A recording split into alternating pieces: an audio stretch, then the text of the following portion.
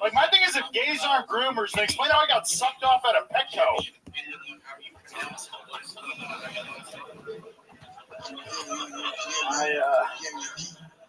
I do got a new favorite gay. His name's Jeffrey Dahmer. Because I finally watched that Netflix show about him. And I remember when it came out, a bunch of my friends were talking about it was funny when the police were interviewing Dahmer's dad and telling him everything. Because the thing he was so pissed about was that Dahmer was gay. And I was just thinking, if I was that police officer, I would have tried to cheer him up a little, you know?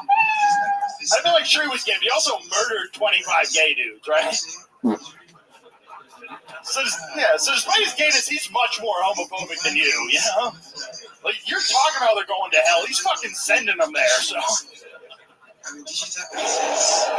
All right, Trip Callahan with an extremely gay set. Yes.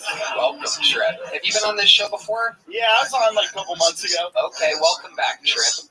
Welcome back. How's your life changed since the last time you were on this show? Oh, bro, I can't even go out in public.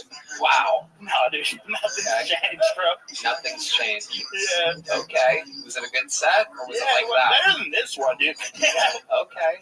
But yeah. Remind us, Trip. You seem like a very happy guy. What did we find out about you last time you were on the show? Oh, bro, I work at HEB. Oh, shit. Serial killer friend. What's your serial killer friend? What do you mean? Oh, he was he's turned gay and then started killing gay guys, and he was. Is this everything in your life and all that you talk about? Gay and serial killers? Yes, bro. Okay, bro. What else about you, Trip? Tell us something we didn't find out last time you were on the show. I got crippled for 4 years from college football. Ooh, tell us more. I got rolled up on, dude. I messed up my ankle, and then I broke my leg, and I fucked up all my cartilage and ligaments in my ankle. And then the doctors kept fucking up. I had to do 2 surgeries, but we're better now, dude. We made it. You know what's amazing is it sounds like you've got something to say. Yeah. Right? Yeah. You're really good at it. I mean, you hold the mic in the right spot. You understand every fucking word you say. It's almost like you have a plan, right? But you're missing content. Oh, that's all you're missing. Just a little bit of content, man. I got you. Yeah, but most amateur comics don't do as good a job with the microphone as you do, and I understood every fucking word you said. Well, thank you. So that's a big deal. That's something. Oh yeah. It is true. Your delivery mechanism is impeccable. It's like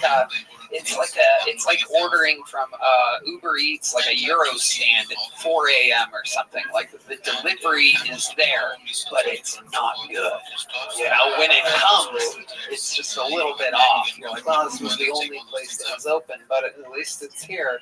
And then you deeply regret it the next day. That's what you're like. Okay.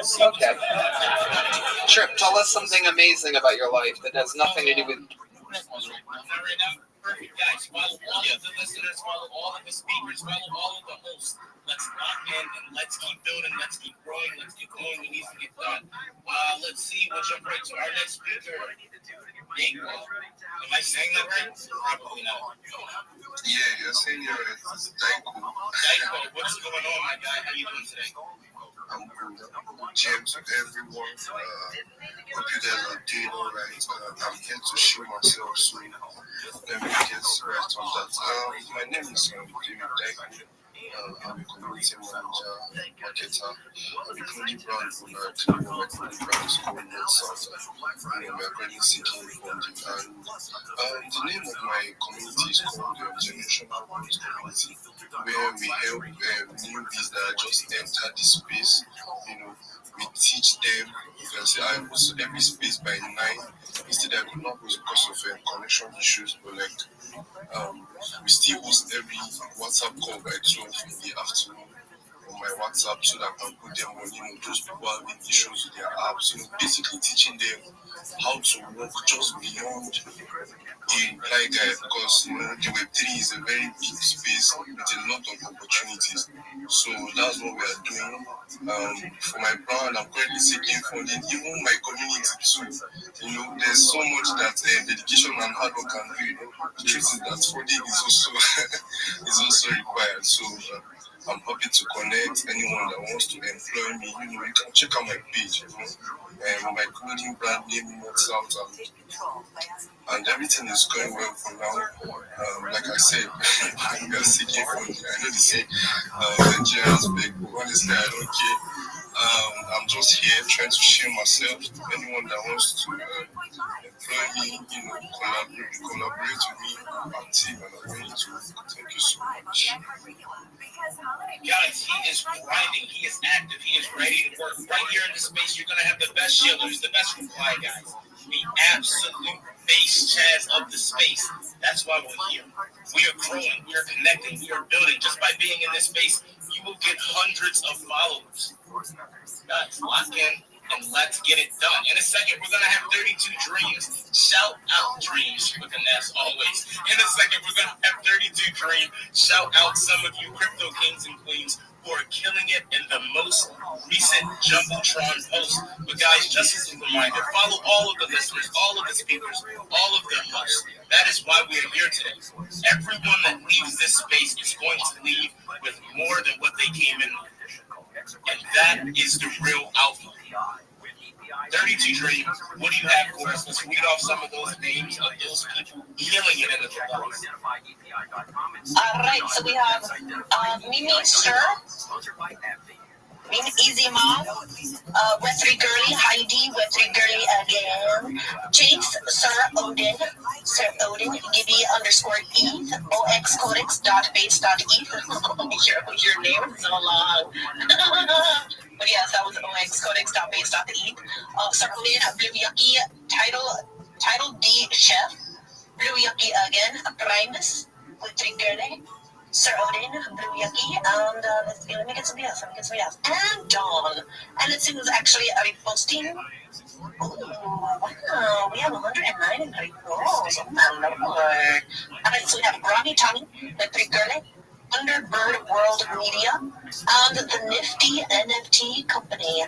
Let's go and let's grow, my people. You guys are freaking wilding today doing the come on, Lord. Let's go. Guys, we are vibing today. 32 Dream. Are you saying blue yucky or blue bloody? You just hit me what you were saying. Is that yucky? Yucky. Why do I say it weird? No, you don't. I was hearing something else and I just realized, is that like a coincidence? We gotta check that out and see what's going on. Thank you for that. Scooby, checking in with you. How are you feeling, my guy? Looks like we're gonna have some sprinkles at least all the way introducing that. Euphemistically, it is raining out there. Hey, yo, I'm Scooby. Oh yeah, everything's going good, you guys. You guys need to log in. You guys need to follow everybody in the space, and let's go. Yeah, let's start from the bottom and work yourself all the way up. Yes, I'm Scooby. Let's go. I hear about the mask. Scooby himself. Let's go and let's grow. You guys gotta lock in and do what needs to be done. Work your way all the way from the bottom, all the way to the top, and follow all of the listeners, all of the hosts, everybody in this space. We are here to grow. We are here to build. I am so lucky to be part of this community. I am so blessed to be spending this time here with all of you folks. Guys, this is just the beginning. We are building something great. We are so early to this Web3 space. I know it seems like we've been here forever, but we are the ones that control our own destiny. You guys got it. Let's keep building. Let's keep growing. Let's jump in and hear another speaker. Primus, are you here this time? I know you were running before, but we brought you back up. What is going on, Primus? Yo, hello. Yo, how you doing today? I'm here. So I'm doing so good, man. We've got so much coming up. Please give us a call. 1-800-520-1500. I give us a good the quarantine because you like we are looking at What you trying to say, man? Are you making fun of me? Yes, I am. This is my real voice, okay? Don't discriminate. If you got a problem, let's go. I love you, man. Yeah. Actually, the show I said together something like I should have said that so you all can just follow.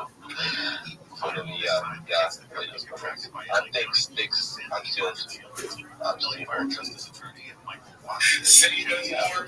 Didn't want to show yourself, but we're so glad you jumped up and spoke and just are vibing with us today. Guys, everybody, give Primus a follow if you don't already. Gay or serial killers? Oh man, You got nothing. You stumped it. yeah, you really did, bro. Uh-huh. Dude, amazing about my life? Anything at all. Just anything, Trip. Dude, I can walk again? No. I work at You got a can? job? Dude, I work at yeah, I can walk, dude. We already talked about HEB last time, right? Yeah. Can you really walk? Yes. All right, do it. There's a little joke with Trip Callahan, ladies and gentlemen. On to the next one we go. Stumped him with the anything except for gay or serial killer talk. We got a whole bucket of Trip Callahan, ladies and gentlemen. On to the next one. Yeah, I can walk, dude. We already talked. Oh man. You got nothing. You stumped it. Yeah, you really did, bro. Uh-huh. Dude, amazing about my life? Anything at all. Just anything, Trip. Dude, I can walk again? No. I work at You got a can? job? Dude, I work at yeah, I can walk, dude. We already talked about HEB last time, right? Yeah. Can you really walk? Yes. All right, do it. There's a little joke with Trip Callahan, ladies and gentlemen. On to the next one we go. Stumped him with the anything except for gay or serial killer talk. We got a whole bucket. Oh my goodness gracious. Wow. Look at that. It's a shame she doesn't want to fucking kill a gay tonight. I don't know. Nothing's making any sense right now. This looks like a new name. Make some noise for Henry J, everybody. Henry J.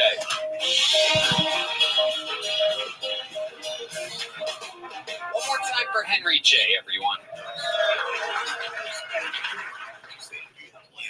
I can tell my phone was made in China because the default skin color on my emojis is yellow.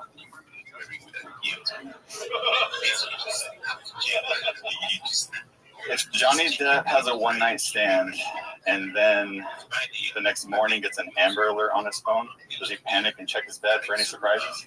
I think he does. Is the utensil of choice for non-binary people sport? I think they eat exclusively with that when they eat brunch.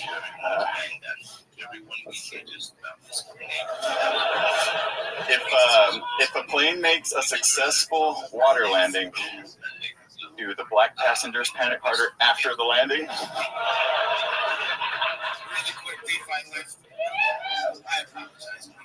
I apologize. The best way to reach me is If a guy goes on a date, on a Tinder date with a girl that ends up all together struggle. I am a social media grandpa. All right, I'm doing my best. if a guy goes on a date, on a Tinder date with a girl that ends up not being a girl, did he get catfished or swordfished? Thank you. All right, Henry J. Without a doubt, his first time on the show. Ron White. Those were riddles.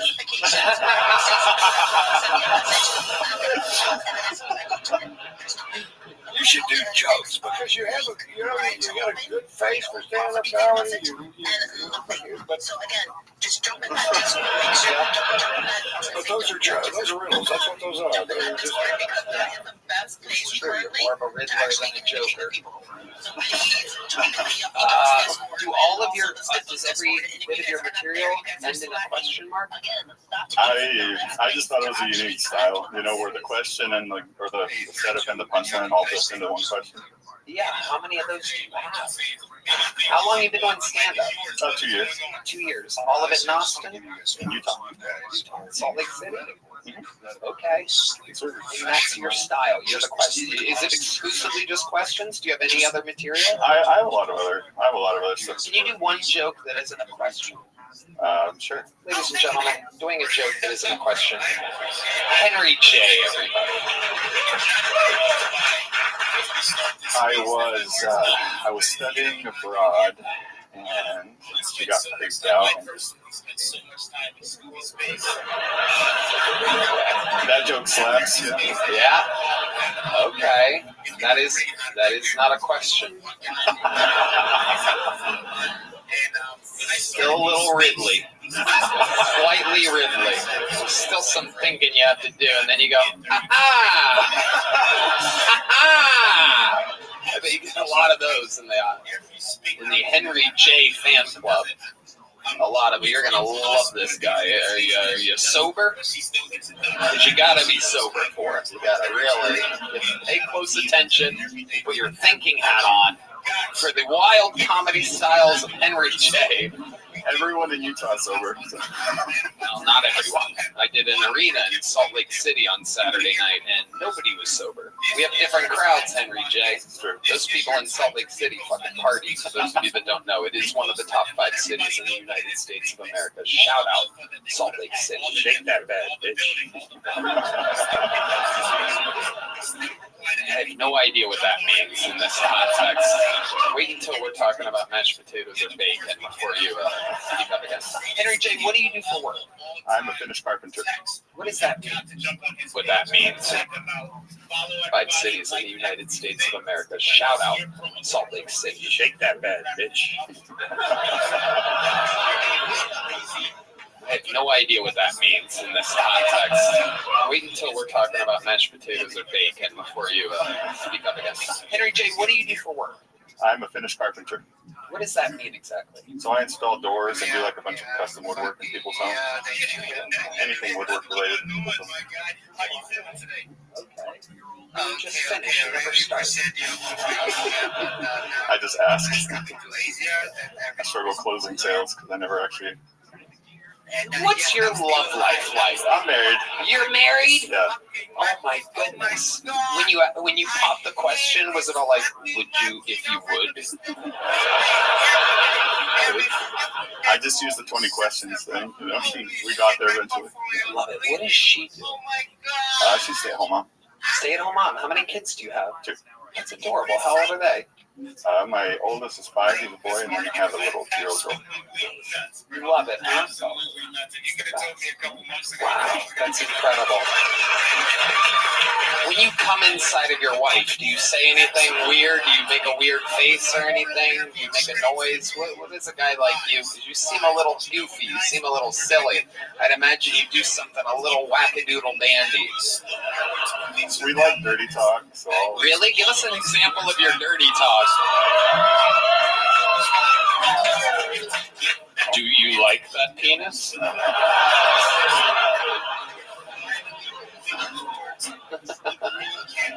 It's all questions. Yeah. I just, I'll kiss her neck a little bit and work my way up to her ear, and then just... And then you nut inside of her? And then, no. Oh, okay. Well, take us through it nice and slow. I'll just... Very romantic. I'll just tell her, or I guess I'll just ask her. It's like... I'm not going to ask her a question. I'll just I'll work my way up to her ear, and then I'll just say, baby, I would skip church for you. Wow. That's our dirty talk. That is indeed Utah dirty talk. So you're on the Mormon side of things up there, I'm guessing? Very religious? You were raised that way? No? How did you end up finding the Mormons to be your religion of choice? It's kind of a long story. I bet it is. I want to hear it. I want to know. I always assumed that Mormons, I don't know why, but I always kind of assumed that you have to be like born into it, raised into it. I don't often find people that find God finding the like silly alien, the funny one. You guys are like the funny religion. The deeper you look into it, the wilder it gets. You've seen Book of Mormon from the creators of South Park? No. You should see it. Yeah. Unbelievably hilarious. I heard it's highly. And I love musicals. All right, go ahead. Tell us how you found Mormon. I think each and every one of us have a direct line to him, and I think he communicates with us specifically so that we're in the right place at the right time. What? Help people. They're slacking today. We really got to go through over here. I heard it's tight. And I love musical. All right, go ahead. Tell us how you found Mormon. I mean, I think each and every one of us have a direct line to him, and I think he communicates with us specifically so that we're in the right place at the right time to help people or not.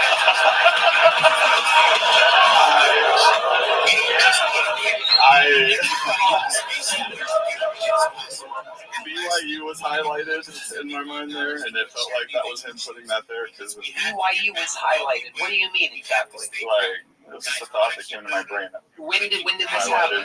After high school? No, I went through a little atheist phase after high school. And then explain to us what you mean by BYU was highlighted. You're an atheist, and then I found God before this, but yeah, it just came into my mind that that's what he wanted to do, and it was extremely powerful. I could tell it wasn't my own thought. It was like, and then you went to BYU? Finished at BYU? Dropped out. That sucks.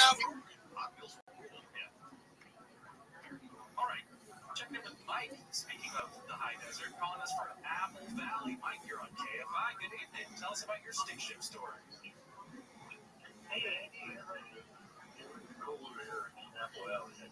Yeah, are you staying above water? I imagine you're getting a lot of rain there tonight. There's no rain. Rain all day Saturday. Yesterday, no rain. Today, like you get the alert saying it's gonna start. Like whatever. Nothing. There's nothing here. You can't trust anybody in the field. Exactly. Especially those not the king of nothing, but you were talking about Hot Wheels. I have a Hot Wheel hack when I was a kid, like growing up. You know the track, section. Oh yeah. Okay, well, kids don't try it at home. But if you like the end of the track, it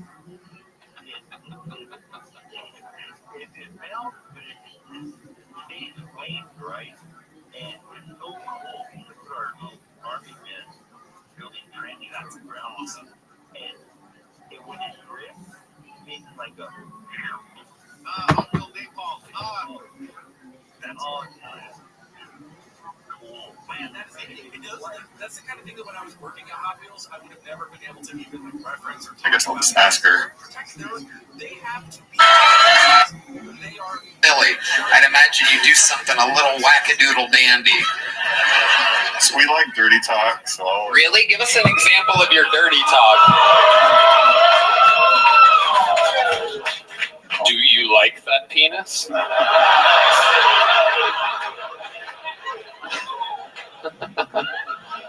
it's all questions. Yeah. I'll kiss her neck a little bit and work my way up to her ear, and then just. And then you nut inside of her? No. Oh, okay. Take us through it, nice and slow. Very romantic. I'll just tell her, or I guess I'll just ask her. It's like, I'm not gonna ask her a question. I'll work my way up to her ear, and then I'll just say, "Baby, I would skip church for you." Wow. Wow. That's our dirty talk. That is indeed Utah dirty talk. So you're on the Mormon side of things up there, I'm guessing? Very religious? You were raised that way? No? How did you end up finding your religion of choice? It's kind of a long story. I bet it is. I want to hear it. I want to know how. I always assumed that Mormons, I don't know why, but I always kind of assume that you have to be like born into it, raised into it. I don't often find people that find God finding the like silly alien, the funny one. You guys are like the funny religion. The deeper you look into it, the wilder it gets. You've seen Book of Mormon from the creators of South Park? No. You should see it. Yeah. Unbelievably hilarious. I heard it's highly. And I love musicals. All right, go ahead. Tell us how you found Mormon. Well, I mean, I think each and every one of us have a direct line to him, and I think he communicates with us specifically so that we're in the right place at the right time to either help people or not.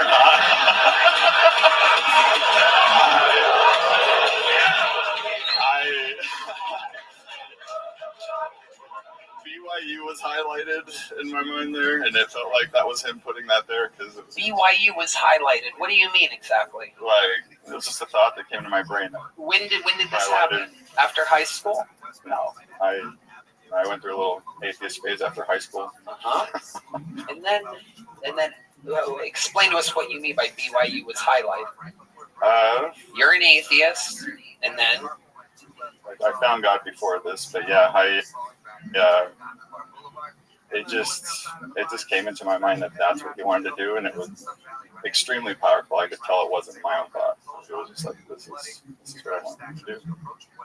And then you went to BYU, and you finished at BYU. I didn't. I dropped out. You dropped out. Okay. I was sick of that. I feel about that.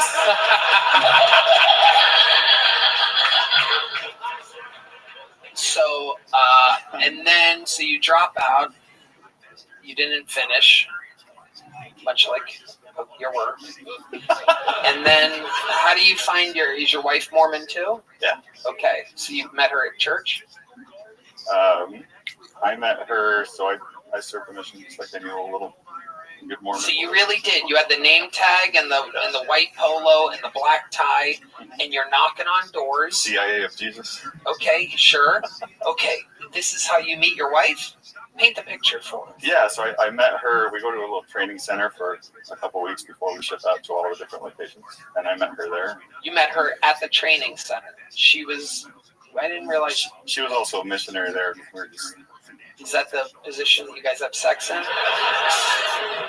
We are masters at the missionary position. Do you only do missionary position? Really? Do you do other positions with your wife? Other ones, yeah. Like what? What other ones? Give us an example.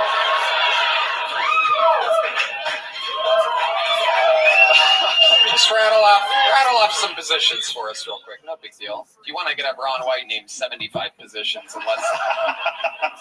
The lazy dog. Hold on a second. What exactly is the lazy dog, Ron? That's where you get in the doggy style positions and both of you at the same time, and that's the important part. Fall over. Now you're doing a lazy dog.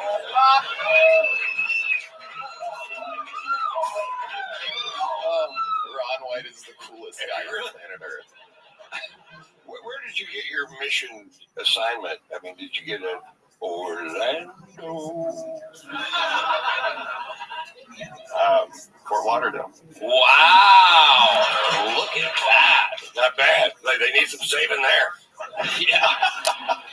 Dude, so what was that like going into Fort Lauderdale and trying to teach people the way of aliens and whatnot, being God and all the just very, very hilarious religion? But go ahead. No, it was interesting. And every time I saw a black person, I couldn't tell if they spoke English, Creole, or Spanish. So you just kind of... Let's stick with that for a second. When you say that, what exactly do you mean? Like you would see one and then... We talk to people on the streets a bunch, obviously, and like I'd just be like, hey, how's it going? It's like, un papa de English, you know? Oh. I learned the basics of Creole just to communicate. Wow. A lot of hand gestures to communicate when I need to. Okay. And were you able to sign up any of these black people in Fort Lauderdale? Ron White shaking his head no. I am on the inside also shaking my head no. I don't find it believable. Did you really sell a black guy on being a Mormon? How many black people are in the Mormon group up there? Anybody in the Tabernacle Choir? Or... How many times did they answer the door and just go, oh, hell no?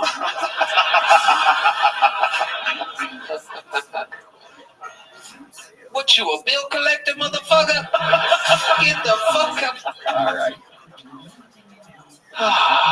Red Man, what do you think about Mormons? Man, I I just like the things they did because they can have sex. You know, like that shaking the bed thing was a real thing where they go in bed and they have their friend just shake it so they're like rubbing against each other's, you know, that kind of stuff. You know about this, Henry? I've heard about it, yeah.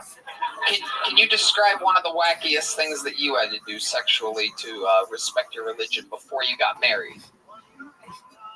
Did you cheat a little bit? Did you did you stick it in a little bit? No? How about the backside? I know you guys, a way that the Lord doesn't see the old beehole in Mormonism, from what I understand. We study these things.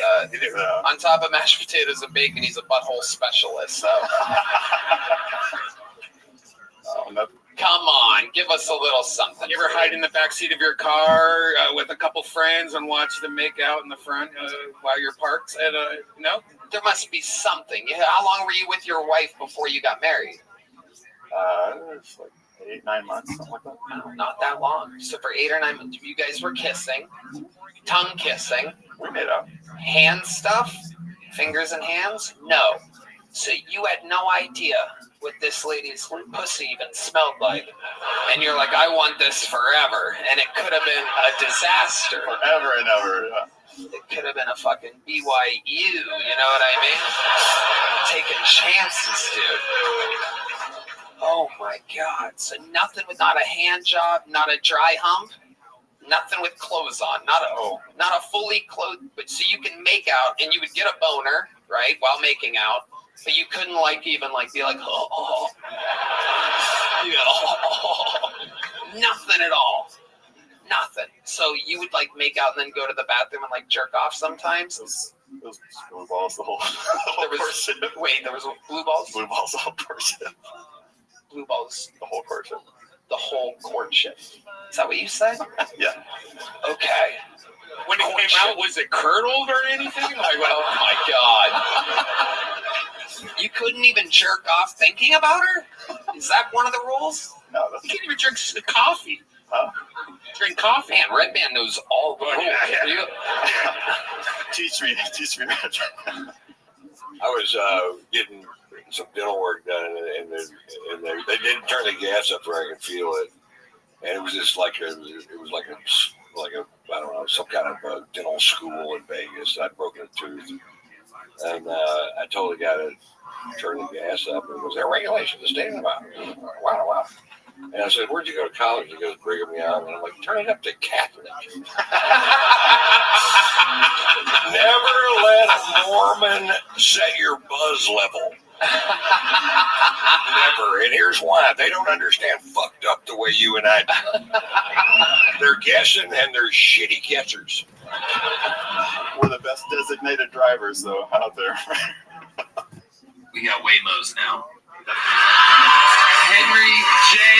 Fun times. Great interview of the night.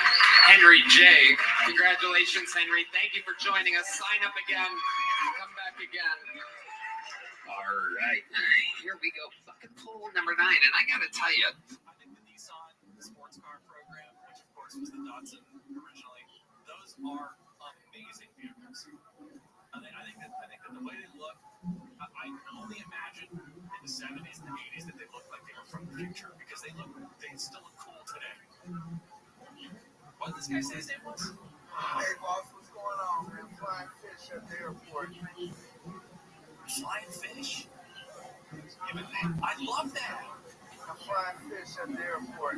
Out here working overtime. Man, I'm all Working overtime, making that money, I appreciate it and respect it. I work long days too. It's not as backbreaking or serious as working at the airport, I guarantee you. But it's fun. Mr. Flying Fish, thank you for leaving a message.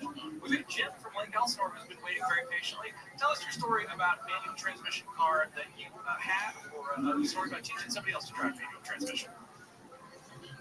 Man, I was teaching my daughter how to drive. I took her back.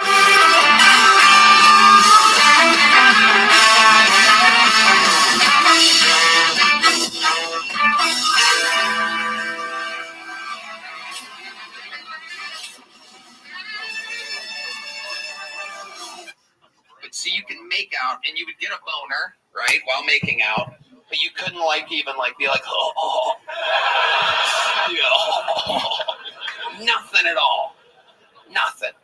you would like make out and then go to the bathroom and like jerk off sometimes? It was blue balls the whole courtship. Wait, there was blue balls? Blue balls the whole courtship. Blue balls The whole courtship. the whole courtship. Is that what you said? Yeah. Okay. When it came out, was it curdled or anything? Like, Oh my God.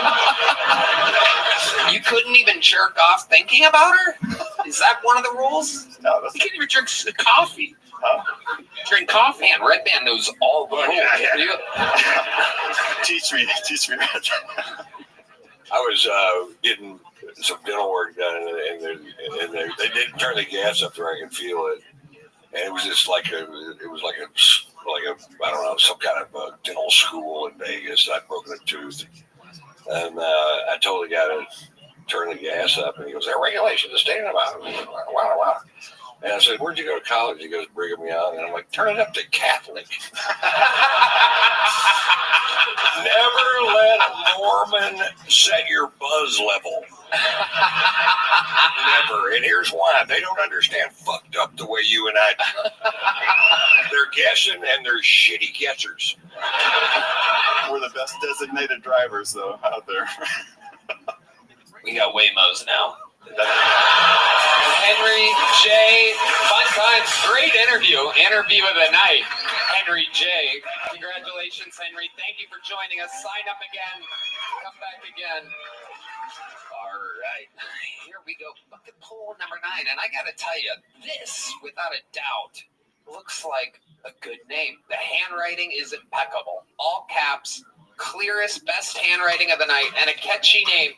Make some noise for Honey Donowitz, everybody. Honey Donowitz.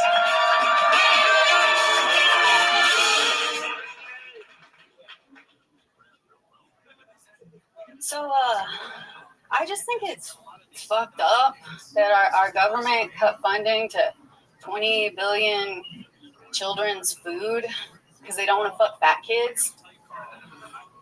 Like, I get it. It's been hard out there for them. They're having to recalibrate a whole dating pool. The last time they had to get their own 11-year-olds, bulimia was still taught in school. They're just figuring some shit out. And, like, I don't think it would be necessarily better if you and I had never heard of Jeffrey Epstein. But, like, crazy shit's been happening ever since. You just know there's, like, some guys in the back room somewhere just, like, watching the headlines, seeing monarchies get called out, and they're just thinking to themselves, like, do we have another 9/11 in the chamber? And they did.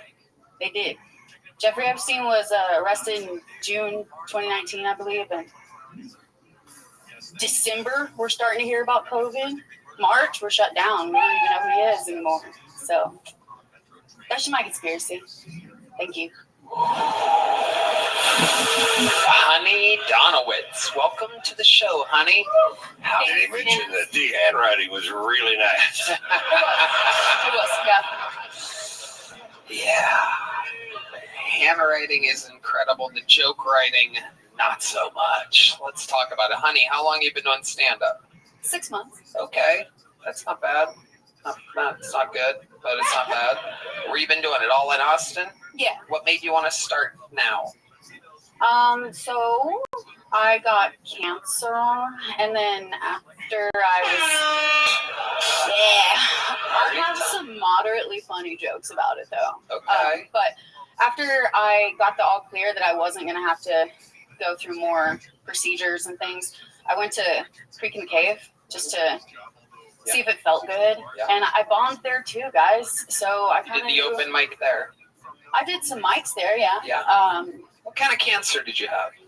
Is that okay? You mind talking about it? Yeah, I mean, I talk about it on stage. I had pussy cancer. Ooh, pussy cancer. Yeah. How exactly does one get pussy cancer? Well, you see, funny you should ask. Tampons are, they're made largely from recycled electronics, I do believe. There's something there. 5G, yeah. Yeah. Wow. Yeah. Our senior tampon correspondent, Brian Redband. Mashed potatoes, bacon, Mormons, and tampons, and buttholes. Yeah. Get pussy cancer. Well, you see, funny you should ask. Tampons are, they're made largely from recycled electronics, I do believe. There's something there. 5G, yeah. Yeah. Wow. Yeah. Our Senior tampon correspondent Brian Redband. Mashed potatoes, bacon, Mormons, and tampons and buttholes. It's incredible. He gets it. So you were using like cheap tampons, or No. how does it work? No, I was using like a name brand. I'm not gonna say it because like I'm not that good at this yet. I can't get sued, but I was using a brand of tampons, and that's the only thing that certain doctors can tie to why women my age have to get new pussy. And they kind of tell you, they're like, yeah, this happens with people that use these tampons. So what would you recommend for the ladies out there with perfect pussies? What should they do? I'm gonna be super for real because I had the surgery in Texas. They made me keep my period, so I still use the fucking tampon. I don't know what else to use. Like the cups are weird. No, the cups are great. You just pour it How out. do you know? Pour it out in your garden. It helps the garden. Oh my God, Red Band. Red Band. TikTok like. Red Band. You've tried the cup? Yeah, it freaked me out. It freaked you out. Yeah. I don't even know what that's like. It's a fucking cup. Yeah. You put it right. I don't. Okay. Red Bag hit So definitely tell you. when you say they operated on your pussy, what exactly did they do? Can you describe exactly? So it's like this, right? Like a pussy. Yeah. Okay. They took out the round. It's all new to me. Are there balls attached or anything? I Okay. understand this can be confusing. It's more comparative to an ass. For Okay. you. Right. So there's a pussy hole, and like- and originally there's like a little something there. You had a little something, yeah, a there's little a song. something peeking out, like a little. Oh, I wouldn't say it was speaking quite yet. It was more of like a I'm a cancer pussy. yeah, Like that. damn near. Okay. So then, what did they do? What did they trim away or take out? Just like cut off a layer of it, and then just like put a new graft on. Was it the outside? Sort of. Kind of the inside? Yeah, How far inside? like an inch. Okay. So So that's perfect. pretty So Red Band would have a brand new Yeah. pussy to fuck. No. Do anything with the cauliflower thing in there? Okay. All right. We're gonna Red Band, turn off your microphone. I don't like have to answer him, right? What? I said I don't have to answer him. No, you don't have to answer him. He's just here for the jokey jokes, kinda. And the more groans and oohs and ahs is his specialty. Okay, so did it hurt? Yeah. Yeah. Yeah. The cancer hurt. Not surprisingly. No. So how did you find out that you had pussy Fuck. cancer? Okay, so What stinks in here? no, I Red Band. No. Red Band. What did I tell you? That is out of line. This lady is a survivor. That is a crazy thing to say. I mean, it's What stinks in here? It's not right. This is the only young lady that's been on this show.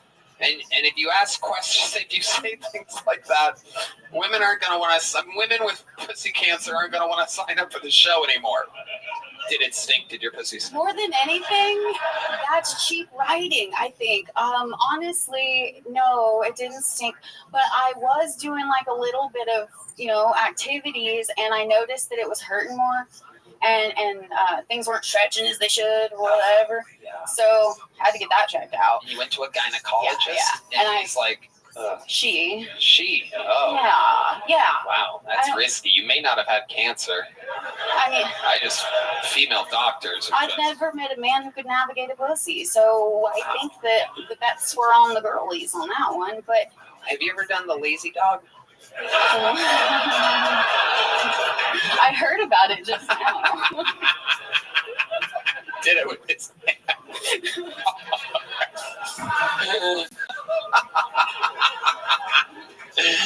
Okay, so how long ago did you survive pussy cancer? So that was like a year and a half ago. Fun fact, pussy cancer is my Wi-Fi password at home. 420. Not the first time I've heard that. Year and a half ago. Wow. And then what's the first thing you did to celebrate not having pussy cancer anymore? No, like literally it was going to Creek in the Cave at 5:45 p.m. and doing an open mic to 7 guys who didn't think I was funny. That's what I did to celebrate. That's how I landed here. Wow. That's a true story. And then I left my family and moved here full time to do this all the time. Wait, what kind of family did you leave? Children, dog. You left children? Yeah. Oh my goodness. But it's okay. I was raising boys. They were going to get fucked up by me anyway. Boy moms are toxic. And I was raising white boys. They could be shooters. We're better this way. Wow, you just came to life there when You've been kind of reserved this whole time, and then you talk about abandoning your children, and all of a sudden you're fucking Forrest Gump telling a whole story on a park bench. I do try to hide the accent a little bit. People think you're dumb if you're from here. No, yeah, totally. So how old are your kids? Well, I don't think we need to write that down. Shit. No, fun fact, I'm not writing it down. I just keep drawing over the word pussy cancer because it's fun. It's something I do here. Sometimes I just write over the same thing. Yeah. They're 12 and younger. 12 and younger. How many? When you say they, there's 3 of them. Yeah. Okay. So, where were you before exactly? San Antonio. San Antonio. So it's only an hour away. You're aware of that, right? It's literally a short drive. I love my children. There's a Buc-ee's. I visit. There's a Buc-ee's halfway there. Yeah. Doesn't that entice you to go see your kids? Yeah. Don't you go, I could visit my 3 kids and grab a bag of hot nuts on the way? Yeah. So when's the last time you saw your kids? Last week. Wow, okay. That's not that bad. No. It's pretty good. I'm a moderately decent mother. Okay, when you say moderately decent, what exactly do you mean? I mean that I moved here to pursue comedy, but I love my children and I raise them well. I help pay for therapy. How many of the 3 are in therapy? Eventually all of them, but so far 1. Okay, the oldest one? Yeah. Yeah. I think that's how it goes. All right. And they know about your pussy cancer? God, no, but now they will, because you too. Right. Oh, Red Band. That is not the sound effect of her pussy. For those of you listening, it is indeed a swarm of flies flying around. That is... Mommy, why you butt stink? Oh my God, Red Band. I'm a little bit confused here. Yeah, go ahead, Ron White. So you've only done one other set? And that was at the Creek and the King? That's how it started. For the past 4 months, I have been every single day doing these things. Yeah. Okay. And what was it and so you moved to Austin just to do stand-up comedy? No, I have a day job. I'm not living in my car or none of those kind of things. I do work. What do you do for work? I run a sign company. What do you mean a sign company? We do graphics and production for festivals and stuff. It's called Molten Productions. Okay. We're pretty cool. Okay. Does everyone that works there have a pussy cancer or something? Are you guys how do you all know each other? Well, I am the only woman there, so I am isolated in that, but everyone is aware of it. Let me ask you one more question that I just thought of, because you said you got a skin graft, right? So where did they take the skin from that's now on the first inch, the entry point of your pussy? Yeah. I have to know. Where did they take the skin on your body from? What is now the entryway to your pussy? This is an interesting thing, because no matter what, if someone puts their dick inside of that, they're going through what? Here we go. Just another part of my pussy. I think that they understood how men might feel, and they grafted from further inside the pussy so that it wouldn't be weird for any of the boys. Wow. Yeah. That sounds So painful. they didn't use your heel or anything? No. Yeah. Exactly. Yo, this pussy smell like a foot, bitch. Yo, this bitch got a stinky foot pussy. Oh, shit. Yo, why did a fingernail hanging out that pussy? Could have been your ear or something. You could have heard the dick going in and out somehow, some type of phantom. If I had gotten a dick, they would have taken skin from my thigh. I did find that out in my research, though. If you wanted your what? If I had gotten a dick instead of a new pussy. Right, Because yes. there's options on the table. Yes, I know. I looked into it. I was thinking about adding a dick. I was Yeah. thinking about being Two Dick Tony over here. But Two Dick Tony. yeah, that was going to be my name. I had a big plan. Then they told me it would hurt, so I was out. Well, the hog science isn't there. It's only going to be that big. Let me ask you this. What's your, what kind of guys are you into? What's it? The baby daddy, is he... An anomaly. Yeah, what race is he? White. White. Oh, geez, you said it like a real racist. Well, okay, so here's the whole thing. Uh-huh. Not a ton of the people I've slept with are white. I can tell by the way you're shaped. And I knew that's what you wanted to get to. Yep, no doubt about it. So somebody told me to make that joke when I started comedy. They're like, if you get it out of the way, it saves everyone else the trouble. It's true. I helped you at least, right? No, I did it myself. I could have lied. In honor of the guys that love you, you're walking away with a big black joke book. Ladies and gentlemen, Honey Donowitz has made her Kill Tony debut. Wow. All right. This is a long episode. We're doing one last bucket pull. We're going to get it up and out of here real quick. D-Madness is furious. Ladies and gentlemen, your final bucket pull of the night goes by the name of Luke Rabel, everyone. Luke Rabel. Here we go.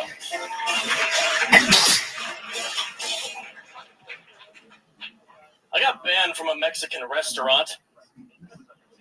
There were no words on the menu, just pictures of the food. And I knew this was going to be the best meal of my life. Eat it all, having a good time. And then I feel the rumbling.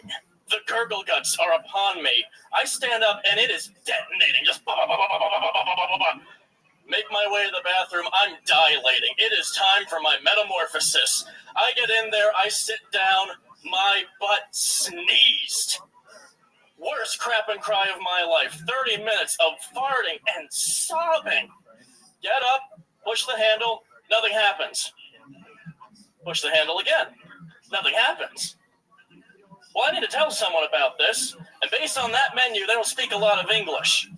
So I go, El baño, el baño. This guy follows me in, I point to it, I push the handle, and down it goes.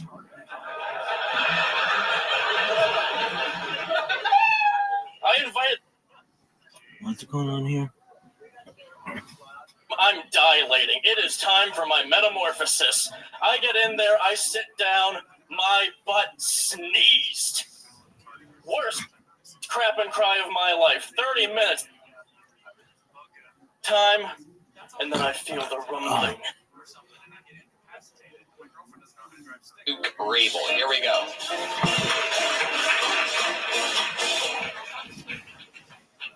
I got banned from a Mexican restaurant. There were no words on the menu, just pictures of the food. And I knew this was going to be the best meal of my life. Eat it all, having a good time. And then I feel the rumbling.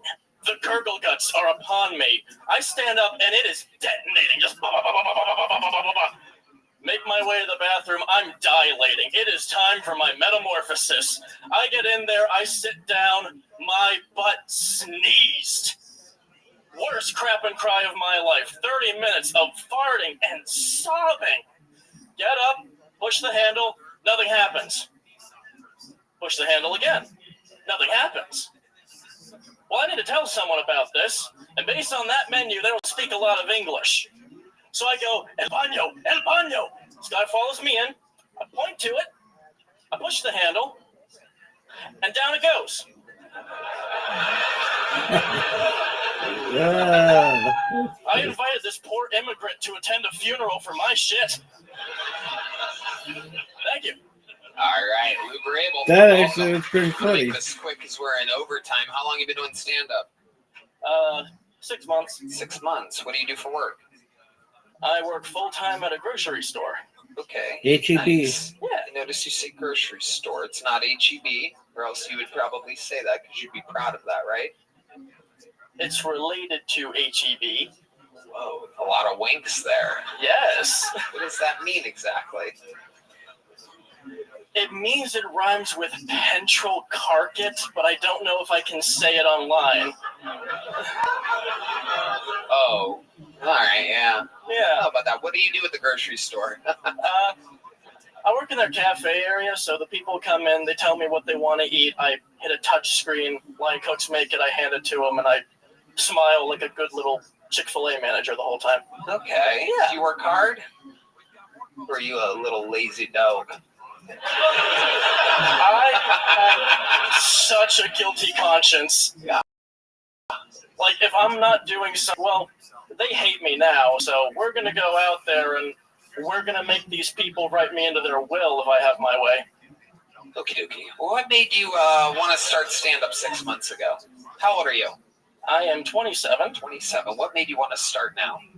Well, I moved here from Maryland and grew up in Frostburg, so like very small population, and there was a small theater there, and my friend was on the board of directors, and he said, "Hey, I know you like doing stand-up. Would you be interested in doing a show here?" And I said, "Sure. How long do you need?" And he said, well, we need to justify opening the bar, so if you can make it about 45 minutes, that'd help us a lot. And you had never done stand-up before? I did it when I was 17 for like a few minutes at a church picnic. Wow, okay, so no. Perfect. Pretty much, yeah. So I timed out everything I had, and I said, hey, I got 2 hours. Let's make it happen. So went up there, did a 2-hour set. It sold out, so I had 100 people in there because everyone's desperate for entertainment. How did you sell it out? You just go, I'm doing stand-up. Just put it on Facebook, and it was kind of like, I know this person who knows this person who knows that person. Like everyone. Frostburg. Yeah, everyone's a third cousin. Okay. And then how did that go? Well, it went really well. They were laughing the whole time. We sold out of the alcohol during the intermission. I wore a Hawaiian shirt, and I wore this hat. Wow. That is a wacky hat. There's no back to it. Turn around so that people can see. It's the assless chaps of hats. Okay. Is that one of your jokes? You do Every that? once in a Like while. if you were doing a 2-hour set, would you do that? Yes. Okay. Yeah. What's the craziest thing about your life before I get you out of here? The thing that you think makes you different than anybody that's ever been on this show? Something perhaps from your childhood, your family? Anything at all? Based on what I've seen of the show thus far, I'm pretty sure I'm the only one that's engaged. Okay. Yeah. You're engaged right now. Yes, I am. Okay. Where'd you meet this girl? She was a setup from a mutual friend. I met her in an abandoned parking lot at 9 p.m. Last night? No, a little over a year ago. Okay. Yeah. 9 p.m. was very specific. It was dark. Uh-huh. And it's not more specific than an abandoned parking lot. There used to be a high school there, but they demolished it for some reason. Yeah. I don't care. What happened when you met her at that parking lot that night, Luke? Well, my friend didn't tell me what she looked like. She didn't send me a picture, so she got out of the car, and I thought, okay, not bad for a silhouette. I wonder what this girl's going to look like. So she came over. We started walking around this vacant lot, talking for a little bit. She said she wanted to race me, so both of us take off running. She fell flat on her face. I thought, oh, my God. I'm going to marry this girl, aren't I? Wow. Is that one of the jokes you did in that 2 hour set? No, that was before I met her. Amazing. Okay. Luke. All right. Did you guys fuck in that parking lot that night? No. You just kissed? Yeah. Nice. Here you go, Luke. There you go. Thank you. All right. There goes Luke Rabel, everybody. Yeah, I tried to get one more up here and make it interesting. You're a sweet boy, Luke. Sign up again sometime. There you go. There he goes. Luke Rabel, everybody. If you would have told me that, it would be hard. I would have guessed that was the Mormon guy, right? Like a sweet boy. Race. Yeah, we just raced on our first date in an abandoned parking lot. I gotta tell you, William has been sick the last couple weeks, but he's back. Ladies and gentlemen, I present to you the Hall of Famer with the record for all-time appearances and interviews on this show. The Vanilla Gorilla, the Memphis Strangler. This is the return of William Montgomery.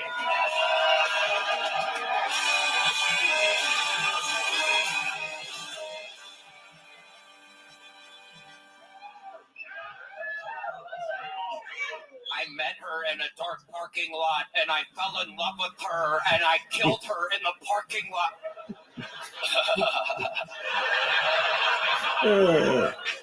Scientists have developed a way for people with severe lung problems to breathe in and out through their butt. Red Man, I can see that you are doing that right now. Which you second ass bitch.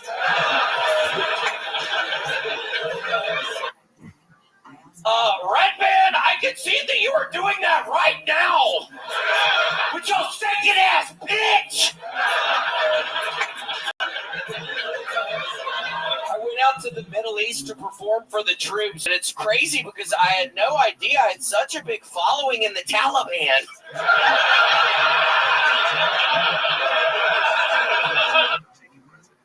perform for the troops, and it's crazy because I had no idea I had such a big following in the Taliban.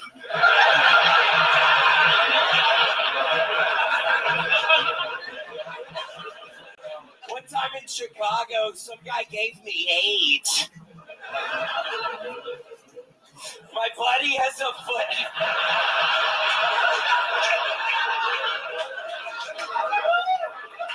My buddy has a foot fetish, and for Halloween, he dressed up as Quentin Tarantino.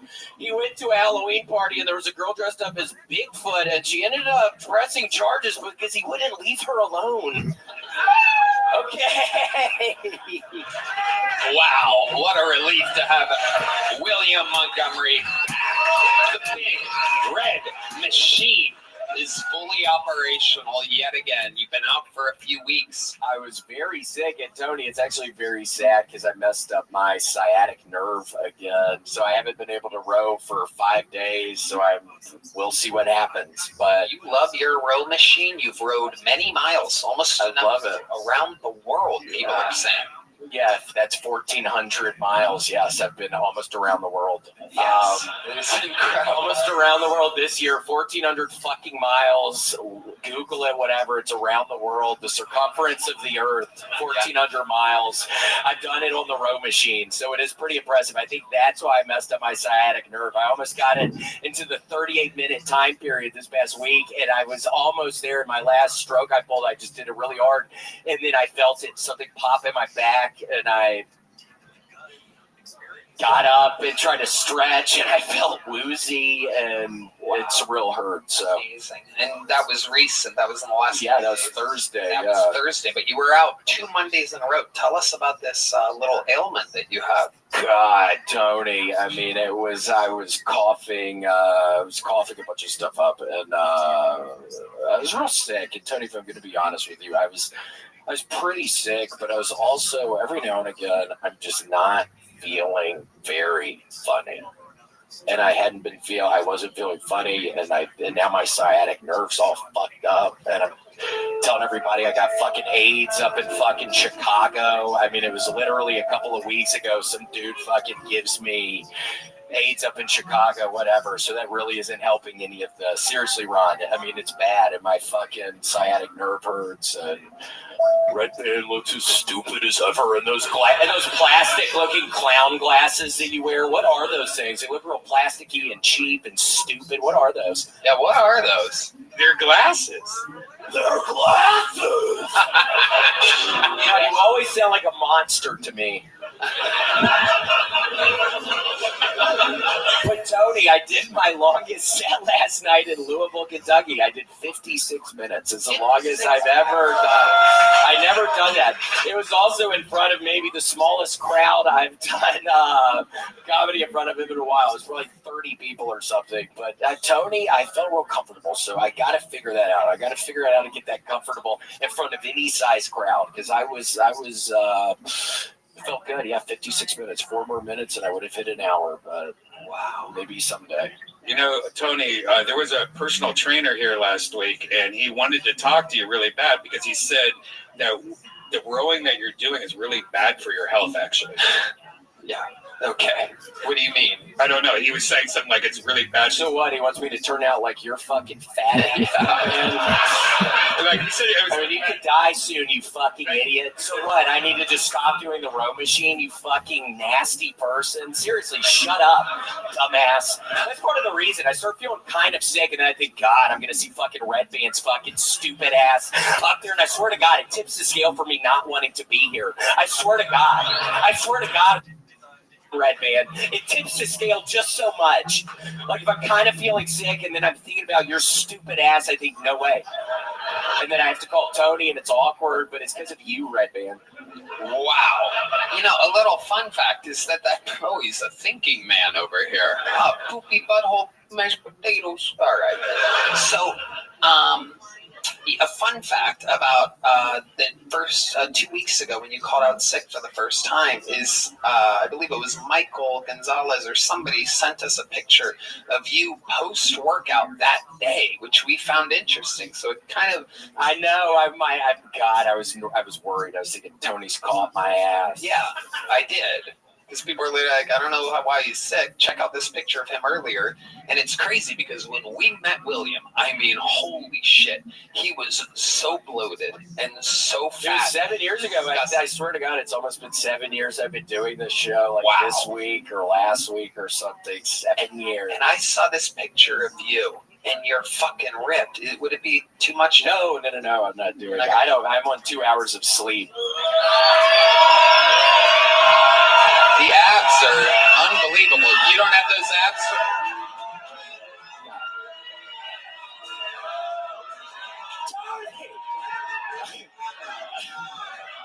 Then they want abs. I'm on 2 hours of sleep. No, I don't feel good. I still don't feel good. I'm on 2 hours of sleep. I'm not doing it. Why did you only have 2 hours of sleep?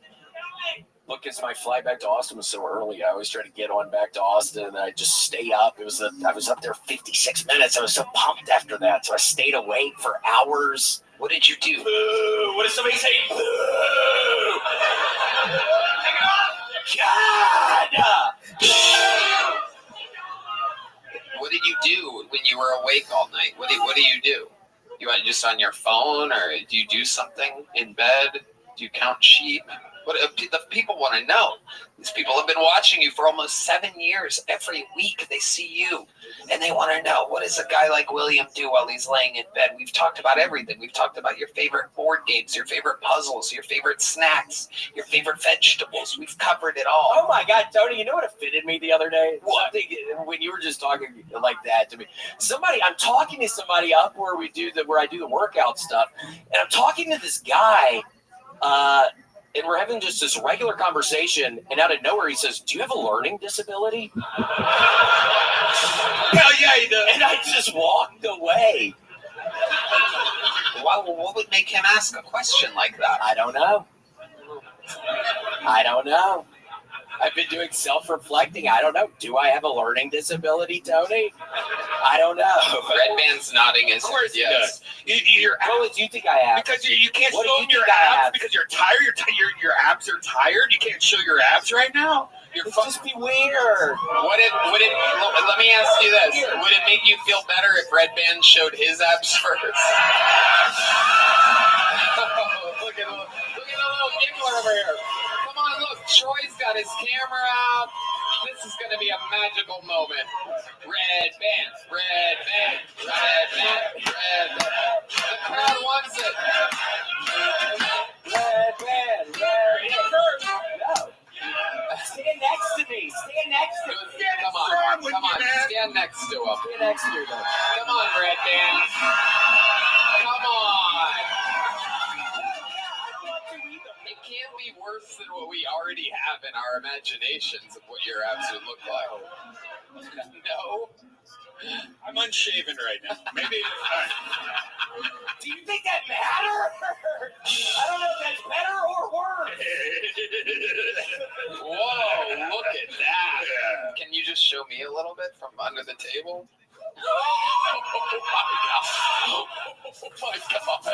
Oh my god. Dude, you might have pussy cancer, bro. All right.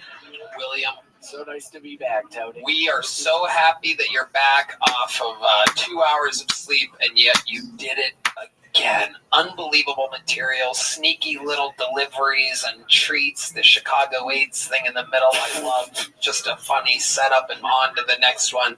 I was hoping that was going to work, because if I couldn't get the beginning part, then I was just thinking there are times where then it just snowballs and then nobody's laughing at any of it. But it was so fun tonight, Tony. Thank you so much. Everybody loves William Montgomery, and you did it again, William. You'll see him on tour. He's doing his longest sets. The baby boy is all grown up. The Hall of Famer, William Montgomery. Drawing from Ryan J. emailed us in, and it's fucking awesome. It's Ron White. That is cool as fuck. Let's see what the local artist Chris Rogers drew up tonight. Oh, is that Dave Attell? Fuck yeah. Another one of the GOATs. Dave Attell, one of the best in the world, if not the. Along with the great Ron White, ladies and gentlemen. Catch him on tour every once in a great while. Lucky Oklahoma has them on New Year's Eve. Tickets at tatersalad.com. I'll say it again. Ron started this gangster shit in Austin, Texas, and it's going to be fucking written about in history books. People are making fucking YouTube documentaries, from what I understand, about Austin every day. So that's a thing. We're having a blast here. Ron White, and then Joe Rogan, Tony, Segura, Christina P., Duncan Trussell, Shane Gillis, Matt McCusker, it goes on and on. Like, it's absolutely crazy the amount of talent that is here all the time. It's unbelievable. And now you got your Dedrick Flynn added to the mix. It's so exciting to watch everything happen in real time. Shout out to Marcus King, who joined the band all night tonight. One more time, his brand new album, Darling Blue, is unbelievable. I have a copy of it. It's on my vinyl record player right now. It is fucking unbelievable. Thank you to Sean Greenberg and the rest of the best damn band in the land.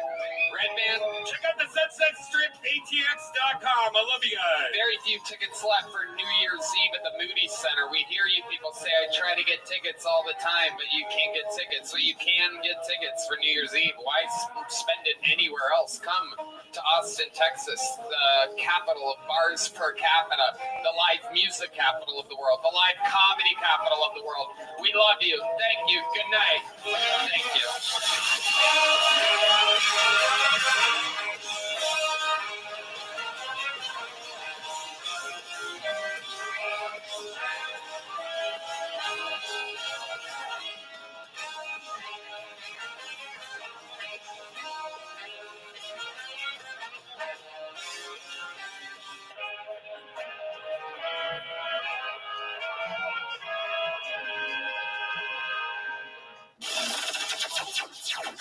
The Sunset Strip Comedy Club in Austin, Texas is now open. Check out Red Band's secret show every Thursday. Go to sunsetstripatx.com for tickets.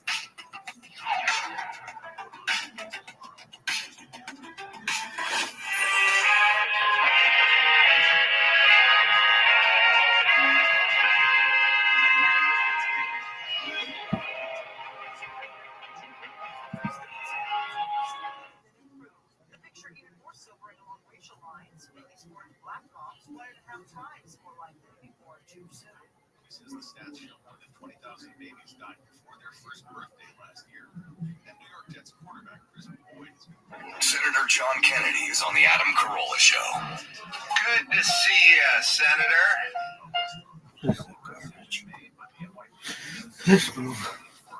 fled the scene in a car. Boyd is 29 years old and has not played this season after suffering a shoulder injury during the preseason.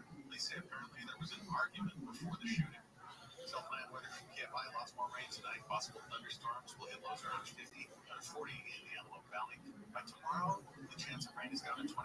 We'll have highs around 60 most places, low 50s in the AV. And we could be free and clear of rain by tomorrow night. Right now, it's 56 in Orange, 55 in Villa Park, 53 in Sherman Oaks, 56 in Compton. And there's a crash at 605 in Whittier.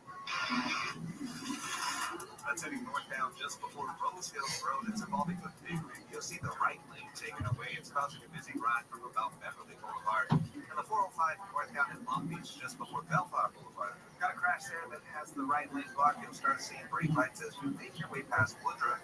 And some good news if you're on the 91 westbound in Buena Park, just before Knott Avenue. An earlier motorcycle crash has been cleared from the 3 right lanes. Your drive is recovering as you make your way from Beach Boulevard. 91 eastbound in Anaheim Hills. Watch for some traffic as you approach the 55. It's going to be a slow ride there until you get to Gypsum Canyon Road. And making your way on the 15 northbound in the Cajon Pass. Slow ride as you come across the 215. And it will stay busy until you reach the 138. And a wreck in Riverside, the 16 westbound just before Market Street. That has the carpool lane off as you drive stacks as you approach the 215-91 interchange. With Southern California's most accurate traffic reports, I'm Pedro Moreno. On this podcast themselves, unpack urgent ones. Also, In a world of resentment, cynicism, anger against women, and deadly tipping. tomorrow is the day of retribution. The day which I will have my revenge. This is Incels. Listen to Incels on America's #1 podcast network, iHeart. Follow Incels and start listening on the free iHeartRadio app today. Records, milestones, firsts, lasts, and everything in between. What happened today in sports history on iHeartRadio? What's going on, fellow sports fans? It's Andy West. Let's take a look back on this day in sports history, November 18th. We'll start off today way back in 1949. Brooklyn Dodgers second baseman Jackie Robinson makes history, becoming the first African-American baseball player to win the MVP award. It was his third season in the league, during which he hit a league-high .342, led the majors with 37 stolen bases, and had 124 RBIs. Let's wish a happy birthday to David Ortiz, born today in 1975 in Santo Domingo, Dominican Republic. Big Papi, as he's known, played most of his 20-year career with the Red Sox and won 3 World Series with the team.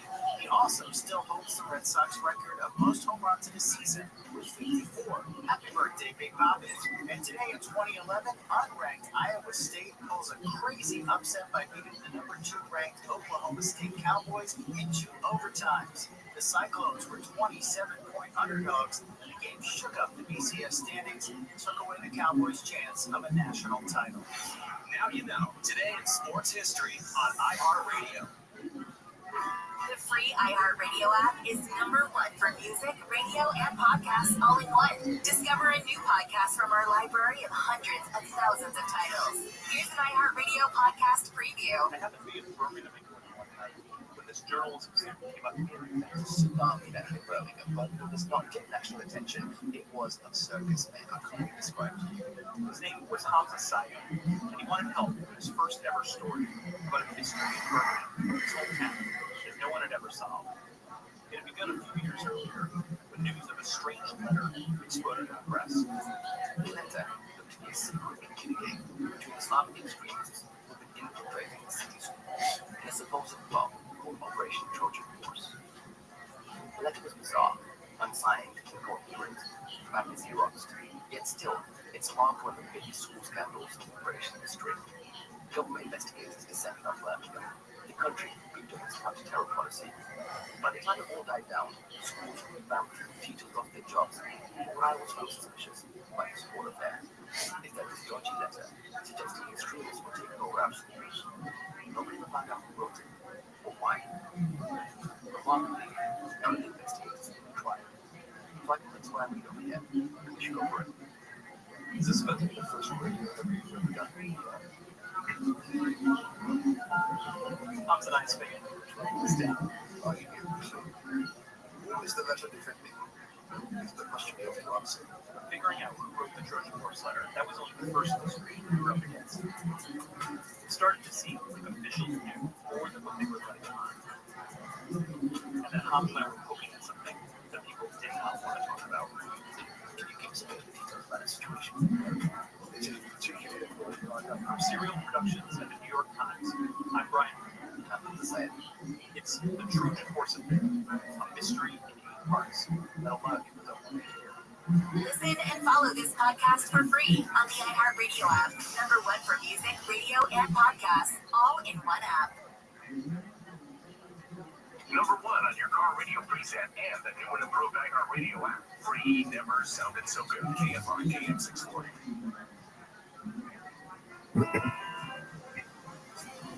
It's KFI AM 640, live here on the iHeartRadio app on 80 degrees miles past 9 o'clock on this Monday, November 17th, in a rainy Los Angeles. Kind of snuck up on us, don't you think? And a real good morning ahead of the weekend, and then just at around 3 or 4 this afternoon, started getting alerts from the National Weather Service that, oh yes, some major precipitation was heading into the area, and it did. I think we were looking at a couple of inches of rain in the San Fernando Valley. Streets were flooded. Flash flood warning still in effect all the way until 9/19. That may continue, but looking outside right now, it does appear as if it's tapering off a bit. It is still wet, of course, but we have a couple of days where we'll be out of the woods here for the next, I think, 3 or 4 days. And by the time we get to Thursday and Friday, we'll have another storm system in. So it's been kind of unseasonably wet for this fall. Kind of neat. Feels like real winter. been checking in with people all night about driving stick shifts. What you did the first time you learned, or how you learned. Take a listen to this person calling on the talkback. It's Randy from Stanton. Check in with you, little sprinkles over here. My favorite clutch story is I grew up driving clutch on a farm. They learned how to drive tractor at 12, 13 years old. But I want to share with you 84 Suburban, also a clutch. Drove it up Las Vegas on a regular basis. One night somebody was riding a shopping cart down a big hill with a skateboard. Wow. That is wild. That is a crazy story. I think that's the scariest place in LA to have a stick shift, is just going up La Cienega to Sunset Boulevard. Maybe Baxter Street, though I don't think you drive that a lot. That's the hilliest and steepest street in LA. You ever make it over there, Mr. Ronnie? No, it's really crazy. It's over in, I think it's like Echo Park, Baxter Avenue Street. Because of COVID and just my own abject cowardice, I haven't explored nearly as much as I wanted to since I moved here in 2018. You got to get out there and see the city. The thing is that if you have to deal with this place, the grievances are a long list. I don't need to get into it, but high cost of living and just the sort of the mental stimulation and the mental work that it takes to be in LA all the time, you've got to do the fun stuff. I like LA. I never heard me complain about living in LA. No, I'm just saying it's expensive. You know, and it's like, and I've always had the headspace of like, okay, it's expensive, and there's sometimes it's frustrating with the traffic. So if I'm going to be here, I want to try to live it and do as much as I possibly can. So next time I go out to Baxter Street, I'm picking you up, Ron. I'm swinging by. We're getting in the stick shift, and then the dots and dudes are going cruising, and then it's off to the chowder bar. That's right. True. Can I tell you, say that the thing about Baxter Street was in the news during the pandemic because you had people who were driving up in their sports cars and jumping off of it. Do you remember the story about the guys in the Tesla that were like going over the top of Baxter and then recording it, of course, and putting it on TikTok and Instagram, and they were jumping these cars like Fast and the Furious, and of course the neighbors were furious, calling the police fast. Sounds smart. One more talk back to Princess news about what's going on with these trash bins, these green bins. With his left hand, he's applying some sort of a front headlock here. Not much happening with the right hand, but that left hand is up to something sneaky here. Our official, Hunter Edwards, taking a good look here, making sure that... And we're off. Immediately, both competitors block the seatbelt escape from their opponent. It looks like Ledoux is in trouble. Jennings has the jump, and he has the seatbelt around the neck of Ledoux. What a good story. I love that. You know, people just learn out of necessity. It's like throwing a cat into the pool. You just got to do it. Yeah. Is that what you do with the cat? You throw a cat into the pool? That's how you teach him to swim. You teach a cat to swim? Toddlers, whatever you got. Yeah, toddler, I get. That's how I learned how to swim. My mom just threw me in the pool. Tough luck. What was crazy is that we didn't have a pool. It was the neighbors. I'm sure there's water in the building. It was just a trash can filled up with water. The Speedway special. You know, some of Hoosier through. You see these green bins all around? They're taking over neighborhoods, especially in parts of, I guess you could say, central Los Angeles. You see a lot of this on Los Feliz city accounts. They're everywhere. LA Times doing stories, green bins clogging LA curbs because the city's organic waste program is now in effect. It was called SB 1383, required that 75% of organic waste be taken away from landfills by the end of the year and instead turned into compost. Now, many people who have houses already have these green bins, and I don't know if they're composting their food. I think mostly the garden, the landscape, the garden. You get your clippings. An indoor kid, I don't know, kid. But that's what always ends up in the bins. But now you've got trying to push it downfield. Second down and 15. Sanders over the middle. He's got another completion. That's the first catch today for David Mitchell. A gain of 8, and it brings up third down. Let's find out what this young quarterback can do as well. Third down and 8. pressure coming on the edge. Sanders in trouble, and he is dropped. Ball came out late. It was Kyle Hamilton who has the sack. He's ready for it. We are maniacs about development as Sanders has his pass broken up by Awuzie. And it's for opportunities like this for Shedeur Sanders, where you got so many reps over the course of the season in practice that now you get a chance to go out there and execute. Third down and 10. Sanders takes a big hit, and he's picked off. Intercepted on the play by Nate Wiggins. Sanders needs some help getting up as Wiggins has his third pick of the year. And back out on the field, Sanders rolling right, throws, almost intercepted again. He threw it right to Kyle Hamilton. Keep an eye on these tight ends now. Bandit 44, Njoku 85. Sanders rolling right. Now coming back the other way, steps up, and he's got the first down. Shedeur Sanders moving the chains for the Browns. It's hard at third and long against the Baltimore defense. Sanders, pressure's coming, spins away, but can't get away a second time. Shedeur is buried on third down. Keon Martin with the sack, a loss of 14 yards. 4 or 5 yards downfield. Help Judkins get downfield himself. Sanders standing in the pocket way too long and throws it away. And it forces Shedeur Sanders to have to figure it out post-snap. Third down and 12. Sanders steps up. Nobody there. He'll just run it, and he runs out of bounds. Few yards shy of a first down. It's fourth down for Stefanski in Cleveland.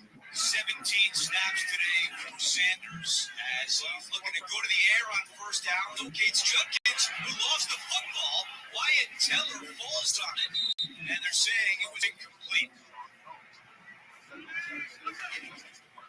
Second down and 10. Sanders fires incomplete.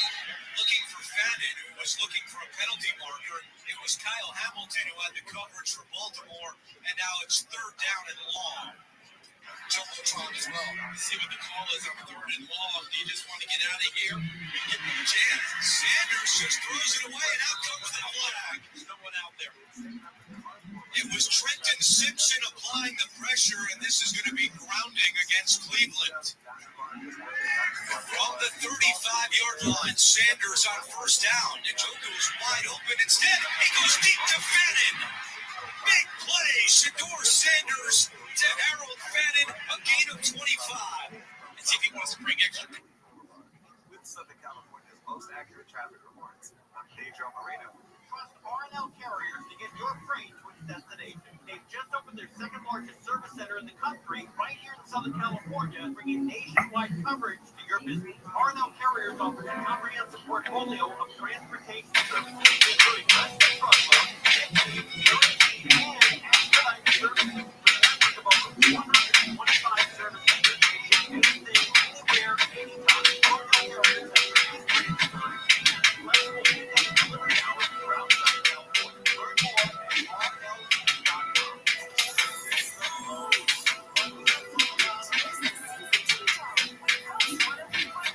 Celebrating 25 years as your home for the holidays. Listen to Post 105 on the iHeartRadio because holiday music is fun right now. This report is sponsored by MGM Resorts in Las Vegas. Las Vegas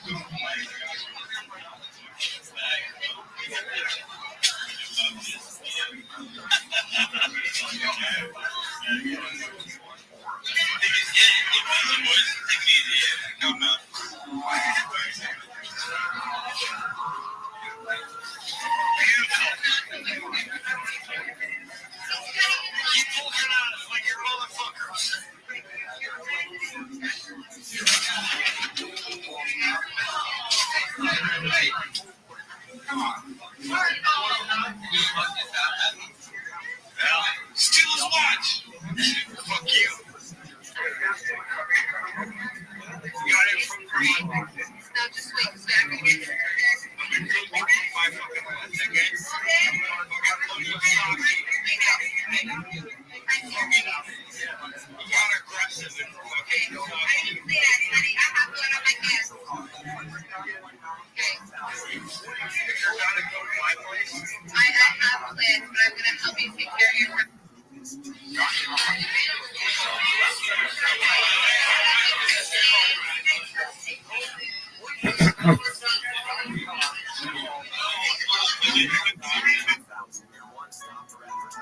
Call 844-844-IHEART. iHeartRadio LA Super December 5th. Into a dome. Tickets at Ticketmaster.com. Are you tired of the insurance runaround with your weight loss? These are issues people like you deal with every day. West Medical provides a lasting solution that provides life-changing results. Call 1-800-WEST-MED. We accept most PPO insurance plans. West Medical provides weight loss procedures tailored to you. Call 1-800-WEST-MED and get started on true weight loss today.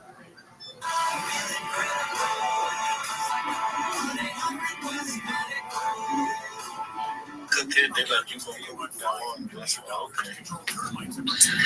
And that's how it is. That's how it be, certain things, you know, like, you know. And we show you one time, that's it, you're the chef. Yeah, like, what happened, what was it? Saturday morning, I was on the phone. She had whipped up some pancakes. I went in the kitchen, I whipped up some eggs, found some pancake mix, copied the banana, threw the banana Johns in there, whipped up the first banana pancakes ever made.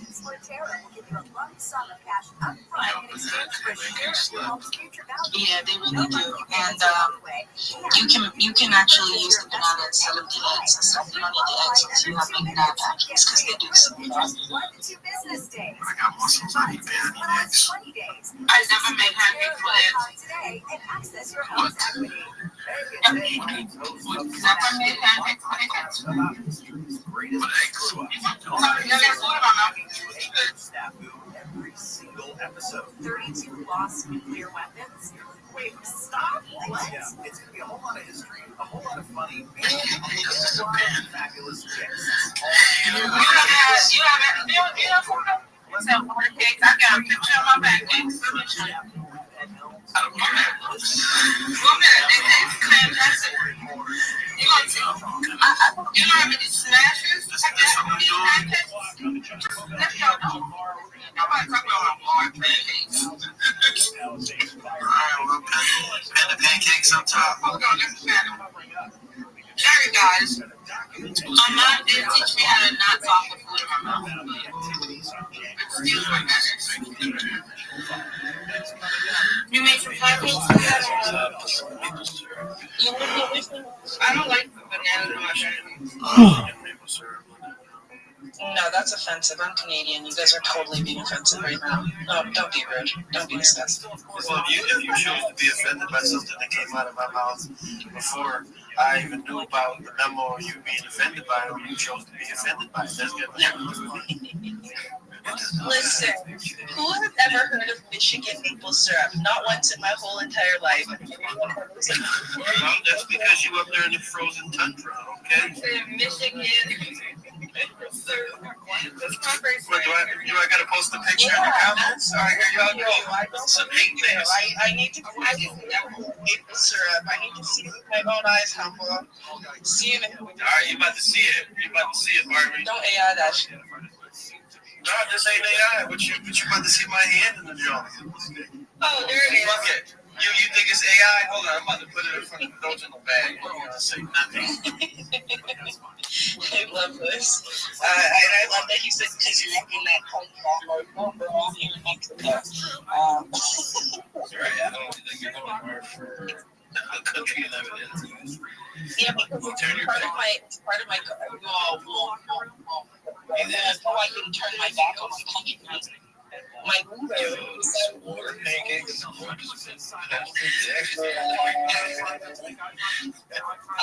gosh. See that? This is in Canada. and then turn their back on their own citizens. That's what I'm saying. I'm like, Canada didn't freaking work right against us altogether. They didn't want us there. They don't want us there at all. They want to take in. You know what? Never mind. I ain't even go there. Fuck it. I mean, you get pulled over in Canada for crazy driving, they put you in 24-hour timeout with your car. No, I don't think that happens. I don't know. It does happen. Like, what do you mean? Like a DUI? No, like in Canada, like they can make you park your car for 24 hours. I mean, if you're like joyriding crazy and shit, maybe, but like, no, that's not true. That's not true at all. I've never heard anybody having their car, like you have to park your car for 24 hours. That's not a real thing. No. But it is a communist country. It is run by communist countries under the financial spectrum. If you start dusting away some of the fake Canadian shit, you realize every other country but Canada owns Canada. I know Canada's got a little mix going on over there. Some of them cities that didn't even Canada. Yeah, little mix would be a little mix, bruh. It's little India now, is what. Oh, you can hear it from miles away. There is no rule. I would like to mention maple syrup again. Yeah, know. You see it? Oh no, I don't know. Still talking. I can't see it. You put it in the jumbotron? Yeah, I put it in. Don't settle. AI and shit like. No, I didn't. AI. You took that photo. Thank you, Barbie. Calm down, bro. We need a taste test first. Oh, like you need a taste test. Thank you, Barbie. So Axe is not the florist. What? Like, what is it? Is it? What is it? Actually, Oh. I mean, these are some beautiful looking pancakes. When you compare it to Humbles like this slaps stuff. Yo, that pancake, I fucked that one up, alright? That was the last one. But the fucking ones underneath that jar. Girls used to know the commercial. You know what I mean? Well, will I eat it? I don't know. These pancakes were so good. Like, you add the, what did you add to it? I don't want to tell y'all my recipe. Y'all want to Okay. It's the way that you make it. It's not just the recipe. You gotta put it in the right orders. But a little vanilla, a little brown sugar, a little, Type John. Sometimes I add a little side special. Oh yeah. She did it just like the ones I copied. Don't shit. See, you see the similar. But no eggs. She had some Type John. Yeah, it's not a quarter pancake. Well, once you actually put the eggs in there, we want the protein. You know what I'm saying? Because We'll eat some whatever type shit. I'll like coffee. Y'all don't be putting like protein powder in pancakes? Some people. No, that's what my wife does. I don't know. I forgot it. I forgot how to say it in English. Say it. Afkata fea. Say that again? Afkata fea. It's bacon powder. Bacon powder. No. I think so. That's what he said. It's bacon powder. Okay. Afea. Yeah, like.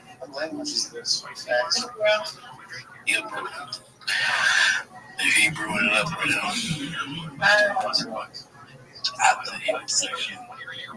That's what girl my bestie. The undercover brewskis. That's my brewski. I'm so excited. Okay, guys, we all having a chill night, guys. So whenever you're ready, we're on stage and let's talk about it. Let's talk about it. I got a better idea. Hold on. I got a better idea. Everybody, Repost the space, retweet the photos. Hey, let's go. Repost the space, retweet the space. Let's go. Let's go. Hey, I have a little booty shake on there.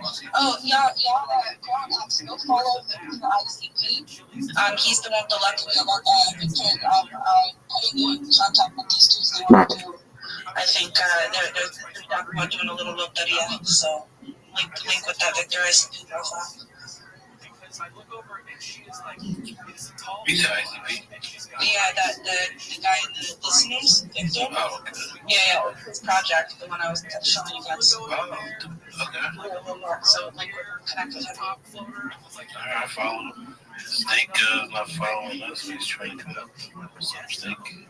So you gotta do that. Follow the host, and we'll let you right up. I'm talking this whole time, and I've been talking on mute. That's on. Yeah, you did that every night.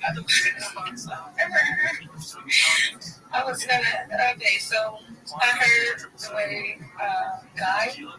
It was so funny. This morning, his face. Somebody went to come up and he wasn't following me. Like, guys, there's a bug in the system, and it's not allowing anybody to follow me. So funny. Okay, I'm not gonna give it justice, but I was at work before I get up. Like, oh my gosh, that's hilarious. I wanted to use it, but my mic was off for it. Not so bad. Okay. Okay. Morning, guys. Oh, trash panda.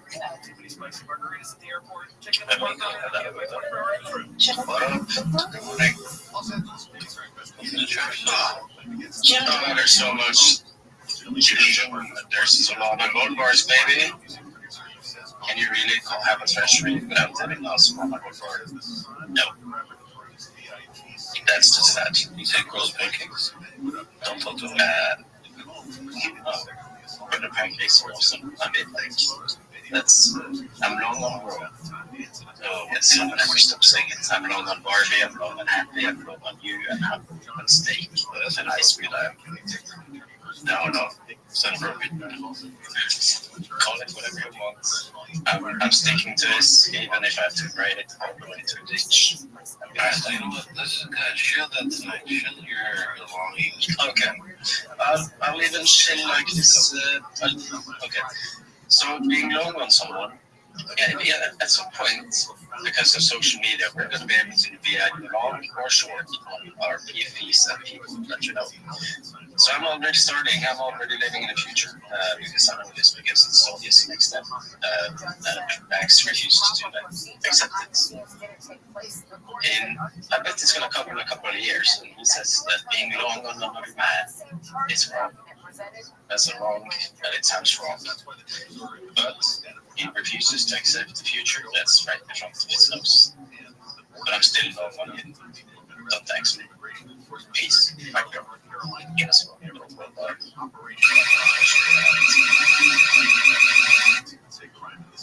Alright.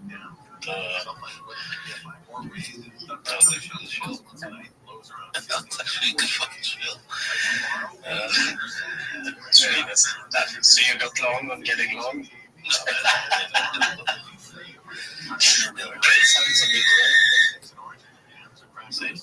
You having people scream? Get a lot of people. See a lot of good bars and being long on each other. So, no, it's a good day. Very slept. Feeling weird. Tired. Not too much. I just. Ow! I'm doing okay. I got my balls. My brain's like half functional. Ow! Slept like 3 hours a week. I got my balls. Some of it, yeah. Because it's athleticism. Some here, some there. That's how I feel. How you feel? Good. I'm worried I didn't get too much sleep, but I see all these people changing their background, going black. I was told to change mine. Now I feel like pulled up on. I gotta change.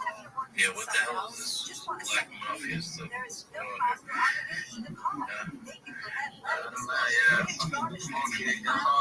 He probably does. Down there. Oh, shit. So, I might change my black, but I might change it to this hat too. yeah, I'm gonna do the lizard bill. You drove the dark side. You just realized that the wall shut down and then forgets. Dramatic turn of chair. Oh, I didn't expect you. The reason why the mafia downstairs is the master of it. They went. Ads on iHeartRadio actually get heard in the car, at the gym, on the couch, while people are walking their dogs. Don't trade me, bro. Get started today. Call 844-844-iHeart or go to iHeartAdvertising.com. That's 844-844-iHeart or iHeartAdvertising.com. Wait, so bro, you said it's live thread. What just happened? It's off of the do it like that, bro. Would you just say to X? Say it to the. Okay, I'm not. Done short, wave out.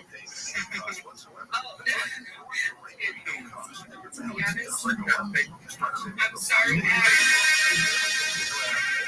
what just happened? Just talk. Steak? Steak? Oh, steak. How are you today? Yeah, take it right back.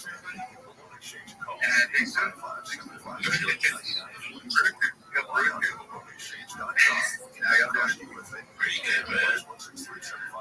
Great to do it.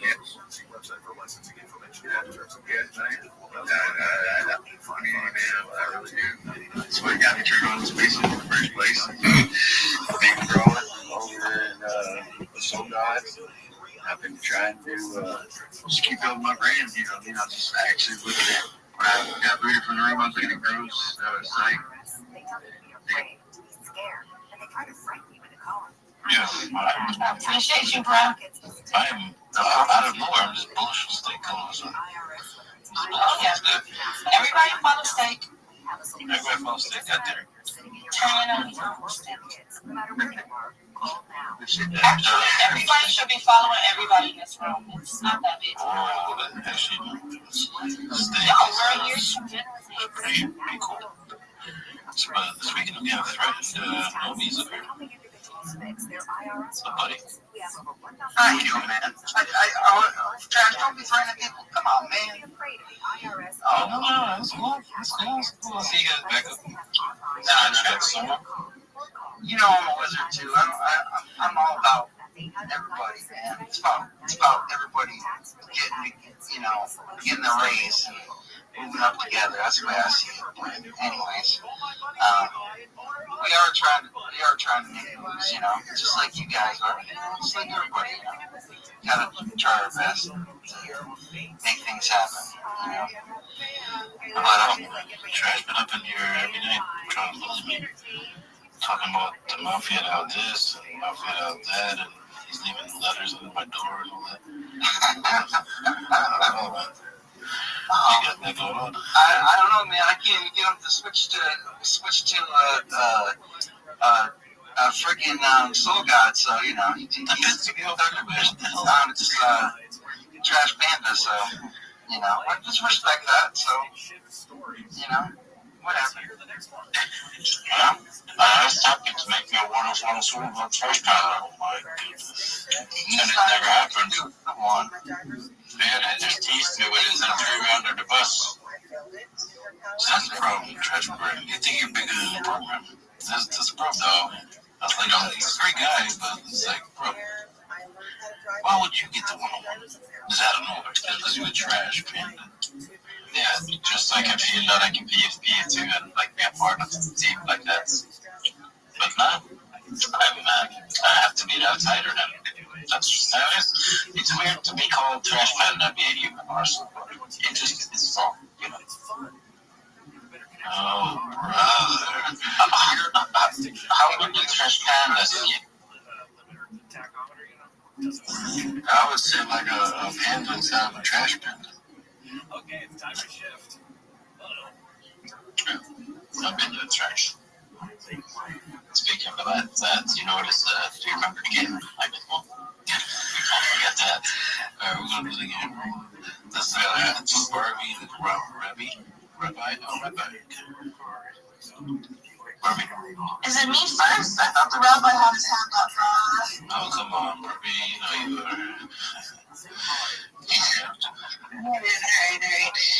Yeah, can I show? I want to show myself. I want to show things. You want to do what? I want to show. Oh, show. Okay, sure. You want a 60-second show? Can I do a 60-second show? I think I got this. Yeah, but this is a very aggressive panel. We have No, we have Beer, we have Trash Panda, we have Happy, we have Humble, we have Grow. Sounds like I'm in Alright, 60 seconds starts in 5, 4, 3, 2, go. You guys know who it is. It's the Bitcoin Barbie. This is a new account. My other account got suspended, so make sure that you give this one absolutely a follow immediately. But that's not why I'm here today. What I do want to do is tell everybody, just as I slightly mentioned earlier, about Loteria. I'm going to be hosting a space on Thursday at 7 p.m. Eastern Standard Time where you can come in and play bingo. Loteria is the Mexican version of bingo. Instead of numbers, you get pictures. But there is a real buy. So for 2 ICP, you can buy a card. If you want to buy the card and come play, you're entered and eligible to win a portion of the pot. And it's going to be a lot of fun. Also, if you want to learn how to host your own Loteria game, let me know. Get in my DMs. It's going to be a lot of fun. Again, 7 p.m. Eastern Standard Time on Thursday. Let's go.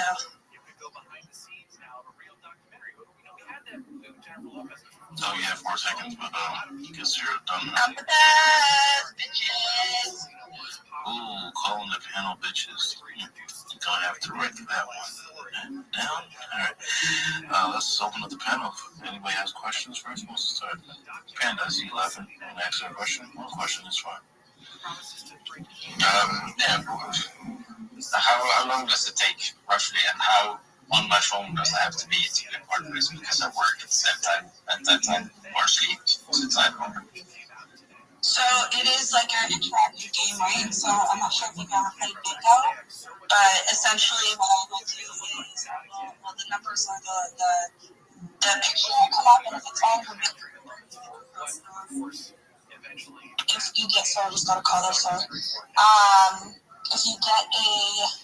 If you get a full card, like if you lock off everything, then you get. Oh, shit, you're breaking up. No, I think she got a call. Yeah, I'm getting a call. Sorry, 1 second here, guys. It's not me, by the way. You know I'm busy. You know I'm busy. What the hell? Yeah. I get it. It's 2 points. Take it down, alright. Mix, you have to follow brother before you get up here, buddy. I'm sorry. I know you want to get up here and chill your life away, but you gotta follow the host, the calls, And Barbie. And Barbie, of course. Oh, the Happy. Damn, Happy. He's looking pretty, Oh, look at Happy. Okay, nice. I like it. Let's go. Show that change, though. It usually doesn't show that change unless I click on it. Let's go. You want to whistle? Yeah, true. that's not too. I'll be just like, let's check, but like, I got a gift and I'm gonna be a kid. What a gift. You got a gift? I got a gift.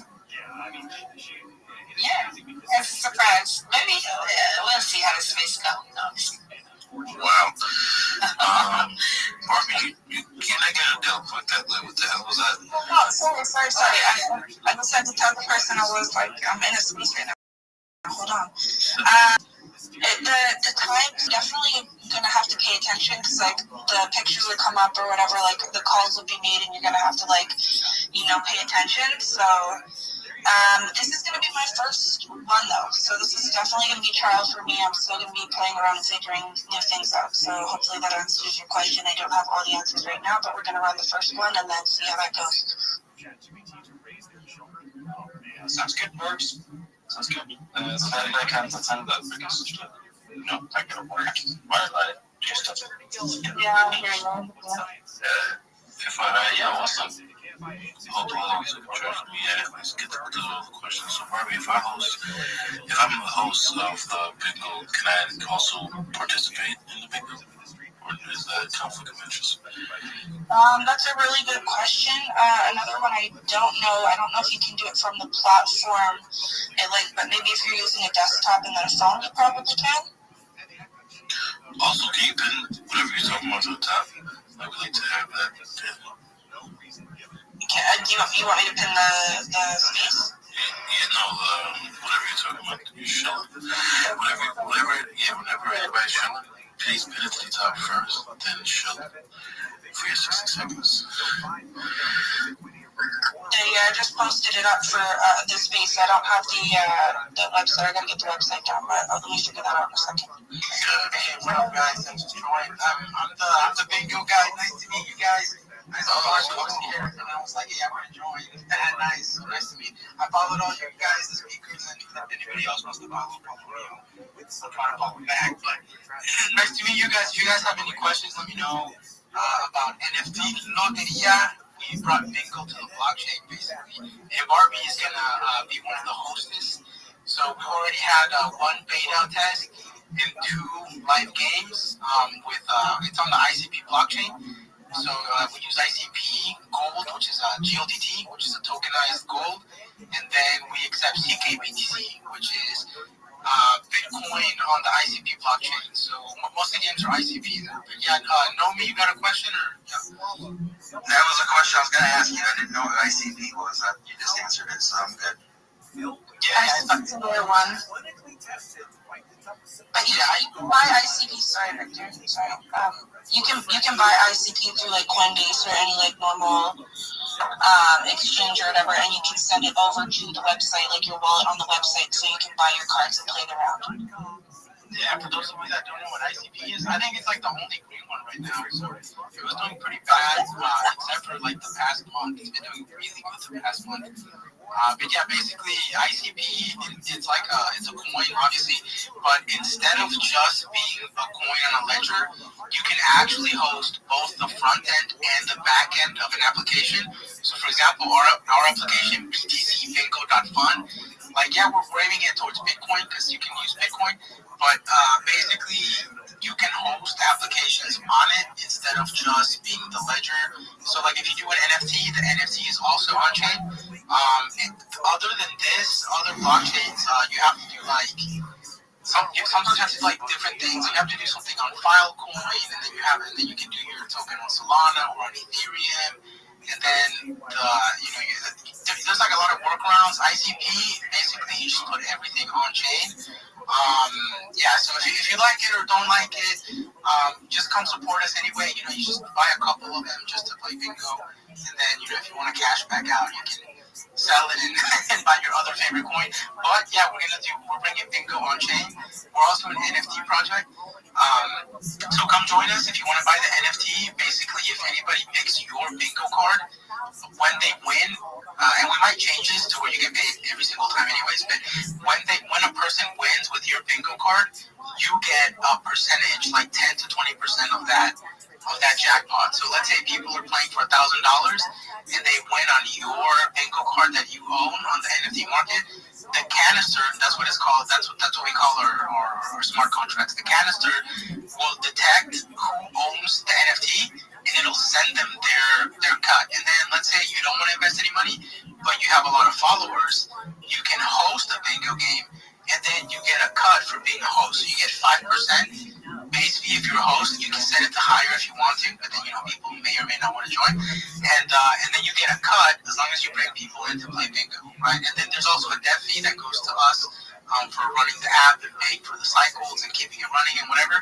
But yeah, you can make some money. If you're an extrovert, you can host your bingo games, get people to join. Right now we're setting up something called the Whale Games, and it's people who want to do 500 ICP entry, which is like $3,000 each. So if you're into that, because I know some people like me, I'm not that rich, guys. I'll be honest. I like playing for like $5, a ticket, whatever. But there's people that are like, no, we want to play for $3,000. So if you want to like either host one of those games, you can make a lot of money just by the fees. If you want to own a bingo card, as long as one of those guys rent one of your bingo cards and they win, you get a cut of that fee. So there's a lot of ways to participate. If not, you can just join, come in the fun. It's gonna be a space so you can like talk and chill and listen. And the Barbie's game I think is 2 ICP, which I think is like like $11. So it's pretty. Yep, it's pretty reasonable. And so you can play for that much, and you can win a jackpot and or host a game and or own a bingo card. Yeah, that's what I was telling these guys earlier. I got in a little meeting with Grow and Axe earlier and invited them to do that. So, let's see, because I think one of their nights could be a cool bingo night. I'm trying to get some of the people I know that host regularly to do one every night. So it's not just me doing it, but everyone's like, okay, Barbie's bingo night's on Thursday, but Grow and Axe is on this day, and Cyber Mode's on this day, and whatever, so that we have like a full week lineup. So if any of those days you want to hop into play bingo, someone's hosting a game. So I just want to work with everyone to get everyone kind of having a bingo game every night, but different spaces. I want to get to steak. Did you have a question? It kind of answered earlier. There's kind of what dumb me. I was wondering, but it's just those two currencies that buy that binds the cards so far. Or is it going to grow farther past that, or are we going to turn our just Yeah, we're going to grow further. So right now we have ICP because it's hosted on the ICP blockchain. So you got to give credit. We have CKBTC. We're working on adding Bitcoin Minter. So CKBTC is Bitcoin Twin. It's not like by us. It's on the network. It's like on the network level. So it's like super secure. It's like one of the securest ones. We haven't added that because we have to do like this API thing where it links up and like it mints you the CKBTC, which means you enter Bitcoin and then you can use it on the ICP network as CKBTC. So if you're gonna play for like 50 cents or like 10 cents, you can do that without waiting like half an hour, without like paying a transaction fee. You pay like a quarter of a penny or something like that. And then we have GLDT, which is gold. It's tokenized gold in Switzerland. The reason I added that is because I worked there on the social media manager for Gold DAO, so I gotta give him credit too. But I would like to grow to where it accepts Solana and any other like popular tokens that people are really into. And then once we launch our token, because we don't have a token yet, we only have an NFT, but the NFT holders are going to receive an airdrop for the token. So before we get to that, then all of the tokens that we collect, I'm looking at a mechanism to where we switch those tokens and we buy our token, and then we either burn it or store it or stake it or something, so where we can become like hyperinflationary. But all of that is in the future. Right now, we just have the NFT and just ICP network. But in the future, we'll try to add Solana and like the popular ones. I have a quick question, sir, if I can just hop in just for my own knowledge as well. Are you guys working with Omnity, or are you just...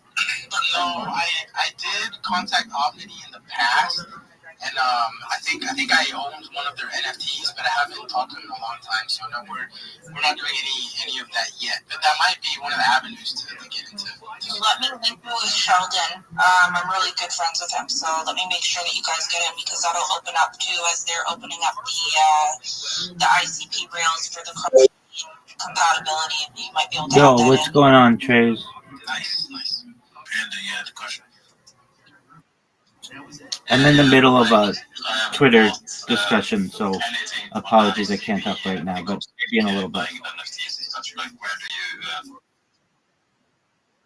All right, well, cuddle up. I'll keep you company. Marketplace. I don't want to say issues, marketplace competitions, because they're building a new one, and the guys building the new one are very competitive. But the current one that we have, the best one, it's not a marketplace, it's a marketplace aggregator, and it's called DGDG. So if you go to dgdg.app, which is just the letter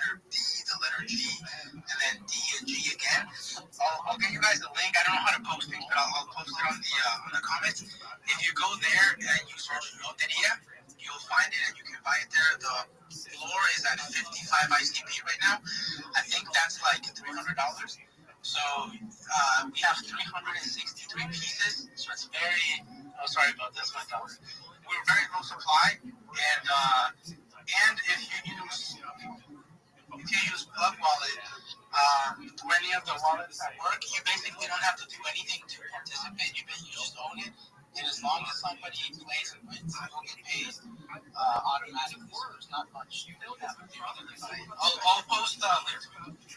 Yeah, perfect. Yeah, but a canister, then I guess I actually have a Yeah, definitely. I'll help. Vic, if you want to just send me the info again, I'll try and pass it on. I'm still learning, guys, so I'll probably back around showing this with a lot more knowledge behind it. But Thursday's our first round, so pull up, let's play, and yeah. So that is a deal for Senor Victor. I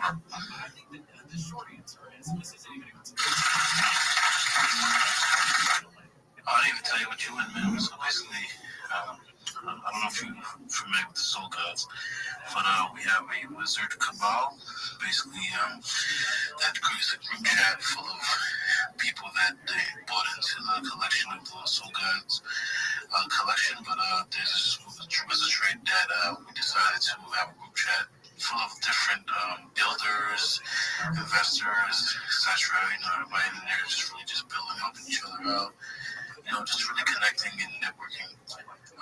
Basically, since you don't own one, but you just chill tonight, and since we were giving you a deal, it's gonna allow you like 24 hours to spend in there, connect with people in there, and like-minded individuals that's trying to learn different projects and see different projects. So, yeah, man. So I'm just gonna add you into the chat right now, and you can just continue to chill in there. All right, thank you, man. I appreciate it. It means a lot. I also in the comments I put where to buy and where to play. So the first link is the DGDG link. That's where you can buy. You need an ICP. If you're in Solana, I recommend Plug Wallet because it's similar to like the Solana wallet. It's kind of like it reminds me of it. And then the other website is btcbingo.com. I'm sorry, I spelled that wrong. It's btcbingo.fun. Let me delete that and retype it. btcbingo.fun, and that's where you actually go to play. That one, you don't have to link up your wallet, so don't worry about security or anything like that. It works with internet identity. So you basically make an internet identity, and the way that works on ICP is it creates a new wallet for every new thing that you're into. So you don't have to worry about like hacks or anything like that. It'll make a new wallet for that.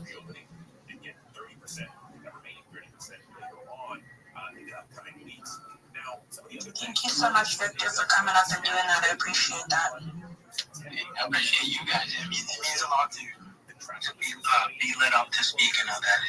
That's really cool. Thank you, guys.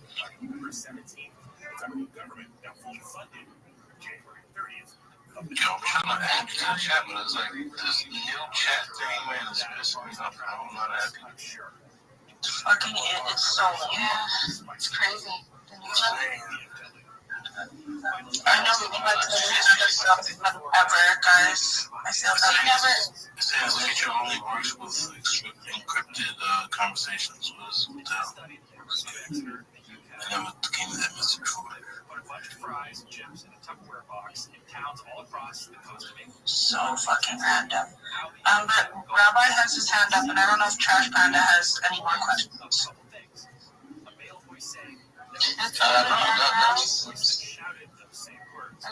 Trash, we didn't hear from Rabbi, and he's been on the stage for a long time. And we do want to get to everybody. And Victor,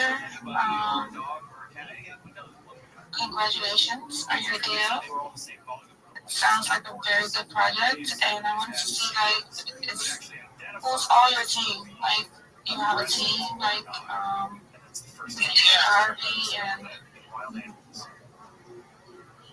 Yeah, so our dev, his name is Damali. He's with Canister Software Inc. And some of his other notable projects, he's working on Internet of Things on the blockchain. So he has this like switch that you can. This is really hard for me to explain something like that. But basically, you can control things like actual things that move, like little switches or robots on the blockchain. So he's working on that, and his latest creation is he's doing like a tracking device, I think. So I'm assuming it's like a GPS tracker on chain. I don't know if that's going to be for like trailers or for I don't know what he's doing with it. He didn't tell me much, but he works with us. He's our dev for Loteria, and I think we're his side project actually. I don't think we're his main project, but yeah, he's the dev. And artist, the artist we have collaboration with ViralRabbi too. He's the one that drew the cartoons. Like for example, if you'll see some characters that look like crypto. So you know how like one of them looks like Bevo the bull, but really it's our own bull for the bull market. And then the bear, it's not the normal Bobo the bear. It's like our own in-house. That's made by artists ViralRabbi too. And then we have One Piece that's done by Runico. He does pixel art, and so we have a collab with him for that One Piece. And if you know what I'm talking about, I'll post up here. Let me post a picture of what one of the Loterias looks like. The Loterias are actually really pretty. If you're just an NFT collector and you're not worried about utility or anything like that, just the art is really good. Here, I'll post. This one's an ultra rare. That one, I think the floor on those is 175 ICP instead of 55 ICP. But it's basically the characters or the little pictures inside of your bingo board. Each one has 16 of them. And yeah, so that's the team, and then Barbie's helping us host some games, and I'm gonna try to get more people to help us. We have a couple other influencers on ICP. Bitcoin Renegade is gonna host a game for us. Sixfig is the real Sixfig is gonna host a game for us. And yeah, so basically, but anybody's free to do so. By the way, you don't need permission. If you would like to host a bingo game, all you have to do is go to btcbingo.fun and click host a game. And if you want to stream it, kind of like the point of this is to stream it as kind of like live stream. So you can use StreamYard, Streamlabs, whatever. You share your screen, and then people kind of see you. Barbie's gonna do the first ever space one, where it's just a space. So you can just host your own bingo games on a space or on a live stream, and then people join on the other end through the join a game. So you do host a game, they do join a game, and anybody can just host their own game. So you can select your fee. If you want to charge 5%, if you want to do it for 1%. Let's say you're doing a charity. So for example, you're collecting money, to feed children or the puppies or whatever. You can set the host fee to like 40% or something larger, and then you can let people know. Or if you have some sort of emergency, you can do that too. Like, hey guys, I gotta pay my rent. I'm hosting a bingo game. It can also be used for that. It can also be used to support your own projects. So, for example, two of the things that we're experimenting on. The one thing is, if somebody is hosting a game, you can monetize it by charging people, or if you're the advertiser, paying people to mention your project while doing the game. So, for example, Barbie can be hosting a bingo game, and at the same time, she can say like, "Oh, this bingo game is brought to you by the NFT, blah blah blah." And like, you can mention things, so you can monetize your stream while hosting bingo games. It's like double monetization, and then you can also pay people for that. And then the other thing is that you can do something where you can do like, okay, well we have a 20% fee, but 100% of that fee is going to go to buying and earning XYZ token and whatever. So then people in a specific community can play bingo, have fun, and then at the end they buy and burn their own token. So then you benefit from that too. So I mean, the possibilities are endless. This is our first week. To be honest, we were doing beta testing, and I wasn't going to launch until next week. And people were like, "No, we want to play now." So I launched the beta test, and everyone just like started playing. So now I can't hold it back. But yeah, we fixed a bunch of bugs, so that helped us. We have like multiple cards now. We have a return to game link. We were missing that. Some people were getting lost, not returning to the game. And yeah, hopefully in the future we'll add a whole lot more currencies and tokens, and a lot more mechanisms to make it a good environment for everybody. So yeah, it's a really good opportunity to like hang out together and make a couple tokens. Discrimination against the AAPI community across the United Yeah, that's I appreciate that, Victor. Like I said, I feel bad. Can we go to Rabbi? I feel bad. Yeah, let's go to Rabbi. Sorry, man. I'll go ahead and pull up. Nope, I'm good. Thank you so much for the opportunity. I'm Rabbi Rothschild. If you don't know who I am, you will. I stream my life 24 hours a day, 7 days a week, 365 days a year for world peace. I've been doing so for more than 4 years. My streams go back to the pandemic. We've seen the death of a queen, the birth of AI, the coronation of a king, and everything in between. This is a real-life Truman Show, a real-life Big Brother. This is a time capsule and a timeline of human achievement. In the 1990s, Bill Gates coined the phrase, content is king, and I'm making it true today. This is the biggest event in global history. I'm king of the internet, and here's why. In 2018, The Economist magazine stated that data had overtaken petroleum as Earth's #1 resource. And I have more data archived on the internet than any person ever, which is making me very influential, and I'm going viral. And when I do, I want to make you, your friends, your family, all financially independent if you're not already. I want to ensure that you have generational wealth if you don't already. And I want you to be able to start charities and philanthropic organizations of your own. I'm unlike any influencer you'll ever meet. I'm not live on one YouTube stream, nor two. I'm live on over 20 simultaneous YouTube streams, 24 hours a day. You can watch my life in 360 degrees. I even have a ceiling camera. If you want to view these links, they are in my profile. They're also in my pinned post, where you can also find my link tree. I dare you to look at my link tree. I have more social media than any person on earth. I have more content than any person on earth. Additionally, you'll find a link to my Discord there, discord.me/rabbi. We just celebrated our 2,500th member, and we're always growing. In addition to making you rich and wanting to help bring about world peace, I'm an advocate for ending world hunger through the use of technology such as agricultural drones, floating greenhouses, saltwater greenhouses, hydroponics, vertical farming, cloud seeding. I want to help end world thirst. I'm sponsored by a cryptocurrency that's worth about $100 million. And one of the things that we do is we build wells and water towers in developing nations such as Nigeria for the benefit of the less fortunate.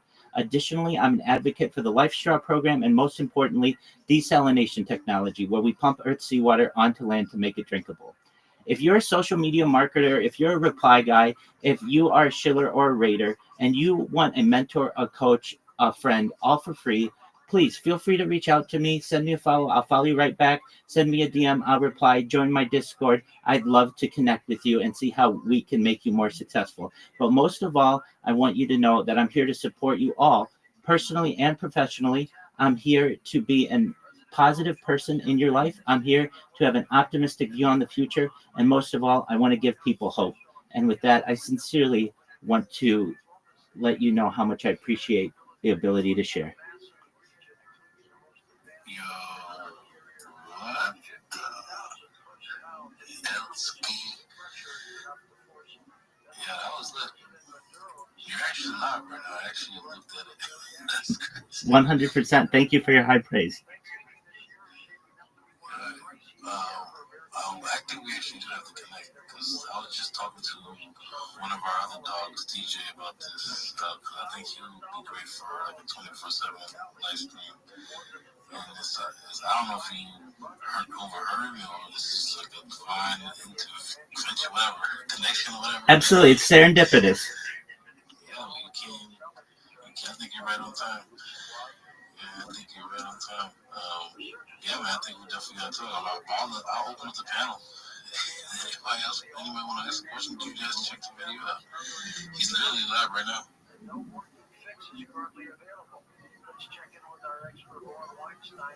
Is everybody looking at the video? Hi, everybody, if you're watching me right now. Hi, Trash. Oh, I'm actually on the video. What up, Trash Panda? I'm shouting you out, Trash Panda. Do I hear myself? Okay. No, that's actually pretty cool. Keep it up. I mean, 24-hour stream, damn. Oh, yeah, I hear myself. So, Rabbi, are you open to share where you located, like the state you're in? Or? Absolutely. I'm based out of Irvine, California, which is located in Orange County near Los Angeles. I've streamed IRL as far north as Santa Barbara, as far south as San Diego, as far west as the Pacific Ocean, as far east as the desert and mountains. I've streamed in Beverly Hills, in Los Angeles, at Disneyland, basically everywhere in Southern California.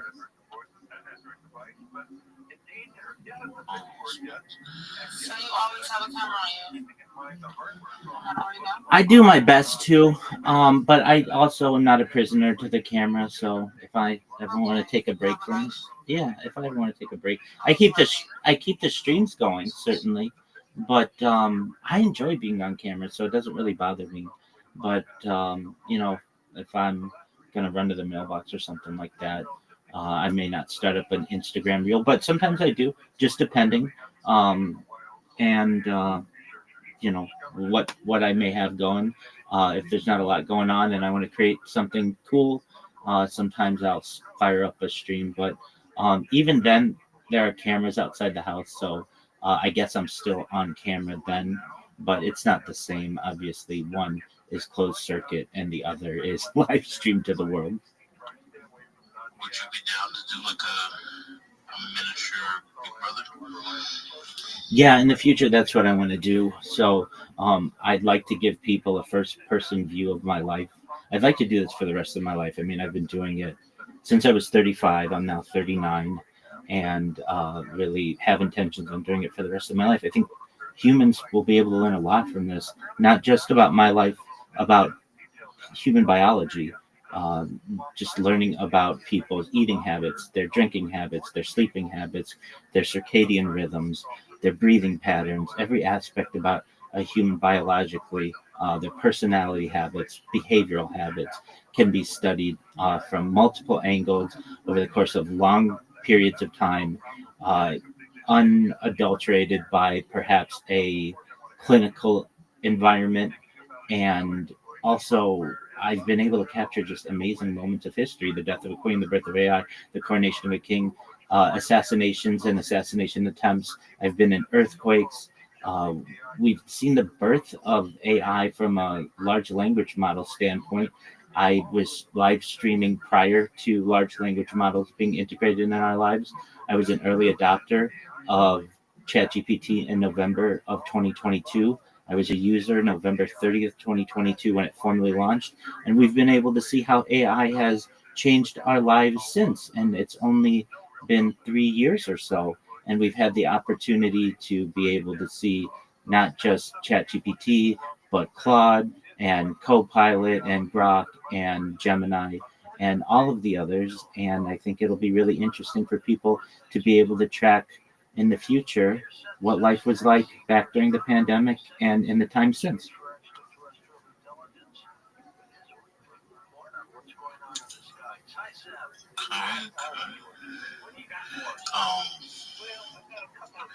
Yeah, man, I do have a few questions, but I probably want to talk to you again since, like, are you into crypto at all?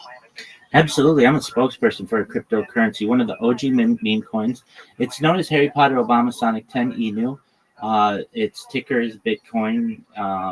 It's worth anywhere between $50 and $100 million. Has had an all-time high of about 360. The community is amazing. We're very strong. We have 12,000 people in our Telegram. I'm live streaming in their Telegram right now, and I have been for more than 2 years since the coin was launched. Very close with the dev team in their fantasy football league. I've been in crypto since 2015 personally, and so while I'm not in the earliest of stages with it, that's longer than most people. So I've been able to see its development, certainly, and ride out the highs and lows that we've seen in the years since. Yeah, but who's doing your marketing and stuff like that? What's your growth in those times? Because I'm seeing, looking at your page here, and I was like, oh, you were on your live stream. Yeah, Any so sponsorships you working on? yeah, so I'm sponsored by this cryptocurrency, and so they sponsor my merchandise, and also I've been sponsored. There's sponsorships of different cryptocurrencies. Generally, I keep it to cryptocurrencies. When it comes to my YouTube, I don't really focus on that growth. That's really to archive my life. So every few months or so, I will just create a brand new YouTube account and start streaming on it, and then fill it with a few hundred videos or so, and then move on to another one. The reason why is because I don't want to have all my eggs in one when it comes to YouTube. I don't want people to be able to get one of my accounts and take down all my content. So I do my best to multi-stream. I'm live not just on YouTube, but I've got over 49,000 people on Twitch, and on Discord I have 2,500 people in my Discord alone. And you know, I I've lost a lot of accounts like Barbie. I had tens of thousands of people on my Twitter that I've lost, and there's just no support getting those back. So you've got to start from the beginning, and that's what I've done with this account. So over the course of the last 2 weeks, I've gained like 900 and some odd followers, and that's quite good. I'll take that for 2 weeks of work. Yeah.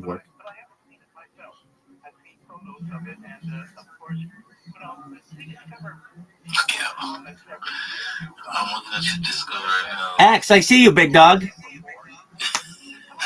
Yeah, I just shouted you out. Absolutely. Hey, Axe, you want to see yourself? What do you mean, see myself? Hold on a second. You can see your PFP on my phone. I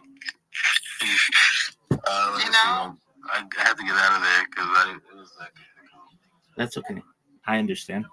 But yeah, thanks for joining, and we continue to grow. And just to everybody out there, I'm a positive person, and I like to surround myself with positive people. That's who are members of my Discord. And positive vibes to all of you. Thank you for the opportunity to be able to share. Are you down to travel? Yeah, I am. I'd like to travel the world when I go viral, but at this point, I really like to maintain my streams and my community, and it's easier to do that from desktop streams. But in the future, yeah, my plan is to travel and to basically live my life on camera while going from one location to another. Our guys was coming up. That might be a good place to capture some good content. But I'm sorry, bro. I was looking at you on YouTube. I saw you were talking, and then when I clicked on it, I broke, but I'm like, oh shoot. Yeah, and we are on Twitter, and you are, growing your platform here. Maybe I can give you the BBC a little bit. I don't know. Are you looking to grow your account? Well, actually, not really. I hate to say. You mean my Twitter account, or maybe I'm misunderstanding you. What? Your ex account. Yeah, absolutely. I just understand that, like, I never know if it's going to get banned, so that's why I don't get the blue check mark again, like I've had in the past. But what is the? Please explain. What's the BBC? Okay, so it's the branding course. It just help you grow on Twitter.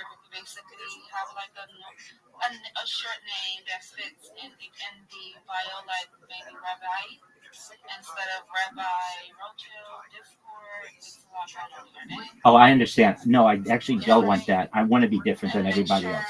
I want to be different than everybody else. So, I like that. Everybody else has a short name.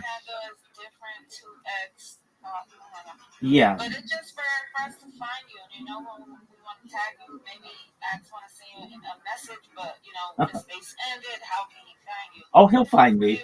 He'll find me. I'm not worried about that. Just match your ad handle to your name, maybe do Rabbi. I don't know.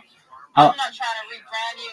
No, I understand. I want to be different than everybody else. Everybody does that. I want to be different. It's important to me. This is kind of why we call it the BBC, because, not everybody can handle it at first. Now it just takes a while to just get you in there. I understand. I'd like to go against the grain. I'm a salmon going against the river. But, everybody has short names. Everybody be different. Exactly. It's just easy to find. Like, it's just a branding thing, Yeah, no, I get it. I've had names that are exactly mine. I'm at Rabbi Rothschild. I've had at the Rabbi, at the Rabbi. All of those, they've all been banned. I've had over 2,000. I've had over 2,000 accounts. The reason why I use the handle that I use is because it's not mine, and then I think it makes it a little more difficult for Twitter to ban me. Whether that's true or not, I don't know. But I've had over 2,000 Twitter accounts organically banned. So I basically kind of want to just go against the grain a little bit. And at least in the past 2 weeks, this account hasn't been banned. I think I created it back earlier this year, February or something. And the fact that it was aged meant that I might have the opportunity to avoid those bans because it just happens. And there's nothing you can really do to get that account back. Twitter doesn't provide any human support. So let me say this, though.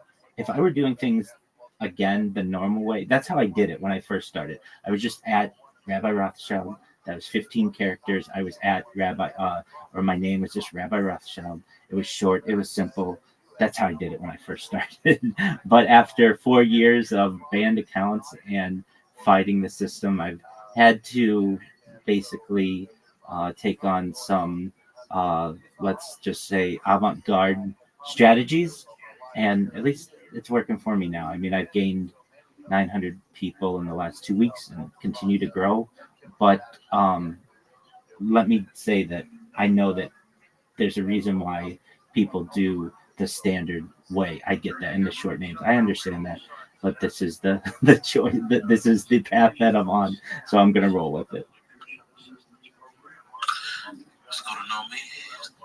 Sorry for keeping no worries. I just want to say I'm taking off, going to bed, but I did leave in the purple pill for any of the ladies and women. Morgan built a kind of like a Rolodex of contacts and stuff to start a Women's Day kind of thing where you can. It's like a brand. It's like basically a ledger of all the different women of Web3, and it's kind of to start to build a directory for all the women in Web3 and to try to bring in like corporations and stuff. So if you guys are not on there, I appreciate if you guys would join up because we're trying to get like 100 people on there, and every person that gets on is going to help get there. So that's it. Yeah, I'm a big fan of Morgan and what she's doing with the women of the Women of Web3 International Day, and I did get a chance to pop in their first monthly space, and that's held on the 11th, guys. I don't know the exact time, but definitely I'll second that. Add her up. She's a super hard worker in the space and definitely trying to build something really interesting, cool, and different. Thank you, Barbie. Yeah, Women of Web3, let's make sure I'm in those DMs as well so I can show my support as much as I can, okay? Okay. Anywho, Trav, sorry, you see your hands up, buddy. Oh, yeah, I got something to share. And it's essentially something for me. Before I start, for me, this is a totally D gameplay, but if you've been around the space long enough, then you should recognize pretty much what it can be. And of course, I'm talking about the legendary Solana gold bars. Can you even call your treasury in your DAO or whatever a treasury on?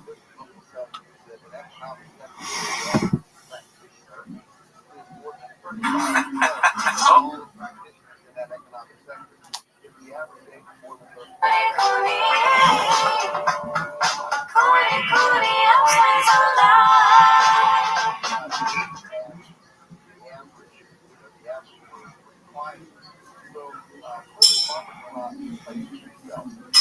Hey, what's up? My name Cowbell. You already know what it is. Gringo Poppy live stream, bitch. Alright. I'm going to start off the stream real quick. I'm your favorite comedian, Cowbell. You all know me. I've been doing comedy for like 6 years, or actually 6 months of stand-up. I did it. I know how to do it. So I'm going to get right into the bit. Alright?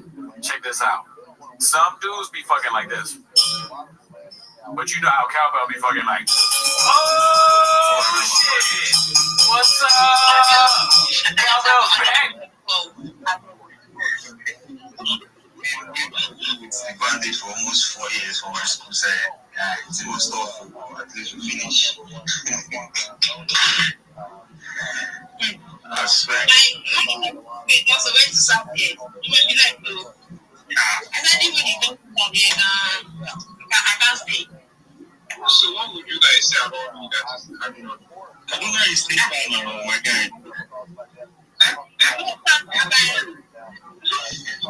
Welcome, Rabbi. Welcome, Carissa, Oliver, Jimmy, David, Nun. Welcome, guys. There's bandit attacks more than 5 times in my area, and I'm not able to prove.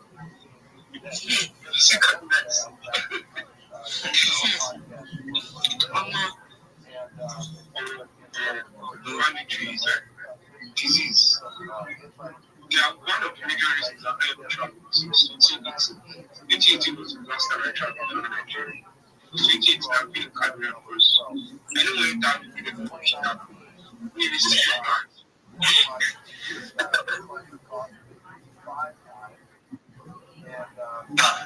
So, I want to put off a mind to put him up.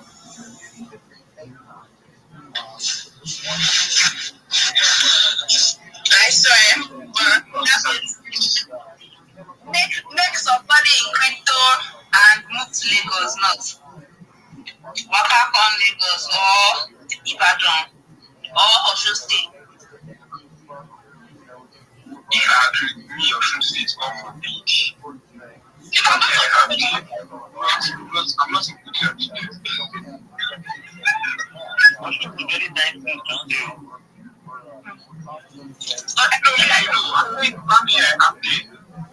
not in good health today, so I don't want to be in the same state today.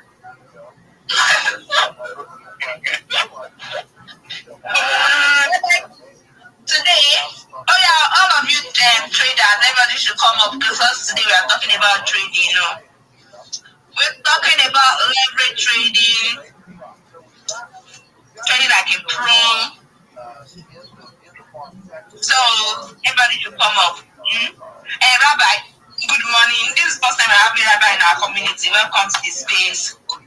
Thank you so much for letting me be here. Do you mind if I share my project with you? Yeah, sure. Thank you so much for the opportunity, Shiny. I'm Rabbi Rothschild. If you don't know who I am, you will. I stream my life 24 hours a day, 7 days a week, 365 days a year for world peace. I've been doing so for more than 4 years. My streams go back to the pandemic. We've seen the death of a queen, the birth of AI, the coronation of a king, and everything in between. This is a real-life Truman Show, a real-life Big Brother. This is a timeline and a time capsule of human achievement. Bill Gates coined the phrase in the 1990s, content is king, and I'm making it true today.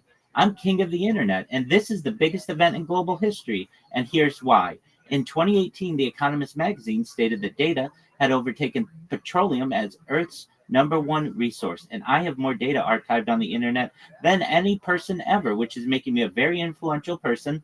I'm going viral, and when I do, I want to make you, your friends, your family, all financially independent if you're not already. I want you to have generational wealth if you don't already, and I want you to be able to start charities and philanthropic organizations of your own. I'm unlike any influencer you will ever meet. I'm not live on one YouTube stream nor 2 YouTube streams. I'm live on over 20 simultaneous YouTube streams 24 hours a day. You can watch my life in 360 degrees. There is a link to all of my streams. Okay, please allow me to finish, and then you can ask me any questions you wish, but it's rude if you cut me off.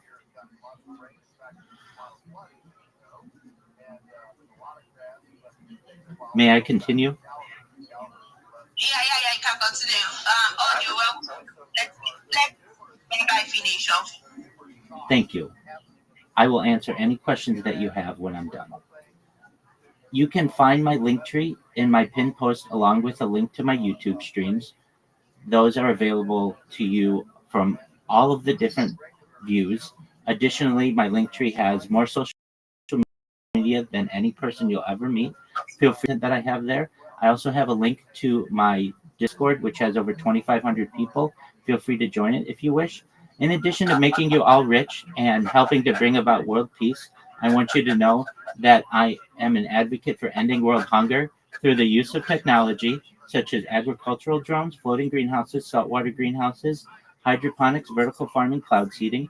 I'm an advocate for ending world thirst. I'm sponsored by a cryptocurrency that's worth about $100 million. And one of the things that we do is we build wells and water towers in developing nations such as Nigeria for the benefit of the less fortunate. I'm an advocate for the Life Straw program and most importantly, desalination technology, where we pump Earth's seawater onto land to make it drinkable. If you're a reply guy, if you're a Web3 marketer, if you are a shiller or a raider, and you want a coach, a mentor, a friend, all for free, please send me a DM. I'd be happy to respond. Send me a follow. I'll be happy to follow you back. I want to help you to become more successful. But most of all, I want you to know that I'm here to support all of you, both personally and professionally. I'm here to be a positive person in your life. I'm here to have an optimistic view on the future. And most of all, I want to give people hope. And with that, I sincerely want to thank you for the opportunity to share. Thank you very much, Rabbi, for that. And yes, guys, let us avoid disrupting. Yeah, thank you very much for that. Anyone who have a question for Rabbi, as a CK Cardano always come in the right time.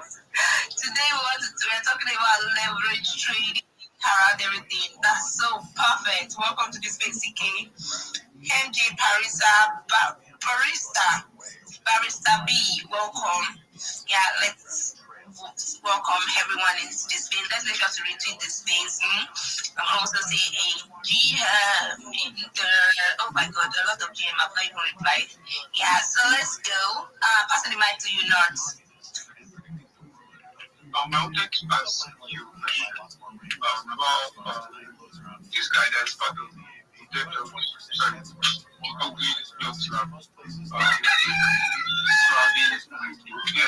is it like a big leverage trader? Because I joined this space the other day and I was like, I want to go to game. I should just leave every other coin and focus on one coin. Don't be in and out of one coin. That coin that can be okay. So I've taken that advice. So I just wanted to. Yes, when it comes to market analysis, trading, like Swabi is a very big one there. So don't feel his advice. You know, we Nigerians like this, anything like this, the way Nigerians trade, even if you see the Nigerian call groups, you see BTC, different kind of coin. But that mindset have to change, I beg. Yeah, it's better to focus on one, and it's not only sorry that I've heard that stuff from, because you have to study them. And like that, if you want to be a very good trader, it will take like 4 to 5 years before you can say, oh, I'm an excellent trader, I'm an excellent analyst. So now you look at yourself now, analyzing like 10 various trades, BTC, so SRP. That means 10 times 4. That's 40 years before you can be good into all those 4 or 10 that you pick. So it's better you pick one and then study it and understand it very well. You know, it's not much better that the mistake we making, especially most people make is that they feel like, yeah, if I have $1K now, trade, let me put it in various 10 things, and then that's kind of you trading luck or trying to, like, you know, that $1K invest it in a business. Because that trading that you are trading, you are a BTC trader, your business is about trading BTC. Put it in that BTC that you are trading. You know, the BTC that you are learning starts with maybe $50, $10, $20. Explore it. Don't go for the rush that, oh, I want to make more money from that stuff. Yeah, so it's better to pick a system. Yeah, I trade on Ethereum, this is what I trade. I trade on BTC, this is what I trade. And then you'll be able to understand that even you don't need, sometimes you get to see that you don't need, you just look at the market like that and be like, this is what will happen. You know, it's not because of magic or anything, but it's because you've been adapted to it, you've seen it, you understand everything, you know. So very important thing. I think I resonate with that stuff too. Yeah. I don't know. It'll handle. I have absolutely no idea. Live 6 to 9 a.m. Call groups can drop various ones for you. That's why call groups can actually help. Like now, let's say we have our call group now is solid. Now we have not is the one trading BTC, Metaplan is trading Ethereum, this one. You can always trust your decision. You drop this one, we enter. We drop this one, we enter, because this person is very solid thing. And there are various streams you get. So yeah. Let me pass the mic to Murphy. Welcome, Oliver. Rabbi, big shout out to you. Thank you for coming. Murphy, you have the mic.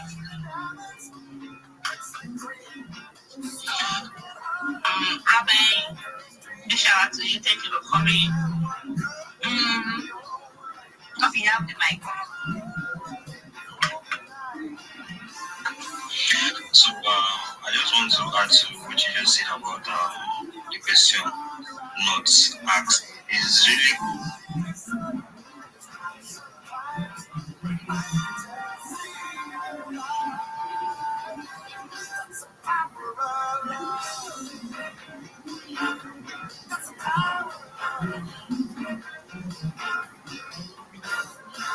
From somewhere out there, this is Coast to Coast AM with George Norrie. We shall take your calls next hour with Joel Salatin as we talk about our farming situation. Jump aboard and share your thoughts with us. The Paranormal Podcast Network gets bigger and bigger and bigger every day. Tom's here to tell you how you can listen. Yeah, I sure will. It just keeps growing. It's a lot of free listening. Just download the iHeartRadio app for your phone. If you listen to your podcasts on your PC, just go to iHeartRadio.com. In the search in either of those, just put Coast to Coast AM. All the shows will pop right up. New shows come out on Fridays. We talk a lot about your health, and here's a way for you to stay healthy. HealthyLooking.com reaches after Ali Lay brings 4 decades of experience in natural products for the exclusive stem cell wellness kit that works with your body's stem cells to assist your immune system. Here's Dr. Lay with more. Whether it's physical activity, obesity, diet, smoking, low on hormones, stress, sleep disorders, or your age, can be supported by reducing inflammation and aiding the body to heal itself. A stem cell is a cell waiting to be told what it needs to be. If there is inflammation, that inflammation needs to be stopped. High blood pressure, high cholesterol, kidney disease, various types of cancer, depression, autoimmune disorders, osteoporosis, and fatty liver are chronic signs of inflammation and can be aided by supporting the body's ability to protect those cells that it needs. And that's the purpose of ImmuStem and AdaptoStem together, supporting the body to be best it can be. Dr. Malay, how will I feel after taking AdaptoStem and ImmuStem? The ImmuStem is going to have an immediate effect, but I tell you, your immune system is starting to function better after 24 hours. You put AdaptoStem along with it, and most will feel it in 30 minutes. Order now at HealthyLooking.com. The stem cell wellness kit from Dr. Malay protects your body's stem cells and will make you feel better faster. The stem cell wellness kit with AdaptoStem and ImmuStem is only available at HealthyLooking.com or toll free at 800-563-3980. That's 800-563-3980. Don't forget to enter promo code George for free shipping. Order now to get your free mental clarity, natural support for mental sharpness. The Stem Cell Wellness Kit at HealthyLooking.com.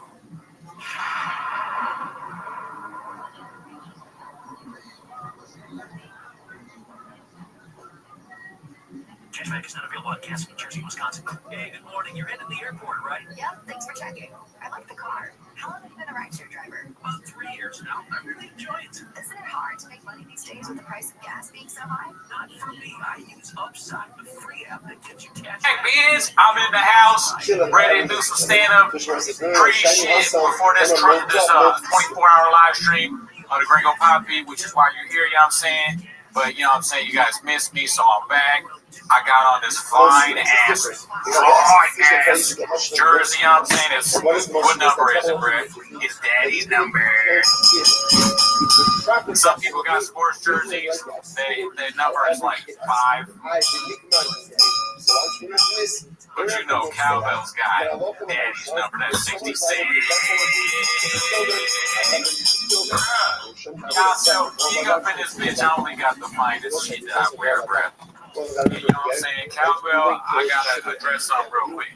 I did get tricked into voting for Trump, all right? But I didn't think that Trump was gonna be doing all that shit, all right? I didn't think Trump was gonna. I got like, they tricked me, bro. I didn't know he was gonna fuck up my whole shit. Right? I'm saying, like, some people vote like Trump like that. Cowbell voted for Trump like, yeah, motherfucker, what's up? All right, bro, but be surprised though, all right? Because we gonna start off the stream right now, okay? We gonna get live with the Gringo Poppy. We got guests on the show. We got Gerdo. I'm sorry, Gerardo. We got Gerardo in the house. Now I'm saying we got Americano for everybody. Now I'm saying, Mark, why don't you go ahead and grab a coffee for yourself? He's that Mark Harley was like, what's the motherfucker being on the house? Mark up. All right, I'm stopping with you. All right, you can say, I'm going to say,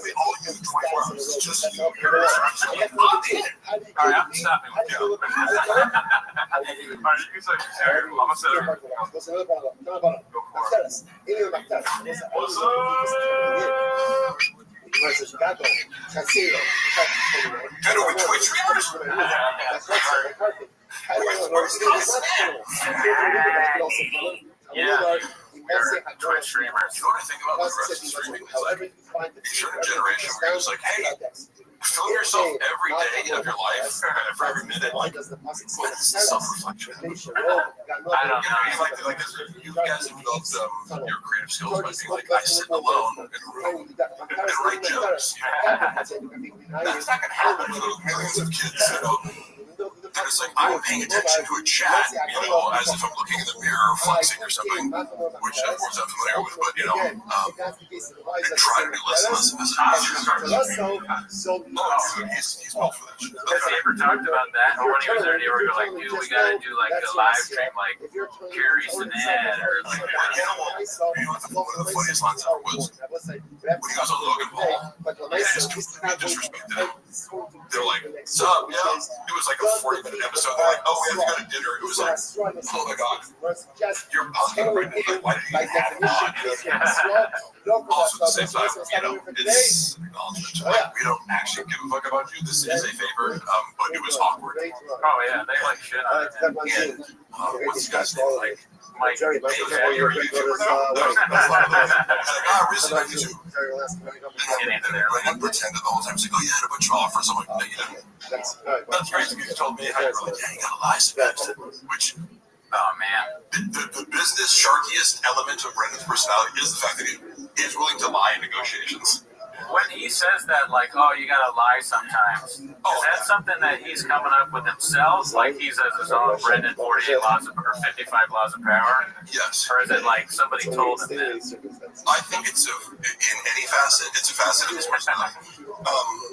Because this is where I'm happy to give Brendan credit wherever it's due. So people are like, I always try to be like, my credibility shitting on someone is amplified by the fact that I will give them easily credit where they're good at it. And so, as far as podcasting, for example, because I've been trying to podcast with Luana, they are toxic, and it's like, but it's a learning process because it's called Hell Toxic. They come in and I'm like, I want to do this like organized, like true crime podcast. I'm like, you haven't watched any podcasts that are just like comedians talking. So I go, she's walked off the podcast multiple times.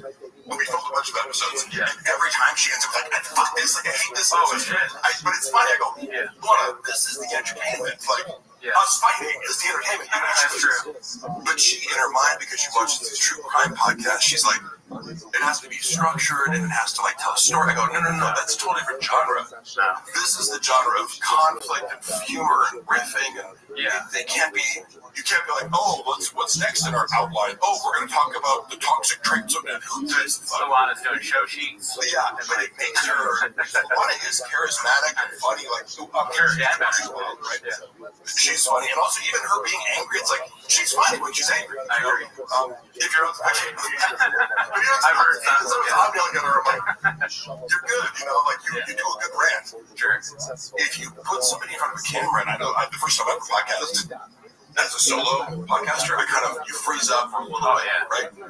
You have to learn the art of being like, I'm going to blab nonstop, which is kind of an improv skill. It's like you have to release. It's not so much learning to talk, because one can talk for days. It's learning to release the inner critic. Yeah, sometimes you gotta just be like, puto, cabron, listen, dude. And you just like forget about everything else. I'm like, Brendan Schaub is the master of that. He doesn't give a fuck about anything that comes out of his mouth, whether it's true or false, or his opinion or someone else's that he's copying. He is great at just put the microphone on. He will fill however long you need with bullshit. Yeah, he can do 15 years of slave. Did he say that? He did say we didn't know that. We were watching on the live the other day. Yeah, and we just saw that. We both burst out laughing. And I was like, how did we miss that? It's so good. I mean, he's like, you know, George Bush, because you're of two minds. You're like, oh, this guy, like, you know, killed 1 million innocent Iraqis, but also he had malapropisms.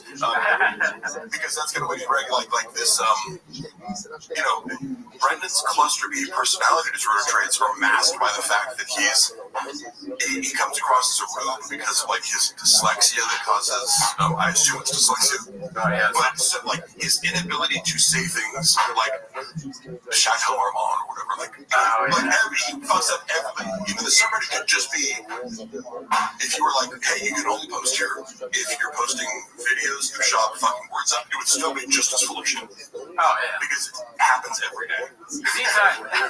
I just went, bring it up, Chateau Marmont. Ever heard of it? I went there the other night. I saw Dolph Lundgren there. Oh, really? Yeah. He's a cool guy. I talked to him, he seemed nice. Yeah, he's cool, because I say that because I know the whole story of, like, he has, like, a master's in chemistry, so he's, like, a really smart guy, right? Yeah, and so I'm a big fan of, like, buff guys who are, like, exchange your... Yeah, I always want to go, like, do you know Mark? Because they're both big guys, you know? Yeah, but that is, I mean, he's such an iconic guy. But to hear that he has this kind of academic, like a serious academic. I think I heard that too. Yeah. He's like a real estate guy too, I think. He's just like a... ASW, Alan Strickland Williams' new record. Buy that, dude. He's our buddy. He's a stand-up. You've listened to it. You said it's really good. Also, I would actually trust you guys as far as that. Hella Toxic is the podcast, right? Yes. I didn't know. Yeah, well, so I'm going to bring it up right now. There's the one earlier I got in front of Luana where she's like, I'm deleting all my comments. I'm like, bitch, you aren't. So I took that and I private the episode so that you couldn't retaliate against me in an argument. But again, we've shot a lot of episodes. I have to just start putting them out because I'm like, the humor is in the fact I start off every episode and she was so annoyed by this at first. I'm like, do you see the joke? Every episode I go, this is episode 1 of Hell, the first and final episode of Hell Toxic. The second and final episode of Hell Toxic. The third and final episode of Hell Toxic. That's a good bit. Which you get at first, I'm like, no, you just, and then you walked off of the first one. And made us reshoot it and pretend it was the original. The thing that people do on podcasts, and everybody loves when you talk about the craft, but the thing that they podcasters talking about podcasts. Yeah, all 3 of us are black belts, and we've been, we're on a different level. Most of you are civilians, and that's fine. I will twist your neck off. I will twist your fucking head off. Yeah, well, I mean, me and Mark, dude, we'll put us in the room, we'll fuck our way out of it. But one thing they do sometimes, like Gerard mentioned this, is like you do a podcast with somebody, ask them a question, and they just go, no. Oh, like, yes. Yeah, I don't know. And some people, will comment on your podcast like, I know I talk a lot of them. If it's an issue for people in the chat, you can go ahead and tell me. But I was talking with someone last night because some people are more. You guys are very patient with my communications, though. But some people aren't. That's fine. I go, but nah, you're good. If you want me to fill space, I will talk. Much needed on this show. It annoys the shit out of some people, and I'm okay with that because I wouldn't want to listen to myself either. So, I don't want to put this. No, I can't. I don't know. I was going to put a poll in the chat, but I'm reviewing evidence from my labor board law suit. By the way, and so I'm like, because Brendan's like, oh, Mark, who is this guy? Literally, his legal argument is like, barely knew the guy, didn't work for me. Like, I buy tickets to come on the road, like fuck around, but let's. So I was looking at this. I'm like, oh, that's crazy because I have like 12 hours of you taking photos and doing social media stuff, and you text me to do these. So I'm like, you realize I have the most devastating arguments. But it's like, Brendan, no, if you're watching this, I don't have anything on you, and keep telling your lawyer it's total bullshit that's going to lose you. Do you want to be, have at it, but do you want to be talking about your legal case on the pod? You don't care? How is that going? So fucking stupid. How's that going? I got a settlement hearing for the golden hour one. For some reason, that was delayed. They combined some of them, but I actually, I used to be a lawyer. My friend Rob, who I went to college with, Rob Pebble, a brilliant attorney, and he's like, I don't say this lightly when I say people are geniuses, Yeah. He's so smart that I can barely understand what he's saying sometimes because I'm like, he'll start going off on how he's using AI to create like a structure, like a whole, basically like a service that replaces paralegals, like using AI. And he'll call me from a bar and start going in and I'm like, I'm not smart enough to understand what you're saying, but I love it. If I can get 10% of it, but this is who I have. It's like he's an animal when it comes to legal shit. Just because he's so highly organized, like he created a database for me to upload and categorize every bit of the thousands of pieces of evidence I have to just destroy Brendan's shop. And it's like he has no idea what's coming for him because he didn't see Rob before. He was guiding me to file the case in the first place because I went to him. I'm like, hey, just like advice, am I allowed to ask for the $16K that you owe me? And he's like, ask me a series of questions. He's like, were there pay stubs? Were there wheel breaks? Were there all these normal business practices? And I'm like, no. So he's like, so he's going to owe you a lot more than that if you're willing to fill out this paperwork. Oh yeah, he calculated your damages, me. Yeah, and it's like, that's interesting. But it also was a lesson in Brendan doesn't do anything correctly. You open a business, you think, you just go, there's labor laws that you have to, none of that. Yeah, none of that. That's surprising. None of that, but also I'm sensitive to that because I go, I'm being berated about hey, you didn't show up at 11 p.m. on Saturday night for you didn't stay through the whole live stream. I'm like, am I an employee or not? Yeah, how are you berating me in front of a group of people and telling me that everyone, including the talent like Frank Grillo, is upset? Which is an actual text message I have where I was like, oh, the talent is mad at me too for leaving 30 minutes early to go edit. Are you stupid? And I told you the other one, which will get it all. Another example where he's like, guys, you're fucking up, we need to up the engagement. And then I realized he's like, what do you think engagement means in social media terminology? He's like, replying comments. I'm like, are you sure that's what it means, Brendan? I was just diplomatic as that. Replying to comments is escalated to the point where he's berating me pride. It was one group chat and then started another group chat with this new expert, and I'm asking her basic questions, and I'm like, I quickly exposed her as a fraud because that's my specialty. I was asking a Socratic method, I'm going to ask you 5 questions, and if you can't answer them, and you're melting down, you don't know what the fuck you're talking about. Right? You're not the expert you thought he was. Because I'm like, hey, look, I'm Mark Carly. I don't know anything, so just tell me, where are these strikes that you're referring to the crooked shadow band? One example. No, I'm sure He's got a sheet where he's like, no, we got a bunch of strikes here. We got 10 strikes. So that's why we're shadow banned. I guess yesterday, I looked at it. Now you locked me out without telling me to give this bitch access to the whole account, and you're claiming that a collaboration with Teddy Swims means that the non-follower engagement has been fixed. But where were I looked yesterday at the strikes. He has no strikes. Where are these? He had a collaboration with Teddy Swims. I swear to God. So how he buys a bunch of bots? The main things I was doing is super frustrating. He's like, we need to do better. I'm like, bro, I've given you so many ideas and different techniques and posts. your non-follower reach doesn't exceed 1 to maybe 3%. It was like, yeah, it's too much. How are you 1% non-followers? It doesn't make any sense when you look at analytics. Oh yeah. Because the Thick Boy Network page with like 25,000 followers, it's hit or miss, but you're at least getting 20%. And if it goes viral, it's like 90% non-followers or whatever. But I was like, every single time you're getting 1%. Like, I couldn't figure it out. And I'm trying everything to break it. Like, and so he brings in this expert. He's like the creative director he used to work for. Right. Referred to these people as the magic bean salesman. He's like, the magic bean salesman here is, to get Brendan. Another person tricking him, When, like a revolving door of like fraudsters. Yeah. And my specialty is kind of being like, without any expertise, I can prove that this person is wrong just by a series of like Socratic questions, Which again, I'm bad at everything but two things. Yeah, it's funny that he pushes you out when you're. It sounds kind of that you're giving him advice. You're like in his corner. You're one of his guys. And he's like, no. The magic beans guy wants to tell me about CBD. He helps kids with cirrhosis of the liver. What do you think about this right here? Oh yeah, it's form. Great form. Yeah, that's perfect. Yeah. Fuck yeah. How many can you do? You're approaching 10. I think I wasn't that. Oh my god. That's numbers guy. Okay, do more. If you do 10 more, you can have a cookie. You're at a failure or near failure. Cheese roll. You're at a great point right now to do some virtual. That's awesome. Seriously, good. See, we told you Jarno's on the kiwi diet. He's fucking shit up right now. During the pandemic,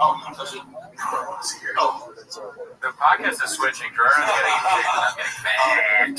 So, you can, in fact, get super jacked doing push-ups. Oh, yeah, I love it. Yeah. It's just that it's more time consuming because you have to do more. The stream's over, dude. That's all I want. Yeah. Dude, you were mentioning, I have like it reminded me, the Frank Grillo thing reminded me of, I remember that interview where because we watched a bunch of clips from it, and I saw him, I went to this movie premiere that he was in, and he was dressed like very like metro, kind of tight, like DCV shit, and you said he got mad at you? I always wondered what he was like after that. He didn't get mad at me. I didn't make this up.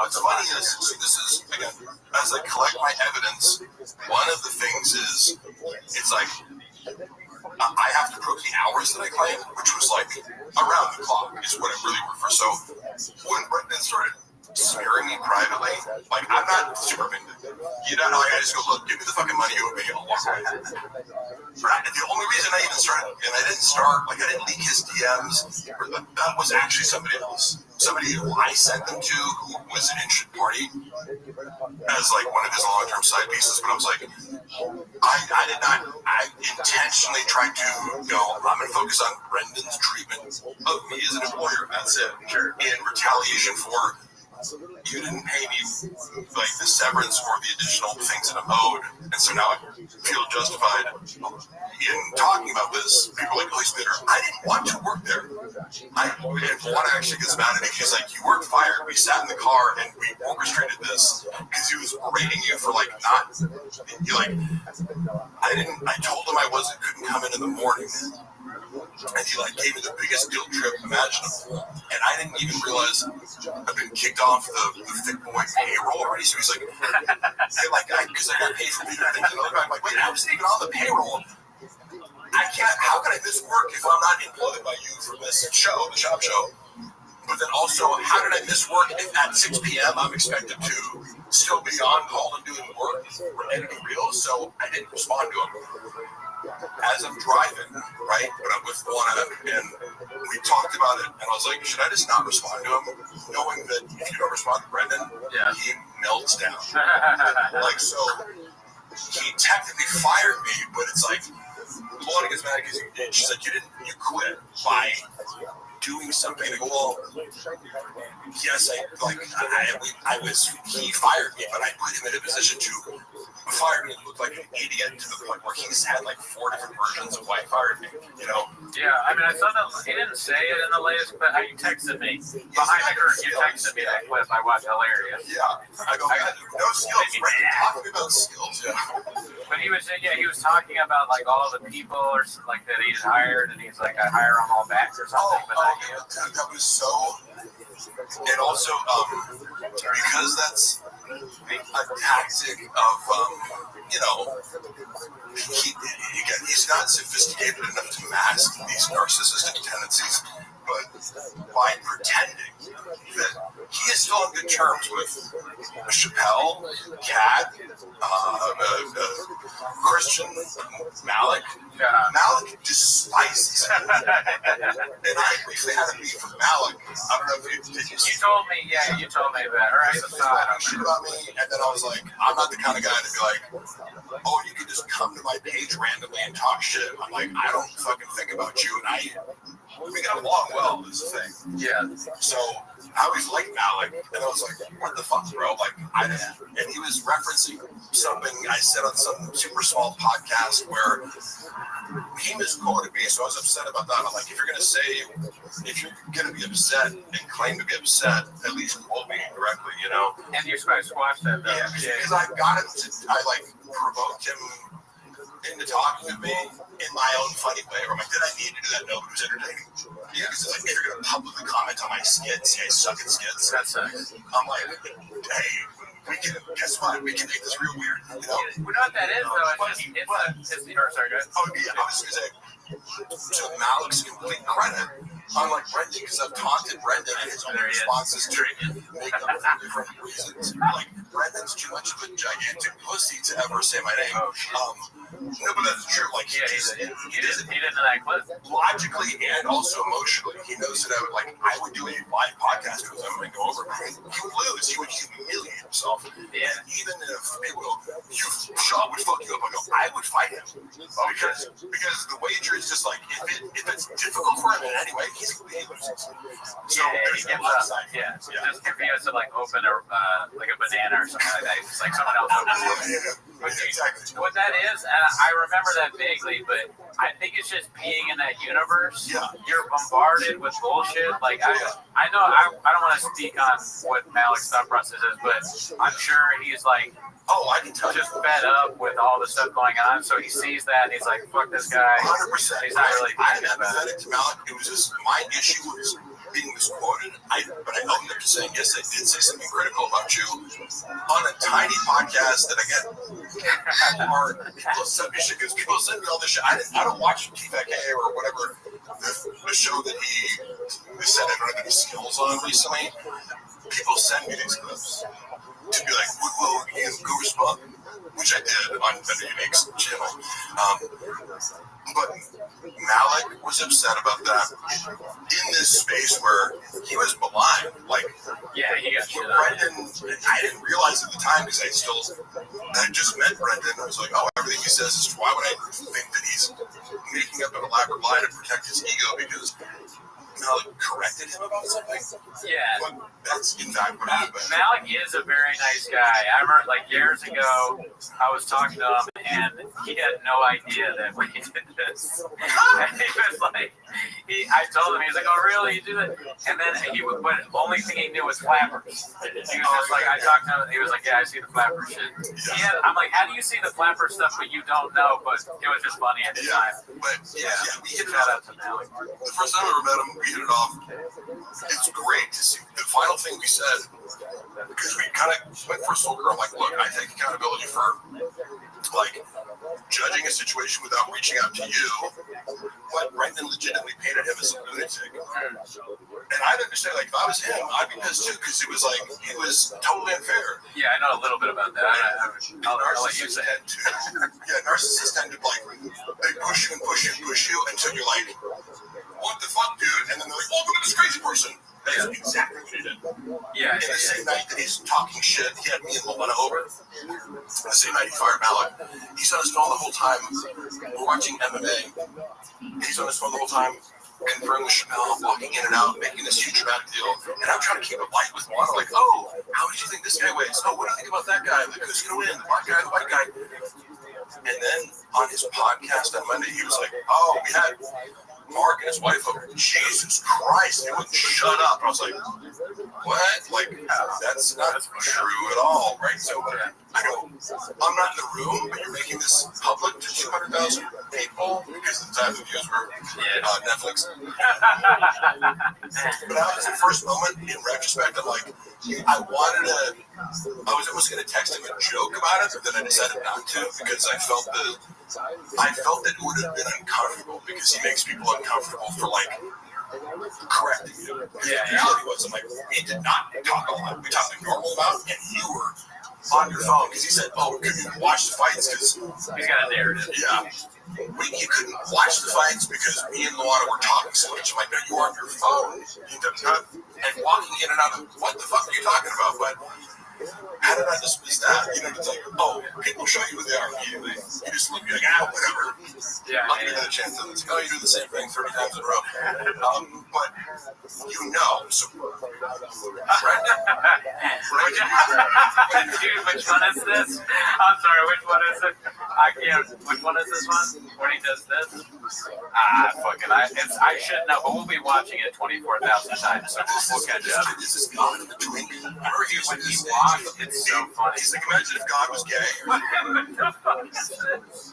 It's almost better when you can't hear the audio. Yes, it is. Like that. But I used to know exactly hard, and it's funny because in an hour it was edited out.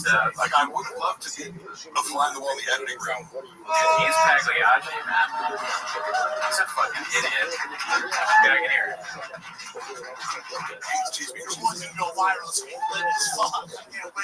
They're gonna go viral, man. That's crazy. I don't even remember this part now. I've watched it 1,000 times. My girl's like, go to bed. Oh, there it is. Puto Brown. It's crazy that you can just land on that. Taquitos, bitch. His poor mother-in-law, who you met, said was nice and can speak English. That's what he does to people. She's the sweetest. I'm like, you're hot. You're like, you look like this, guilt goddess, like, but she's been reduced to this, like, you picture some like little Pueblo dwelling. Guatemalan woman. I wonder if that's just how Job sees anybody who has even a hint of Mexican heritage. He has, his ability to convey anything with nuance or originality. Because it's like, this is an entire special. Like everything's wrong with it. Look how fat he is. Like, wouldn't you like? Maybe I should lose 20 pounds before I shoot my special. Wouldn't also his agents at CIA were like, "Don't shoot the special." He's had to phone you. I swear to God, there's like an agency that I've been doing this material for so long. Okay, cool. You can tell the same shitty fight for 10 years as many comics do, right? Yeah. Then trust me, this will visit. You got better, Yeah. Saying it's not good enough. Maybe listen. Wait, who said it's not good enough? His agents at CIA. His own agent. Oh, they were like, no, it's not quite ready. They were more That's crazy that he was part of that. I mean, I guess he was, and he's big, so that makes sense. But it's just funny that CIA, who's the agent that signed him? I picked him. Because that guy should be, or woman should be talked to. They should be celebrated. But he made them a lot of money. It's like, he was a cash cow. Like, he's earned a lot of money. Let me ask you a question about that. Because I know nothing about the business. All right. So he made them a lot of money, and that's enough to be like, all right, good job, even though they're not repping him anymore, I'm assuming. I don't know what his current representation is. Yeah. However, I know some of the numbers. I wouldn't know everything, but like, what's the blowback is my question. Is there any blowback for Gringo Poppy or the Showtime thing? That's a good question. Showtime execs, are they in a gulag somewhere that greenlit this, or what's going on? The main thing that I remember was because cluster B types always have to look outwards to reflect, project. It's this person's fault, right? There's no reflection, therefore. You know what accountability, therefore no ability to shift course or change or, even get better. Like, for instance, I'm good friends with Chipotle. He looks at his material every single night that he performs and scrutinizes, so that's part of his way. But pretty good. Sounds good. He was under the impression that, like, his agents weren't doing a good enough job. Like, I'm not getting more opportunities because my agents are pitching me for the wrong things. And it's like, well, what do you do? Are you a host? You can't even speak English, And it's seemingly you burn every bridge. It's like if you work for Roth or whatever. And this is funny because I remember the Ariel Hawani beef started because they were like, he said something about everyone hates me. Do you hear that? Do you hear that? No. Oh, sorry. It's like speech music, but don't worry about it. I turned it off. But sorry, keep going. Speech music, because I'll give a speech. I thought it was the Hawk noise. This one's not. Yeah, it's not. So. He's always convinced. He's like, man, I just I get in arguments over like, technically they book at my deals. He used the phrase, I eat what I kill, because he didn't want to give a percentage of. Thanks, Jake. The stand-up weekends to the agents when they just kind of like booked the show that he could have done in his own or whatever. So they have a question for you, Jake. Feel like 3 to 4 30-milligram tabs. Well, I would only know the exact order to me. I'm like, you went through that many in this short a time, Mark, we got some regulars here. We got Janae, Bud Deasy, Man Lehman, and Elizabeth Marston. It's myself laughing. This is, by the way, your community is by far the most supportive community. Oh, there you go, guys. Like versus, I revisited some Revenge of the Sis thing before, because like from years ago when I did the AMA, I didn't mention them, and they were like, "Oh, he knows about us," and they attributed some opinion of like, "Oh, he's repeating." I'm like, no, that was just the logical conclusion of it was like anybody can have that thought or analysis. They were convinced, and I was like taking their ideas, watching their content, and also I remember being like, because in this episode they're like, "Oh, let's extend it all over. Sure, you're an idiot," and blah blah. But like, do you think I'm the idiot? You guys took this whole clip of me like doing a bit where I'm sarcastic. Because if you watch something where someone's being sarcastic and you mock them as if they're being serious, who's the idiot? Can I be honest with you though?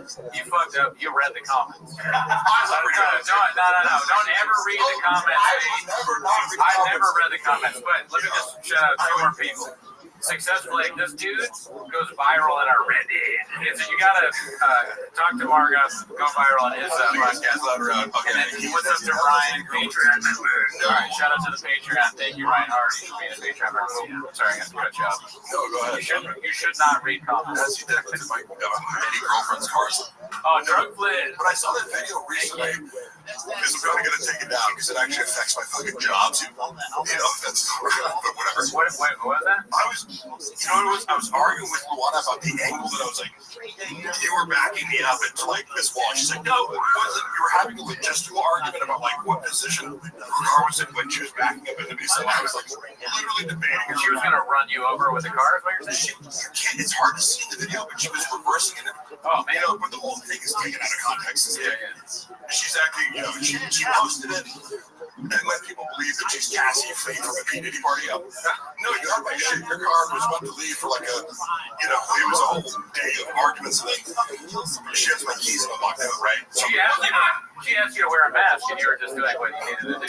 Actually, during COVID, we had so many arguments because she's neurotic. I don't know how you guys feel about COVID, but a major divide just on a personality trait level is like, I'm super low neuroticism. Something falls on the ground, I'm not scared about things I don't agree. And I don't falter because the media, it seemed like COVID was the most dangerous thing. But if I went to work out of the park, she'd like, sanitize my whole body. It was like, come in and like, she was just very concerned, but not like, being me, I go, shut the fuck up, it's not a big deal. And she's like, no, it's life or death. And so we had all these conflicts already over like COVID and like how to properly clean yourself. Me and Gerardo never had that issue because we both are deep into methylene blue. We both done double placebo blind tests. You better drink that scorpion venom now. Just one of the best fucking put that in that fucking clips where Brian, I like how Brian, as he's gradually regained power in this dynamic, even though he's looking back, and now that he fully doesn't give a fuck, because of the power dynamic, which Brendan exploited for many years when he knew that Brian couldn't leave no matter how bad he did. And that's also the test of like, if you're somebody who enjoys sadistic so bad, you know, you're either a sociopath or a narcissist. Like, I would watch him enjoy, like, torturing, and humiliating Brian in a way where, like, I am viscerally uncomfortable with how you're treating this person. I've never witnessed something like this in a podcast. You take pride in putting this person down and convince them that what they're doing is boring and unfunny in a reality types of way. Mark, how was the? I'm sorry. Yeah, I can't multitask. But that's fine. No, I just wanted to do a poll. I'm sorry. I'm a little bit like Shaz, even more than Gerardo is. But I assume people mostly don't listen. So I want to listen to everything you're saying, but I can't multitask. I just did a poll. Which is best? Doctor's advice, methylene blue, scorpion venom, or double blind placebo range. I got a scorpion deck with heels. Brendan literally told the whole job. God, it's so funny. I want to also make that public because I was looking at my text messages. We had arguments over like, I'm like, hey, you know, after like arguing about what engagement means with like, you know, for 3 hours. And I ended at like 11 p.m. I'm like, hey, it's weird. You know, like, can I just tell you I've been feeling increasingly disrespected over the past few months? Am I crazy? Or he acknowledges it. He's like, how? And I'm like, I literally listed off like 30 fucking things, you know? And I'm like, one of those was, I've now had to hear this joke about how I sent shitty dick pics and saw the opening of your joke. Oh, yeah. And your whole set, like, you could name anybody's name, but like for some reason it's, I just don't, I get like locker room talk and roasting each other, but I go, I'm not on stage. I can't get you back. I can't light you up. No, yeah, you have no comeback. Yeah, so it's like, I'm forced to be in the audience doing social media stuff, so it's like, are you hazing me? Like, what is going on? Or whatever. And the fact that he said, I wouldn't hire Mark if he has no skills and he's obsessed with me. I'm like, I'm sorry, was I doing a joke in 80 different cities about your dick? You know, oh, thanks, Sam. It looks like they're asking a question. Mark, if you were around with Bob Foxtrot's ground, how did you keep that lock? I was not around there, but I mean, Brendan's ability to do mental gymnastics is, of course, incredible. However, privately, like, he will front as if something doesn't bother him until he needs to play the victim in order to make you feel bad about setting a boundary, right? Which we have many examples of this, but he does not, he likes to pretend that nothing bothers him. Of course, comments that bother me. Travis getting the shit beaten out of the boyfriend of a girl he used to date who's way bigger and more successful than you. Oh, Rondo, yeah. Ultimate narcissistic, right? Yeah. For someone like Brendan, like, he can pretend whatever he wants, but getting your ass beat by a guy in entitled to it, right? So it's like, that was an important fight in his career. So, all right, there's a bunch of questions for you, it looks like. So, yeah. And yes, I am using a straw. I need it for the straw. Yeah, the conspiracy theories are entertaining on the land voting, but you know what I always think about? I go, why? There's a motive for why people would think moon landing, but it seems like a lot of work. But that conspiracy doesn't interest me. Any other? How hard was the batting ring? Like the worst part of the job was batting wrangling, because this was like a job that never ended.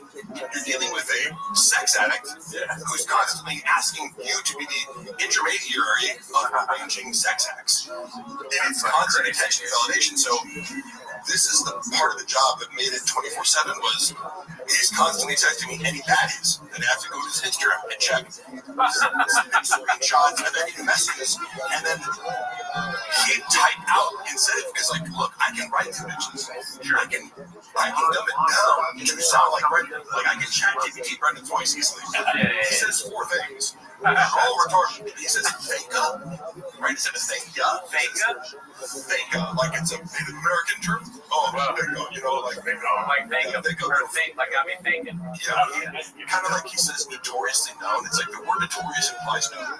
Yeah. And he says learning lesson. The term lesson implies learning. Yeah.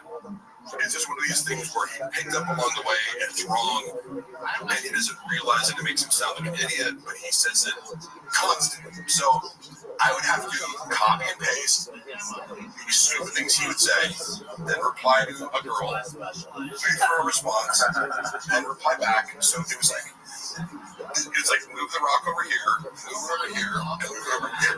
So that was the stupidest use of my time ever. Yeah. But I was expected to do that in order for him to gaslight his wife into thinking it was a cheating because I don't even have Instagram on my phone. That's like messaging Mark all the time. That was hours a day. What? Oh, that's not right. That's like English money or something. But thank you. Mark, I went to the Super Bowl commercial bit quite a bit so far. Probably like it's coming in. It was like for the session I flew out to Madrid. It was like $10,000 for the week, but then the real pay is residual. So it'll probably be like $100,000 over the course of a year and a half. They're counting on me for English money. All right, come on. That was a joke, okay? That was a joke, okay? Sexually. Fun, huh? This is why. Thank God. These fucking regionals says people always comment on the fact that they say like nothing. Yes, I do. You know, this is how I think you talk. Take it as I know it's not. Take it as a sign of sincerity that I'm not trying to be charismatic. It's like my love, you know. I'm aware of this tick. I don't care enough to give it up. If you want to give me a speech without Mark, what's the story behind the cheese? Poor joke writing, I would say. Yeah. As I said before, if Brendan gets a single laugh from a joke, it's cemented as a funny joke in his mind. And like I've said before, there are so many different angles that you could explore with the Mexican culture that could be totally original. I had more material just growing up or working as a substitute teacher in my observations of Latino kids at Latino school. Because you go like one day you're working in some private all-girls Jewish school in Beverly Hills. The next day you're in Coima, teaching a bunch of Latino kids, and they talk a certain way, right? Yeah. Like you're whatever. Right? Whatever. Like we could go all day. I fucking love the Gringo Pop. Whatever. Just like whatever. But I love these kids. They always responded well to me, but it was like there's even if you just knew Mexican teenagers, you'd have more mature. Oh yeah, I mean he knows nothing. Almost less than nothing. Like how do you not say no mames? Like in this whole thing, no mames. I first learned working at Round Table Pizza as a teenager. You know, I would hear these Mexican guys go, no mames, don't suck. Actual translation. Yeah. Like you can dissect that. Yeah. Right? Don't suck dick out of nowhere. Stop sucking dick, Cooney. No mames, Pinche güey, pendejo. Cabrón. I don't give it to him. Yes, this didn't happen. You don't have to be literal, but it's like, well, you're being not funny and not reflective of reality. And you're trying to some people get pushback.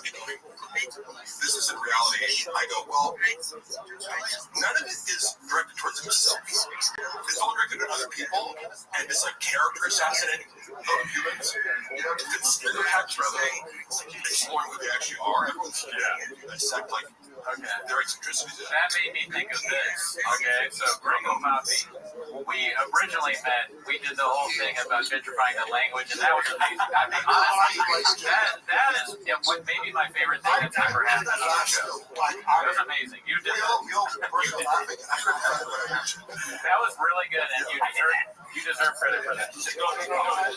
No, because I was like, colonized. Yeah, I was like, you can't use the word like you can't put that together anymore. No, it's very fun. Didn't you say colonized? Yeah, both of you that. A very astute observation from Did you ever see me? I fucking took 8 before I came. Oh shit! Did you ever see the Crystal Lee special? The one that he dropped?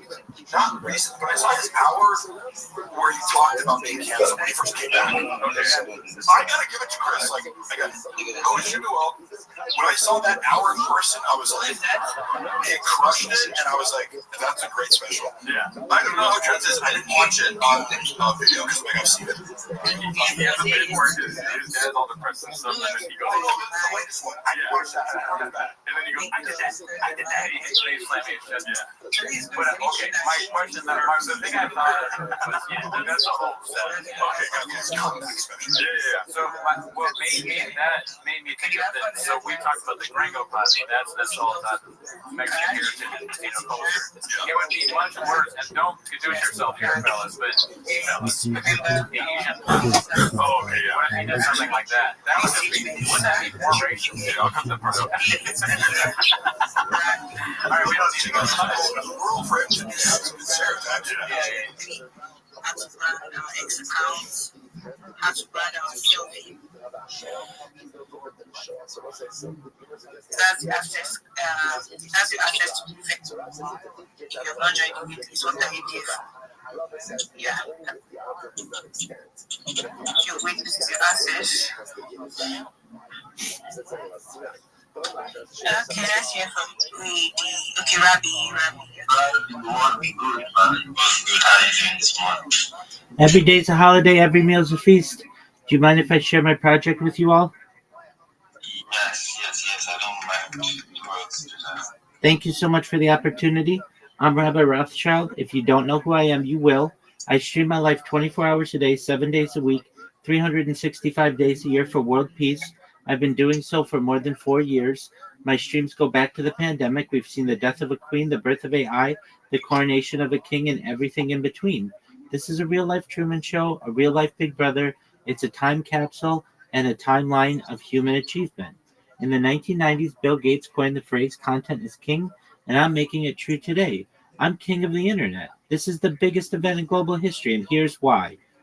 In 2018, The Economist magazine stated that data had overtaken petroleum as Earth's #1 resource, and I have more data archived on the internet than any person ever, which is making me a very influential person. I'm going viral, and when I do, I want to make you all, your friends, your family, all independently wealthy. If you're not already, I want to make sure that you have generational wealth if you don't already.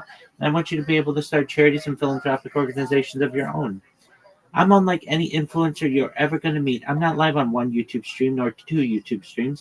I'm live simultaneously on over 20 YouTube streams, 24 hours a day. You can watch my life in 360 degrees. I even have a ceiling camera. If you want a link to these different streams, feel free to look at my profile. Additionally, in my pinned post, you can find a link to my YouTube streams in addition to my link tree. I dare you to look at my link tree. I have more social media than any person ever. No one dares you to look at their link tree, but I do because I have more content than any person. You also can find a link to my Discord, which is discord.me/rabbi. In addition to making you rich and wanting to help bring world peace, I want to help end world hunger through the use of technology such as agricultural drones, floating greenhouses, saltwater greenhouses, hydroponics, vertical farming, cloud seeding. I want to help end world thirst. I'm sponsored by a cryptocurrency that's worth about $100 million, and one of the things that we do is we build wells and water towers in developing nations for the benefit of the less fortunate, including in Nigeria. Additionally, I'm an advocate for the LifeStraw program, and most importantly, desalination technology, where we pump Earth's seawater onto land to make it drinkable. If you're a reply guy, if you're a Web3 marketer, if you have a project, you are a raider or shiller, I invite you to send me a DM, send me a follow. I'll follow you back. I'll reply to your message. I want to help you be more successful, and I want to do so for free. I'll never charge you. I want to be a friend. I want to be a mentor. I want to be a coach. But most of all, I want you to know that I'm here to support all of you, both personally and professionally. I'm here to be a positive person in your life. I'm here to have an optimistic view on the future, and most of all, I want to give people hope. And with that, I sincerely appreciate the opportunity to share. Alright, man. We really do appreciate your support too. Guys, do want to follow Rabbi. I'm bullish on Rabbi and what he's building. Rabbi shows up every single day. So guys, let's do want to follow him, and like he says, he's here to support us. So if you have any issue or you need guidance, reach out to him. He'll assist you. He's more than ready to help. So Rabbi, thank you very much for coming. I really do appreciate it. Thank you so much for the opportunity. You're very kind. Alright, man. With three catalysts, what's good, man? Alright, Jim Pro, thank you so much for having me on board. It's good to be here. I'm very happy to be here, alright? Hold on, Priceless, can you hear me? Priceless, are you there? Yeah. I went to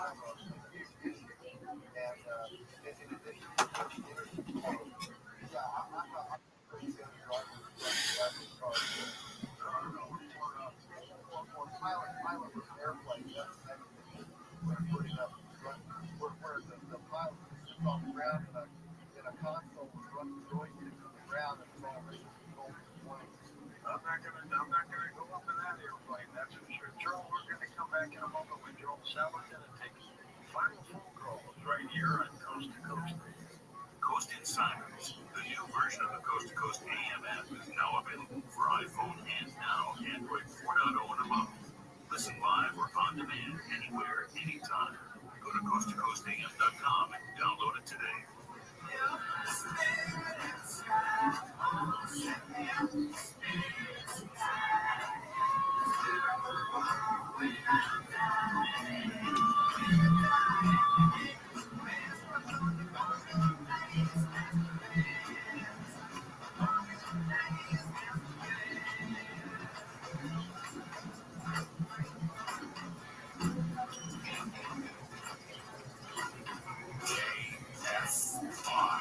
More stimulating talk. I'm Mark Loner in the KFI 24-hour newsroom. Attorneys for That 70 Show actor Danny Masterson.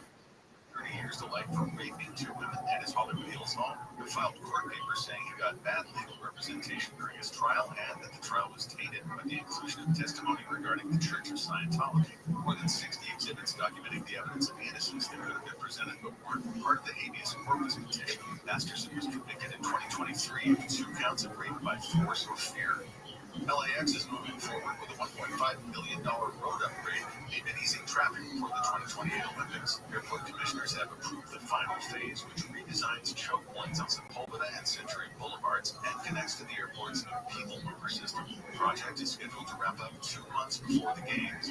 Self-line weather from KFI, more rain and possible thunderstorms tonight. We'll have lows around 50 and 40 in the AP. Down to a 20% chance of rain tomorrow with highs around 60 most places, low 50s in the AP. And we're looking at clear skies possibly tomorrow night. From the KFI 24-hour newsroom, I'm Mark Rothschild. Radio LA Super just added EJ, Audrey Nuna, and Ray Ami, the singing voices of hundreds from K-pop diva owners. Tickets at Ticketbooster.com. You're in the refinancing rule of thumb that says you have to drop your rate at least 0.5% to refi, because it will take several years of savings to recoup the closing costs for a refi. The Loan Exchange says the rule is nonsense. With a Loan Exchange free closer, you can lower your rate without paying any cost whatsoever. That's right, lower your rate with no cost, and your balance doesn't go up. You start saving on the first day you have the loan, and every day thereafter. If you decide to move next year or rates drop further, you can exchange that loan for another without losing $1 that was tied up in closing costs. Today's 30-year fixed-rate closer rate at APR is 5.875%. So if your current mortgage rate is higher than 5.875%, give the Loan Exchange a call at 855-752-9940. Or log on to theloanexchange.com. It won't cost you a thing. NMLS 1637539. Subject to credit approval. See website for licensing information on terms and conditions. Equal housing lender. Call 855-752-9944 or visit theloanexchange.com. Termites waiting for droppings. It's termite swarming season, so call Pacific Coast Termite and get no tent, no move out, no poisonous gas with Orange Oil. Call for a free termite inspection at 10% discount. 800 Pacific. That's 800 Pacific. Some restrictions apply. Are you tired of the insurance runaround with your weight loss? These are issues people like you deal with every day. West Medical provides a lasting solution that provides life-changing results. Call 1-800-WEST-MED. We accept most PPO insurance plans. West Medical provides weight loss procedures tailored to you. Call 1-800-WEST-MED and get started on true weight loss today.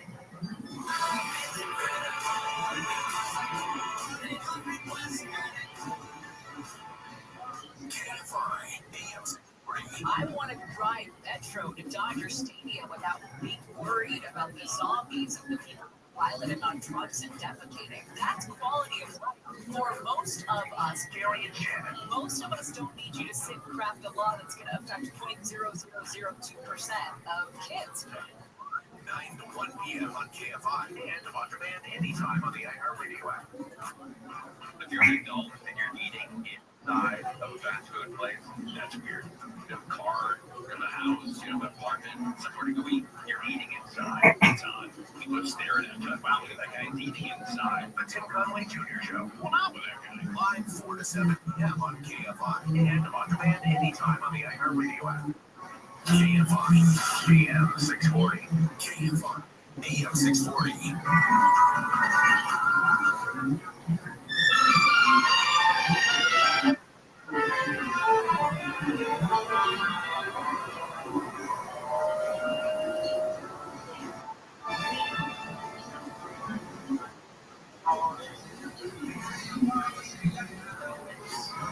Drift by. They are a great man. Eyes.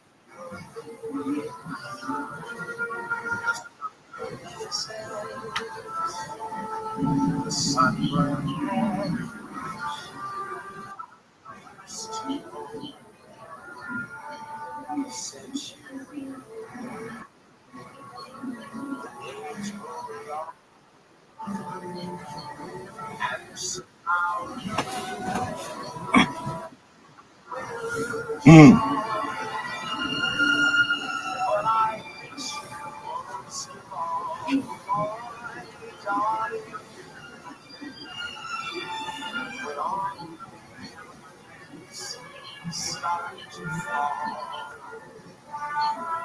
To talk to George Norrie, call the Wildcard line at 818-501-4109.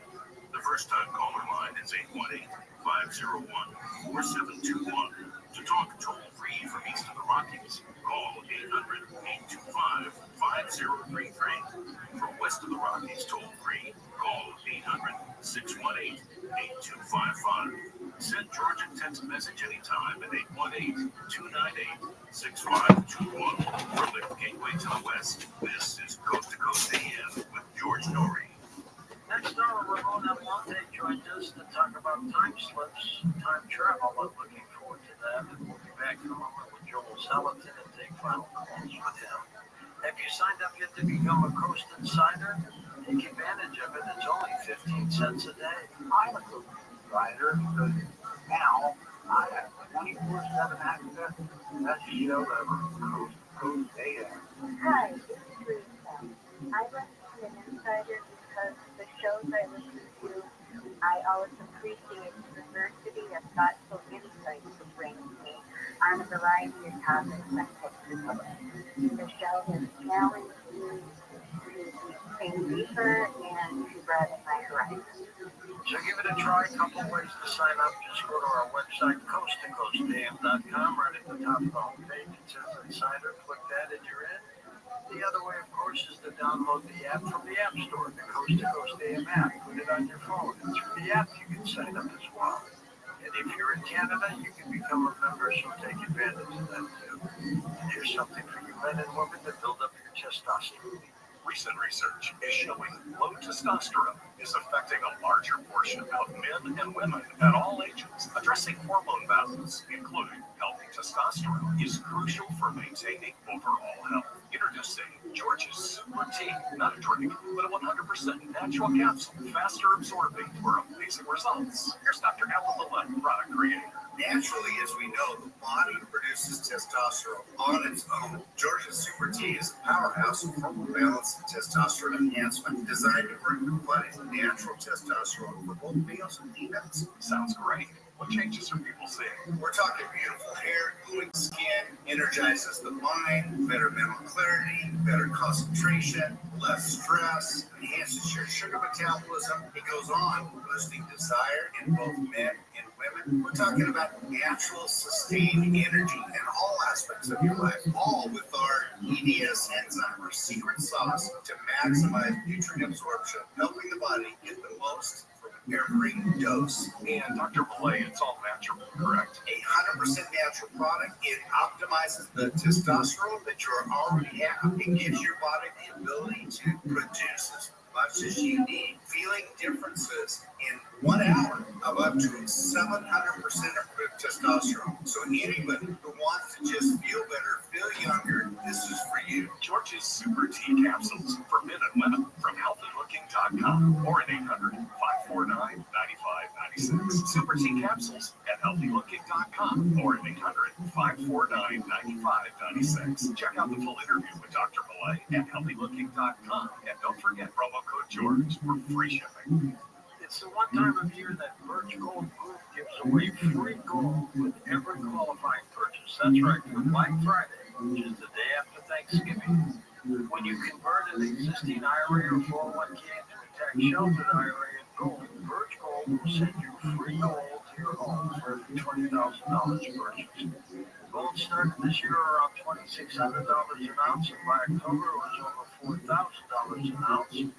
Global uncertainty, that's why 2025 has been defined by trade wars, central banks are pulling from the U.S. dollar as the global reserve currency, and the military tensions across the planet still continue to build.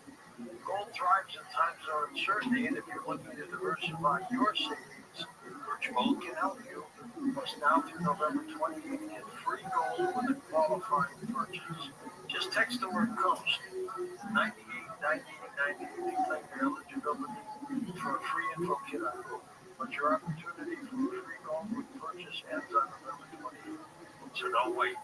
Text COAST to the number 989898. Get full details.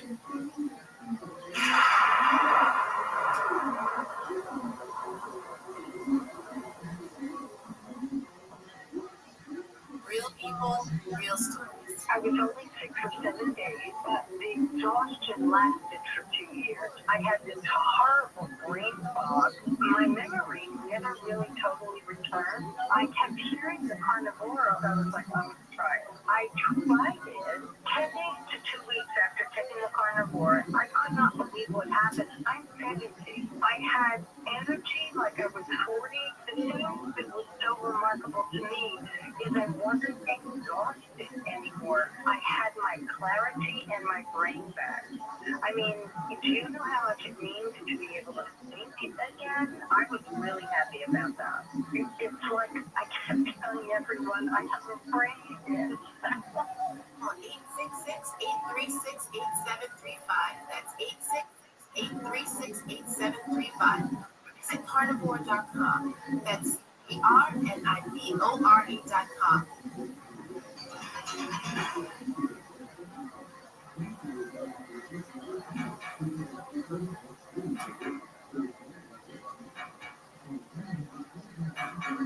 And welcome back to our story along with Joel Salatin. Joel, what is the produce like coming from Mexico? Is it healthy? Is it clean?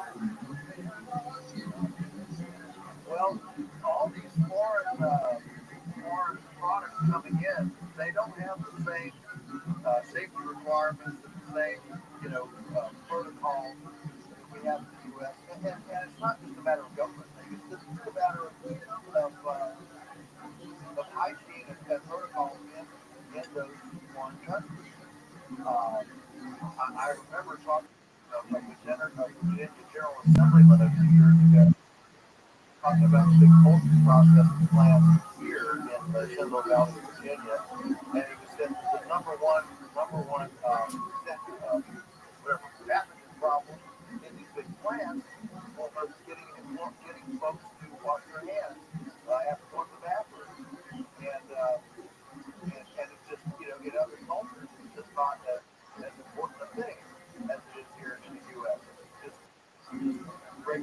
hygiene sanitation stuff. They often use sewage sponge. They use a lot of I know Brazil, for example, a lot of times we actually ship to them the raw ingredients of banned chemicals and herbicides here in the U.S. They put them together in Brazil and then use them on things that they export to the U.S. So this is in the system. Look, the food system is just so big and so opaque and so disconnected from our plates that it's, when we say know your farmer, know your food, I mean, that's real. Relationship, it means that you actually put an intention on it. You can't just live on TikTok and assume that you're gonna be getting proper food. You have to participate. You have to invest in knowing something about it and doing a little bit of sleuthing. Let's go to Steve, truck driving in Minnesota. Hi, Steven. Go ahead. Morning, George and Joel. Howdy. There's a horn for you. And Joel, I first heard of you when you speak with Kevin Rutherford. And I know you're on the livestock side of things. What do you think about the hydroponic towers? I've been thinking about doing that to grow fresh too lazy to take in the dirt anymore. And I've been thinking about maybe investing in a couple of hydroponic towers for the summertime for fresh produce. Yeah. So I am not a fan of hydroponics. Again, cannot duplicate the complexity of soil at all. And hydroponics, they look pretty, but that's all they are. They're not nutritious. And you can measure that. And everybody that measures the nutrition of the hydroponic stuff it's not anywhere close to the nutrition of stuff that's actually in the soil. There's one caveat that I'll say, and I've seen one of these. I've been in hydroponic places. Been in the Netherlands. They have these 25-acre, LSD hydroponic way to outfish. Basically, it's a way to export water. The hydroponic has about 30% more water per pound of produce than terrestrially bred produce because it's so washed. But anyway, I was in one place that was using aquaponics, so that's one step removed. So you're using fish waste to drive utility into that program. And I was at this place where they had plants in pebbles, like little marble pebbles, and using the aquaponics, and they were full of worms. And I decided right then, looking at that, I said, you know what? If your growth medium has happy worms, that's good enough for me. And so that's my one caveat on this kind of soil recipient. If it actually has a lot of worms in the medium, then I think it's probably okay. If it doesn't, then it's probably not. Joel, would a plant grow on the moon if it were water? Well, I mean, the plant, it needs oxygen. About oxygen, it needs carbon dioxide, and of course, soil and things. The old movie, Mars. Theoretically, if you had all the components, theoretically it could. It's warm enough, it has enough water. But I think what we need to do is think about how we take care of our own planet before we decide we're going to grow stuff on other planets. Let's go to Jimmy in North Carolina. Hey, Jimmy, go ahead. Jimmy, you with us? Jimmy is falling asleep. Let's try Don in Canada. Donald, go for it. Hi, George. Hi, Joel. Jimmy. Anyway, so farming since I was a kid, we probably got up to about 2 square miles and raised grass and fed beef. But the point is we send it off to the seed box, then they fill it full of chemicals, and then it ends up ready to their plate. But in the United States, that's more on healthcare than the other country in the world, and they've dropped from 46 to 47 now. And we heard the guest was talking about the orange juice. He's 100% correct. So I was wondering why I never really liked orange take, but yeah, they don't the oranges and that chemicals now to make nice bright red. So even eating an orange is a problem. And you were talking about bird flu earlier. So we had a set of ostriches in BC. It made the media quite well, but they finally, with the largest RCMP deployment ever, they went and shot 300 ostriches because they had survived the bird flu. Bird flu has a advantage because now ratios have about 3 or 400 of them. And the ravens were really hard on the lamp in the wintertime because they're always looking for fresh game, but the bird flu took care of a problem for me. But the one thing I guess question is that what's it going to take to get the chemicals out of the food and get everything back to normal? And the other comment they have is like unless you're constantly expanding your farming industry, this model does not work. You either have to go big or you have to go home. Like online, $200 truck to pick up the hay bale, $250,000 water to cut the hay, you're looking at $500,000. So the only way your farm can continue to expand is constantly more chemicals. You have the French, you have about 8 square miles. They spray their canola crop 4 times a year with Roundup. So with your canola oil, and then of course the Canada got into more with China with electric cars. We put 100% tariff on their electric cars because we're following United States lead. So then they turned around and put 100% tariff on our canola oil. Well, sure they can have it anyway. It's not really food. And then when they process the oil, they put chemicals that are safe. They put the gas. So anything in seed oil is completely toxic. How bad are the chemicals, Joe? Well, they're really bad. There's thanks, Don, for the call. There was a lot to unpack there. As far as the first what we're taking the chemicals out of food, well, it'll take a market pressure. It's not going to happen from the top down.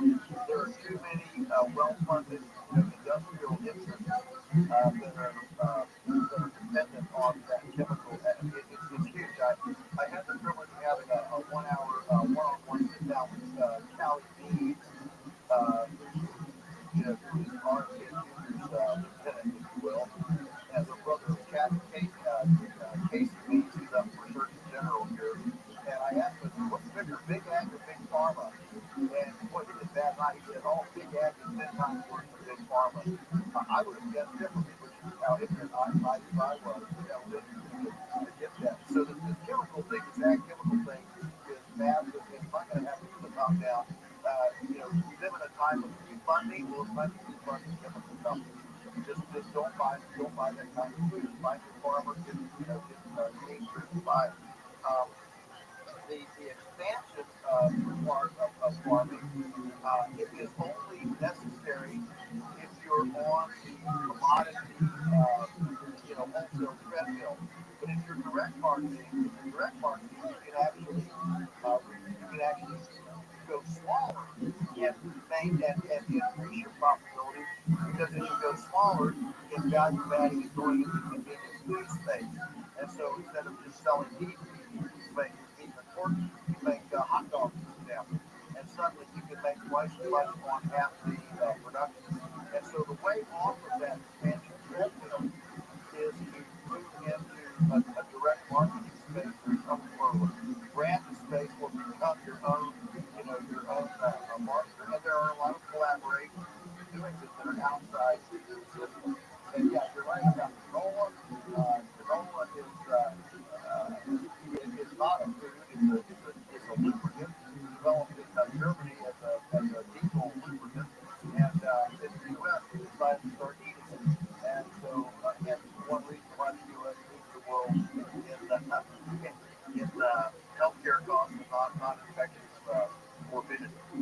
Great call. Jay in Seattle, take it away, Jay. First thing is, you knocked it out of the ballpark. Hey, kudos to you, sir. Thank you. I got a great staff behind me, Jay. I know. Anyway, one of the your guests, I'll ask you and you can ask your guest.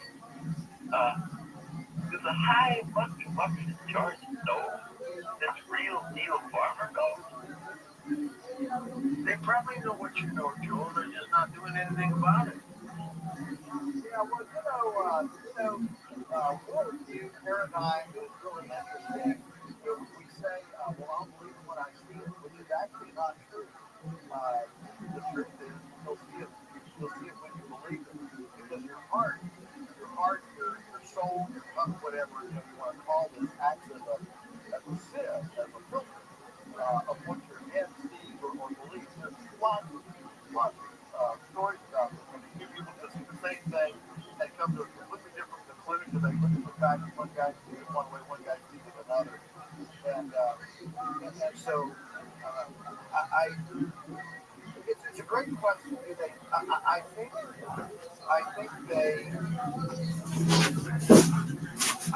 that their mindset, their belief system, the kind of things that on this side Put them all pop. Did a little bit of that. Yeah, the first one, I never saw his first special until later. Like, because when you meet someone, and they're like, look, I got a bunch of crazy haters. And I totally get why, because in normal life, there's a certain percentage of people that project like the absolute worst interpretation of what it looked like onto my personality. But being associated with Brendan, it was like, oh, he is a narcissist, so everyone perceives me to be equally narcissistic when they don't get that I'm like, I'm more autistic than fucking narcissistic, Like, I'm awkward, I'm not fucking exploitative, I'm not whatever. Sure. I have a million character flaws, not in the same direction that Brendan does. We all have flaws, B. Yeah. Like, no, I'll come to everything. I'll steel man your argument. Then I am a narcissist, but it would have to rely on taking things out of context. So, I don't know what the question was. I want you to see this question. Mark should start a podcast about loser comedy / podcast culture. No one even semi in Rogan's orbit is funny. Yeah. Yeah, I kind of don't. I'm not a big hater, because it's like a trend for podcasters. It's like everyone who's on Rogan is not funny. I like Ari Shaffir's special. Yeah, we liked Ari. Yeah. Shane Gillis is amazing. Yeah, Shane's great. I like Mark Norman a lot since I did I don't know about that one. I mean, listen. I don't want to hate on Mark, but he's not for me. Yeah. I understand he's a comedian. He's a murderer, a tactician. Yeah. But he's kind of like a classic late night comedian, right? Yeah. His jokes, so I appreciate the genre that he's in. He does that well, and also in real time, his quips. He's incredibly quick. Right. He can give these. You know what else is quick though? Stage 4 cancer. That's also. You die right away from that. Dude, you write that down. That was really good, dude. That was Mark Norman level. Remember when he said silver hack about Joe Rogan? That was one of my funniest. Oh yeah, I mean those are great clips. I'm not Mark. And in no way am I saying I'm funny or better. Obviously, no, he's a great, he's a very good. I like it when you're guessing, but I just don't. I don't enjoy it at all. Yeah. In any way. And I also think that people don't realize. I look at comedy like genres. It's like, do you not like this song or do you not like country? Country. That's a good way or whatever. All comedians are different styles and genres. So I find Mark Norman laughable and trite. That's what Jeff Dye said. Yeah. So Jeff Dye is the worst ever. But so Mark Norman, by the way, Jeff Dye is the nicest person in person. I can see. He was nice in person, so I feel very bad about saying that. Yeah. And he's been out of the whole group that I met there. He's the one person who checks up on me. Yeah. Who'll be like, I miss Buddy. Who'll meet up with me. So. I'm definitely a bad guy. He was nice to me, and I shit on him. I always want to give people credit for before I say anything about his comedy, I want to establish Jeff Dye is in real life one of the nicest people, and it was funny watching the Mark. Maron, sorry, I got this fucking acid reflux. I was watching this Mark Maron beef with him, and Jeff Dye's crime was calling out the fact that Mark Maron's an asshole. And people, I didn't really. I was like, wait, it helps him in the end. Huh? This whole thing, Jeff Dye that helps Jeff Dye. That whole thing, it's like now people talking about Jeff. Yeah. He can go on the podcast. He has something to talk about. But I empathized with Jeff because I was like, he was like, Mark Merritt is mocking me. Like, oh, did your feelings get hurt? And Jeff's like, yeah, that's so point. My feelings got hurt. That's the kind of guy Jeff Dye is, where he's like, I'm okay to admit that something hurt my feelings. It's not a big deal, you know? Okay, here's my thing. If we're going to talk about Jeff Dye, I'll just say this. Yeah. If I had advice for Jeff Dye and he cared, I would just say, think a little bit about your issues with women. What's going on there? Like, are you like, why is that a thing? Maybe I don't know, do some deep reflection. So, that's what I would say. I consider him. He's not like, you know, some people get into comedy like those the Hodge twins, who are like conservative black guys. I guess they do comedy shows, and I've watched. They're funny, but like I consider Jeff an actual comedian. But if you cater to a right wing audience, and oh, by the way, he posted a clip recently from a few years ago on TFK where I was like questioning him, and he was like, "Oh, Paige Van Zandt is she's got her kids out, her husband's posing behind her doggy style in a bikini." He's like, "Why'd she got to do that?" And I prompted him. I was like, "Hey Jeff, you're seeming real Christian conservative right now. Just to key him up." Yeah. And his whole conversation, she's like, "What's wrong with being Christian conservative?" I'm like, "Guys, it's a podcast. I'm keying him up to a funny response. To justify himself." But that is his crowd, right? So that tends to correlate with like kind of being critical of the fact that modern culture has veered away from traditional values or traditional gender roles. It permits more kind of soft, or hard, but in Jeff's case, Jeff's is lighthearted, anti-trans stuff. Just it's right-wing flavor, right? I'm okay with that because it's like, well, that's your audience, you know? Sure. But part of that is going to be like, women. I don't think Jeff has any animosity towards women. Truly. I don't know. Into that. It's less that, like, I'm kind of being funny, but, like, even with that, he's just not funny. Like, he's just not good at stand-up. So that's my main criticism, is that stand-up is bad. And kind of stupid. Was there a specific joke or, like, fill me in on, would you say, like, his issues with women? Sure. Do you feel like he picks on women? Well, he has a whole he did a whole episode where he's like, people think I hate women. Here's a list of comedians I actually think are funny. A podcast? Yeah, it's like a YouTube. And then during it, he was like, who's that? It was someone he supposedly picked. He was like, Don. Like, it was on his list. Like, did someone else pick this for you? You forgot who the woman was? And it was all, like, network. It was very, like, industry plant and famous people for the most part. I'll give credit. He did say funny, mostly? What's that? But you saying that they are funny? He's saying they are funny. But, dude, would you do a podcast where you're like, here are the women that I actually think are funny? Crazy. You know? I mean, like, I know I'm acting insane here. Yeah. Like, these women actually did make me laugh. Yeah. And I just... He's like, and was one of them Whitney Cummings? Because that's a crime. If it was for Sharia law, he would be in prison. And we should have Sharia law. No, allegedly. Stop. We should have. I'm sorry. We should have. Jeff Dye is a super nice guy. You know, like I stand by that. Because I also, whatever he's leaning into as far as the anti-women stuff, I'm very sensitive to guys who have like deep-seated resentment towards women. Jeff Dye's not. Oh yeah, I don't know. It might come out in comedy. He's like, oh, this gets laughed, or he has all sisters. He grew up with like a bunch of sisters. And I would love to have them on the podcast. Oh my God. I think he feels like more comfortable talking about women. Kind of happy. It's like, yeah, I got my 5 black friends over here. I can say, oh, because he's got sisters. Yeah.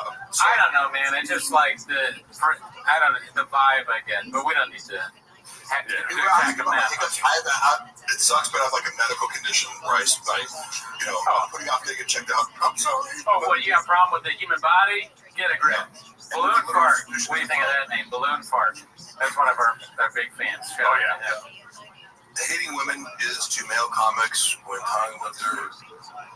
What? Let's see, yeah, a little bit, and it is a little bit lame, but what? How do we? Oh, because I was shitting on Norman. That's how we got there.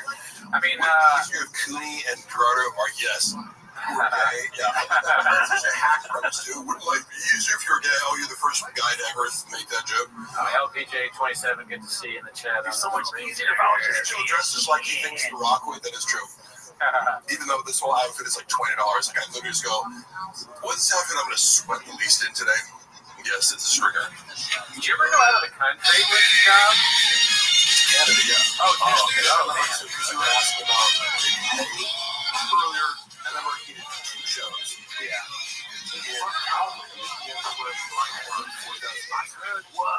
Which is maybe because it was like this nightclub and he packed it out. Yeah, Sean wasn't drawing me at some point. At some point, that dress would go off because I think he can give you a chance based on celebrity. Yeah. But then if you don't evolve, they'll come see you twice even.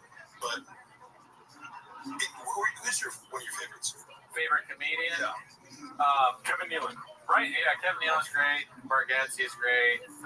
Nick Schwartz is great. So you assume if I see this person once a year at a theater, they're gonna have a new hour. Yeah. Or it's gonna get whatever, at least new. If you watch them that get shittier over time, when you're already spotting him, like knowing, oh, yeah, this guy is from another arena, we'll give him some credit. And be like, oh, yeah, that was good for a guy who's just fighting people. But then you don't evolve. Are you going to go back the third time?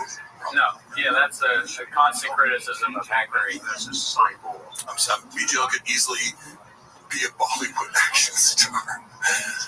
All the guys who are running the bot farms left. I definitely missed the boat with a lot of things. I should have just started hitting the steroids heavy in, my early 20s and became a fucking WWE guy. Because now I'm doing like commercials where I'm playing pro wrestlers and I should have fucking done that the whole time. Oh yeah, dude. I text you about that. You're on a run, man. It's awesome.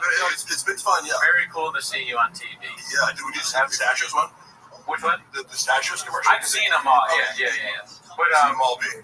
What were they? Is it fun? Is it blockbuster question? Is it fun to do that? Love commercial acting. Yeah. And some of the days, the first Bosch commercial I did where I played Macho Man, we shot in Canada before Super Bowl one. They hired me for the Super Bowl after doing this one. It was like a 17-hour day, whatever. It was so packed and but it's just my element. I hate doing so many jobs and work so many different shitty jobs. Acting, even when you're actually busy and the focus of everything, and I'm standing in a singlet, it's cold outside, and I'm not doing gigs like his commercial have to be perfect. So it's like that 30 seconds does take the whole day because every single second of it has to be perfect. I'm like the cinematographer is an Academy Award winner, so but I love doing that shit. It's such great. I've never done it, but I consider a lot of the work we do with Rain, like when I have Rain on the podcast, kind of like a commercial for Rain. We're trying to get a deal with Sure Shot, Matthew Pine. Lots of things the other day. There used to be a fridge and think, I fucking lived off these. I would have like 6 a fucking day. That's crazy. Running on no sleep, fucking, baddie ringlet all night, and then waking up and you need it. You gotta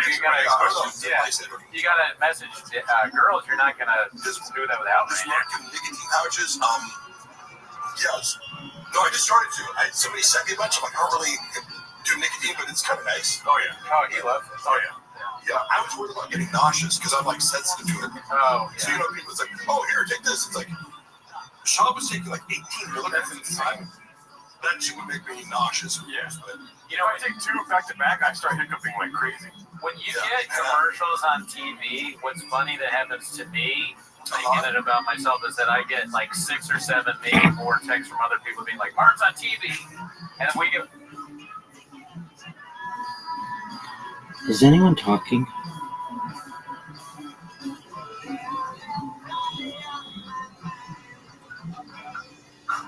From coast to coast and worldwide on the internet, this is Coast to Coast AM with George Norrie.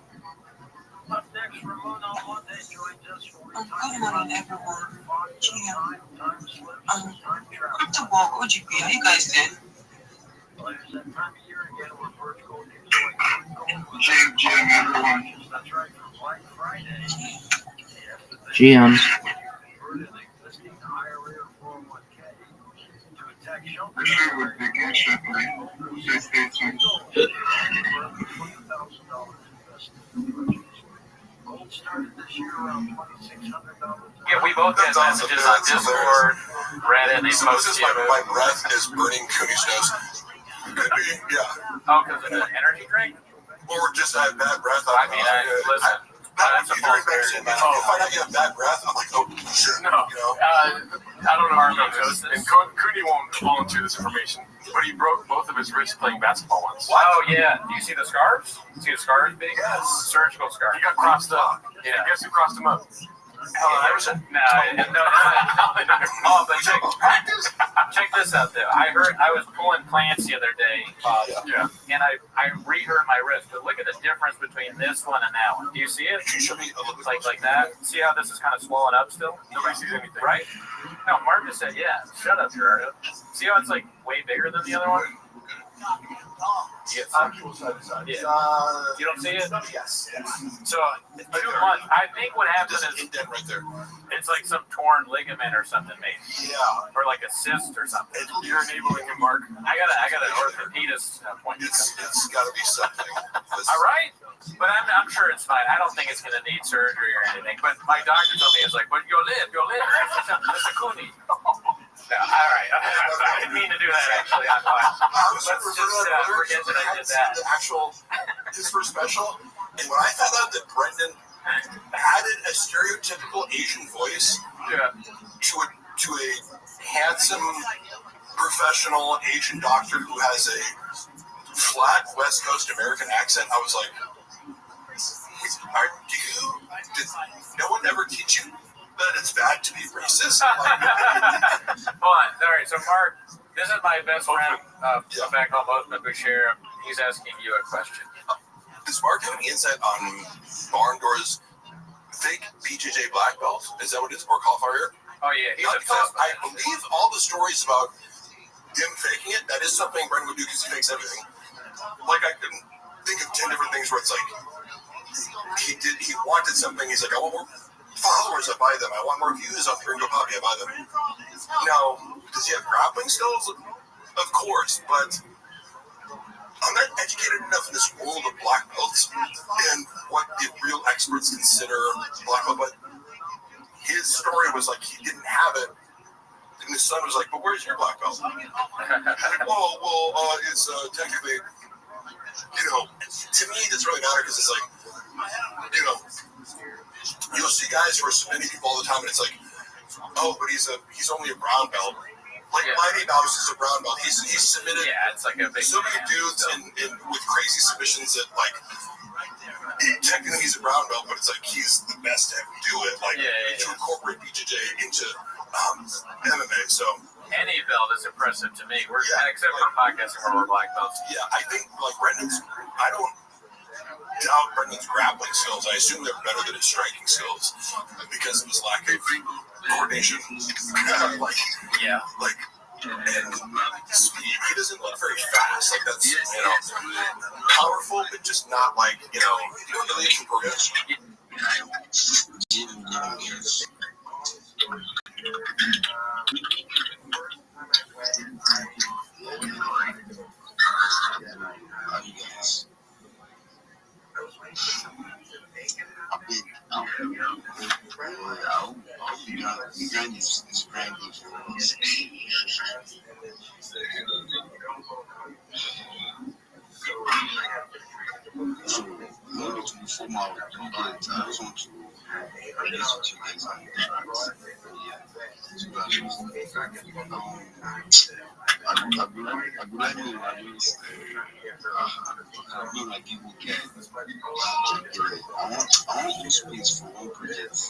This week, shout and Rabbi answer. Tuesday, Wednesday, Friday. So, secure already. Yeah, I know you always be there for so, I've been glad when I was I went back to my school when I got high school. So, I really like doing and got execute, I would appreciate it. Now, you're trying to be fair. That is a huge good engineer on our schools. I won't give the last points.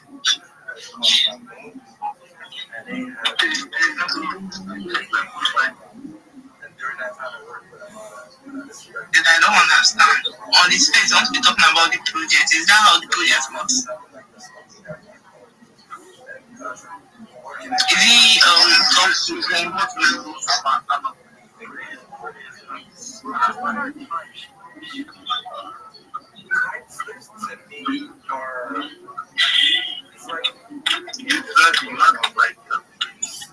Thank you so much. Do you mind if I share my project with you?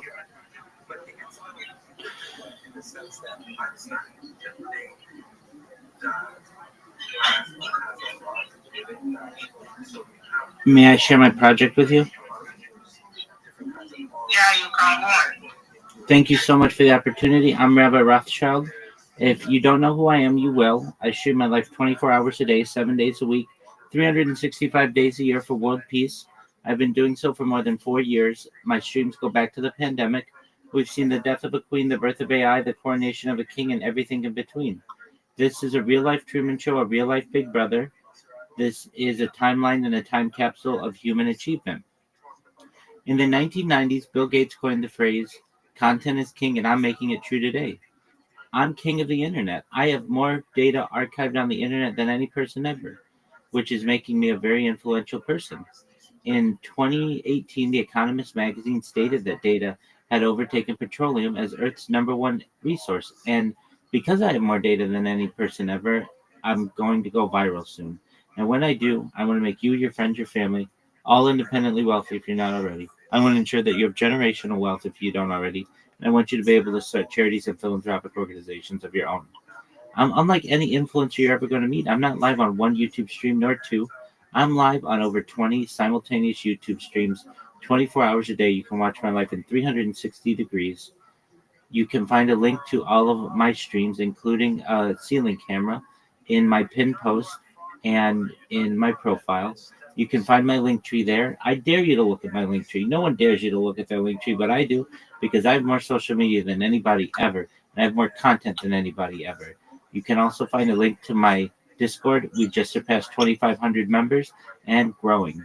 In addition to making you all rich and wanting to help promote world peace, I want to help end world hunger through the use of technology, such as agricultural drones, floating greenhouses, saltwater greenhouses, hydroponics, vertical farming, cloud seeding. I want to help end world thirst. I'm sponsored by a cryptocurrency that's worth about $100 million, and one of the things that we do is we build wells and water towers in developing nations such as Nigeria for the benefit of the less fortunate.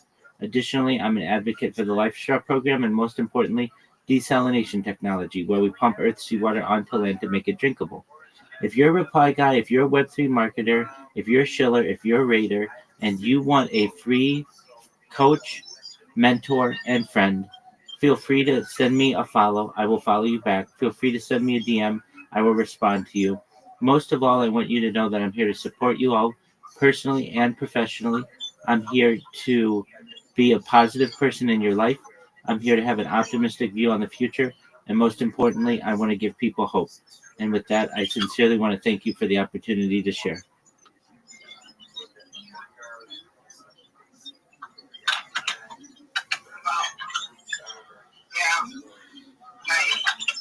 People are working for concentrating, like your speech, or is it that you have a project, like, you know, put your time, like, what's the project you just shared? So, is you that own it, or?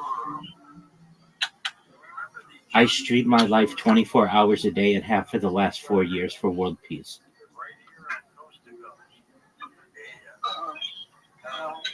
I have more content than any person ever.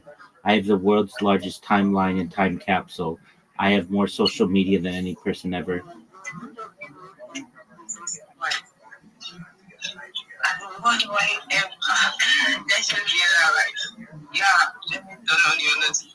I would like to still timeline some other times to see where all this hype is coming. Yeah, nice to meet you. Yes, you're welcome. I will you guys are welcome to the space. I'm going to come up. I'm sending my phone again. He's not going to please do it to access my like please. He was it now you keep me on this and you're like for fine. So I send you my please. And when I send my phone. Yeah.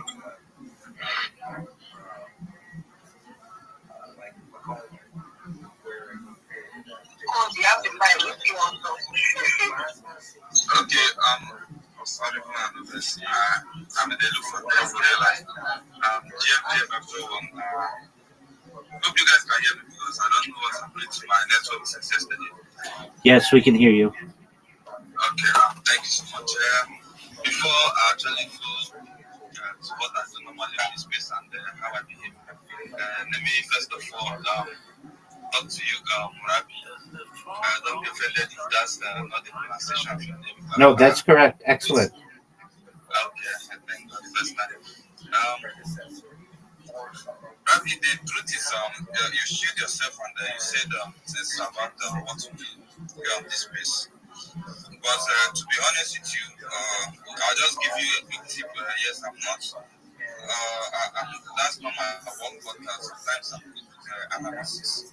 So, to be honest, if someone checks your profile, they will not actually get the things you do. You join spaces very, very well. But sometimes you have to unrepost many of these spaces because I've been scrolling like since I've been talking, I've been scrolling. I only see spaces you join and I've not seen exactly what you do. So that first of all will discourage someone that's trying to maybe your YouTube, maybe it's YouTube that you place very well, but someone trying to check out your YouTube will be discouraged because of a lot of spaces you join. May I ask you, right in my pinned post, there's a 60-second video that tells you everything that I do. Did you watch it? Yes, of course. I've not watched the video, but I'm just trying to tell you how people on X view your profile. Because the truth is, many people here. I don't know if you like it, you can believe it or not. But I'm just trying to give you a quick tip. And I know many people will not tell this, but on this our space, we love saying the truth and tell you actually what to help you because that's how we believe in. The movement force, that's what we believe in to make people grow. So the truth is, I've not watched the video, and the people on X don't actually watch video that fast. They better still read on things that they see. They first of all read things they see there. So if you can actually be writing more, like writing with images or maybe some short clips of your video or short pictures of the videos you make and add it with a small write-up and post it to better explain what you do than only one video and a lot of spaces you have joined. I hope that helps. That's a little. I appreciate it. If you watch that 60-second video, it has short clips in there. It's exactly what you're saying. And I want to promote the spaces I'm in, just like this one. So I like them. I repost them. It helps the space host. It helps to get out the word. And I join maybe 10 to 20 spaces a day. So yeah, you're going to see a lot of spaces in there. However, it is on you. If you're interested in what I'm doing and I provide a video, you need to watch it if you want to have interest in me.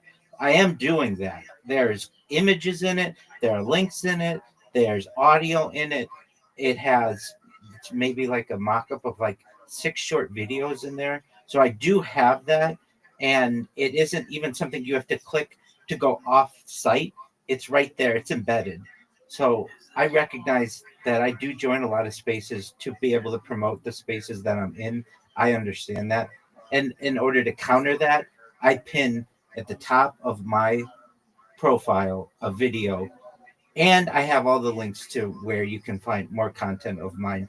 Unfortunately, Twitter does not have a way for me to be able to put more content above the posts that I have because you can only pin one post. If they allowed you to pin more posts, I absolutely would have more videos and clips and just things to catch somebody's eye because I understand what you're saying. But if you are constantly promoting spaces as I am when I'm in there to make sure that they get spread and they get larger. And I just am doing what the host says. Your timeline will look similar to mine. I get that, but I appreciate your advice sincerely. Thank you. Thank you so much for actually listening and giving your own part of the talk. And thank you for coming to support the movement account and those to follow the account and follow our community. It's a great community that promotes everybody. It doesn't discriminate. Thank you so much for coming. And thank you so much, Huge, for hosting this space. I did not expect you to host today. And CQ, thank God you finally have a network to come on. Thank you for coming and co-hosting. Yes. Lawrence, I heard that you're trying to host the whole space. I'm not coming. Yes, I'm not coming. It's not by force. King Michael, first time. That's a great question because most of the stories talk about back. Because people by seeing different things most of the time to a period where there was civilization. But there are some cases. There's one that actually shocked me that is a Spanish traveler and he was traveling in Europe. Times Square all places in the 1990s. He walks through a car and on the side of these cars that have no drivers, it's holographic. Like holographic, and he talks about years later. And there's another case out of, I think that was out of Australia, that they in the 1970s. She was driving and she sees this like silver structure. It seemed very futuristic to her. So it seems like most of the time they're going backwards, but there's a cases where they are. Have you ever had any reports of anybody hurt time traveling?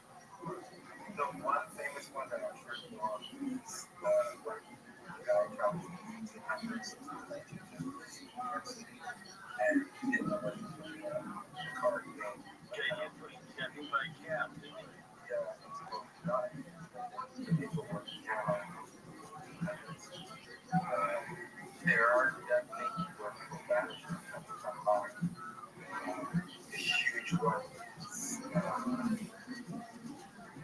this really famous one. The name is called from Restream, and this is an ongoing one. And people, sometimes this one will come in and more age or younger, they see different time periods, and it's been going on for a long time. And then a lot of these things, they snap right back. So it seems like it's windows to different time periods. Because when we look at time, we look at it linear versus layered. So a great example was actually my manager's friend. He told us a story about how things in California, he's retired, and doors closed. He starts seeing this light, this room, steam, everything bathroom. And then this lady comes out in the bathroom, sees the screens, and everything snaps back. So it's like there's a layer. They were both living the same time period, sharing it for a few seconds of this. Why is this happening? Is the question. Can you meditate to time travel, or does it happen just by accident? I believe so. There's this man, and I put him in my book. His name's Todd. And he's about meditation, and he has some good last stories. But he talks about when you raise your vibration enough to become light enough, shift your mind. Talks about he was in Tokyo meditating, and he wakes up in Hokkaido inside like snow. He's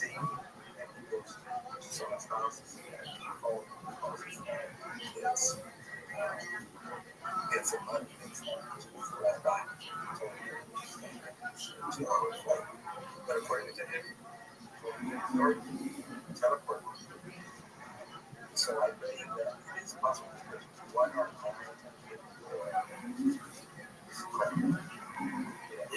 Is there always a fog and a mist attached to time travel? I don't think so. There's always a shift in the air. Sometimes there's dizziness. Yes. Like, so watch him, maybe his boxing is so crisp and precise. And then we watch Brendan strike, like, he looks like I wouldn't want to get caught with one of his haymakers. But like, it's sloppy. You know? He's a sloppy striker. Yeah. I can get away with it, I think. I wonder if you were going to stick on belts, like what kind of belt, like English language for Brendan, probably white belt. Acting ability, probably white. He's probably a white belt in most of this thing. But actually, I want to ask you a question. Acting ability, white belt for sure. With sticking on the ear thing, I don't really know much about that controversy, but what I heard was like what guys were doing is like they cut up their ear, right? Is that what it was? He chose out here sounding like RFK. Fuck, that's accurate. Really? You don't like the gun.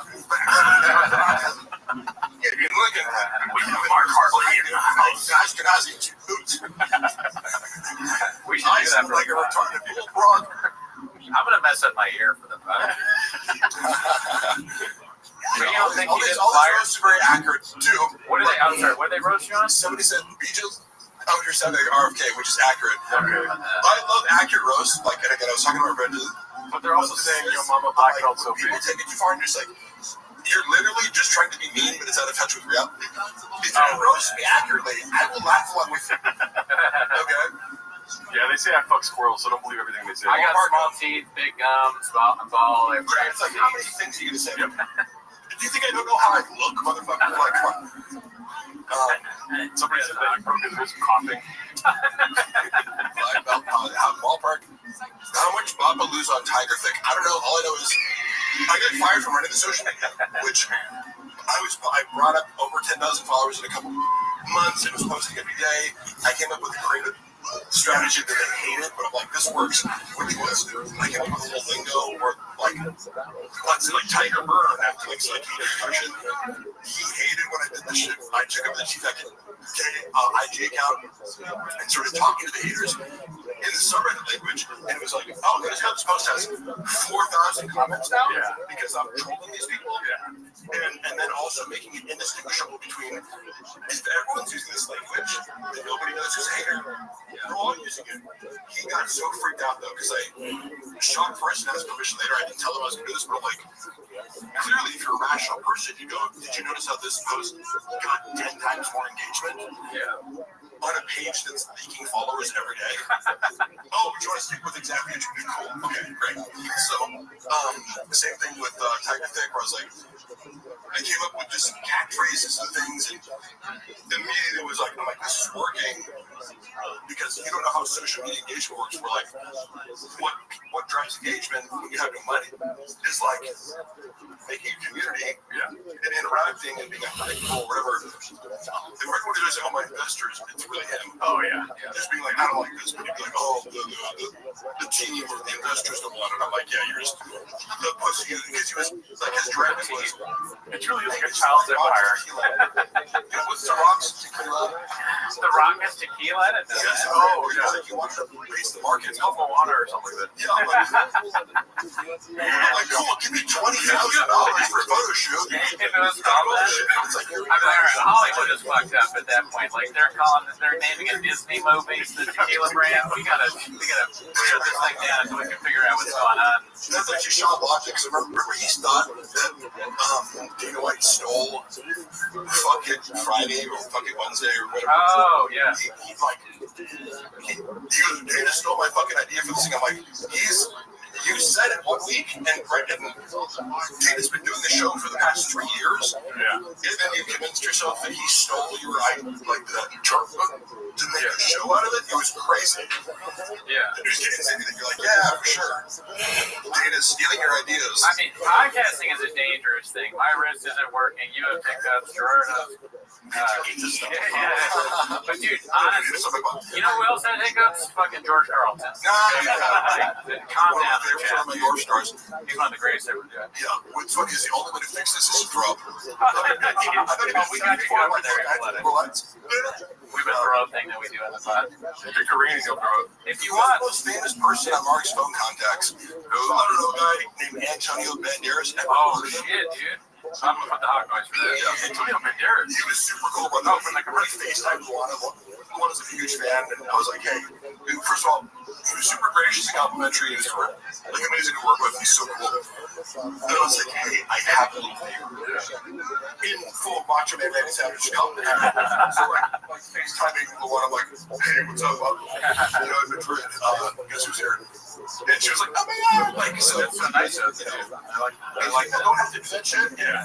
He's a very cool guy. Desperado. How would a shop say Antonio Banderas? That's a good question. He would fuck it up somehow. Banderas. Yeah. Antonio Banderas. Let's drop a syllable. Banderos. Banderas is good. He was in that last movie that I saw that he was in was that movie Baby Girl, which kind of sounds like something that Shab would say. His performance amazing. Yeah, that movie. I really like that movie a lot. A lot of it on, and I was like, kind of like doing some other shit in my company. Oh yeah, it's great. And his performance never seen it. Emotional. Oh, we have some more English. Oh yeah. I'm trying. I want to chat. No, yeah, read that. Also, Navjot. If I'm saying that wrong, I do pronunciation, but Bob happens until he runs up everything and becomes a drug addict. It's well, he's already been there. No, it's English. Yeah, okay. So I'm curious too. What's your perspective on this? Like, you know, it's the slow train wreck. Yeah. Because he's impervious to like. And by the way, me coming out to like talk shit about him or like my work experience there, that was not an attempt to like cancel him. That was an attempt to preempt the fact that I knew he was going to go on a smear campaign, which he did probably. But like I just seen him doing a bunch of other things, so it's hard to like. You can't ruin his career. He's too established to be like, you know. I mean, if Chris D'Elia can sell out fucking theaters, like nothing that controversy. Like there's no controversy that would like end Chop. But the trickle of like the trickle down is the funny part. Yeah. At what speed is this declining to when it is not doing stand up because he'll take a small right material. Yeah. Because that requires honesty and self-reflection. Yeah, I mean, that's really not, it's hard for a lot of the Rogan verse to do that, I think, the honesty and self-reflection. Oh, yeah. And I think, I don't know, because I've never had a ton of money, but it may get harder as you, like, if you're able to just go buy a Rolex and fall asleep during the day, it might be harder to do self-reflection. So, as a comic, because I consider comics under this umbrella of, like, you didn't get into comedy to be a millionaire. You're like, if that happens, great, right? But I presume that if you start out by doing open mics and working your way up, it's because you have a love for this art form, right? That supersedes any materialistic pursuits. You're like, yes, I'm not growth of that. Great. But Brendan had this mentality of materialism kind of validating his craft. It's like, well, I have a Ferrari, therefore I'm good at standing. It's like, not really. Versus a guy, and I just think of him because he's a very close friend. Chappelle Lacey has an artist mentality, you know, like Chappelle Lacey could give a fuck about any clothes, cars, whatever. He could live like a hermit. He cares about his stand-up. With me, I have a very quick set of set of rules I live by. Okay, first of all, always diet starts Monday. Second, all right, I'm up at 4:36 every morning before my needs. Then, yeah, exactly. I took that from him, but he got it from me actually. Yeah, and then also like I never read the comments. No matter what happens, I've never seen anything I like. What is this? Justin Lang? Never heard of him. Don't know who he is. I don't know who Justin Lang is. Hey, I've never in a million years. All right, we got a poll here. Antonio Banderas, yeah. Antoine Jameson. Antoine Jameson. John. That's a good one. See, you're thinking like a writer. That's the thing I like about some of writer's perspective. Writer's It's almost like I read about the John Africa thing. So many of the Shamanisms I'd seen, and I had no idea where they stem from. And like years later, Anthony Hardaway. Sorry, I would find about like John Africa is one of them. He said John Africa. Yeah, it's crazy. Oh my God, who the fuck is John Africa? Mike Tyson. John Africa. Imagine Mike, not to insult Mike Tyson's intelligence, but he's the one correcting. I think Mike Tyson is very intelligent. By the way, seriously. I don't know. I mean, I think like he's so compelling. He is given. Okay, you guys know more than I can. About him. It came out in 2008. I remember I saw it in theaters. Yeah. And I brought my girlfriend who wasn't really familiar with his fighting. Getting to see somebody who's never seen Tyson fight, watch his highlights. It's jaw dropping to me. When somebody's never seen Tyson fight, like, look at this guy beat the shit out of people. Like, in a way that humanity has never even seen before. Now, he's also had this transition into becoming this extremely thoughtful, like I would consider him philosophical. Like he reflects and he thinks, and he's just sincere and authentic at all times. And I think that's what Brendan resents because Brendan hates Mike Tyson. He hates insight. He hates, because also, remember when he used to do that show? Mike Tyson used to do this show in Vegas, like a one-man show. Yeah. It was fantasy comedy. Like that's what Brendan should have done. I was always like, why don't you talk about the UFC? He's like, no, I don't want to. Like, major mistake. Blind spot. I get it, it's like people do this thing with like, oh, I don't want to talk about that. Obviously, I'm like, that is actually your best bet. To at least make one special where you moment. But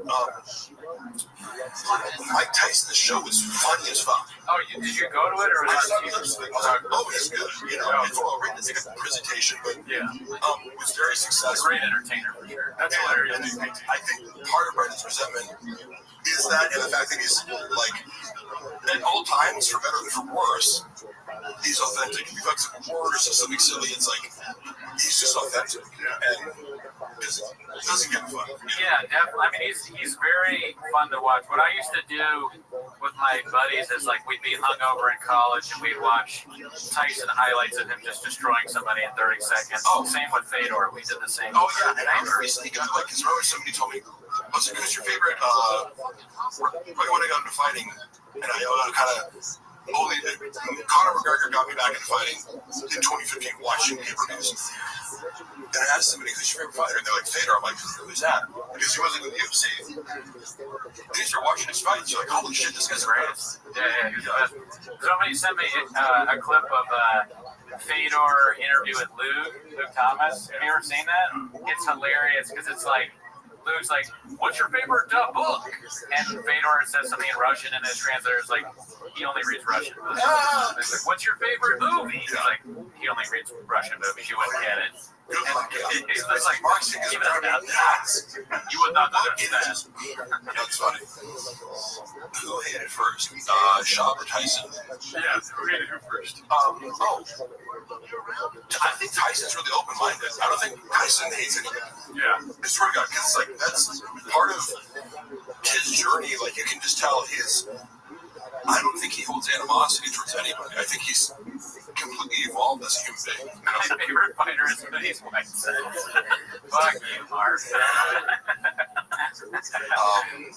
He had a great comment. He said that. He was like, if he thought he'd fuck up Mike Tyson, I think Mike Tyson today could knock out Chop easily. Oh, yeah. Without question. Mark sounded like he's having a stroke. Yeah, so what if I am, bitch? So the fuck. Oh, act like you haven't had a stroke before. You do a few hawk noises. Yeah. We were talking about, one thing we constantly talk about on the pod, because we have to address it, is the violence in my DNA. I'll check back when the second is over. Holy shit, it's boring. Hey, what are you doing right now, dude? What are you doing? You're fucking... You're watching porn. I don't know which one that was. You're doing a little bit reading of comments. That's a duck noise for you. Oh, what is it? Just kidding. What do we got here? Sean disrespected Tyson. He did. Sean definitely disrespected him for no reason. And just kind of acted like he was an idiot. He was like, oh, you like singers on a new carb diet that look back and oh, who gives a fuck? Mark, how is Chin not had a mental breakdown? I do believe that. I think about Chin a lot. First of all, he's so much stupider than I ever imagined. Like, he doesn't know that Australia isn't Europe. He couldn't name it European countries, and he goes, Australia? He thought that Australia was in Europe. It's a hilarious first guess. It's a second grade, like, I mean, that's insulting to second graders. That's a preschool level answer, right? Sean has a bunch of issues with Chin revolving what he doesn't do. He works like 3 days a week and doesn't really offer anything creative. He doesn't think outside the box. However, in Korean culture, whatever. This is a good one. I don't know if you know the bit, but there's this bit, and it's not really a bit because it's just true. Everything that Gerardo owns is kind of small. It started off with the fridge. Yeah. Because he had a guy deliver the fridge, and the guy was like laughing to himself, and Gerardo's like, hey, what do you think's funny? And he goes, I used to have a small fridge. Oh, fuck, so it is small. But then it kept having other things that were a little small. Right?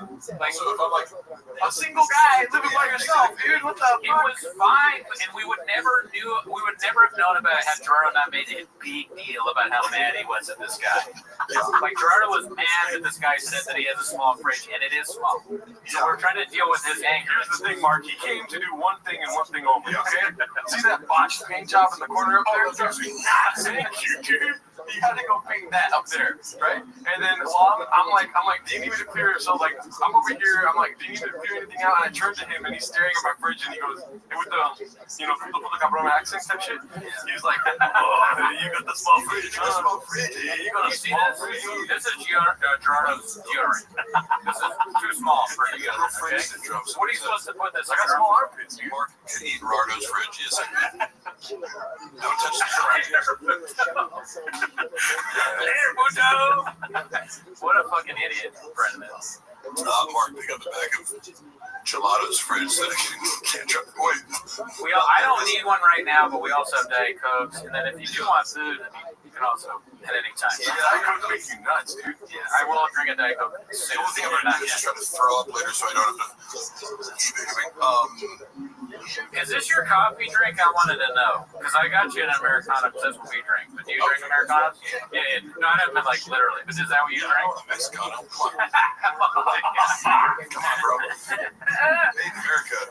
I love them, dude. That's I share that with the lead. Our love of iced Americano. Imagine being like, I'm a white guy, and I'm just going to make a special about how Mexican people suck.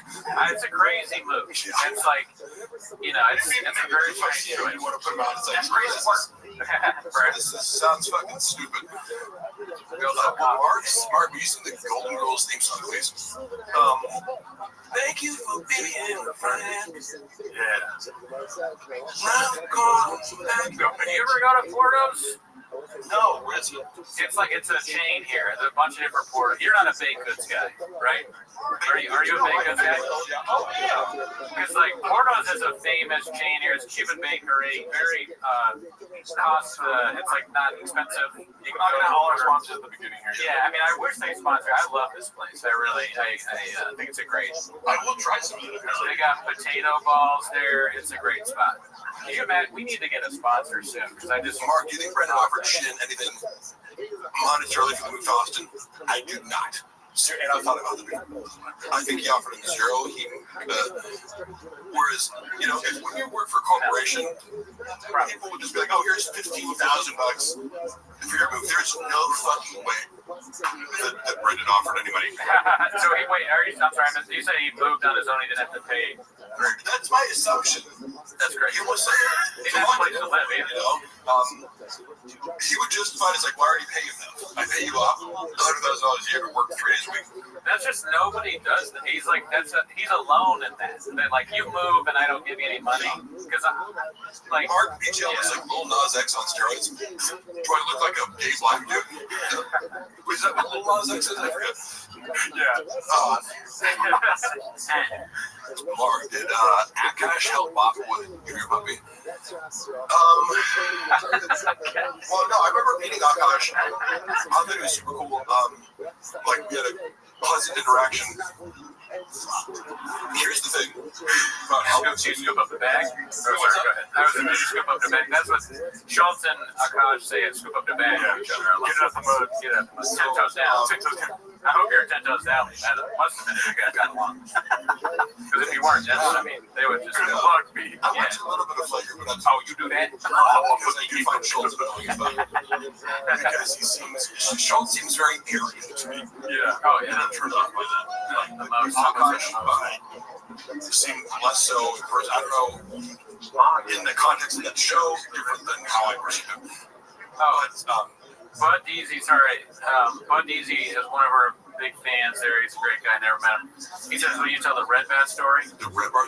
Red Bat? I assume you mean Red Bar. But oh, you spelled wrong, Bud Deasy? All right, well, you're gone. They just reached out to me. They're like, do you want to come on the show? I wasn't even planning. That's the thing. It's like, again, to address Brendan recently on the Patreon. I don't know about this because Unique made a video. He called me obsessed with him. If he, like, his employees, he goes, yeah, he's obsessed with me. It's weird. And he goes, bad environment because he had no skills. I was like, oh, that's the third fake reason for firing me. Yeah. As I was editing 6 clips at night, but I have no skills. The Red Bar story, not much more to it than they just reached out. So, had people not wanted to have me in the show, it's not like I was going, I need to expose this story. People were reaching out to me going, do you want to come on my podcast? And I was just like, I guess. And Red Bar, they are so scared of Red Bar. That day, and I didn't know a ton about it because it was just one of these things where it's like, oh, stay away from Red Bar. It's like the forbidden closet. Who tells you that when you start? Is it an orientation? Brendan back as his vibe, they knew of Red Bar. It was like, kind of like the Reddit. It's like, stay away from the Reddit. Don't look at the Reddit. But I mean, to me, Red Bar is funny and does good content. With that, that's kind of funny to me because that makes me think I was joking there, but an orientation of some kind where you start at Thick Boy Nation and they're like, here are the few things. Thanks for joining the team. Here's a donut. It's like drips on your shirt. I got you. You're not gonna get paid. Watch out for the dripping donut. Nothing they say is true. But Red Bar was treated like the boogeyman. Yeah. I swear to God, I've never got that. I'm like, I can't even say it. Why are you guys so scared of this? Like Voldemort. Yeah. Really? No, it's written out. Okay. It was like, because we used to be like that too. Oh yeah. We love Red Bar. I mean, it's hilarious, and he's a controversial figure. But when we first started, we were just like, maybe we shouldn't even say anything. What's funny is his fans have been really cool to me. That's one of the more supportive communities of people where I came on and a lot of people were like, oh, he was trolling you the whole time. I'm like, I don't give a fuck. Yeah. What his intentions were.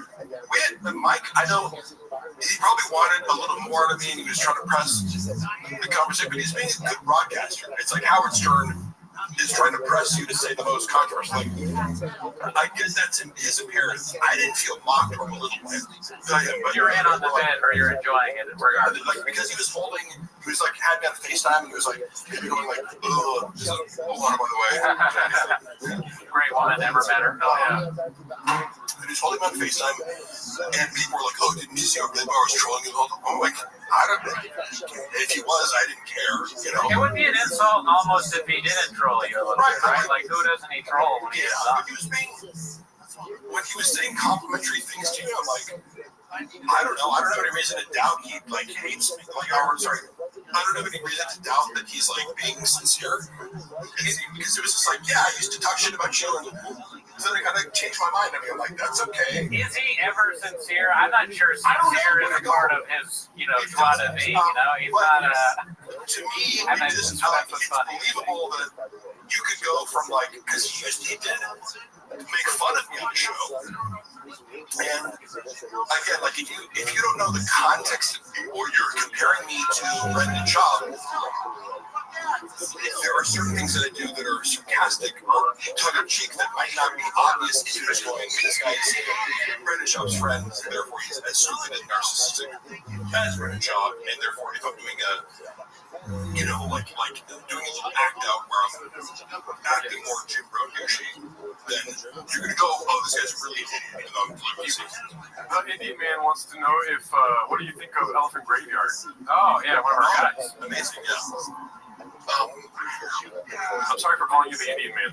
Snap shot. But you never told us that to say. It's amazing because I like content like that where YouTubers like put instead of daily content. And this is, I consider you guys this too because you do custom songs. I think you put a lot of effort into podcasts and elevate it, you know, to something where you're not just two people talking, right? And I think Elephant Graveyard is an example of this guy puts a lot of effort into the artistic output that he creates. Oh yeah, I mean he's a legend. I mean, those two are like they're like Socrates and Plato or something like that, or we're standing on the shoulders of giants. Oh, Schaub and Callan? What's Schaub's salary? Over 100K. God damn, just crazy. Allegedly. Yeah, that's true. What did you say? I know. Oh, his salary. Years ago, he negotiated 100K because he found out that Jamie on Joe Rogan makes $1 million a year, which is reasonable because it's like, well, if your boss is making, that's hilarious. You know, $100 million a year. You heard it here. You can't throw $1 million my way. I'm gonna go to the sick room. Jamie basically in poverty in Austin there. Yeah, exactly. $1 million. What the fuck is Mark talking about? Effort. I don't know what that means. Sass was watching. What's the guest on for today? Thank you, FB. Did you watch the latest? I forget what it's called. The latest Elephant Graveyard that just blew everybody away. Yeah. So funny. At least most of it. Yeah. What was the title for that, chat? You know I have graves. I forgot. Put the title in the chat. I mean, that guy, he's just. I really. Have you ever done something like that where you sat down and made like an edited thing where you're talking about something? No, but I would I do enough basic editing, or like here's the main thing that I'm looking at. Like the visuals are great, editing skills to edit and comedy. Even just the voiceovers he does are very cinematic. So I that's what I hone in on. I go, I love the cinematic voiceover style that's you know, matching then the visual qualities that are dreamlike, you know? Yeah. With the transitions. I could never edit that shit. That's a Gerardo skill. Because he makes great artistic choices. Yeah. For all it's not literal. It's not like he's when he's voiceovering, it's like directly what's on the screen. So he's making, you know, artistic choices. What is the moment to moment visual? So you have to do that, but also have this like kind of poetic narrative for the whole thing. Top Jimmy, I saw your question. Can you post it again? Because I don't remember what it was. Graves activated. So Top Jimmy, just I'll keep an eye out for it. Mark says, how do all my Mark in the chat, not Mark here, but or Hank rather. How does Gerardo keep all those kids in the bedroom so quiet? Fuck you, guy. They're watching the stream in the Restream right now. All the Patreon ads. Oh, so I remember now. Jimmy said, have you seen all of Callan's videos? Oh yeah. No, but I've seen him do live stand up. Like in Cali? Yeah. Yeah. I've seen him. I've seen him at the store a few times. Yeah. I mean, he's terrible. Yeah, it's the worst. He's the worst ever seen him. Oh, yeah. But you know, like that doesn't mean that he's not also like technical level for like. No. Here's what I look at. I go like, his act outs is like. Oh, they're horrible. Top out. He comes out. Do you see that? Because I'm not objective. Because I like Ryan. Yeah, you're his friend. Person. You can't say he's bad. And and I like at least when people use different. Like I appreciate physical comedy, or he's doing something. It's like he's making choices that you don't like, but I go, he's way better than Sam. Yeah, I don't know. I mean, I'm not sure. Mark. Cody's trying to pay the bills. He has to pay. Oh yeah, that's fine. I think Jeff Dye is probably better than Callan. Yeah. I mean, Jeff Dye is fine. Totally fair because it's like I want comedy should just be an instinctual reaction. This is make me laugh or not. That's the only Right. whether you like it. That's the thing though, because like now when I watch Brendan Schaub, I laugh like almost every time. But I don't laugh. I don't even laugh when Callan does the hawk duck thing, which I love it. Unironically, I love the bit. But it's not like gonna make me laugh. My son, be a hawk. That's the stupidest thing I've ever heard in my life. Yeah. And part of, when I see clips of Brian on the podcast, as a friend of his who likes it, it makes me sad because Brendan is such a bad comedic partner most of the time, Oh, yeah. Like, he doesn't understand the basics of comedy or improv or yes-anding, so it's like, sometimes he gets it, like, but he shoots Callan down way more than he should. Callan is very good as a comedic partner for team people. Him and Chris D'Elia have great chemistry because he allows Chris D'Elia to make him the victim of the comedy. Yeah. And we're like, wait, that's not fair. As Chris D'Elia's roasting him, he knows how to keep it going, keep it big going. You hit on two things that happen in our show. One is, okay, I'm going to start with Brian and then I'll do the D'Elia thing. So Brian, when we're watching Brian and Schaub, Brian will go into one of his bits, and granted, it's not funny. What's it? Oh, so it says, Mark, does Bob have any incriminating info on you? Fuck no, dude. He has no idea what happened on him. He has no fucking clue. You know that movie, The Dark Knight Rises, when Catwoman, played by what's-her-face, leans into Christian Bale. It's like there's a storm coming. That's literally what I think of when I think of what's coming for Schaub. I have to keep this under wraps because part of it is my okay, so to put it out on YouTube would be detrimental to my financial bottom line. But it's like he doesn't even know what's coming, and he's too stupid to realize I have everything, Right. He should just he should. He hired a private investigator to go to Luana's house, and Luana owns the private investigator. Oh shit. Well, I mean, she's charming enough to be like, and she knew more about but Luana is skilled at manipulating men. So, but also she played it very savvy, and I applaud her for that. She was able to get the fact that Brendan Schaub was this guy's employer out of him when you're not supposed to do that as a private detective. And I have, somewhere on my phone, but I can show the guy's card, I can show the letter he wrote, and put it to our apartment door, not realizing I was living there at the time, you idiot. Yeah. But he's operating in this impression. And I remember one called me, he was like, what's this guy doing out there? Like, did you serve me with some papers or something? I was like, Luana, no, because I was crazy. I say, go look at what he wrote. He wrote this note, put a number on there. He was so many areas. You could just call him up. He's a private investigator. You can say shop. She talks to him. She knows what he's inventing. He goes, are you here because... And she's like, who do you work for? I said, well, I can't really say. I go, oh, is it Brendan Schaub? And does it have to do with a bouquet of flowers that someone sent to his house, and he's playing video card, and he's like, oh, okay, you know what this is about. And he's like, let me tell you the real story. And, one of these girls that he was having a long-term affair with, who's smarter than the rest. She has an MBA and just a more accomplished professional, and just somebody who you shouldn't cross. You fuck around with the wrong girl. Well, a lot of these girls these are idiots, but this girl, after he crossed the line with her, having lied to her the last time, she sent a bouquet of flowers to Joanna, saying, just outing him for having long relationships. But the note started off with, this is not Mark.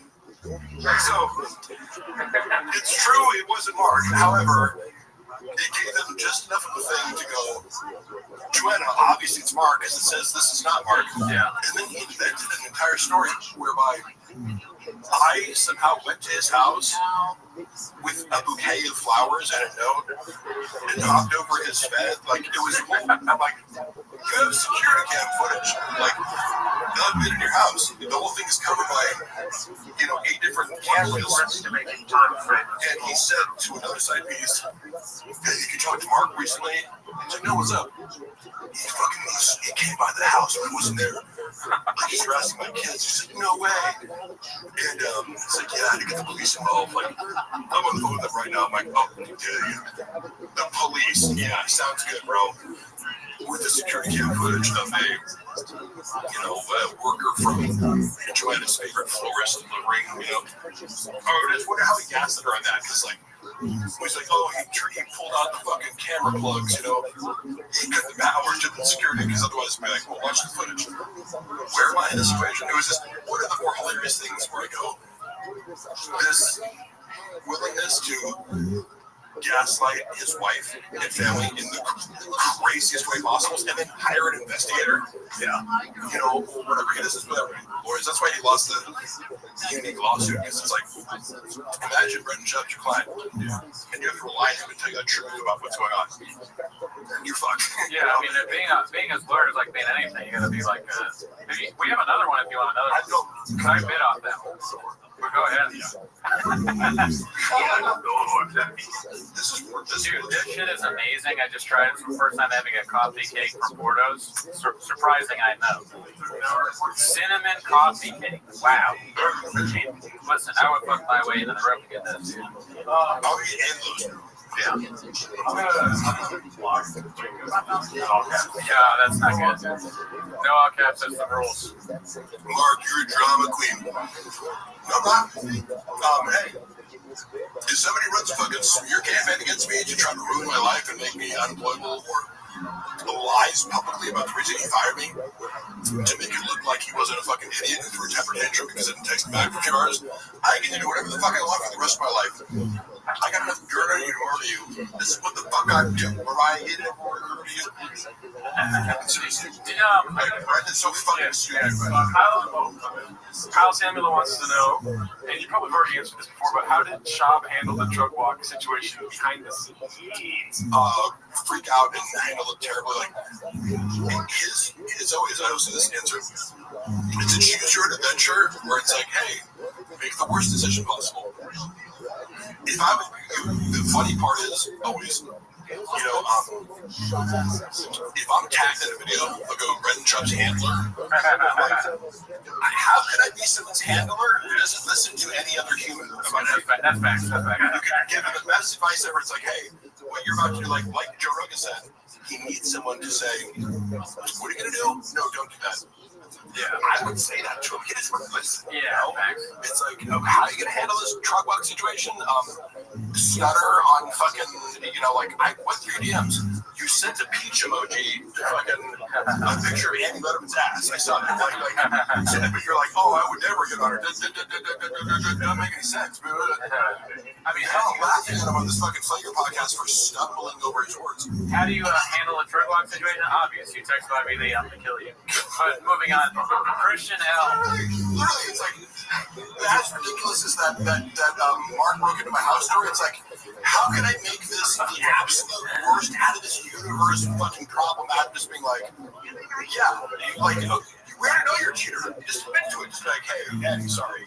Yeah, you're right. I misread the situation. So Christian L, we know it's just Chan chatting, and he's only giving $4.99. He's not making very much money. Yeah. But he said, let's see this road back up.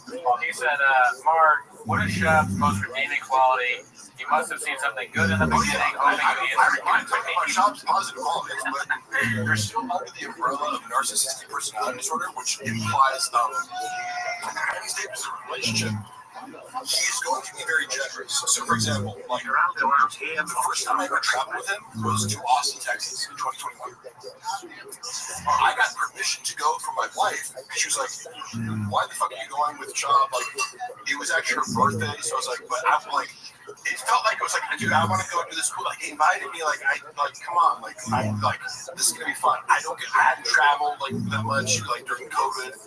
So and Chappelle, who a lot of loves, is going with us. So she was like not okay with me going for no money. But I was like, oh, so I made up a lie. I was like, oh, well, Brendan's paying me $500. I told Brendan that, just being like, you're in on the joke. I'm like, oh, this is how I got him to do it.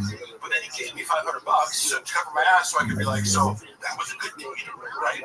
But yeah, no, I can name many things where it's like he'll be generous, so pay for food, all these things, but that's a short-term strategy to earn trust and loyalty, so that in the end, the next year or at some point, as he values you and he's trying to exploit you, you feel indebted to him, right? Oh, thank you. So I would deliberately stop taking things from him because he'd offer, like, when I was having issues, like me and Luana started having conflict because she was working a shit ton. She was working like 2 graphic design jobs. She was suffering from burnout in 2022. I'm trying to shop, fed up to my fucking ears with this bullshit as he's increasingly being disrespectful. So like, I got this crazy boss who's disrespecting me all the time. I'm traveling, then at home I'm working after being in the office. So we're both like high conflict because she's like mad at me about Brendan and being like exploiting me and not getting paid enough. And I'm like mad at her because I'm coming to the door from traveling and she's like giving the snake face, but I understand her perspective. And then, you know, you're talking about like how he's a good guy. Oh, okay. So that's the other end of it, is what I mean, where it's like he sets it up so that later down the road, he was making me feel like shit for whatever reason he felt. Because you own him, right? Yeah, because I own him. And I had to finally be like, look, dude, like, you're not even treating me like with 100th of the respect that you treated me last year. And I'm like, putting all my effort into you. Like, you think you're doing me a favor by doing all this? Like, yeah, am college educated, professional writer. I do all these things. Like, I don't need this job. Like, you're underpaying me, and I agreed to do the same fucking. I didn't even negotiate. It was like, what's Christian doing? I'll do the same thing. I'll do more work for you, just to prove to you that if you want to pay me more, like, and then I was still being shit on. Like, fuck you. So yeah, that's so funny. The first time I've seen a guy tripping on acid reflux. I almost took 10 acid before I came. I'm like, would that be funny if I was on acid? Oh no.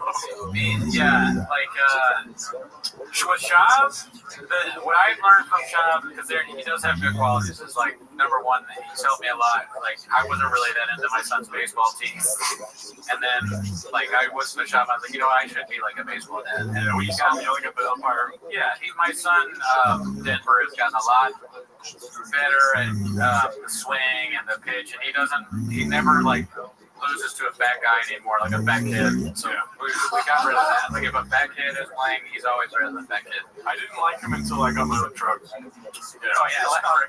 reading those Reddit posts by one of the baseball parents was so fucking funny, because now again, this constant identity shifting of like, now I'm a baseball dad and this my kids are my life. After cheating on their mother publicly for a decade, like it's hilarious watching this, and then hearing the other side of the story where it's like, Shops also, as is with everything, portrays himself as like this beast of work ethic, trying to push up. Then you hear the other side of the coin. You're like, so from a third party perspective, Shop is just a lazy fuck, like to eat chili dogs. So, but yeah, he's and then there's footage too where he's like fucking up all the he can't even throw a baseball or catch it. Oh man, fuck! He's mad at baseball? I didn't see it. Yes. Oh man, you cannot do basic things in baseball. You can't throw. That's kind of like if you ever watch this football highlights from Colorado. This guy thought he was going to make it in the NFL, and I can say that it's I've watched myself play football on video thousands of times because I played for D3 school. Yeah, we used to love to do the difference between high school and college is we were watching practice film every day, one-on-one drills and scrimmage footage, and you're scrutinized one by one. Right? It's humiliating when you fuck up. It's like as a freshman, I'm like, I don't know how to do it. Like, your coach is ripping into your bets. Great, like, you're learning a humility exercise. So, but I look at Shop and I go, I know what it looks like. I'm not saying like I had great, good moments for me. I knew like when I was performing well, and it gives you an appreciation for like NFL caliber. Like you have no idea until you see yourself play football on camera. Like these fucking 300-pound D linemen. It's like these humans shouldn't be able to move that fast. Watching Shop, I'm like, oh, he looks like a D3 player. You know what I mean? Like he's not good. Yeah, I thought he was not going to be NFL. I haven't seen good highlights. Jay, thank you, Jay. Jay, how does Shop feel about earring? Good question, because that's another nuanced one. You know, it falls under the umbrella of Shop hates everyone who he feels is socially beneath him. However, he did negotiate on Eric's behalf not against, but like when he was being brought into the King of the Sting situation, apparently according to Shop, which take it with a grain of salt. But I think Thea was kind of like making it more difficult for him to kind of be an equal partner in this like dynamic or something like that, where it's like because they were inviting him out as a guest and I'm like, oh, we'll throw you this much change per week, and he's kind of like, hey man, like if I'm gonna keep myself available every week, which is totally fair, it's like, and am I gonna be on call or am I gonna be part of this thing? He was asking very fair questions. Shop advocated for him to be a more fairly paid kind of we're splitting in this kind of thing. And I think it was Theo was kind of going, I don't want that, but also but part of this pie was the fact that like King of the Sting is what it is because of Theo Vaughn. Sure, Theo Vaughn is the draw here. Theo Vaughn does a solo podcasting, it's a million hits. So like obviously, you know, in a business sense, you could realistically go, what's your value to this? Like what you add. In a friend sense or a very fair sense, you go, if we're doing a podcast together, and I know that I need you, let's all get paid the same. But baked into this cake is a condescension towards Eric, not like his attitude of like, he likes to dismiss people. I care what some take is, I can't do that. But Eric's a better stand-up comedian than you, Brennan, and he's been on TV, and he's like, you know, I don't know, Eric was always very nice to me, and a thoughtful person too. He would always like, he was the first person at Thick Boy when I was like, really like, I got depressed, where I would like come to work every day, and I'm like, I'm waking up early and like dealing with Brendan's bullshit until like, you know, 10 p.m. every night, 7 a.m. Like, I just started becoming dead at some point. Like, I hate every moment here. And he was the only person to be like, hey man, you all right? And I was like, yeah. And he said, it's okay to not be okay, or something like that. Really? I wouldn't have picked him to be a guy that talks like that. I mean, this is my lawyer, Rob Pebble. That sounds like a good idea for like a sitcom, you know? I moved in a house recently. I moved in a new house in LA. Whenever you move in a new house, it's always weird. It's even weirder. Hey Rob, you're on a live stream right now. Are you okay with that? I'm sure, yeah. I mean, how big is a live stream? How much is it? There's a lot of people watching actually through this the 10 minutes of Shop thing. Well, funny enough, this is my labor attorney, Rob Pebble. Hey Rob. Who's about to destroy Brendan Shop in court.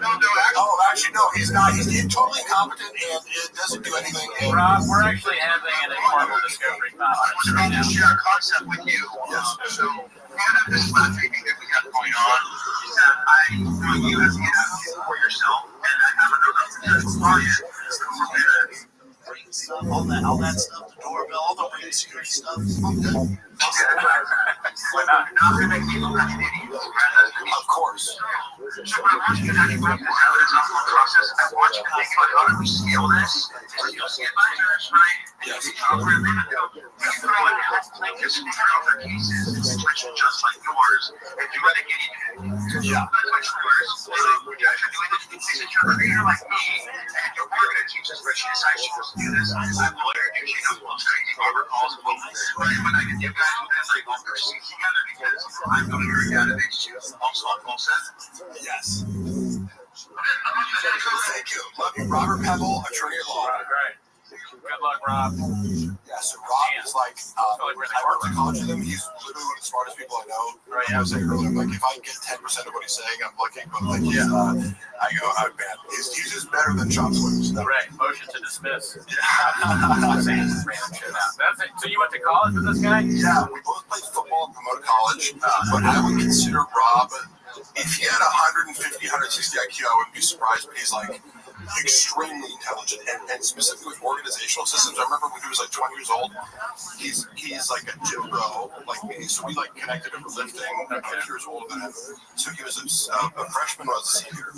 We connected over like just lifting, you know. And he was like, well, what? Because I had this policy of like, if you ask me if I'm on juice, like I'll tell you. But if you don't, I'm not gonna talk about it. And he was like, oh, if you run a cycle, I'm like, yeah. And so I was like, you're the first person with the audacity to just ask me politely, you know? Yeah. And I appreciate that, but he's very direct. And when you step into that deposition room, you want to look jacked because you're going to be like imposing your presence on people. That Rob is really, it's deceptive because what I like about him is he's a jacked, handsome gym bro, but also he's like an autistic savant with organizational systems. So remember when he was 20 years old, he was like making $100K a year, running like LA fitness clubs. Like he would like train other people how to like run a more efficient like personal training like architecture for all the clubs in Southern California. Like started as a personal trainer, like quickly they're like, oh, you're way too smart to do this. Like so.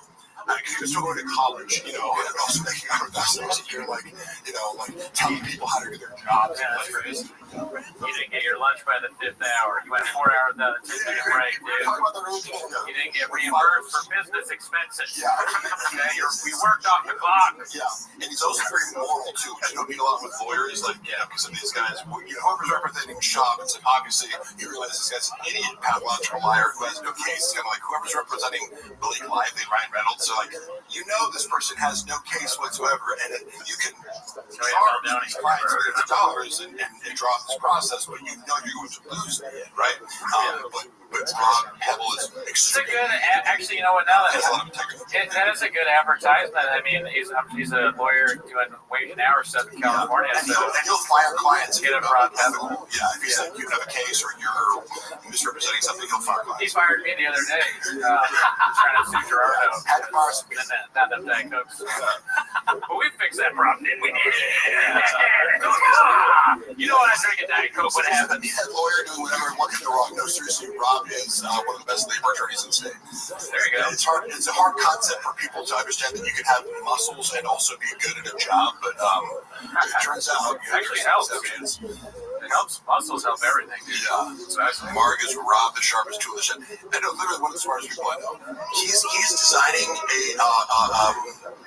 a service, like an AI-based platform that he invented and like programmed that essentially does the job of paralegal. So sorry to all paralegals out there, but Rob is designing a product to sell to law firms that like automates all these different things using AI. And I'm doing an AI platform that watches shop content too. So that will also be part of our Patreon. Yes. Mark, have you seen Brendan toss his sticky nuggets on the ground? I know that's a meme. Of course, he's not conscientious, you know, so he's the type of person who just throw trash on the ground and expects someone else to pick it up. So, of course. That's fucked up. How did you pick it up, James? I'd love to see it. Yeah, that was a great time. Anything else? Any other questions? If you guys played Sega NHLPA Hockey 93, this would be the exact scene from Swingers. Well, I love that because I love that movie and I love that game. You've seen Swingers, right? One of the greatest movies ever made. I played that hockey. Did you ever play that game, that hockey game on like was it Super Nintendo? Yeah, no, I don't think so.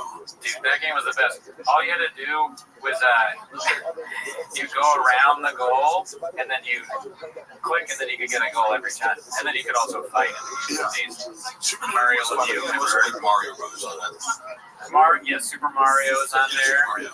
That was a good game on there. I fell off of video games because I realized, like, so my older brother is I'm happy to recognize like my place in the movie first intellect because like somebody like Rob is so much smarter than me, or my brother Eric is like an applied mathematics PhD. So like I have met real smart people. It's also funny when people like try to pass themselves off in LA is like I'm smart. I'm like, have you met smart people? And go to Austin, Texas. Yeah, dude, that's where the philosophers are. Yeah. And I'm like, I would say comedians can't be really smart, but it's like if you get a room full of PhD, like applied math and computer science PhD students in the room, it's like it's gonna be an odd bunch. You know, but their IQs are off the charts. Yeah, they won't stand at all compared to Joey Coco Diaz and Bert Kreischer, dude. Shirt off. You have a PhD? I don't have a shirt. And you know, it's funny, Bert Kreischer, he's an interesting guy to me because he's very nice to me. So I gotta say, like, I'm not gonna try to trash him, but he doesn't seem to be good at being funny. I don't know. Oh no, his stand-up is But also, like, he's taken Chappelle Lacey like to arenas with him. So it's like, I don't mean to hate on him, but it is. You're right. Funny. He does use people. That's true. It is. I Yeah, agree with he that. brings a bunch of people on the road. People that can help him for a little bit. Yeah, that's for sure. He does that. I'll say The Machine. I enjoyed the movie. I might be rejected. Yeah, I like. Great movie. One that exists. Never seen it. String. That's another guy I like. I don't know. There was another question that we didn't answer from the fan funding. Yeah. What is the estimated time of Shab's downfall? Oh, that's what I was alluding to before. Define downfall. Define bullying.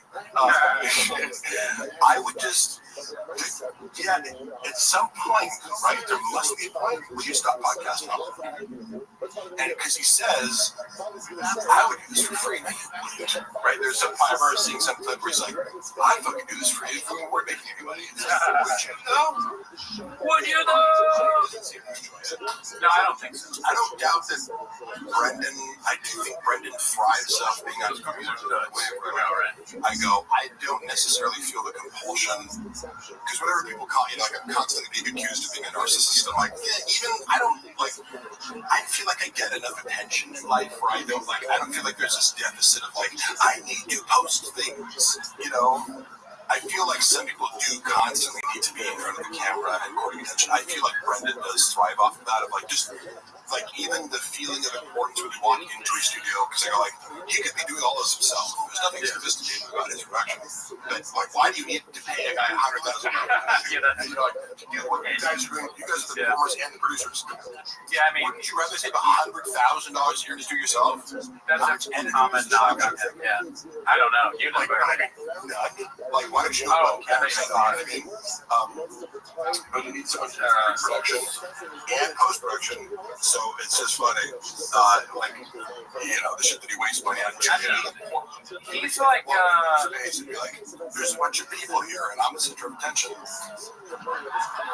Let's check. Nope. Okay. It's Brendan's crazy ex. I like that people go like crazy ex. Do you think Brendan is a sane person? And again, hey, how did I get in the show? Did I beg you guys to come on here, or do people seem to be interested in how do we talk about Brendan? No, we begged you to come here. If you were like, hey, come on my podcast and talk about fucking lifting weights for an hour, I would. But I'll do 10 more push-ups. I'll do 10 more push-ups. Once my wrist is better, I still think it's a funny idea for me and you to go to the gym. Because and I want some time to prepare. I think I can probably still do 2 plates, maybe. Or I was able. If I worked a little bit too, I think I can probably still do. I might be able to. But I would need you there to make sure I don't die. You would come back quickly, but just kidding. Would you want to film it? I was saying 1 plate. How about let's do 1 plate? Yeah. I could probably do that. Once my wrist is better, to stop being blogless. Yeah. I could do 2 plates 25 times. Purple shirt, Mexican Jack. What does that mean? Oh. Or, you know what? Elizabeth Marsden said this earlier. You and me, or Gerardo too, doing a race, like, you know, to see. Somebody said, "This guy Mark in downtown." Is that me? On the left. Where Mark eat like a bigger slob. Dude. You think you're gonna offend me by telling me that I eat like a slob? Good fucking luck. I mean, if you say the words "oh" from No Talent, you have to be specific because look at the 3 of us. We all struggle. We're all like, imagine thinking I'm insecure about my own talent. I know exactly how untalented I am. I'm not sure I could ever do 2 plates. Maybe back then. I can do that good stuff. Yeah, once I outright out. Yeah. roided, because then with violence, I'm like, you think the roids, I don't know. I like the idea of like raping people with steroids. Yeah. Like tying you down and making you get out of steroids now. Yeah, you can bitch. What was Bob's attitude towards Rogan getting close with Shane Gillis and bringing him into the Rogan tour? I mean, Brendan and Shane hung out, I think, in Philly doing shows, and was in Barstool. Chappelle Lacey has been Shane. So I knew about him a little bit like before the SNL thing happened, and I remember watching his. He did a really funny bit to me about being like a sucker for like Trump advertisements. He was like, I'm the guy, like, I'm the target Trump voter. He was like, I thought it was really funny, and a good angle on Trump. I love his Trump impersonation because I feel like it's neutral. It's not like, oh, hey, Trump, look how he just does it. It's like, finds it funny, but wait, who was that? Wait, Shane Gillis? Shane, yeah, he's funny. Yeah, he does a great bit where he's like if Trump, it was before Trump was somebody attempted to assassinate him. He goes, Trump would like if he did get assassinated, it would be funny. Yeah, sit down, you're gay. Yeah. Yeah, I'm sure that Brendan resents the shit out of Shane Gillis. I'm curious. I've said this before. My take on Shane Gillis versus Brendan Schaub is, you know how Brendan Schaub is like cosplaying as like a blue collar guy, like trucks and blue collar and this and that. And it's like Shane Gillis is like actually that, like where he's like kind of he's actually kind of a history nerd, and he went to us, but he actually played college football, like was an O-lineman. His level of self-awareness and his level of like he owns 2 pairs of pants and a couple pairs of white New Balance. This is such a hard concept for Brendan to rationalize. He used to look at me and be like, "Oh, you like don't care about materialistic shit?" I'm like, yeah, because I'm not rich. Like, why would I buy expensive shit and try to look like wealthy if I'm not, But it was like, I saw his mind spin. It was like, like how are you not totally obsessed with material wealth? Schaub's girl for sure cheats on him too. LOL. Tim. That's kind of funny to me because it looks like it's maybe his girlfriend's profile and he's commenting from that and clarifying that it's him. Yeah. On your face where you just walk Bob into his truck. Hilarious. I don't know. Who is it? Still have Brendan's comment on my face? Remember YouTube's beat, you'll get, I'm looking, I like to get people raping people. Hey, don't clip that. You're taking it out of context. This is a bit, because I always tell people, like, oh yeah, for sure. I'm like, yeah, you don't want to take juice. Well, if it's, if I do it for you and you don't know and you're asleep, then, are you taking steroids? If you don't know about it? 100% B. Yeah. I don't even know what you're saying. Let me see here. Mark, are you still working with Jim Stepani? Yes, I am. Dude, Schaub and Snaz. Bro, I cannot give any updates on Snaz right now, but holy fuck. Oh, no. Holy fuck. I have been instructed to not say what I know about this for the time being, but Jesus Christ. Jesus Christ. That's all I have to say. Do you have a favorite joke from the Gringo Poppy? Let me think about that for a second. I was actually trying to answer. Yeah, okay, I thought you were going to. I don't know what's in the special versus I've heard it so many times, the full hour, that he cut down to 26 minutes, but I thought the worst joke was he would end with the, getting a, rifle to kill the cougar at the end. Okay, yeah. I was like, as a cat lover, I'm like, why would you just want to murder a mountain lion? His closer. Yeah, I was disgusted by it. Yeah. I'm kind of low-key, when people hate animals, I'm just like, yeah, I want to, get those whippers to go kill a mountain lion that hasn't done anything to my... Yeah. I get it if it attacks your animals or something, you're a farmer, it's like, I get it. But you're just like a guy who, who thinks mountain lions are just dangerous to, you're in the fucking Woodland Hills. Yeah. Woodland Hills. This is where the cougars live, I thought it was weird. He rose it very not funny, and he kept making that. He goes, I don't know if you've seen the joke. Which one? The mountain lion that keeps doing this callback to go swim out there with goes on to this. Big dick, sorry about that. I was like, this is so ridiculously not funny. And I hate humor that involves references to having a big dick. Yeah. I feel the same way, but it's like when a guy's bragging about having a big dick, it's like, hey, there's something going on there. Either you have a small dick or you like dicks, or like, but it makes me uncomfortable because I'm like, what is this fascination? I made a prediction the other day on the podcast that honestly, Sean would make it so far if whether he is or not. Yes. Oh, for sure. He would be like a huge influencer in the gay space. Like, here's some interesting things. Like Derek Poston and Jim Gordon openly like trans development. Yeah. And I'm like, that is so bold. Yeah. To be like, I'm a male comic. You wouldn't look at these guys go, oh, they're gay, or like you would never know. And they taking their fetish and sexual preference and just completely de-shaping me, right? And I'm like, that is some of the boldest shit I've ever seen. Yeah. But it's totally authentic to them, apparently, and they have no shame about it. I don't even know if Derek Poston likes the fucking yeah. He's into the porn, I guess. Yeah. But I was like, this motherfucker is real. You know what I mean? If a guy says that, I go, I'm willing to take anything else you say at face value because clearly you do not get a single flight about Yeah, seriously. Yeah. Like, so I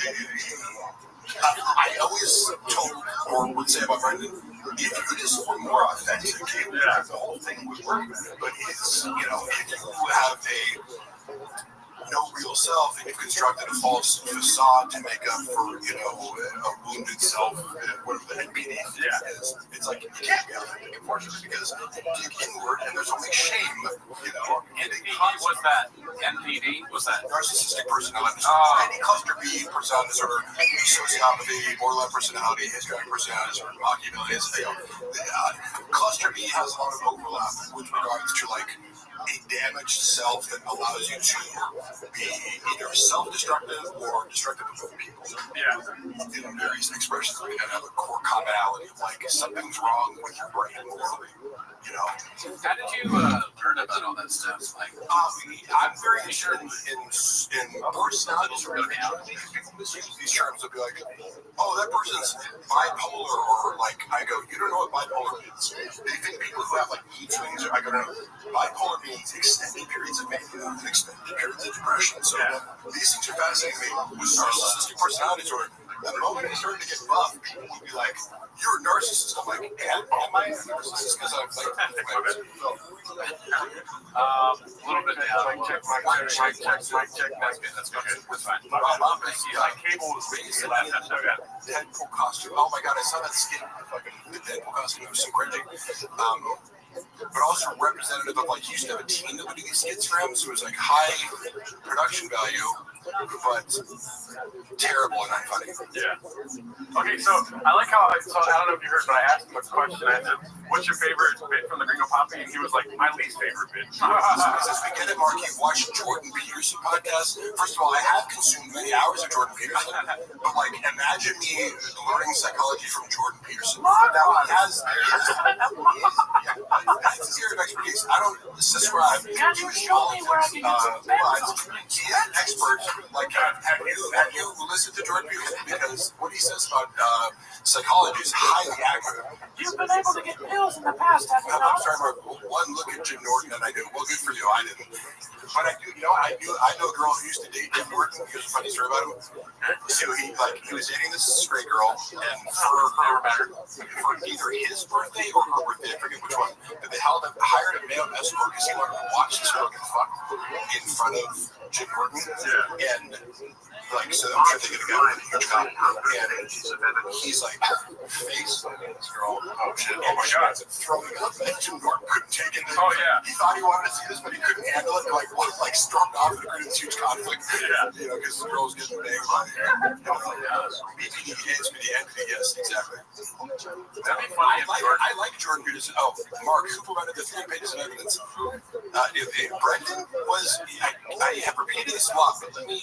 Because people keep asking him, and it's like, he can't admit the truth because it unravels his entire identity. in order to admit this, but he literally hired hackers to try to take down the fucking subreddit for like $15,000. How would I make that? Yeah. Right? I mean, it'd be funny, like Jordan Peterson, if he watched someone have sex. Thank you. I like DPT's comment. Does BGL cry like Peterson when talking about men not having sex? Yes. I have no shame in crying. If you don't give me sex for a little while, I might fucking cry. Okay? That's if you want to hurt me, you got me, brother. You deprive me of sex for a week, and I might get really emotional. Yeah, that's not right. You cannot give me sex. Hopefully, no one ever tries to Hogan you, you know, when they're like have sex with their wives. Has anyone ever tried to Hogan you? Asking for a friend where they like, where they're like, have sex with my wife? I feel like Jordan Peterson might do that. Red Bar once he drew the sword from the stone. I don't know what that means. Rachel is steamrolling this life. I'm sorry if I'm steamrolling. No, you're good. I'm You're good. We got 24 hours of this. It's a long time. People don't realize how long we did this podcast. 24 hours. I have the benefit of being like, I can leave whenever I want.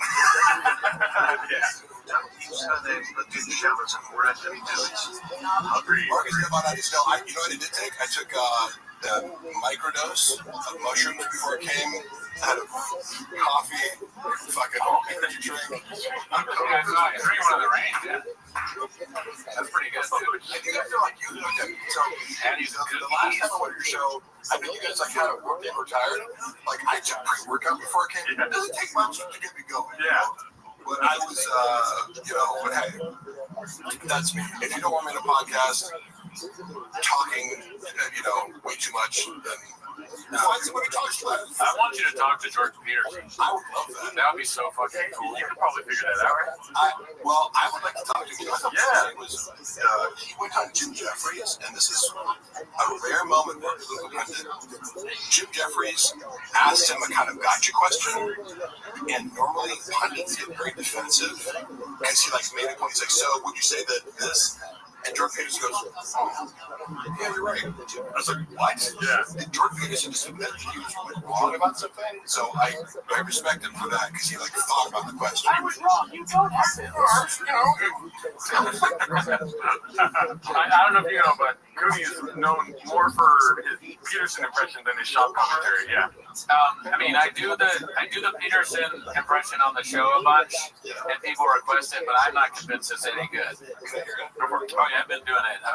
Mark, I've heard that you at one point could have taken pills. Is that still the case? Have you ever thought about working with a Canadian? Yeah, for sure. Let's see high pitch. Let's get me pencils. My daughter has plastic surgery on her face. Have you seen it? I mean, thank you, David. I'm still not convinced. It's really, it sounds too much like when I do my mom. Like an impression of my mom. Has Mark ever laughed genuinely? And why do people think I don't laugh genuinely? I'm very open with laughter. I don't try to shield my laughter. I think something's funny. I laugh at it. Can we get some more English money in the chat? I need English money. Navjot, where are you at, Boo? Do you want, are you saying English money because it's in pounds? I'm joking around. He fucked up. I mean, I did it on purpose. It's a funny shop. It's a joke. There was a guy that gave us, I'm not sure. Indian rubles. Was it rubles? Yeah. Oh, I didn't know that.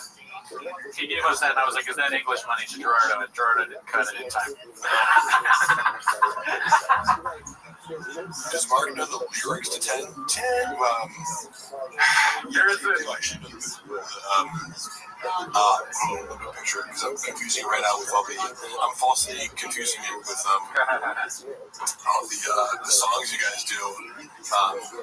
Give me the start of it. It's Time for my favorite time of the week when we get to hear Papa trying to be pencils now. Yeah, thank you. I kind of heard of Dagestanian. Oh man, Dagestan, never heard of it. I want to see BGL and Miguel have a race where they get the treat. Do you know Miguel? No, probably not. I've met Miguel. He's our friend that used to do the show, but he hates the show now. He sounds fast. Wait, he sounds fast. Oh, he hates the show? He hates the show. He hates our fans because they were making fun of him a lot. Probably because it's what we just said. Yeah. What do people expect to go to lunch but not get made fun of? What? Yeah, take that thing out. If I was on here and everyone was like, look how cool Mark is. I'd be like, are you astronomy? No. Like, did you pay a bunch of like bots to be like, oh no, we actually made a decision. Thanks for bringing that up, Mark. We made a decision. We don't want any more bots. Oh yeah, dude. I know. Yeah, vote on the bicep. Damn, well, you can see a real big horn view right here. Dude, look at that horn. Look at that. For real, no. Look at. Wait. Is it coming back? Wait, what's that one coming back? Look that one. No, too much. There. What? Just go like back and forth right there. Oh, like you see it now, though? No, I have a horn. Oh, nice. Dude, Horn Brothers, bro. Give me that. Yeah. Horn Brothers. oh, for sure. Look how cool Mark is. Thank you. Finally. But one thing we do need to be clear about, we get a lot of bots. All of the 100% of the negative comments are bots. We know this. Yeah. Every time someone criticizes us in any way, it's just another one of those bots. Yeah, we actually a lot of bots. We do believe things about it recently. It's like, oh, the haters of the bots. It's like, yeah, people are paying for negative comments. What? They're doing that to us. Go ahead and make sure they get it. What is your favorite TV show? The 80s bots. Actually, my favorite TV show might be Barry on HBO. He has something to his money about. Oh, thank him, Top Jimmy. Appreciate it. You're not a bot. That would require athletic talent. I can tell when someone's a bot because if they say something negative, it's a bot. 100%. I want to be shirtless, so you would not be a pro wrestler. Hey, Mark, what happens to his chug giveaway? I don't really know how giveaways work. Like, I've been trying to follow that story, but I'm just like, I assume whatever shop is doing is fraudulent, like, obviously, but that's my presumption is if you tell me that it looks fraudulent and you know more about giveaways than I do, I believe it, because why would Chop do anything that doesn't benefit him financially or involve some sort of misrepresentation of reality in order to benefit him? The only giveaways I do are facts. Mark, I saw Brendan piss in the sink literally every day. And the creative director at the time pulled him aside and was like, I have one request. Could you just not piss in the sink? Holy shit. And Brendan, I think, agreed. He said, oh, yeah. What a stupid thing to ask for. I would never ask somebody for that because I just assume they're going to piss in the sink. That's like, why would you ask about that? It's like, duh, if someone comes to your house, it makes sense for them to piss in the sink if they have to piss.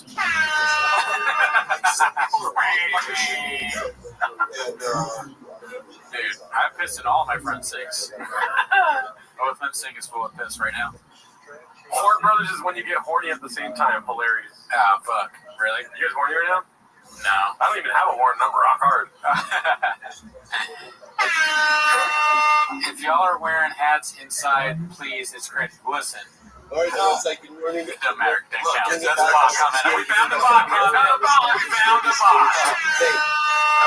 We found a bot. Mark, is it going to you go Brendan out for gripping the soles of his training shoes while sitting on podcast? I noticed he had a lot of weird mannerisms, like he does like self-supporting activities, like dedicated here in honor of the grandson, Moshe. So this is a neutral certain personality types. Would you like rubbing behaviors or like he's always doing this and As we go ahead and he's like what is it called? Stimming.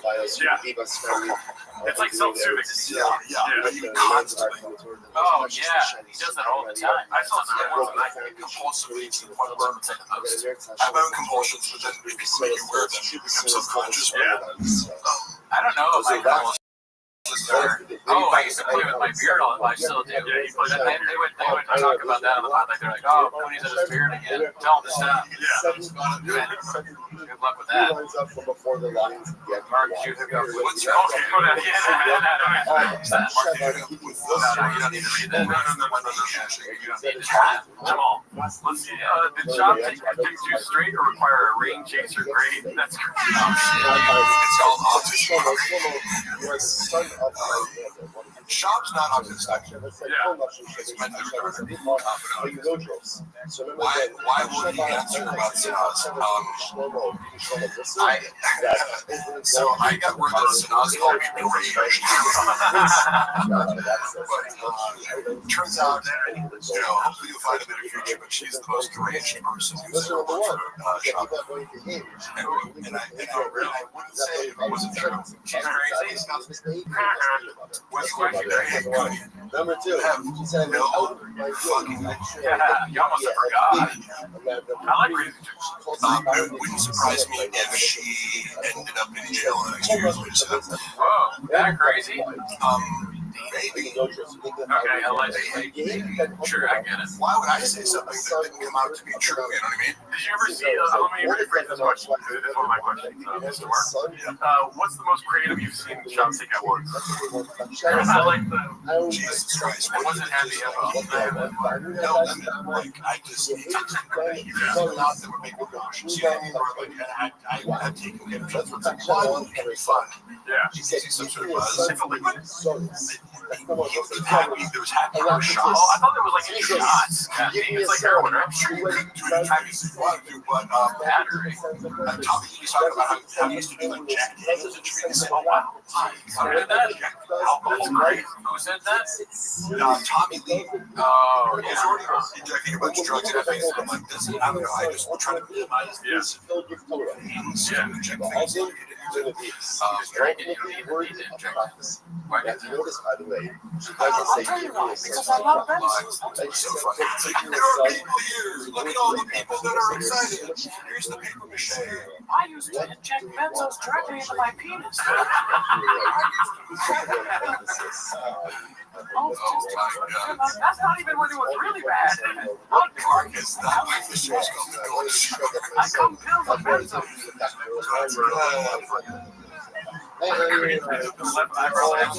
Christian, you're blocked. Bot comment, bot, So many bots are Brendan didn't have sex. Right. From what I know about her now. And I say that with like, I'm not touching anybody or like, I'm not one of these like, of course, I go, I know enough about her to know her That's all. What do I know? I'm just a guy. I heard she stands 10 toes down. That's what people were telling me. She stands 10 toes down. She does stand 10 toes down. I mean, I don't know. What is your favorite bit from the Gringo Pop? So, wouldn't it be cool if I was gay? You think it's like, it was just like bros? Like, COVID with the bros? Yeah. Just everyone's gay. Yeah, at night we fuck each other, yeah. It's a good one. It's just for me like, like, it's so happy. I don't know. It's just like, what's your favorite bit? Like, I just like, I'm confusing my favorite bit with this kind of like what I thought about the most, like watching him do it, like do a tweak act out, or like, what if God had a little tweak assistant? It's funny how he works gayness into everything he does. Like, because playing high school football or whatever, it's like, you're always making gay jokes. You're like, you're gay, this guy's gay, but when you see like a 40-year-old man constantly making gay jokes, that's going on with their butt. That's going on with Fascination with Peanuts, where every single episode you have to talk about dicks. I don't even believe that he plays video games, right? Because you know in the videos, like we play video games with each other, like what video game does he play? No. Right? So that's just like, he's like a non-human trying to relate to humans. We're into the podcast. He doesn't have a console. He's just doing the That's another abstract thing where he's like, guys play video games, right? I can pass it off as something that I do that's normal. He's probably bad at every single video game. Video games. Yeah, because video games are. I get into video games and I realized how much better my friends were than me. I'm like, oh, you are stacks. Good Tony Hawk. And it would take 3 years of playing it every day to like just get as good as you. Yeah. I'm still just be a guy who's good at video games. I really just played Tony Hawk for the music, if I'm being honest. We're not doing all caps, y'all. So you actually like you like you like no, because it's just like attention grabbing, and they're not. I mean, and it's also like if they're not here all the time, it's like I'm not gonna Yeah, you're taking away time from Top Jimmy and Matt Hardy. Yeah, he challenged jokes all the time. Brendan Schaub does. Yeah. So it's good you make engagement. Well, listen, you think I'm Antoine Jameson too. So it's a hacky shirt, but Mark would be one of the pros of the scenario. I certainly would be. Why would you expect me? You guys fucking love me. Okay. If we do any kind of gay joke, it's ironic. Gay community is some of my biggest supporters. Love you, I gotta piss this thing. I'm pissing like a I goddamn. love for gay dudes. Oh, yeah. I'm saying, I mean, I do it every night. Every day. Yeah. 7 days a week. Only game I'm going to do that is NASCAR. All cash, no gas. Can you do me a favor? Adam is one of our loyal supporters, and he has a wife named Ellie. Can you say, what's up, Adam and Ellie? Make sure to cuddle tonight or something like that. You know, What's up? Wait. What's up, Adam and Ellie? I made you cuddle. Yeah! Motherfucking groove on it. Dude, if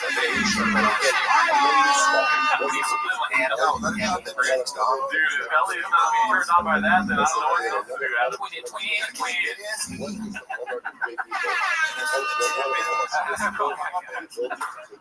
Nobody, baby, nobody, Haley.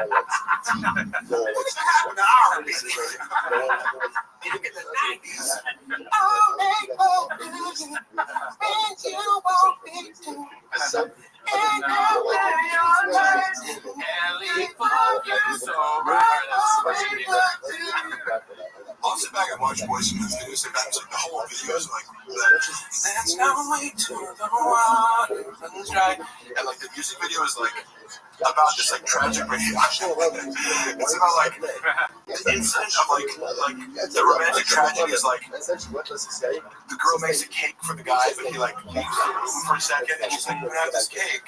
And, I want to show you, Ellie, that Adam needs you. Adam needs you.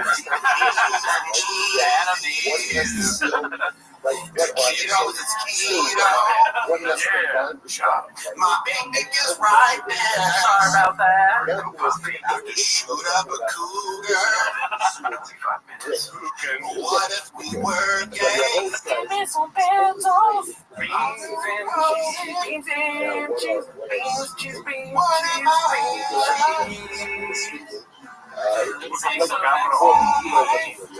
Oh shit, Ellie's in here, dude. What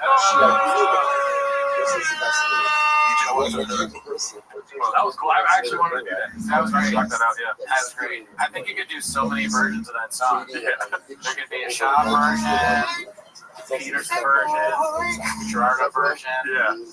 I like the part part of the thing album.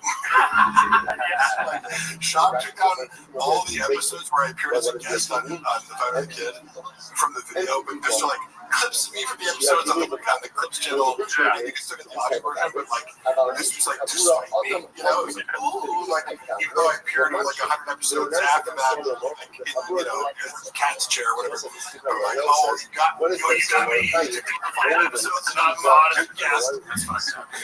You said you're still on the record. You can find me. He didn't take down the audio versions of the podcast a lot. And then there's clips where it's like, oh, Mark Carly talks about that weights on this episode. Yeah. Then you didn't quite finish the job. That's lazy. I guess. I like this. Me at hour 22. Two S words, frijoles y queso. That's pretty great. Called out more for saying I feel like he does get called out a lot, but it's, I mean, it's insane. That is an insane lie. Yeah. Can we just become more aggressive? I don't know, just because it's so far from me that it's like I don't know, showing up and fucking like in Buffalo Bills Stadium. Like I played, that's how close it was. Damn. It's like having a courtside seat at a Lakers game and saying that you played with LeBron. Yeah, it's like throwing out the press 25 to 46 times. I was there when there's multiple, the truth of the he compulsively repeats saying that because he'll say this to Rogan, for example, he's said it so many times that I love compulsive repeat themselves. said he did it. Okay, in reality, we were in the same culture. We were having the deadlifting and benching, blah, blah, blah. Now, for the record, I did it 33 times as a 19-year-old in college, so it's like, this isn't that impressive, right? Yeah. And doing that 33 times, it's an NFL-level number. However, you also have to, like, if you're a linebacker and you bench press 225 33 times, you also have to run a 4.6. You also have to have a fucking, 38-inch vertical. You also have all these other things that be super difficult. So bench press is really not relevant to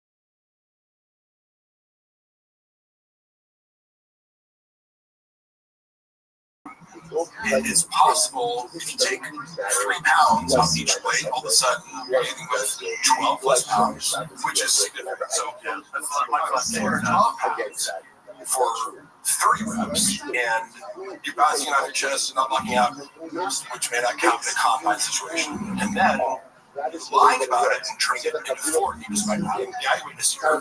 There. Why would he tell you something? Yeah, just classic pathological lying where he's relying on other people. Like, hey, I was there. I didn't do 40, I did 30, and then because he kept saying it, like, and Rogan's impressed by it because he wasn't there, so why would you lie about it? Yeah, right. You should know that.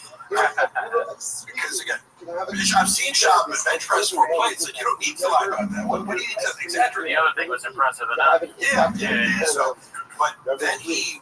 Even if you have a whole he's posting for a while, like these people who sent me this, like, oh look, he posted himself doing the bench press. Yeah. At first, he would just post like a picture of the bench press, and it's like, well, 25 minutes, 25 this many. It's like, cool, but show you still your whole story, bro. It's like, oh yeah, just get 700 pounds. Here's a picture of 700 pounds on the deadlift. Why don't you just film yourself? So then he posted a video, and it's like, but you did 26 reps. What happened to the 40?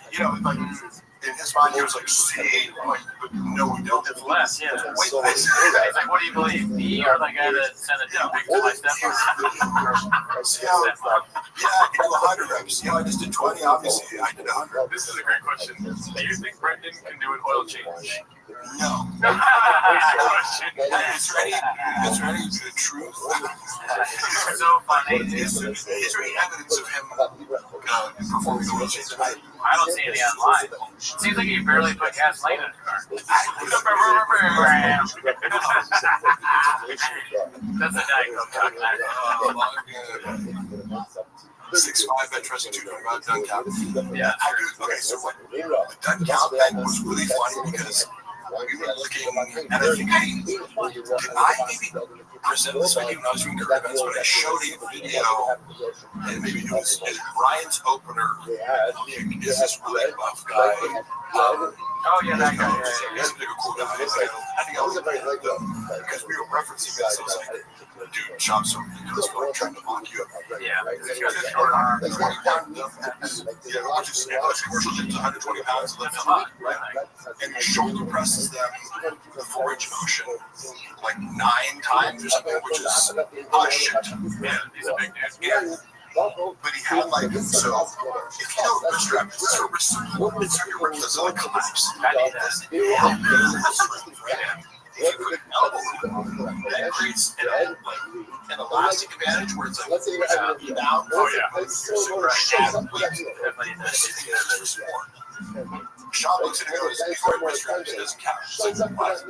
It doesn't help you lift more weight. It helps your risk. Yeah, he probably doesn't either is lying or he doesn't know. But it was his logic for everything is, what's the thing I can use to dismiss the person who's doing better? Yeah. Because that's what I say. It doesn't even count. What do wrist straps do exactly? They help you lift more weights? Oh, I don't know. He like hates anybody that does anything. You know, when the question like, It's true, not true. can you either say can Chop do a oil change and then someone I think it was Mark Miller said can Chop change a tire. The real question is can Chop change a light bulb?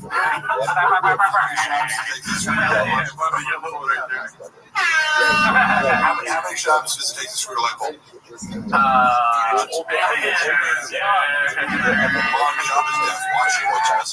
Funny thing is, Shop just started to watch. He's a man who's scared of comments. Yeah, I mean, so you know, he really doesn't read comments? He's scared. Yeah. Like, I read them because I go, give me something to argue. This is fun for me. I read them compulsively looking for conflict. I just learned a long time ago that you can never, ever read, even as a live streaming does, I haven't read a single one of these things coming out. Baseball Dead Letter, what did you guys think about what happened to Obama's dog, Donnie, and he guesses? Donald Trump's dog. Oh, that dog off the pod now? I don't know. Probably his own solo pod. You notice reviewing as I'm looking over all this Big dog pod.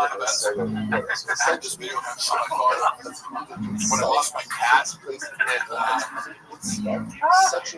late 2021, early 2022. My cat was missing for 8 days, and like me and the water were really torn up about it. I thought the cat was dead. Like, you have to accept it. If a cat goes missing, you're like, you have to accept it. I remember that, yeah. And I sent to him privately the Chemical video of us. We just found the cat. And you're sleepless, like you haven't slept in people. Your cat never stay up at night, like take shifts. It fucks with you mentally so much. And I'm super into my animals, so it's like, this is all you can think of. Sure, yeah, you're better. I said it to him going like this, about like we found, our cat Spider, and it's a video of him coming and eating rabbits. He has eaten for 8 days. It was like raining, it was cold. It was like the coldest day of fucking, January like ever. He got lost. We were super worried about him. And you hear like Luana's like talking to her mom, like in German in the background, and we're both kind of like crying, like And I'm faintly, but I was emotional. He plays it like fucking fire the kid and starts making fun of it. Oh shit! He was like, I got Luana in the background. I'm like, doing a Hitler joke about Luana crying because she's speaking with your mom, and then like making fun. Oh my god! Hey, cool, bro. Like, but it's, I don't take offense to it. It just tells me, like, you have no empathy. No, probably. You don't understand people's relationship with pets. I know that too, because we actually we lost the cat, broken a shorty by our cat. Can't find him. Yeah. It's been a while. Cats, you either keep them indoors. I know, take my cats outside and monitor them. Take them inside. The cats want to be outside. How many cats do you have? 4. Oh, shit. And I walk to the beach. Really? With like a leash? I don't walk where I just walk. They like to play in the corner of our apartment complex. And they just like to smell shit and be outside. As much as if a cat had its way, it would be outside most of the day. I like cats, but I have a dog. And I like dogs. Yeah. Do you have a that's why Shredded cat daddy. What's that?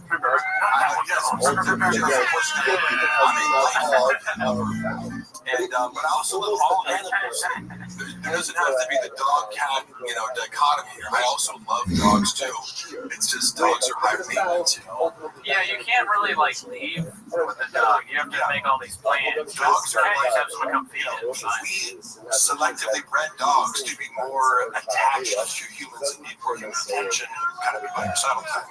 Cats require like 20 minutes of interaction a day. Which is what I think Brendan's figured out. Is like, you get a dog, you give it back, or you take it to get murdered, or whatever it is. Hey, remember when he tried to? Remember when he fucked up the hypoallergenic like Russian blue cats or whatever they like? It was a specific kind of cat that he for. I was the person who he tasked with helping him find this breeder. It's very hard to find hypoallergenic acne. There's like a bunch of scams out there for like breeding cats. He got scammed first, maybe after this, but like it's a difficult landscape to navigate if you're not savvy.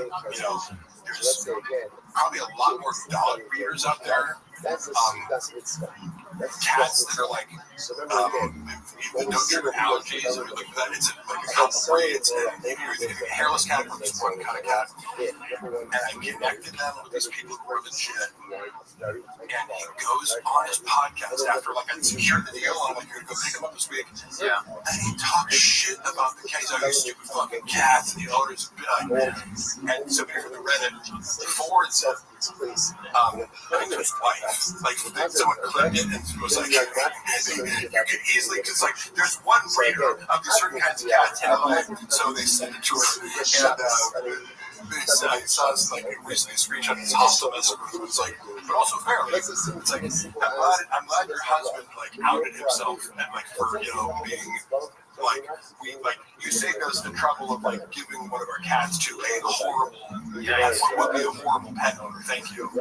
But he couldn't even. I was like, you can't like you compulsively talk shit about so many things in your life that you don't even realize like you just paid me to work 20 hours to find these cats, and then you're just like couldn't keep your mouth shut long enough for one fucking podcast episode to not talk shit about a stranger when you're about to do business with and fuck up your whole opportunity. I mean, job is so stupid. I like how you bring up how he keeps getting scammed.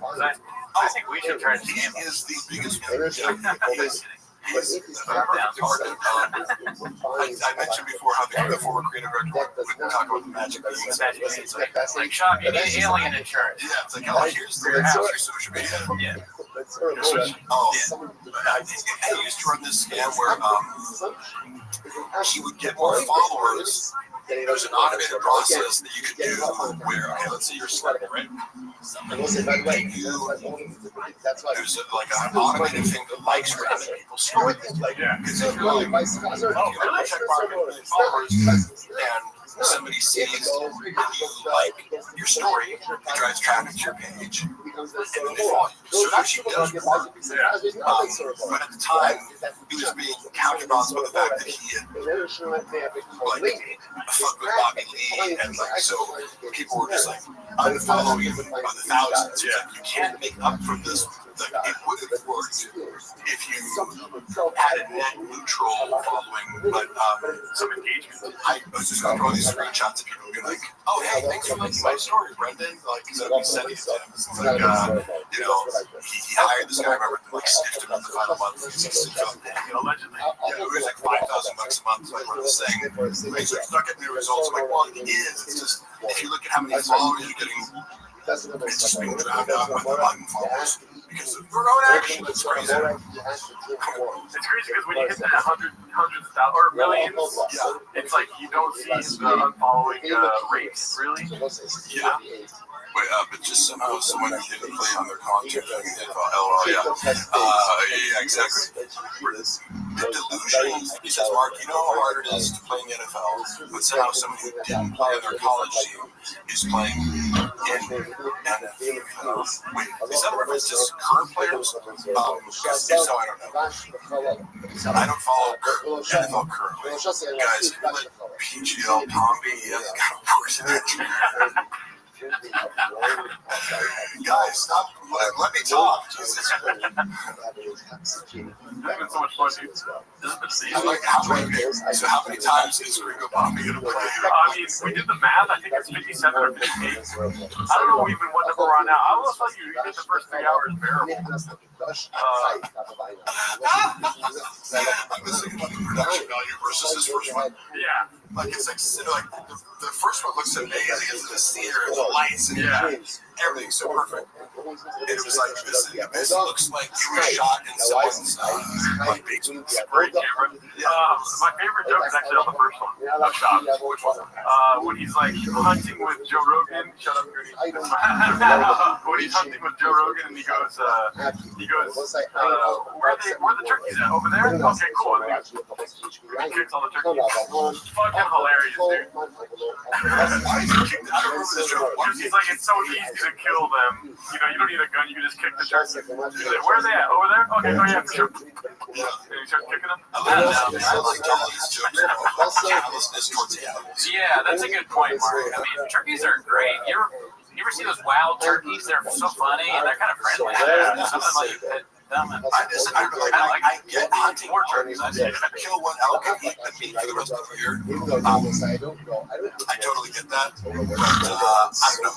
Trophy hunting is a little freaky. But I get the idea before it drives animal conservation. Yeah. Sometimes you gotta kill a deer. I never saw it. Yeah, let me go kill a lion. I wouldn't want to do that. Yeah, so I can put his head in my fucking that's cannibalism. There's dead animal. It's a closed environment, and I had a high-powered rifle. Talk about a lion killing a lion, me? Mark, let me ask you a question about that. Do you feel any kinship to lions now? That's a ridiculous question. You always have. I remember as a child, I saw this guy, an article about a guy who somehow had he had a pet lion, but there was some he might have been South Africa, he lived in a place where there would be more like an actual lion in the wild, but he befriended a large cat, and there are these people you see on the internet where they this one South African guy who he kind of has this herd of lions. He also does hyenas. He knows all their behaviors. You can own a tiger and develop a friendship with the tigers are much more solo, in nature. They have their own territory. They go solo. But lions are highly social. They're the most social thing. So I've always thought it'd be so cool to fucking have a cat. Because they act just like regular cats, just and they could, instead of scratch my arm, it's yeah, but this question I wanted to ask you next right here. I think you got lost in the sauce here. Where are you on another kick of the Gringo Puppy? God damn, they're not enough. How many deleted? It was a great question. Oh, here we go. This is it right here. Do you think Brendan has ever read an entire book without pictures? Such a quick note. He only reads picture books. He hasn't read Hemingway or Jane Austen. Do you guys remember, never heard how I say this? There's one who was also the guys with that, but I have a little Tim Kennedy story. Indirectly, but he was a food truck tire when I was working there. Tim was very gracious to me. I also get that he seems to have told some ridiculous sociopathic lies. I'm like, what the fuck? Again, isn't it enough to be a great Beret who was a great MMA fighter? Yeah. You had to invent, that you did 4 crimes in order to say cool. And no one's checking that for you and be like, hey, bad idea, buddy. Who's around you? What was your upbringing like?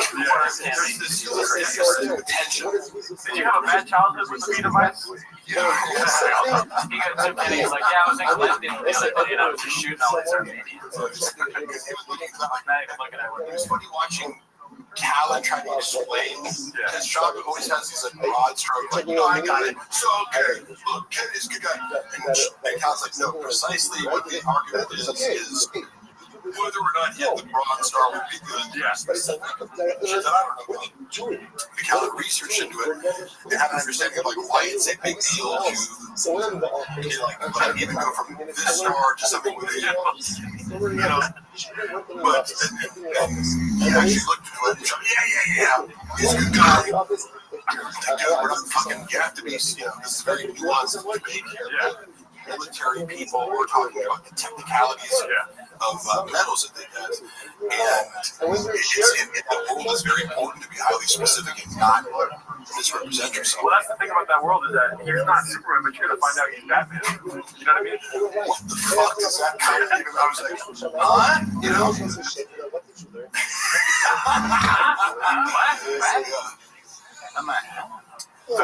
Sometimes the physical, kind of like because we're just watching the physical component of this. But like what he perceives as like this is gonna be wasn't it? Alley Donuts. Well, I'm glad that we have a line in here with the game folks. That's what Introduce somebody like that. His name is Geraldo Abigail. I'm just like, well, I'm a guy with this fucking scroll device, so my Tim Kennedy, by the way, was the morning that Tim Kennedy was coming on the show. For 2 minutes, he's promoting his book.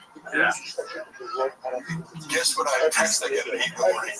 Hey, could you like read the book real quick and like give me some notes? Oh my god! The whole thing, but I had to like scan. I know the book to like scan it and like find like a few, it's like, give me like a book report like out, So I had to like feed Sean questions so that he could pretend as if he had read it. That's why, right? And I'm like, why not just say you didn't read it? Who gives a fuck? Nobody thinks you're a reader.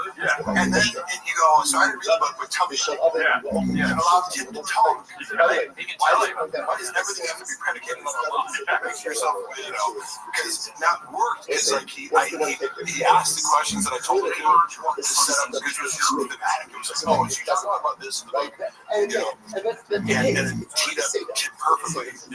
Just if he'd asked my follow-up, it's like, oh, like, do you remember the chapter about this? And he'd be like, yeah, the one with the thing. And he said, Tim asked one follow-up question. have some cards. Your ability to assess risk. What the fuck is Chili? What the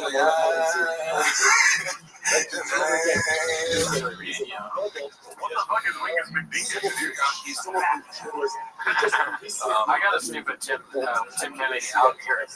Tim Kennedy, ever been killed by him? Mark, did Brandon after that video of everyone congratulating him for his Ringo Poppy special, or did Chin actually come up with that on his own prompting? It was planned to be prompted, but here, let me say this. What kind of person would you anticipate? Like, because like, it's almost like, oh my God, you do this surprise birthday. It's like, I don't want that, Don't give me an emotional thing. I'm recording a podcast,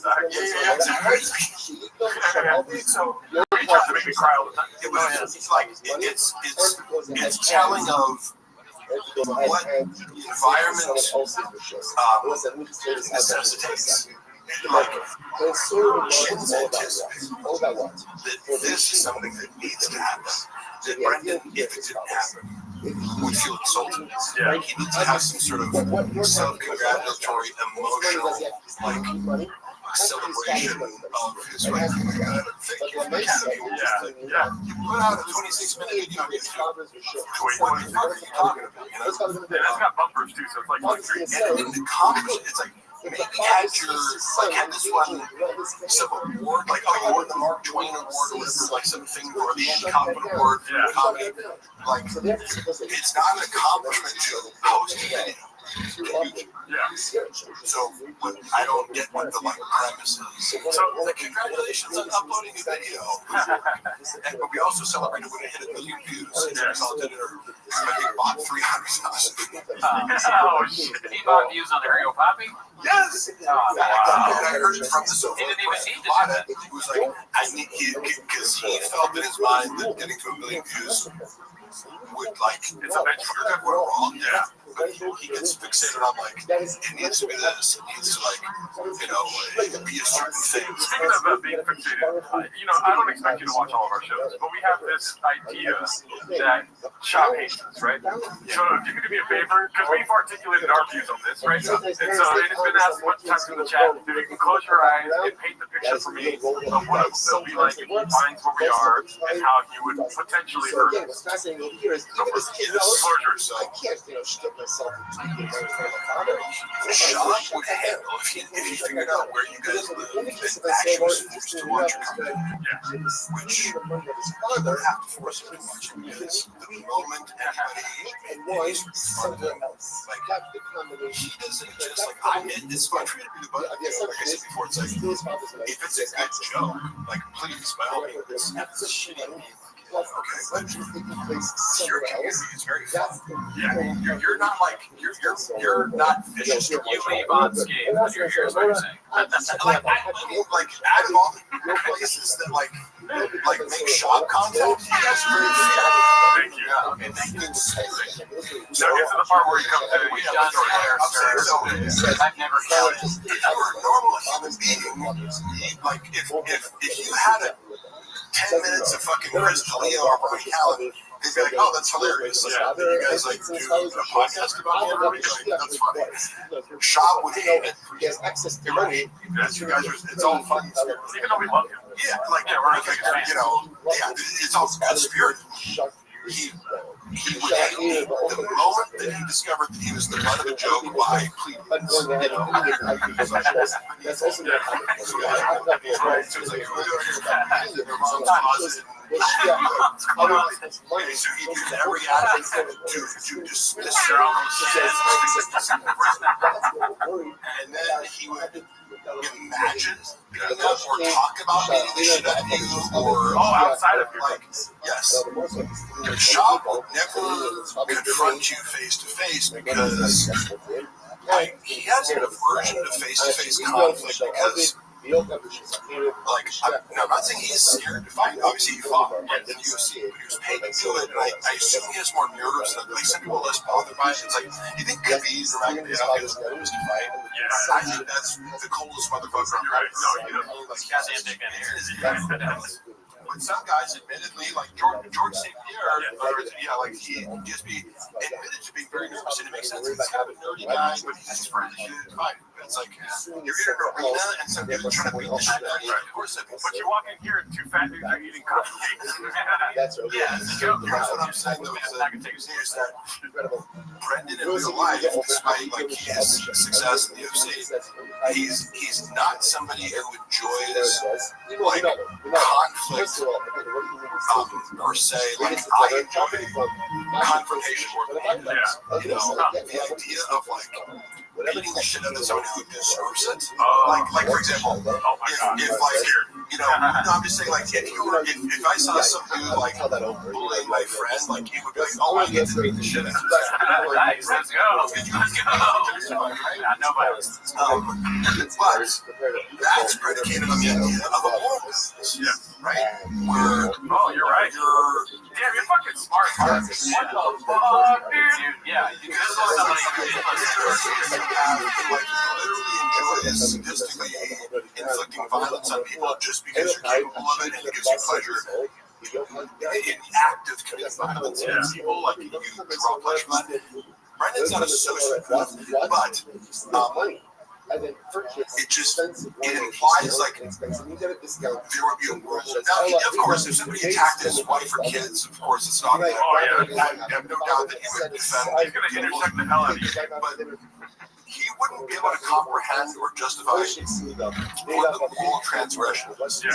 Now, there are fighting words for guys where it's like, you can roast me or whatever, but there's certain things a guy can say to me where I'm like, you're inviting me. Right, like if disrespect. In a way that transgresses a male boundary. Like if you ate someone's Triscuits and they were like, hey, why did you eat like this? And if their mom calls you, you probably have to yell at your mom. But if you say, it's my mom, that's predicate for physical violence.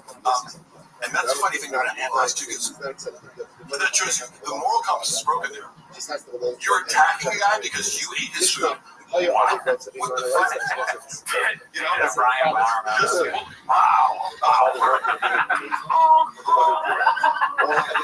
In his mind, he's the hero of that story. He doesn't realize it. Oh no. You know, Assad is one of our favorites. Dude, he's a chef. Hey, real quick, y'all talk about Mama being scared. That's your takeaway. So him in the block him in the room and go fucking way out on skate with the Diet Coke. Yeah, exactly. I'm just telling you, like, why would I lie about my perception of Brendan the most mean and aggressive he was in group chats. He likes to bully people where he has formal authority in front of other people. Yeah. And knowing that if you clap back at him, it's going to be in front of other people, therefore he's justified. I would be far more like I would say things to him in text message that he's probably never heard before from an employee. But it's just me going cold, like you're wrong. Like, I'm sorry, Brendan, we didn't matter. But I'm like, let me analyze this for you and tell you what you're incorrect and be coherent. And he like his scrambled his brain. He's like, employees are stop arguing. I'm like, but I'm right. And you're just totally wrong to the point of like, if I tell you that you're right, I'm actually like harming your business, you know.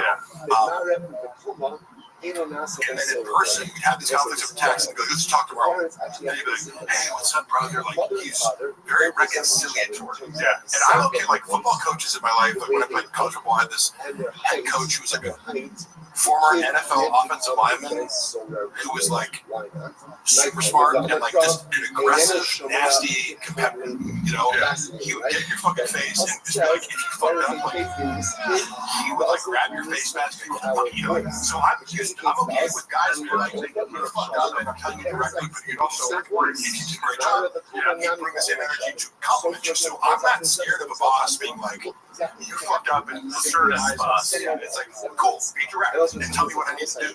But Shop is like, he'll be addicted to you in a text message group chat, but then see the person like, hey man, so you gotta turn it down and be a little bit like, okay, you want me to say be a yes man or is that what you're saying? You know?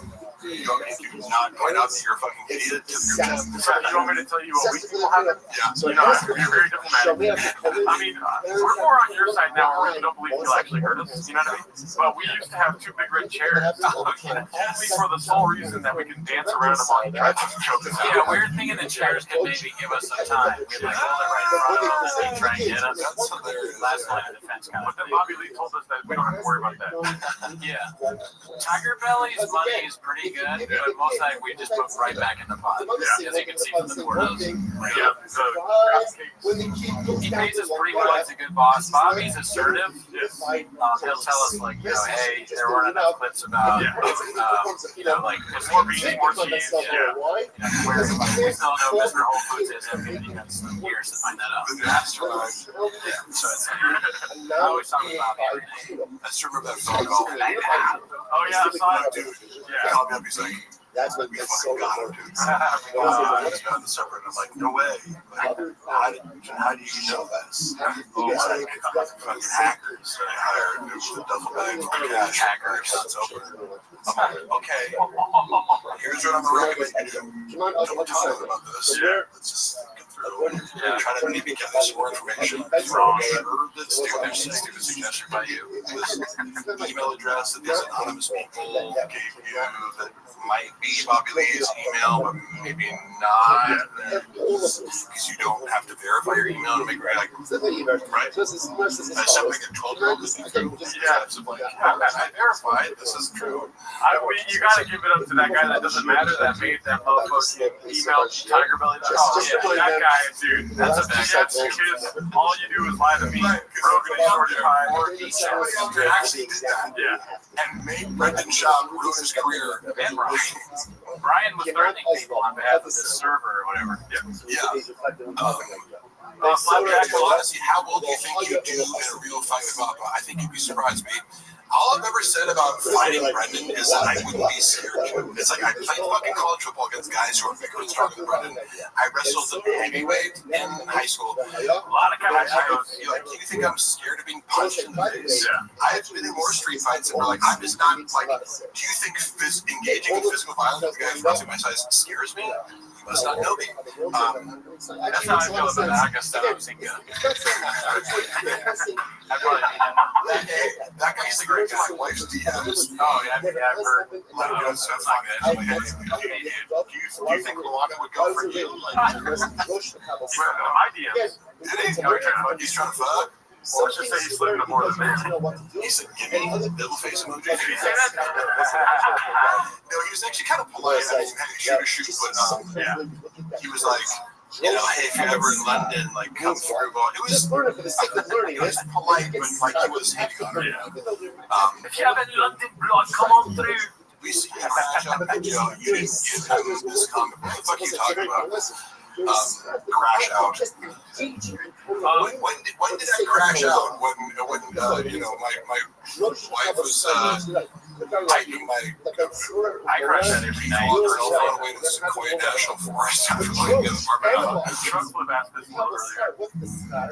Has Brian taken loans or something from Papa? Is that we don't know?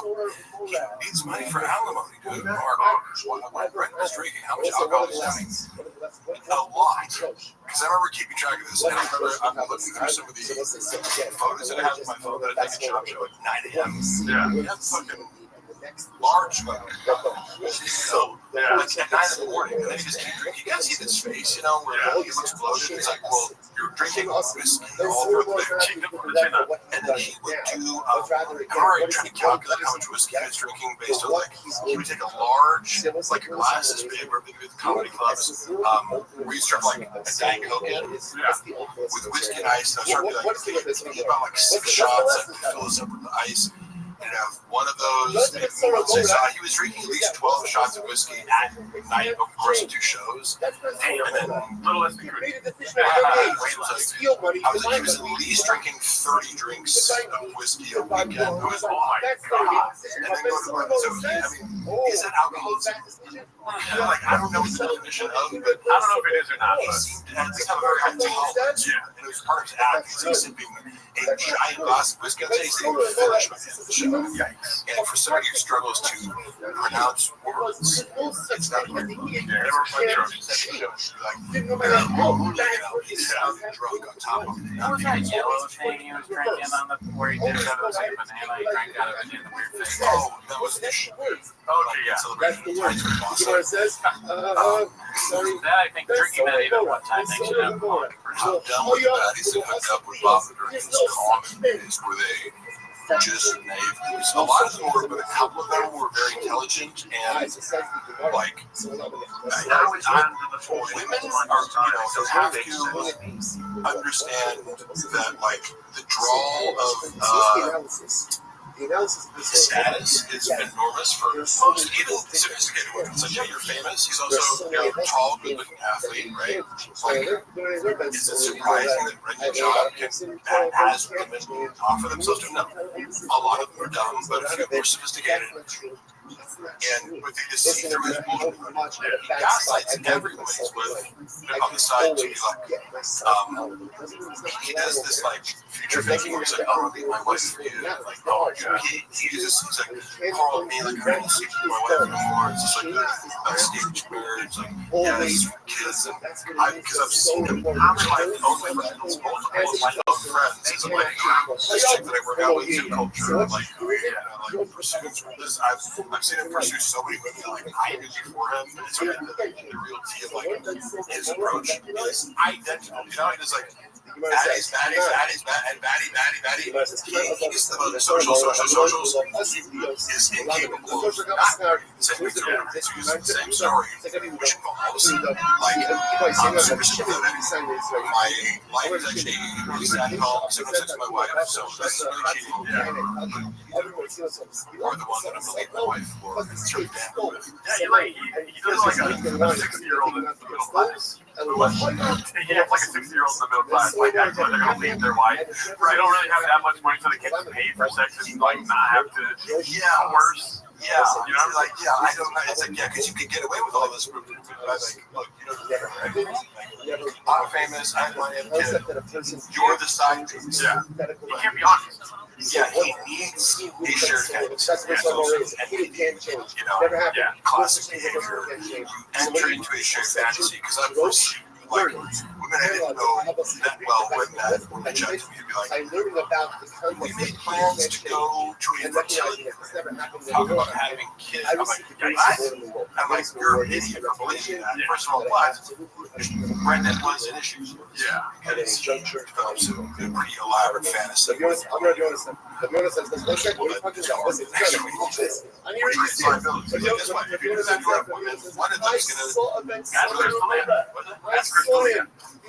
Yeah, right. It's just like you're upping the odds of like, if you get enough women, like objects, one of them might protest.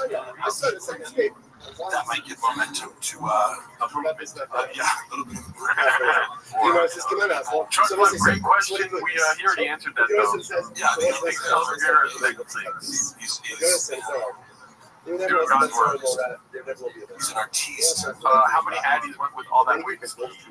Oh, we already answered that too. Yes, he's quite good. How is Brendan supporting his lifestyle? Does it make sense? Peter. Somebody said here. So I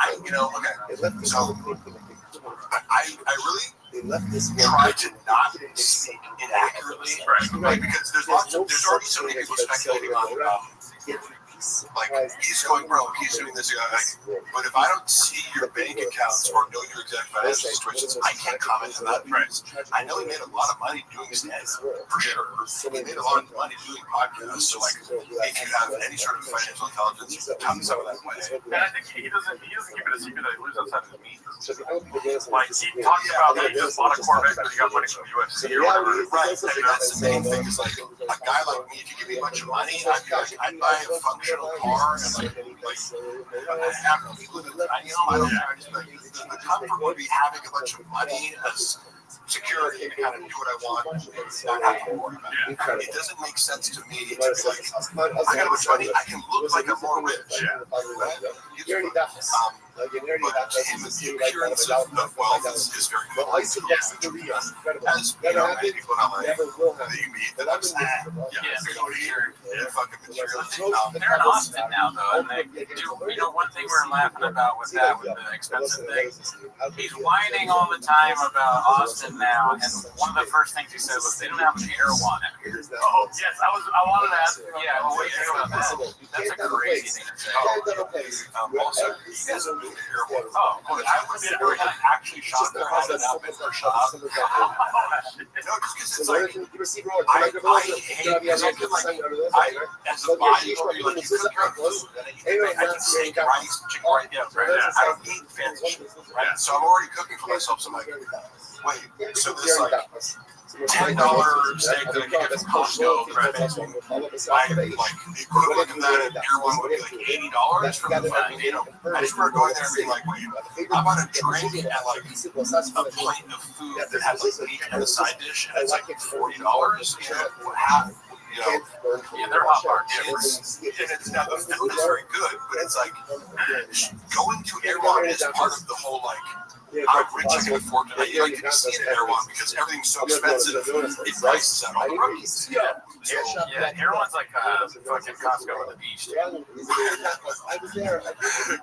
very like it's a funny little thing there. It's right there, but like I'm like I can eat McDonald's. Shout out to CR Guitar, dude. What the fuck? CR Guitar is the guy that made our theme song.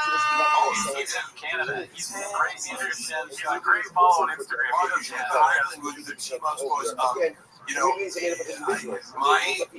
On my mom's side, her mother is Irish heritage. Mary Evelyn Ruane, we're all Irish heritage. Dude, hit up CR Guitar. What's the most Irishest? What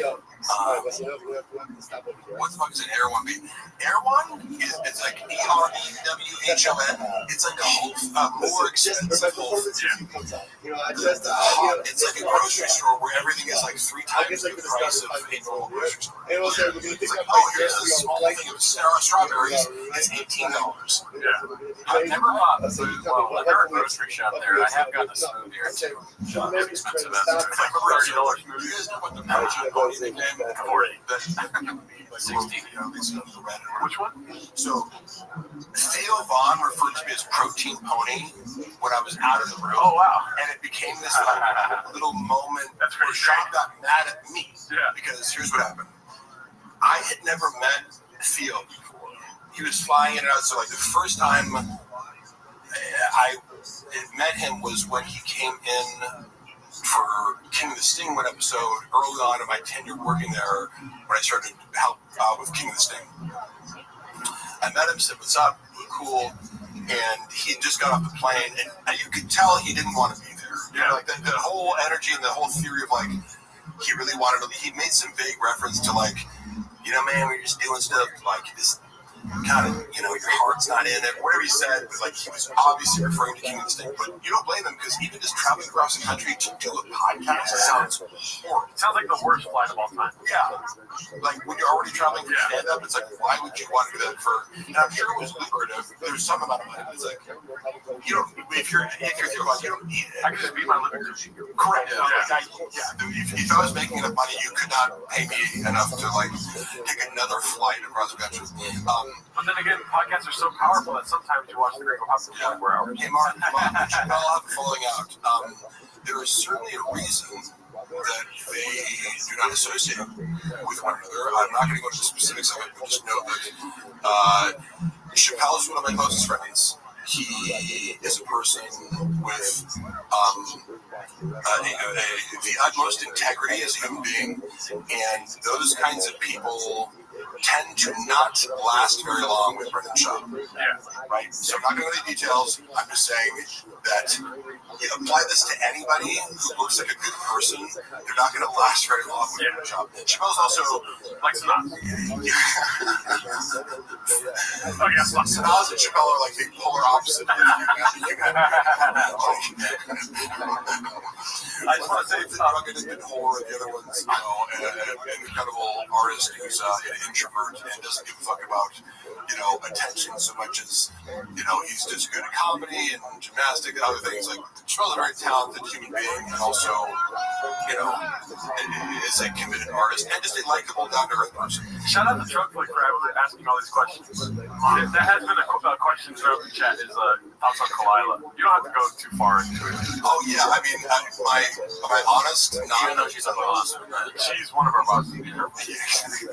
She's our, you want to say anything about her before? She's our jewels. I mean, she's a great person. I was mad about my boss. Yeah.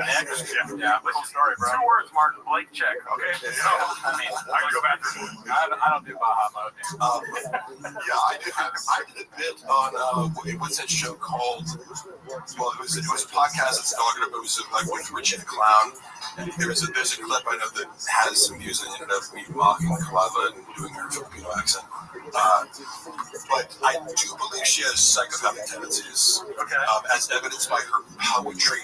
We unearthed her poetry, and it's extremely dark. And if it's any sort of accurate representation of her thought process, it seems to be highly exploitative, manipulative, like fantasies of, you know, wealth, power, celebrity, like sadistic behavior towards men.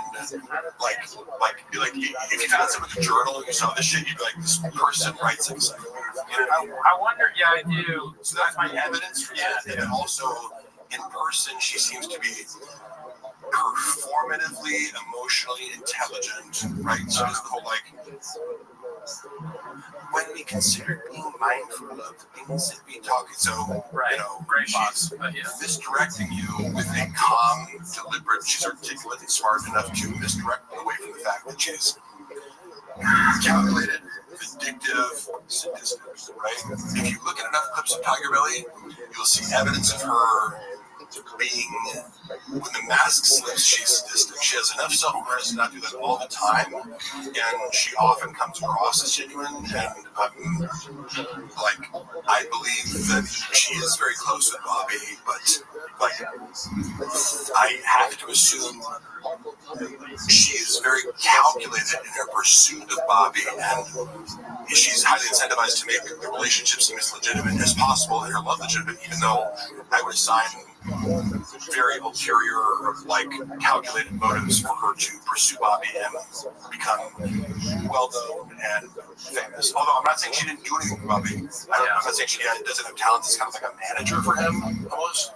You know, right? To like set him up and kind of like in a sense, exploit him, but benefits him, but also benefits her way more. You know? Mutually beneficial. Her writing poetry to me is interesting in of itself, being in this world of like Rogan and comedians, like diaries and poetry. Like I'd love to read, like, I don't know. I mean, obviously Shop's diary, but he doesn't write. But like Rogan, what's in Rogan's diary? Jeff Dye, does he write poetry? Like women, does a haiku about how women are whores? I don't know how to do haikus, but it would be like something about. Listen, I'm as horny as Brendan's forehead. All right. So I'm good. All right, sorry. Yeah, more. Come on, that was good. Mark makes Baba look like a photographer when it comes to having the best brains for the arts. That's a great little word salad. Don't even know if being insulted of a compliment.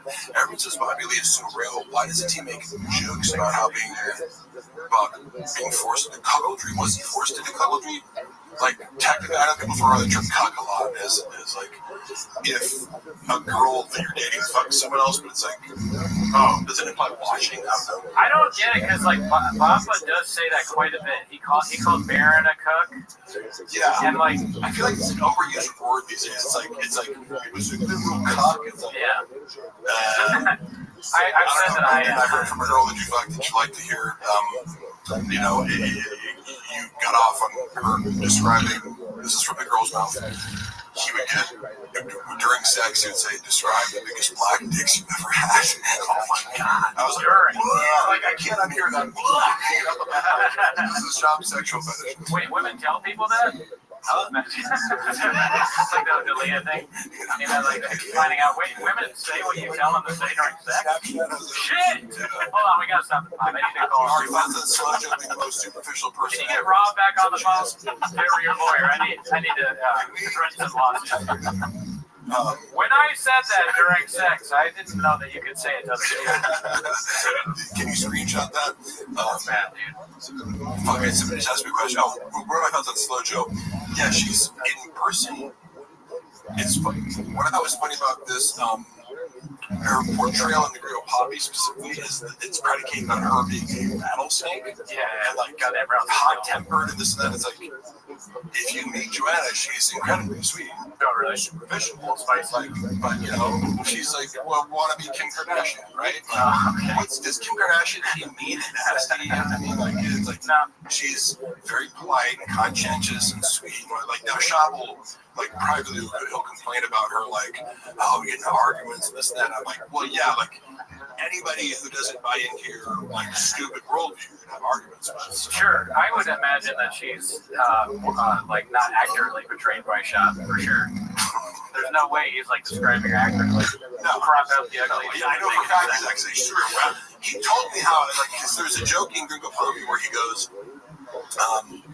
crop out the uglies, and sit back, and the reveal is, we're in a group chat, dumbass, and he's saying that to his wife. Yeah.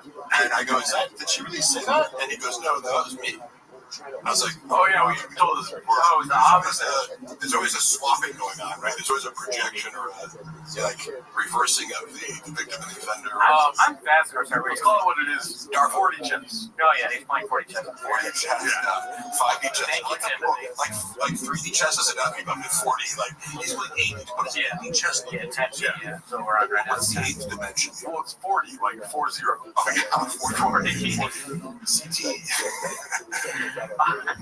I mean, some people are just giving money. I know, it's very nice. Thank you, Tim. They're just giving it. I think it's because, like, you're already spitting facts as it is. They don't really have a question. They don't question the facts that Mark Harley spits. Somebody said honest thoughts on Brian Callen. Okay. Love you, Brian. You want to hear something funny that I learned recently? Oh, yeah. Okay. I don't think you. I mean, I don't know. I don't give a shit. Who cares?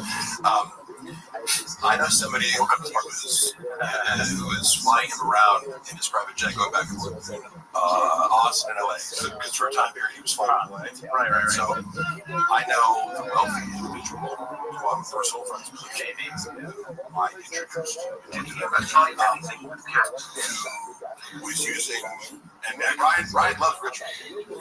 Ryan's favorite people are rich people. He also likes people in cow costumes. Saying, like, we were at Lopez. I don't know what that fucking story is about the Lopez. I've seen it out of context, and I'm like, what the fuck was he doing? He certainly wasn't legit. This guy who was ushering Callan back and forth, he told me some stories about how he is the most ridiculously and astoundingly unpunctual person I've ever heard of. He, like him and time, and I like that. No, he would sometimes come late. I remember Brendan being annoyed by him because he'd be like, "Oh, I'm running late to the studio. There's a lot of traffic." Yeah. And we'd like check the traffic, like race over. There's no fucking traffic. So, but it's like, oh, big deal. You're like, 30 minutes late for your podcast. You've been doing it 800 million times. Like, who cares? But right. And I know, but Brendan did seem annoyed by it, fairly so, because, like, for the most part, Brendan's on time and kind of considers it like his big bit that it's like, I just show up. It's like, okay, you second your job, but yes, you did technically come on time. Brian apparently has a more difficult relationship with time, and I get that as like an ADD symptom, like time management, time distortion are problems. However, the details of some of the stories I've heard, I was like, Brian is 8 years old when it comes to time. Like I heard like 10 different stories from this guy. It's like I hung out with him for a month, and he fucked up so many times for his own shows. Middling for like big, like Tony Hitchcock's headlining, and like Kim Congdon is like opening, and you're in the middle, and you're like 30 minutes late. Like not even like where you're supposed to be, like, just for the show. So like somebody has to come on and like kill. It was like not 2 minutes, whatever. Like shit runs down his head to Joel, but just stand up like. Kim Congdon does not have 30 extra minutes. I go home, just that alone. But then he was like, wait, dinner. It would be like, oh, hey, let's be here for dinner at 7. And it's like, hey, I'm outside the restaurant. And they don't come until 9 p.m. or something. Like, it was like, so many stories are like, that is like, so it's a representation of, he's talked about it before, his entitlement. Remember he was like, I used to think of myself as like one of the chosen ones. He is self-aware of his own entitlement. Doesn't mean it fixes it, just being sure, but he's referenced it, so that's why I feel safe kind of like saying that it's no secret, like, but he feels entitled just be late for shit, where he'd be like, I'll come over at 6, we're having dinner, and the guy would show up and it's like, I'm here at 6, he's like, oh, we're still at the grocery store getting the ingredients for the dinner, motherfucker. Like, what do you like, why would you do that? Hurry up, David. Just forget about shit. We're just like, it's to such a degree where he goes, I literally have to stop hanging out with him because he's like so late. It's annoying. I really hate that shit. My friend Cutter Hodier is a piece of shit. He's late to everything. He's a director. He's just like, why would you want to work with someone like that? He sucks ass. Yeah. Wait, do you know people like that? That are just late all the time? Well, no, not to that extreme. Cut them out of your life. You can get away with it more. The more status you have, like, you hear celebrities, but it's like, for example, I don't know if you're following the Lively Jezebel Dunny lawsuit, but like, you hear a lot about like actors holding shit up on set, like The Rock and Vin Diesel, like they talk about how like Vin Diesel would like hold up production. If you're an A-list actor and you want to have a temper tantrum, there's not much you can do to like force Vin Diesel out of his trailer for this one show. Right. It's gonna cost money, but what are you gonna do? Fire him? Like there's no like mechanism in place to like punish you for not showing up on time. Yeah, what are you gonna do? Volume punch me? I know there's something there. Like, what did he say? I think 3 hits. Trump wants to know 20 hits. Let's go. Oh yeah. Tony Hitchcock. If you guys have thoughts on Tony Hitchcock? Oh yeah, we do. Yeah. Go for it. He's really? Oh, no. I'm like, I don't watch him. He's absolutely horrendous. It's the end. He's another guy that was actually nice to me, kind of not a relationship tonight when I met him, but his stand-up is just very bad. You said something that was very, I think, good the other day. What he's on Kill? Do you like Kill Tony the show? Not really. Okay. Yeah. I mean, here's the thing: Kill Tony show is great, right? But he's only a part of it by name. What I said the other day was that he's an open micer that got his way. Like the fantasies of an open micer, Tony Hitchcock for some reason can just achieve all those. Yeah. And without really the talent. To corroborate that, because I also met him, he was really nice to me, he made a funny joke about me, he called me like half man, half centaur, or some funny joke. I was like, oh, that's funny, a funny roast, and it wasn't me. And my buddy, who is a comic in LA, seemed to have an issue. Like, I brought him up once, and he was like, that fucking guy walks around the comedy store like he's the fucking king of the universe. So apparently he does rub people the wrong way back. People say People say that. People have said that about him a lot. I mean, the only interaction I've had with him is I did kill Tony once. He was nice to me on that. And then after the roast battle, he gave me some compliments. So, like, both times I was like, and he didn't need to be nice. He could have slammed me because I bombed. So, both times I was like, all right, well, this guy's a nice guy. But that was before. So I do still feel bad about clowning him. But my thing is, I want to be as honest as possible. His stand-up is god-awful. We watched One Shot, and you can't even find it online. Because it's and I have down, right? They took it. I have seen him actually do that in person, the thing where he's like acting like a big deal. Yeah. I told the story in the pod before, but I was at the roast battle once, and he tried to make fun of this random open micer in the crowd. Yeah. And this open micer, I like the guy. Yeah. But again, I'm going to be honest, he is not fun. He is not good at stand-up. He's somebody who actually might kill me. So I love the guy. I love him. But he, at least at the time, he wasn't very good at stand-up. He said something back to Tony, and then Tony tried to slam him and didn't go that well. But then the open micer was like, your special one shot, it's terrible. No one liked it. And he got a big pop, right? Yeah. And then Tony tried to come back at him, and it bombed. And then the open micer went back, but he was like, yeah, I remember there's been some moments in my life. I remember we used to roast each other in my fraternity. We'd like, as part of the initiation, you'd like anonymously roast people. You would tell one of the pledges to like, you'd write a roast, and I'd be like, I'll say goody, like, and then tell you would do my goody, you had to do goody, and small T that means it's not true that you're fucking write some roast, right? Yeah. So you would know where it's coming from. So it was very fun. One dude, like, who we, like, he was, I think, closeted gay, but because he was also, like, really in your face, like, narcissistic and, like overcompensating straight, that was what made it, like, you know, I'm just out a gay dude, right? But, like, he was a dick and a douche and, like, a narcissist. Right. So, the final joke of the entire evening, somebody goes up and goes, like, sir, whatever, you're gay and no one likes you. And it was just like, oh, people laugh. It was like sad. And then I remember he said, "You fucking said a joke." I'm like, no, dude. Why would I? That's so mean. That's a great. You can feel that. It's one of those things where you just go like, say your special something. Yeah. And it's like, if it did, and you just have to say that, and it gets a laugh, like, what are you gonna do? Yeah, it was so much worse. It was so much worse than that because he kept trying to think. Oh yeah, and then you're trying to one up it. Yeah. And it's not one. It got worse and worse, and the crowd started chanting the open micer's name and like, Cody sucks, Cody sucks. Yeah, it was insane.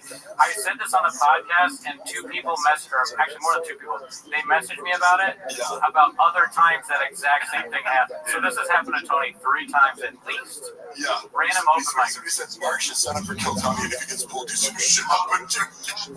That's actually a fucking brilliant idea. I would go up and do my own, the dick joke that he did about me, where I send terrible dick pics out. Like, oh yeah, and I'd be like, confronting myself, and like, hey, could you like maybe? I didn't say the top not to do it. I'm like, you understand how people might perceive that as being disrespectful, right? So, like, opening your entire act with like Mark Harley is bad at everything he does and sends shitty dick pics, and it's also a moron who's bad at like security and it's gonna get me killed. Yeah, you shouldn't do that for an employee or a friend. Yeah, I was like, okay, that's what you want to do, Mark? I'm a hungry wolf. That's what. You fucking they gave a hungry wolf a fucking chance. Spill the beans on his motherfucker. What I do like about, because I know David Lucas personally, and I consider him a friend. I like their dynamic, and I like that when David Rose killed, when David Rose, Tony Hinchcliffe, Tony laughs about it. Like, he's very open to like David's roast. I like their dynamic. You ever made you thank Alan? Like, you thanking at all? You ever thank on Lucas? Thanking. The Elephant Graveyard mentioned that a lot of times David Lucas makes you think on things. Yeah. You leave the coder and you don't think. David Lucas said to me, he said, this motherfucker looked like a muscular bobcat. I was like, that's pretty good. Well, we got a line problem, y'all. Yeah, I mean, he said, you know, like, I have a protein powder fetish or something like that. He knows more than mine. That's funny because you hear the same shit over and over again. Right. And you're like, oh, okay, like this was funny. It made me laugh. It's original. I mean, their dynamics, me and Jordan often do this, but it's just like, David's like, man, you gay, though. And then Jordan's like, well, you're fat and black. You're fat and black. You're fat and black. Gay, though. You're gay as hell, bro. You help shit out with current events. What was funny was this is we discussed. I hate to be repetitive, but I did try to help check with current events because the way they were doing it is like, are you reading newspaper articles as current events? Like that's not how the world works. Get a fucking YouTube video, get a viral clip. Like, why are you responding to yeah, a girl was kidnapped, and then Shin's reading it out loud or whatever? It was like, Jesus Christ, this is like the worst part of the show was current events. Yeah, this is not the world has evolved and left news articles behind. So I was like, going, what's hot right now? Andrew Tate, and like they loved the first one, and the first couple ones I brought in, they were like, oh, this is hilarious, and it's easy because it's like a YouTube short, it's on the internet, and he's hot, so you get to react to what he's saying, and he's like, Andrew Tate's delivery is fun, rash, and so and then he did this, the next time around, so I was like, oh, this is working, it's like that, I'll do another one next week. Yeah. And he does this joke, where he goes, I was reading an article the other day. Some kid can recite pi in 2 places. That's great. But how the fuck are you supposed to get laid reciting pi into a hole? And that's right, you guys laugh. It's like the verbiage, how are you supposed to get laid in a club reciting pi to a hole? And I was like, that's just funny. It's a funny delivery, it's funny lines, but also. Yeah, I did great on Twitter. Which has a funny, is that No, it's something that's just he asked about interaction. What the best David's funniest joke is when he said Tony buys baby carrots just to suck on. I don't know, Brent. I got you. Never mind. Yeah, he said, who's the worst interaction you had as a T-Vet Kiggins? Oh, that's a good one. Fuck, there's no real bad interactions. I would say, but on Food Truck Diary, Jamal Hill was like high as fuck and super awkward, and like we were talking about his skits before he like. I was kind of like the liaison for Food Truck Diaries for the MMA. So like when they weren't involved in the shot, I was like tasked with like talking to them. Yeah. So I had a lot of great conversations with guys like Alexander Volkanovski, super smart, and Michael Chandler is easy to talk to. So all these guys are like really smart and easy to talk to in the MMA. Jamal Hill like comes out the car like having just smoked a blunt and was like super like awkward and not gonna get. He was like, it was like, is this kind of weird because he's like high and like paranoid and like whispering. But before the episode shot, we were like, oh, I see you do like skits online. He was like, voiceovers and this and that. We're talking skits, and then like I asked him to like shoot a skit afterwards for like the Oak and Stone Clothing Company, and like, by the way, a bunch of people have done this for me. I was like, oh, like who's the I hate that blank at her name with this. She's super gorgeous, the female commentator for the UFC. Megan Kelly. No, what's her name? I know. Shit. I hate the Lauren Sanko. Lauren Sanko, yeah. Lauren Sanko is a singer on the there. She's super gorgeous, and like I was like, when you see her, it's like this woman is beyond gorgeous in person. And she like agreed to do like this little like walk through, like I'm doing an Oak and Stone pitch, and she like walks by and says one thing. Yeah. So, after a whole day's work, sometimes I'd ask them, hey, do you mind for 10 seconds if you do this thing for me? And after I'd already discussed comedy and saying I came up with a skit idea, I'm like, oh, like you come up to me and be like, I like that shirt, let me get it. And he like takes it off me, he like he believes me to give it to him. I was like, oh, would you mind? And he's like, and he got super awkward about it. Because I'm like, you can say no, that's not an issue. But he's like, so like, what are you compensating me for? I'm like, oh, I don't really make, like, I could give you, like, realistically, like, $150. And he, like, laughed at it. I was like, oh, I'm sorry. Like, he just kind of, like, humiliated me when it's like, he's like, like, because I've asked him for, like, Volkanovski. I was like, oh, do you mind taking a picture of this? Like, my buddy has a supplement company. He's like, yeah, I just can't post it publicly, but I'll take a picture of it and send him. This guy's a cool thing. Most people are pretty cool. You're under no obligation to help me out. But the way he did it, I was like, all right, like, cool. Like, no big deal. But he made this huge deal about it. Like, I was about to give him $5,000 for, like, being in a social media video. Like, kind of, we were talking about comedy earlier or whatever, and no, we should just get Which, again, it's totally his right. If it would have ended there, I wouldn't be talking about it. But then I get a call from Brendan. He's like, did you fucking try to, like, get Jamal Hill to do a, like, promo? I'm like, how did that get back to you? Like, he's like, his manager called me. I'm like, did he? You know, like, his manager? Jamal, complained his manager, talk to you? Or there was a woman there who came with Jamal Hill and, like, was this obvious, like, social climbing, like, bimbo, like, later, you know, I was like, disappeared, fucking, like, you know, she came over and it's like, oh, hey, when you guys are doing the conducting business in the King of the Stay Room for 2 hours, cool. You know, but she was there, I think, Shopman left, and she was still there. I think she must have, like, used it as a predicate to, like, reach out to Shop. She's like, oh, just, you know, like, Mark and Jamal were uncomfortable, like, as a way to, like, kind of be like, oh, well, I'm just looking for your best interest. But, like, why am I being reprimanded about asking a simple question to a guest? Like, we're in a production studio. Yes. He just did, was he paid for this whole episode? Like, like, it was just, because, yeah, I'm totally open being said no, but Brendan even considered it was like, this was the worst episode of, like, Food Truck Diaries ever, and I don't disagree. Yeah. And that, again, he doesn't know me anything but a lifted salty taste smile because we're simply not going to take about it. Yeah. Just because people who are bigger than you, like Laura Sanko doing one for me was fucking so cool, and she's like gonna be, you know, bigger than, I don't know, I just think she has way more appeal than you on social media. That Jamal Hill, or I missed something. Yeah, although he is like, I mean, he was he's become, the world is now seeing that he's very likable as he comes with his bosses. Like, I was not a fan of his. It was funny because Brendan was like, she'll never be champion, and then he was. I was kind of like, like, it was funny that he kind of like said that to me. I was agnostic as far as his fighting skills, but Megan Livett, no, it was Lauren Sanko. Okay. Lauren Sanko is gorgeous in person. Like, she looks hot on camera, it's like in person, it's like, as Mark answered, Bob makes me whoever the fuck is there, probably George or the janitors or if he gets anything about the Pure Spectrum. Yes, okay, Pure Spectrum lawsuit. That's a great question. All I can say is Brendan introduced the idea of the Pure Spectrum lawsuit. It must have been 2021 because we were at Suit Culture lifting alone, and my recollection is not exact at the time frame, but we were lifting there, and I wasn't yet working at Thick Boy, so I believe it was like summer 2021. Somehow this gets brought up. He's like telling me that he had to sue them, right?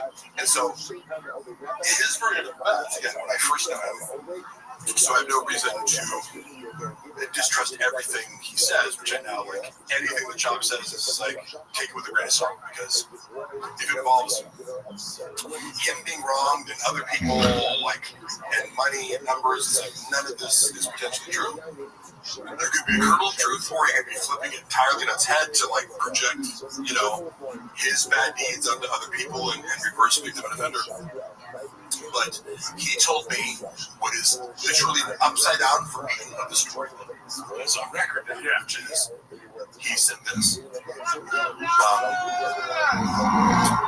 I was working for the CBD company. Like, I got ownership stake in it. They came to me and, like, offered me this. Like, and he presented it as I'm getting, like, I own a portion of that business, and it's like paying some sort of dividends each month, and everything's going great. And then slowly that starts to dwindle down. We're like, what's going on here? And I'm condensing this, but it's like the accusation that Sean was making is I'm being fraudulently, like, kind of my stock in the company's being diluted or something like that, or I'm being, like,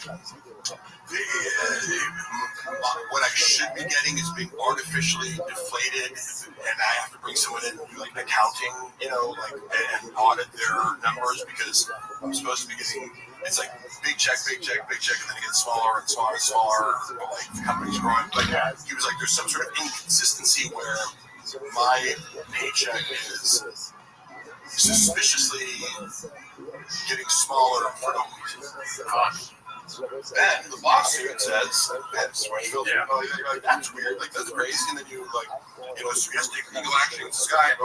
But in this story, he's the innocent victim of being swindled out of like a business deal. You know what I mean? He was unfairly treated by a guy like Magic Bean Sales. Yeah. It's like, this guy came in and just fucked me over, and I was like, I gotta sue him. But then you read the lawsuit, and it's like, I can corroborate what you hear because I've seen him do the same thing elsewhere, which is one way you're getting paid is a flat fee to do social media posts, right? In rain bottles, Whatever the code was something like $300,000 over the course of the relationship, whatever it is, we'll pay you $10K a month, but you have to do 2 Instagram feed posts and 8 stories or something. You have these like requirements, right? Yeah, we call that a Black Rifle Buffalo, right? So you have to do it. Yeah.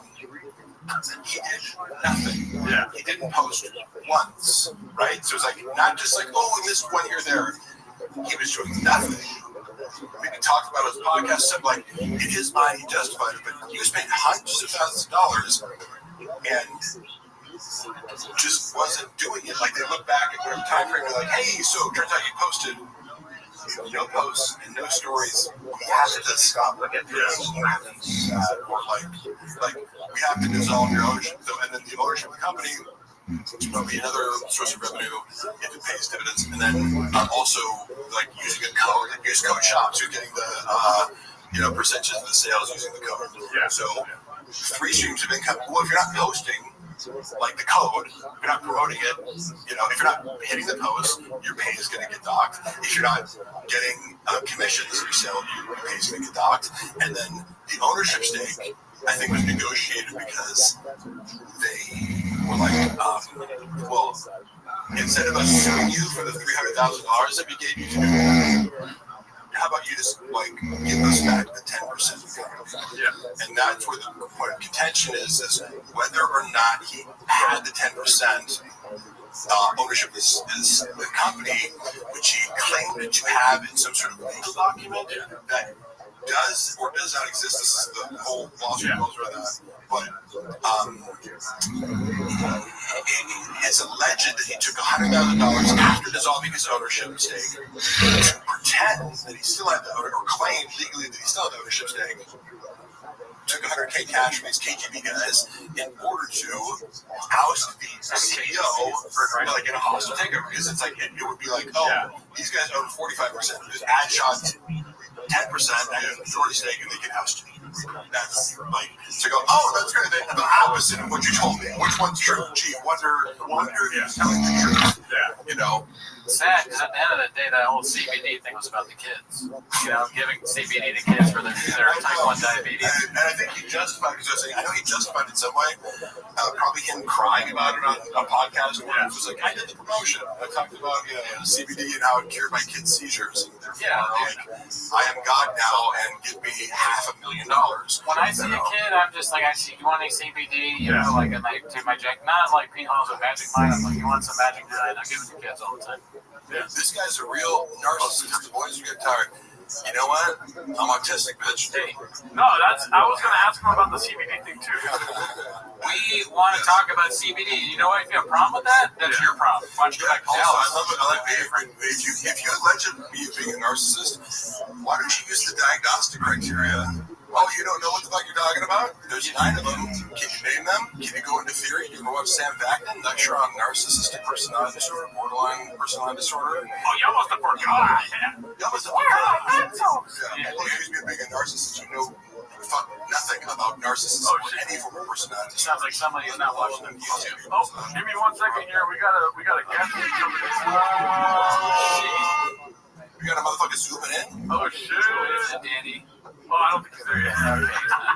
Wait, let's not. Oh, shit. Is that Brendan Walsh? Brandon, you got Brandon. Talking about Brandon. Another Brandon. What's up, Walsh? Dicey. Wait, you're mute. You're mute. I'm gonna text him. You're mute. How about these in 5 more? Yes, I am. There you go. Dude. What's up? What's up, Walsh? How do you make a big How can I hear him? Oh, are your headphones gonna fuck up or something? Let me see. Oh, yeah. No, it's like this. Can you hear it now? Like, hello. Can you hear it? I'm lost in the sauce. Go ahead. I can hear him though. I can hear him. Brendan, we can hear you. It's just Mark can't hear you. Oh, okay. Yeah, you're good. Can you hear him?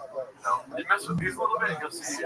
Dude, so Walsh, what's up, man? It's like we've been watching the 24-hour Gringo Poppy with Mark Harley. Sorry, you couldn't be at the beginning. What are you up to? Anything better you can be doing with your time? You can't hear him. Yeah, I'm gonna take these. Oh, I'm gonna get my headphones. Yeah. It's all crazy here. Yeah, sorry. Yeah. Now I can't hear. No. Oh, let me see here. Where are you at? Is that you? Yeah, that's me. I got it. We're good. All right, technical difficulties, but I can hear now. What's up? Now Walsh can't hear. Okay, good. Where are you at right now?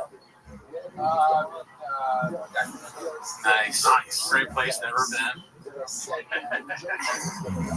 I'm plugging a lot of shit. Oh, hell yeah, dude. DMing. Have you guys ever talked to? Have you ever met Mark Harley? No. What's up, bro? Hey, real quick. Hey, I was just curious if you did have any hookups for addies and baddies. Bro, I got all the hookups. I got friends in dark web places. So how's it going with the watching? I mean, could there be a better way to? I think we've watched it 15 times. Oh yeah, we watched it a lot already. Yeah. We've got. Really? Yeah, it is pretty long. Walsh, do you have a favorite bit from a Gringo Poppy that you can remember? Oh, the I one? Take out mute again. I don't know why. I'm trying to fix this. We can't hear you. That's the he's muted again. You think Bob is on? Can you hear? When I was working for Thickboy, Brendan was on so many substances every day. As like a business owner, it's like he's drunk, he's on creative, he's popping Adderall, he's like nicotine. It was like. So tell the story because we can't hear Brendan at the moment. Oh, we're trying to fix the audio. To tell the story of what Brendan being a drug addict. Yeah. It wouldn't surprise me if he got off of drugs. Like I don't think he's somebody who would necessarily misrepresent that because it was all pretty out in the open when he was doing. Yeah. Now we can hear Walsh. Sorry. So what was your favorite bit from Gringo Poppy? I think I like when he makes his eye go like this. Yeah, the COVID stuff is good. You do stand up? Yeah, That's mostly I am the head coach for my son's team. I don't know how. Yes, that's right. Is that why you're in Sacramento? You're doing some T-ball stuff there, Steve? Yeah, travel ball. Oh man, that's brutal, dude. You got to do a lot of time with travel ball. I'm surprised you can do this. Thank you. Well, it is funny. I mean, I texted you this, Cootie, but it's like it is weird, like reading. I dip in and out of the Reddit here. I feel like it is an unhealthy. What? No. Get the fuck out of here. I do have the empathy too, where I'm like, God, could you imagine? Like, put yourself in his shoes. Like, imagine you stumble across a Reddit board where people are just picking apart every second of your life. Can I tell you though, I felt like that because I didn't know what it was, and then the first time I ever appeared on TVK, barely knowing Brendan or his history or the Reddit or anything, all of a sudden the next day I appear and I'm like, they bring me out as like a guy to talk about lifting weights and anabolics and dieting and stuff. So I'm like giving what I would consider benign advice to people, and then the next day, like I'm being bombarded with like, you fucking ugly loser, you're the worst actor. Like, I at that time I only had like acting reels on my YouTube, and it was like thousands of comments like, you're the worst looking actor. I'm like, what the fuck is this? Like, what did I do to these people? You know, and having no concept. But then Brent was also like, did you get a bunch of hate? Like, just want to let you know. So I'm like, I immediately dismissed the entire Reddit as being full of crazy people. But then you have to, so it's like, oh, okay, yeah, that is lunatics. But then you go back and go, well, Brendan has been, you know, a public narcissist who, like, compulsively lies on air for like a decade before this. So there's a reason for it. You know, he repeatedly makes these mistakes, even just, you know, pronouncing words. He's a little camel, like, but yes, it would be scary. However, if I was him, like, my best advice would be like, if you could go back in the time machine, lean the fuck into it, dude. Like, own the community or participate, or if it bothers you deeply, pretend like it doesn't. Otherwise, it's going to get bigger and eat your life. Yeah. Well, I'm just curious how he does process all of this. Yeah. He's aware of it. I mean, it's just brutal. Everything that in his go-to coping mechanism is anyone who's criticizing me is coming from a place of jealousy, which dismisses any criticism as legitimate because you're going, I'm secure to over 100,000 people consistently. Yeah. And honestly, it's illogical. That's what winds up sucking me back in. Because, like, you know, I'll see this too, where I'm like, you know, I have better things to do with my time. I can't fucking do this shit anymore. And then, you know, I'll step away for, you know, a month or two or three, and it'll just, you know, it'll just be one of those things. Like, late at night, I'm fucking, you know, everybody's in bed, going through sleep. That's my girl. That's the thing too. You know, my name's Brendan. I'm a failed comedian. I'm a failed podcaster. Watch sometimes because it's like, close, you know. My wife's name is Johanna. Is it really? Taco Bell. Mexican. Right. I mean, you can relate. That's part of what brings it. See, the thing, what I would say, you asked, like, how tough is it to be in Brendan's shoes? But if you're in Brendan's shoes, your feet are going to be wet, remember? So you drink out of his shoes, so you can't do that. But, you know, that's what sucks me back in, though, because it'll be late at night or whatever. For whatever reason, I'll be online just fucking wasting time. I'll be like, I'll click on the, you know, I'll go to see that because it's the T5K Reddit, so I don't even get any suggestions, so I don't even know. When you go on Reddit, because again, I think Reddit's amazing, you know what I mean, for a lot of, like, as a social media app, if you want to call it that. But I'm away from it, and then I dip in for a second, and then it's like, the guy, I mean, it's just non-stop hits. Like, I'm like, what the fuck? What? That was one time when I laughed, and I came back, and it's when he got some fucking Chompy tattoos. Oh, yeah. And I'm just like, yeah, the hits don't stop. As you say, he keeps on doing himself. And then that starts going back, and I'm making references of shit where I'm like, well, wait, what does that even mean? Yeah, right. Up there, and then you go and find another one. Yeah. I remember finding out Best Brains for the Arts. Oh, yeah. The clip was him attempting to discredit a group of black MMA commentators. Yeah. And you're just like, oh my god, you're like openly racist. Yeah, that was just legitimately a racist thing to say. Yeah. It made no sense. And it didn't make Oh, sense. I didn't even know I didn't know where Best Brains came from. It was like, come on, these aren't the Best Brains because we're like a black panel. Yeah, it was like Cormier, I think, and somebody else is like, we get what you're doing, we get it. Yeah, It's all black. we get it. You're trying to do like the diversity hire thing, and it's just like, do you hear the words that are coming out of your mouth? Like, I mean, he said, we were laughing about this today, Welch. He said, I just saw that movie, 15 Years a Slave. And we hadn't heard that before. We're like, God damn, dude. But Chop is legitimately a racist. Oh, for sure. Knowing him privately, and I'm not going to say like the exact ways in which I feel comfortable saying. I don't believe it. Yeah, no way. I've seen various shades of racism expressed, like, depending on the circumstance. If we're completely alone and there's no one around, he's going to express racism in a certain way and more subtly in other ways, and it kind of slips out, you know, even when he's on fucking camera and he knows everyone's watching him, he still can't help but be racist. But there's some sort of I mean, it's simpleton to racists, right? But like, I always feel like, were you raised this way? Like, is your dad racist? Because again, empathy towards people. Look, if you were raised with certain terminology or attitudes towards other races because your father, or your community acted that way and it's normalized. Like, I met people from South Africa sometimes are like, the way that they talk about white people, like, that sounds really racist. Harold Shaw was born in South Africa's dad. Well, I got a question for you. So with the Reddit time, is it like in the house? Is it like Daddy's doing his Reddit time, or they're just already asleep?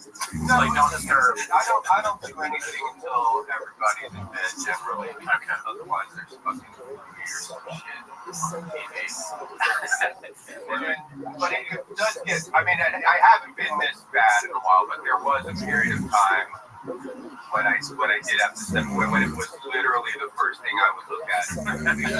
Grab my phone, check, whatever. If there was a text message, I look at that, and then the first thing I would do is go on Reddit and like this. But it's a testament to the creativity of the group. Addiction problems. Like, going to it in the morning and there's nothing, you're like, damn it, there's something. Even worse. Hair of the dog. I would like to put a plea out to everybody running the TFAK Reddit board, Bobby Lee, his cohort. If we can please make a message across the board, because they did this with you, Mark, where I think they had to blur your face. Yeah. Can everybody please blur Callan's fucking feet when he's wearing a jacket? Yeah,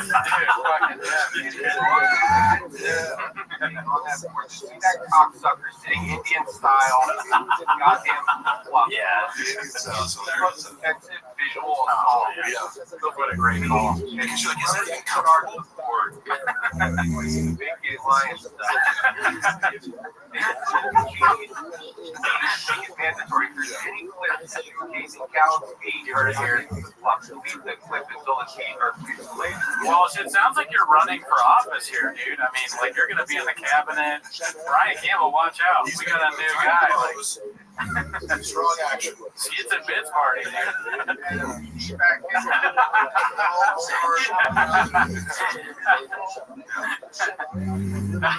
There is no black TFAK or white TFAK. That whole everything about it is, I mean, I have a pretty loose grip on reality sometimes.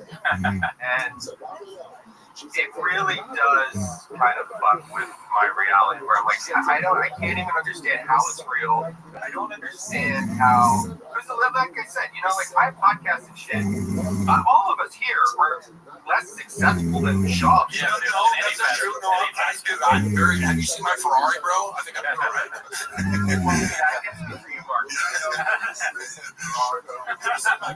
But he's like, Brandon Turtle sucks.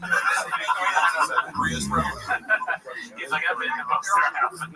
And we said that when Rudy came on my podcast, it was just like, I was like, can you just say, well, I mean, I don't know if this sounds racist, but I was like, if there was a black chick watching the podcast, go, wait, hold up. There's two guys named Brendan talking shit about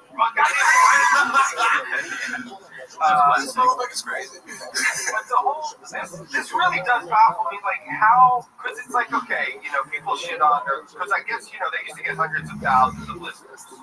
Yeah.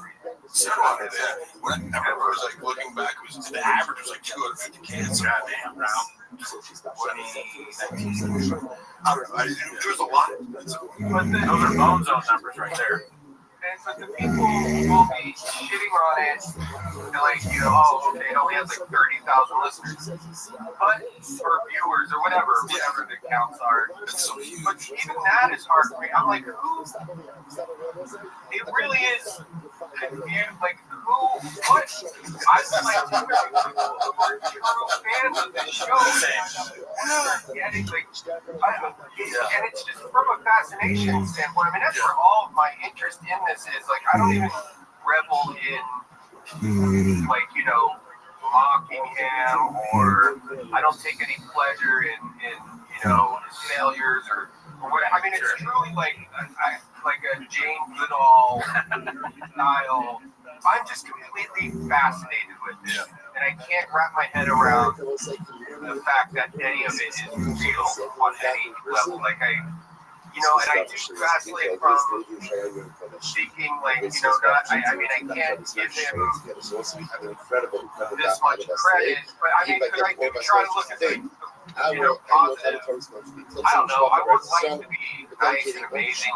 So I'll think, like, this is maybe he's some kind of a genius, like, maybe this is a true, like, next level Andy Kaufman thing going on. Wouldn't that be great? This is the only acceptable explanation, even though I know that it's not true. Yeah. Right. But that would be amazing. What if it is a mascot, Pagliacci? We talked about this before, but I think it's fascinating too, and I think it's something that, like, it's evergreen and keeps going because he has all these hits, like you said, and he is fascinating. And we're on the way.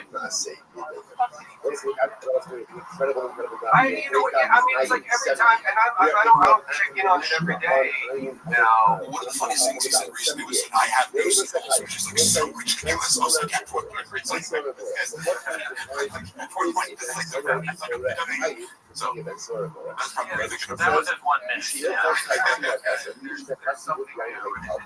This is fascinating. So new stuff that I remember, like the last one was the moonbing.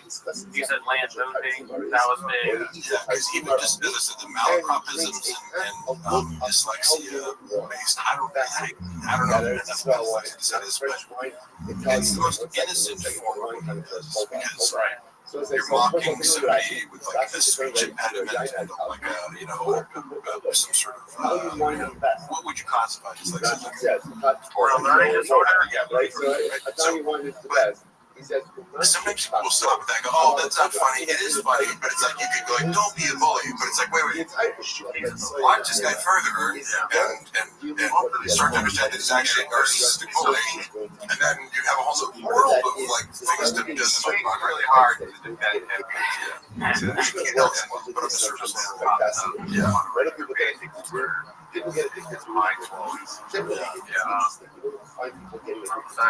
then what else have you done recently? I mean, we got a couple in the chat, and I just wanted to check in on the viewers. And I asked them because Walsh was talking about the hair of the dog checking the chain in the morning. How long do you spend on chains? And the winner is 8 inches. The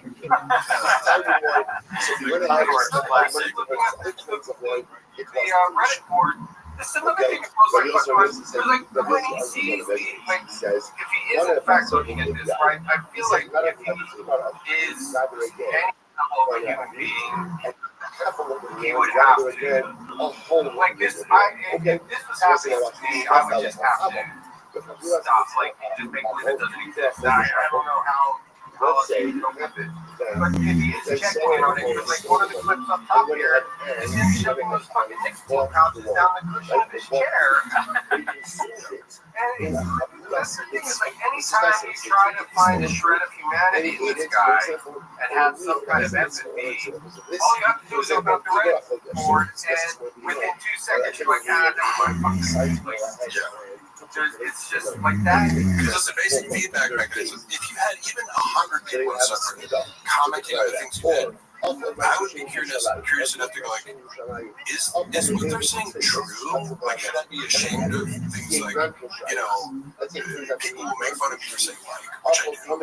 Not enough for me to try consciously to expunge the word like as an album from my book. But it makes me self-conscious and makes me think about, should I try to, but there's none of that, right? Because it's very scary. He does not see something because criticism is very threatening to people of this sort of personality. So I mean, he obviously was raised in a certain way. I have some insight on that I thought was interesting. If you want to hear it. So, yeah. One story sticks in my mind that I think you can extrapolate a lot from, and he tells this story because he's like moments of like vulnerability, and he's telling a story that seems genuine and sympathetic, but you couldn't make up the details of it. It's not. When he's telling a story where he's the hero of the story, it's less likely to be true. But sometimes he'll tell a story where he's the victim. And you go, like, it's embarrassing enough where I can tell there's real pain there. And one of the stories was, as a kid, you know the story? No, I'm just laughing. It's embarrassing enough that, you know, there's real pain in you laugh because I'm a bad person. I'm a bad person. I'm just laughing. Oh, yeah. No, I'll be like, I'm trying to describe it. Because like you, by the way, people think I have animosity towards, like, Brendan. It's like, no, he owes me money and he's trying to smear me, and I, like, keep that warfare kind of private. I can also look at it objectively. Oh, yeah. Well, by the way, if you ever need a lawyer, we had Mark's lawyer on earlier. I know you have Frank Cum. He might rival Frank Cum, though. This guy, Rob. What's his name? Pebble. Rob. It sounds fake, bro. It doesn't sound comical. Even when it's like a crazy. Like, Sean has no fucking idea. His name is Danny San Francisco. Sean is banking, like, because I did a settlement conference that went totally sideways. Because they were like, oh, here's like, on paper, you're owed $150,000. We'll offer you $2.5K. And I was like, suck my fucking dick, bitch. Like, but my lawyer wasn't there. So they think I'm like, I don't have a lawyer. And I heard, like, basically what the defense is going to be, because I heard the lawyers regurgitate what Brendan told them. I'm like, oh my God, like, you have no idea that he can't back up anything you're saying here. Go ahead. I'm sorry, I derailed you. The story I was going to say is, as a child, let's say he was, I don't know, between 10 and 13 or something, he starts out by saying, I used to love strawberry ice cream. And if there's a gallon of Neapolitan ice cream, I would pick out all the strawberry ice cream. So, fresh, like, hey, I'm familiar with his childhood trauma, because my parents, like, right, like, this called any flaws or whatever, but I go, to shame me about eating would just, it's not something that would happen ever, even if I was fat, like saying you fat fuck or something, whatever his dad said, because he comes home and he's like, Brendan, did you eat all the fucking strawberry ice cream? Which is a stupid thing to do, but it's a kid thing to do. But, like, clearly, Brendan has always been self-absorbed, and he's like, I know, I'll just eat all my dad's fucking ice cream, like, eat this one part of the ice cream to myself. And my dad was so pissed. And just goes, you know fucking strawberry ice cream? He's like, yeah. He's like, fat pig or some fat fuck or fat pig or something. And his response was, he's like, oh, fuck, it was like a dagger through my heart. So that was the moment where I'm like, oh, your dad hurt you. And well, that, I mean, trauma aside, though, the fact that he has managed to go this far in life with just, never really learning anything. I mean, I assume his dad is pretty, his dad funds everything he does. Like, he doesn't, like this. His dad made actual success. Like, actually made or something like that. He did something where it was, the diamond mines are pretty profitable. The emerald, he says the Emerald Empire. He actually built a business, I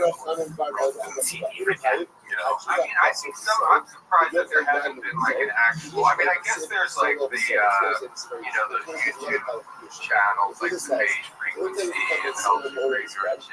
But I mean, he's such a fascinating guy. Like, to have a real true documentary made about this guy. But I guess you can't really keep up with it, because by the time you're done editing, they're going to be like, he did 70,000 crazy things. That's facts. Right? Yeah. So there has to be like an ongoing like reality show. Like, I don't know. Like, you got a reality show would just be like a fucking. Such a great high-finding. It's just gonna watch all shit and like find the footage that matches and contradicting himself and bring things. I never watched that Page Frequency documentary or whatever it was, where it exposed all like the lies in his like before I met him. Because I met him, I was like, oh, this is a guy.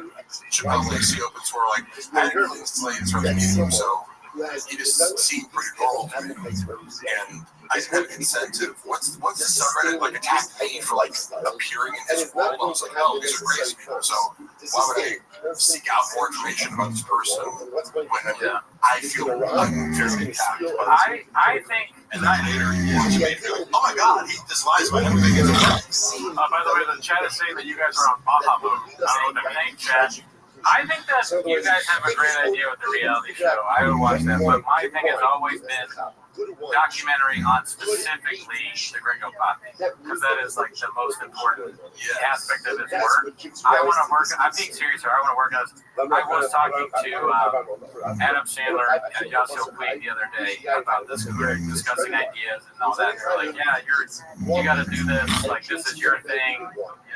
So that's something. I do think that the main thing that I would like to see is a documentary on like the building of the set, who wrote the stuff, like how did he come up with the jokes, like what is people's reaction to it, and then obviously Bob comes in it and we interview him at some point, or the director does. I would like to contribute some things like I could add a few key details, not everything, but I go like. I was there for the conversations where, I'm friends with the editor that was being tasked with like you're sending, it's because I edited for Brendan. I learned how to edit for Brendan, and I was like his normal editor was having trouble editing clips down to 90 seconds. He'd be like, oh, here's fun, like, 90 second Instagram reel. Right. And I would treat him like a man. You'd be like, okay, let me do this. Like, I learned how to do that because Brendan trusted me, right, to like edit more. So I did have a little bit of editing experience. One of the things with Gringo Poppy was he kept going, just up the last it is a stand-up comedy special is funnier juice up the last in the audience, and so it's like repeatedly he sent it back here. He sent the dish back 4 times to the fucking kitchen to be like, warm it up, dude, how fucking loud do you think so people might notice that it sounds ridiculous because it was ridiculous because you're like, dude, you want to be more loud than that? Like, do you think it's gonna make jokes better for you treating people with the laughing? Doesn't know anything. Yeah. The reason I brought up the strawberry ice cream was the insight was he has an issue with seeing other people use it. I'm a huge tremendous out of it, but I'm also intrigued by this is a difficult concept for him because I think one of the reasons he wanted to be friends with me was like, I think he thought he was going to get like ripped by osmosis. And I'm like, yeah, we can work out in the gym together. I also run 6 miles a day and also like eat a strict diet. And if you want to get ripped, you have to like live the lifestyle, which I don't always, but if you want to get to 9% body fat, you have to do a lot of things, right? He believes it's going to like, well, if I'm around this guy, I'm going to, and probably became disappointed later. He has a very strange relationship with food in that, like, he hates when other people are eating around him and he can't be eating because in public he presents a facade that he's on a carnivore diet or he's on this diet, which means if he's surrounded with other people, he has to keep pretending that he's on carnivore or he's not eating or he's doing this. But then with keto, it's like, I had enough inside the bag. He's like, yeah, I stuck to the carnivore diet today. But then I had a pint of Ben and Jerry's. You're not on carnivore. What a child. I ate steak, and then the next meal I ate, a bunch of candy. That's not a carnivore. You just ate steak and candy. He would say something crazy like, yeah, I'm on the carnivore diet, but I ate 10 bags of Skittles. Every day with him. I don't think he stuck to a diet for more than 18 hours at a time. So you wonder why you're not losing weight. It's because you just like you're eating just 1,000 calories of fat. But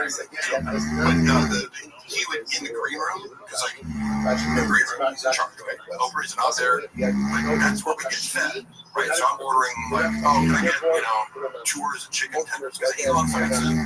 And if it's Saturday, yeah, I eat good old week. I might have some fucking chocolate cake or something because it's free at the Improv. Or, Jesus Christ, like, do you think you can shame me for eating a lot? Like, I fucking don't know how that works, but it's like, you see if you're doing it. Yeah, I'm gonna be eating myself and have no shame. You have shame. And that's your problem. But I see you trying to shame me the same way your dad shamed me. And this is part of the body dysmorphia or eating disorder complex that you have. It becomes very transparent because he has this like contempt, for other people eating around him and multiple stories. It's like when but the moment you can drive it, like you want to eat before show, but then after show, let's go get pizza. I'm like, oh, you're supposed to be dieting or you want to get pizza at 1 a.m. Like, Chuck E. Cheese. My relationship with food. They have a cat there.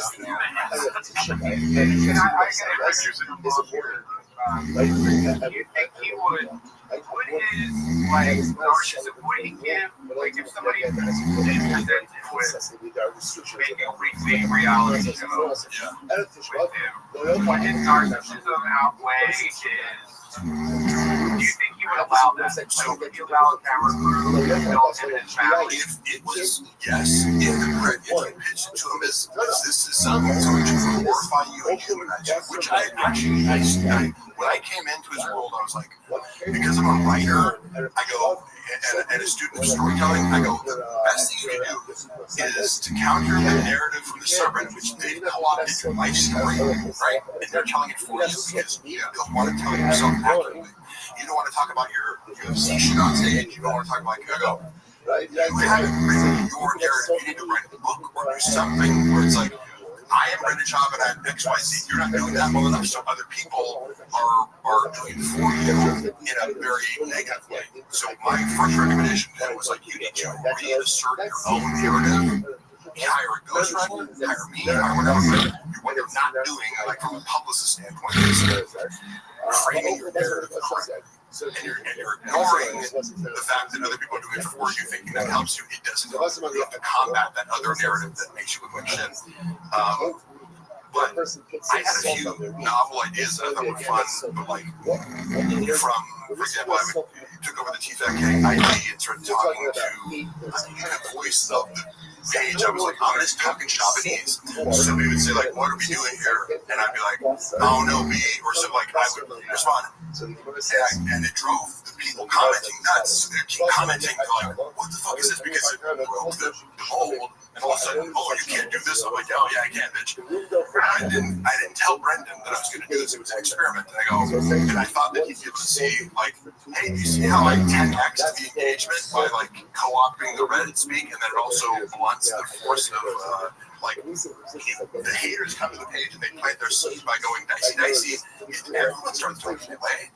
All of a sudden, the fans and haters can't be distinguished. It's not possible. So he gets uncomfortable. When he's the butt of the joke in any perceivable way, he's really scared of that. I started editing their page too, even like they're just making followers. I go, let me change something up. I started editing the clips in a way where like I have these like weird zoom-ins and kind of like a little bit different editing style for the clips because it's just normal shit. But Brian and Brendan, because of their egomania, like it's self-absorption. Like no, like, we're funny on our own.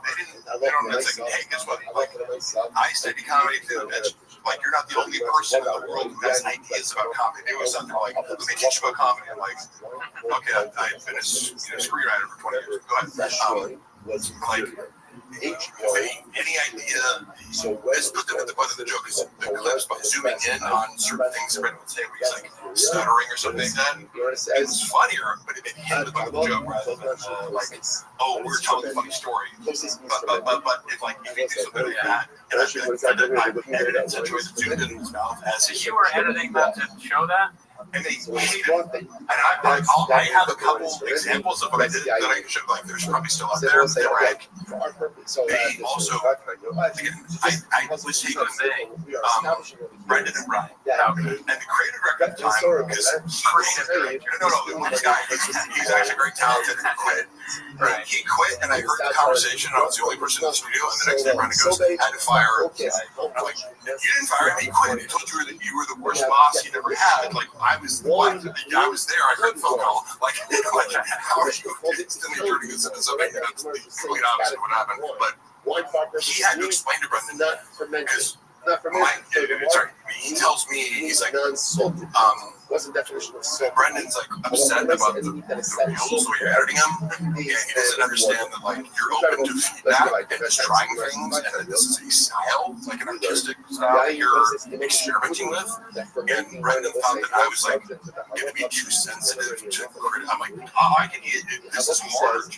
So like, you're going to edit it the easy way. Sure, I can give you 3 normal shade reels, but these ones are getting more engaged because it's weirder and more kind of like watchable, and you know. But they hate anything that makes them the butt of the joke. So any novel idea I had, like you're proposing, of like a reality show, well, yeah, if the reality show, if he knew that it would end up being something that was reliant on his stupidity and errors being the source of comedy, rather than him being just a funny person who's telling funny stories and roasting other people. Like, if he was like, watch Shop roast his kids and his family and his loved ones, and like he's the only normal sane person, you know, in the household, that's his style of comedy. Everyone around me is stupid and incompetent, and I'm just a normal cool guy enduring all the idiots around me. That's how he perceives like his role in his comedy universe. The moment Brendan's the butt of it, that's a bumble retard. He's out. You know, he would not even, you know, entertain it any fast. So you just gotta trick him into it. Well, right. So we gotta figure out a way to trick him into this. Yeah, you have to do it long form and edit it all words. Well, again, he's got to be kind of so detached from reality. I don't know if Floyd would point out that, like, because I don't think you have to have an angle of, like, making fun of him. I think you just pretend. Yeah, reality, and it's like, you know, he wouldn't necessarily be aware. Yeah, if it wasn't overt, you could make it seem to him like it was great, but to read it as funny. Okay, I got an idea here. I gotta leave. I just one question. How much does Callan get paid for being on the? My understanding from Brendan, which again they should agree so, but also it sounds about reasonable, is that because that Brendan takes a fluctuating percentage based on like TVAC keeping running at Thick Boy Studios and kind of taking care of the ads. Callan shows up, does his job, and gets $25K. That's my understanding. $25K a month. Yes. See, that's how does this make sense? Nor does it mean, yeah, how do you have a podcast of $40,000 where you split is? It's like $1 per listener, you know. I don't know. I don't know how they get that much money. I mean, Harold must pay Brian that money straight out of the bank account from Emerald. Yeah, it could be exaggerated from Brendan. I don't know. Brendan Walsh, I just want to let you know, somebody has posted Jersey the Real Dog on the Fighter and the Kids subreddit. Request, blur all future posts of Brian's feet. It's company policy to respect the victims. Mean cheese, mean cheese, mean cheese, mean cheese. You're making waves. I hope people stick to that. Yeah. Well, you guys have fun with your little hate rally. All right. Well, you and me, we're gonna do Windy City Heat 2 with Brendan Chopper. Okay. That's our next business plan. All right. Love you. Nice meeting you, Pete. Nice meeting you. Thanks, bro. All right. Hey, Brendan. Wow, Brendan Walsh, world record pod. Check it out. Let's switch. Fresh meat. It's wine, the same idea. Only fighting for wine. If it's not fermented, Oh my gosh. Sorry, I've been running around. It's not frothing. But once, right, but if it's still frothing, you know, it's not serious. We have been playing the Drinker Poppy in the background the whole time. If anyone's wondering. How do you guys originally know? Yeah, first I went from a Skits and Bits online. Yeah. Mark, what's the thoughts on college events? Oh my God. Joe Rogan is redacted. Headbands are very low consequence. Like, you can fuck up steroids and have some unintended consequences. By promoting other talent was so funny it returns to the top of the industry. Okay, so Some of the three worst comedians of the Rogan sphere. Great question, Chuck Flynn. What do you think, Mark Harley? I was going to let you guys go first because I feel more comfortable shitting on comedians after actual comedians. Okay, three worst comedians in the Rogan series question. Tony has put Bert Kreischer, who's the third? David Lucas. Oh, there you go. That's my boy. Oh, sorry. I mean, I'm glad you stuck up. I will not stick up for your friends. Not enough people are sticking up for their friends these days. Yeah. I genuinely love David Lucas. We work out together. Like, he's just always been a cool guy to me. So you guys live in Indians? What is this hard? How many subscribers would you suppose to have right now? You know, that's right. So unique. As most people send me unique shit, and then he starts popping up in my algorithm. So I see a lot of stuff from uniques, you know, who I have an odd kinship for, or like affinity for. He will say, "Oh, these posts are getting 60 likes, therefore it must be 60 subscribers." And I'm like, the 60 likes are probably at like 200, 300 something. It's a fraction, you know. Yeah. And I would assume 500 max. Yeah. That'd be reasonable, right? Yeah. Let's see here. Let's do it. It wouldn't shock me if there was 500 subscribers. So it was like, okay, let's say you get 50K monthly viewers, you know. That's what I mean, look how strong you are. Dude, we got 438 viewers with 342 likes, dude. What the fuck? So is that Dave Lucas works out Dave. Lucas is actually very strong. You'd be surprised, me. You will twist your neck off. Walkspots has a lot of stuff to say. Walkspots, first of all, let's put all your comments into one comment next time, yeah? Did Shop farting loudly during the business meeting really ruin the sale of Tiger Fish? I've never heard that before. But what happened is when you get chilling, I go, I wouldn't put it past him. Yeah. You know, how could you, like, is he a gassy guy? Not particularly, but like, it's one of these things where it's just, like, you can see him doing it because he lacks self-awareness and self-consciousness. Yeah. He would rip someone else for farting and then turn around and fart somewhere else. Like, that's like, he just has no principles. Where it's like, the same rules apply to me and you. So you're disgusting for eating, but I'm not disgusting for eating. So it was this weird mix of like shame and projection. Yeah. That's the something words. I'm gonna make this more. I'll take more tan. I would say, but again, without the oils, do you naturally tan? I go to tanning beds and also like if I'm, I hate to admit it, but it's like I look for my auditions that I usually get. It's like if you're looking for a I get like the bodybuilder or this kind of guy. It's like I've gone long periods without tanning. It's just like when an audition comes up, they typically for the role that I get. It's either I'm not tan for running outside of it. Like I wasn't, but you know the donuts. You know, the shop. When he talks about his mom and like getting a vaccine, she likes donuts. And then when they get their award, this world, some free donuts or something. I'll stop the shop. Oh, no, I don't know. Because I did trigger something of the memory of like, even on the vaccine. Yeah. I remember that bit. He was kind of obsessed with vaccines. Yeah, let's see what he has to say about vaccines here. This is he's like, when you get the Johnson & Johnson. There's always one guy. No,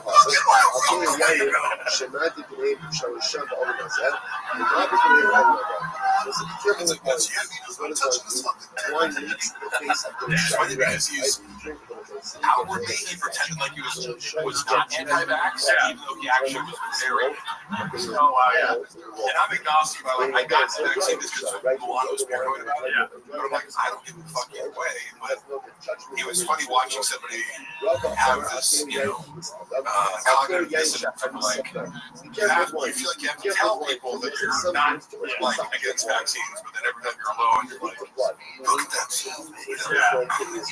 Well, you've seen the most recent Joe Rogan episode with him, right, where he talks about vaccines and autism. Yeah. And it's funny because it's like that's a conversation. Like I've read RFK's books just because I feel like when someone's like, this guy's a lunatic, and then I hear him talk, and I'm like, and you get back to his bullfrog voice, that I was imitating earlier. That's a total joke. And actually, I think of guys. I go, this guy's coherent, and clearly he has an encyclopedic knowledge of certain things. So I go, well, I'll read his books and hear him out. Like I'm not, and I realize it's polarized. So I've read the arguments about the connection between vaccines and autism, and I don't know enough to actually I didn't dive deeper into it. I'm aware of the arguments, but somebody like Brendan Schaub should not be discussing. That's not your place to discuss. Thank you for having me as a fighter in the game. How much did you lay for how many chicks did you fuck 5 squirrels last night? I was and prepared with a big black mirror in my guess. And at night we fuck each other. I got a vaccine.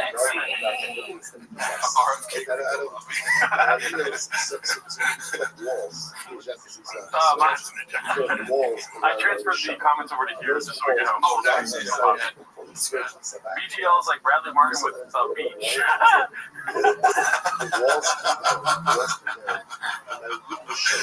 Oh man.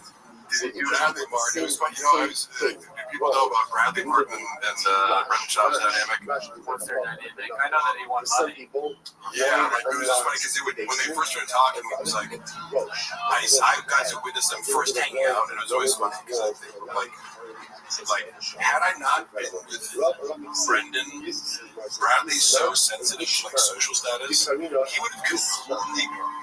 Yeah. All he cares about is like, are you in your 20s and like a rising social media star that I can take advantage of? It's like he sees my gray hair as like Dax, like he would have like, I fuck about you, but like I see you paying a lot of attention to Brendan Schaub, and then like by virtue of me being in his orbit, he's like would like acknowledge me. No, he was nice.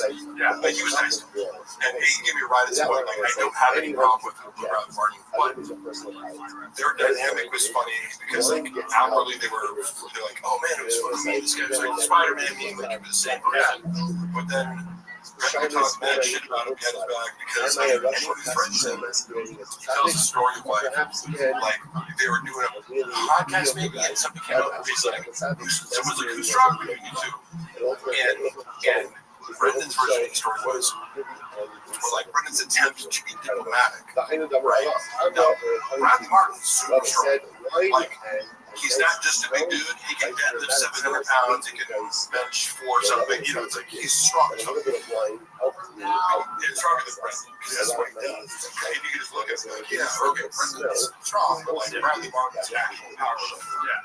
So Brendan tries to answer the question first. He goes, "Oh, I'm sure, like, you know, he's trying to be like, you give me a dollar back at your bed. You're kind of, I'm sure there's some lifts that you give me." And Bradley's just like, "You might be talking about it, BJ.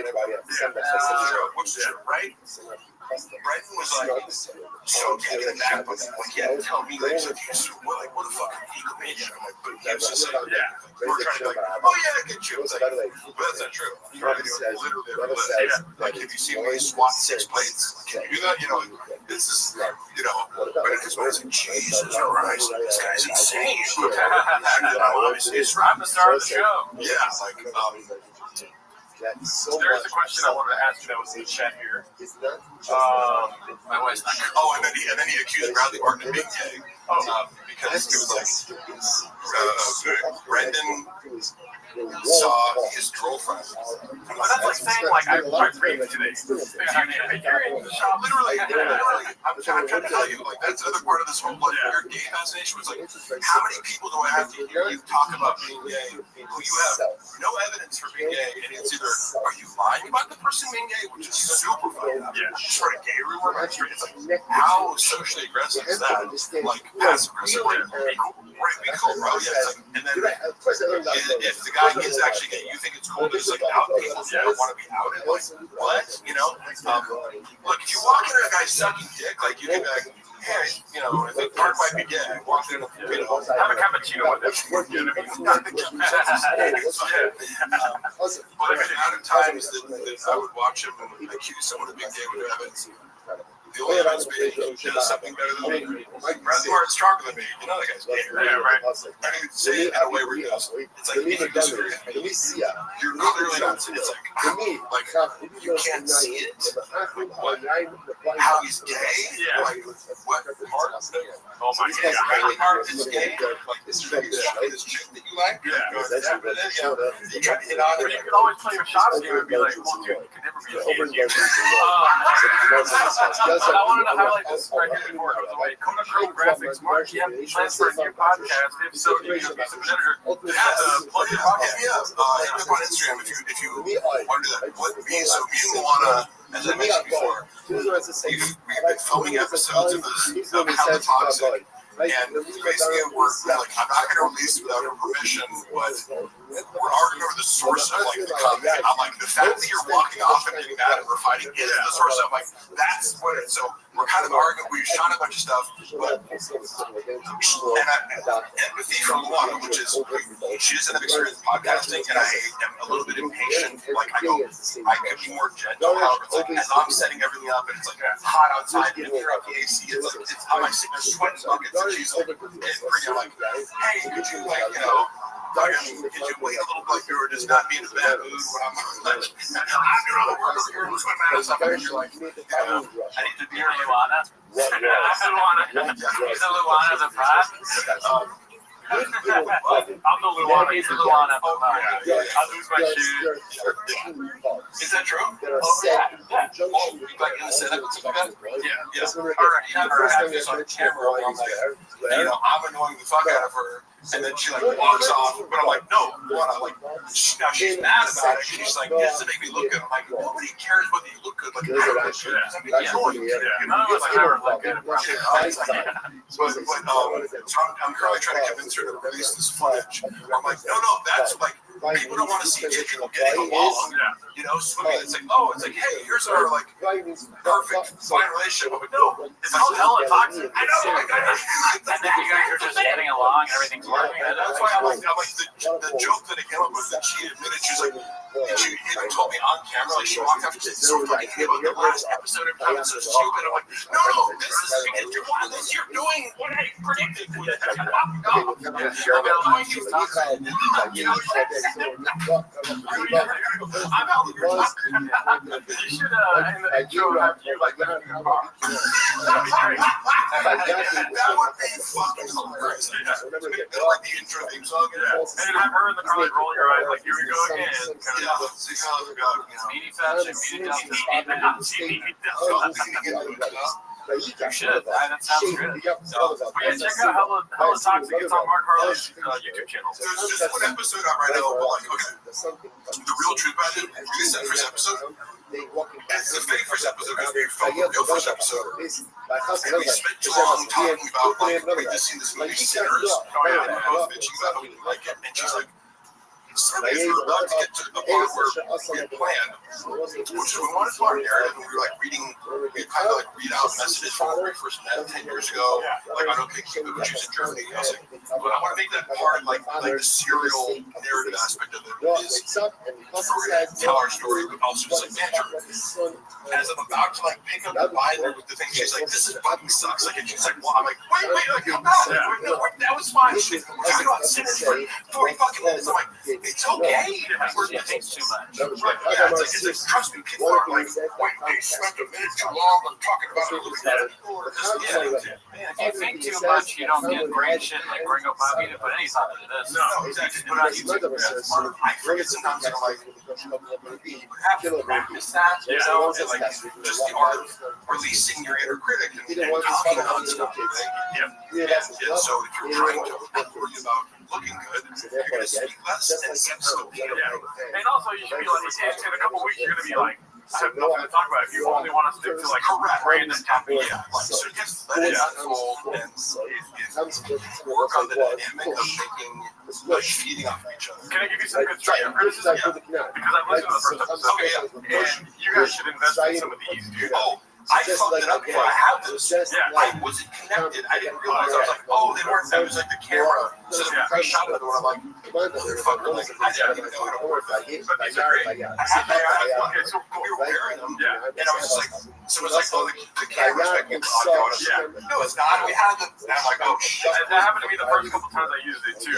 It's super effective. And do you guys use a phone or do you use a camera? He uses a phone, but I just got a camera. Oh yeah, that's good. I was extremely good. I'm like, it looks way better. Yeah, so even with the phone, it has a nice little look. But if you guys have good audio, you guys, I'm sure you guys are going to take off. My only point of doing this was like, I filmed the first episode about our head and but I can wait to like do the perfect fucking setup and everything like, but that's gonna happen now. Like, they're like, okay, when we have $5,000 to do this, go. Put the camera up, put her in a fucking living room, and just let her one angle, whatever. Because then it's also like, there's no editing where it's like to make you look good. This is just it. There's no editing. It's just the tension, you know. And it's really lo-fi, which I like. Yeah. I hate when people like pretend like that they're bigger than they are. It's like, yeah, we need this whole podcast. It's like, how much why do you need to fucking have this whole official space? As if that's the thing. No, be interesting first. Get a storage unit. Right, yeah, somewhere to put your truck. Yeah, I've always said that. It's like, Brendan, why wouldn't you just shoot everything in your fucking own garage? Like, you have the space to have the studio. Yeah. Like, why wouldn't you just make that thing? You can't wait for success to come to you. That's why we don't have a Rain sponsorship, but we have Rain out as if we did. Because one day Rain will find us. They're like, you guys are great. We love what you're doing. We're marketing, marketing geniuses just like our forefathers. I've actually been waiting for this moment, Mark. If you do me a favor, please. I will give you. What I need you to do right now is focus really hard. Right? And please use the keyboard here. Yeah. Spell my name. What did they It's G-E-R-D-O. There's enough focus. The sun up. They may or D-O. Sorry.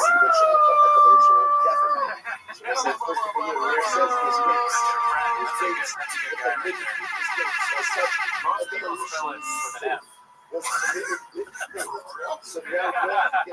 was saying Jafar. That was great. I was Wait, that's about giraffe?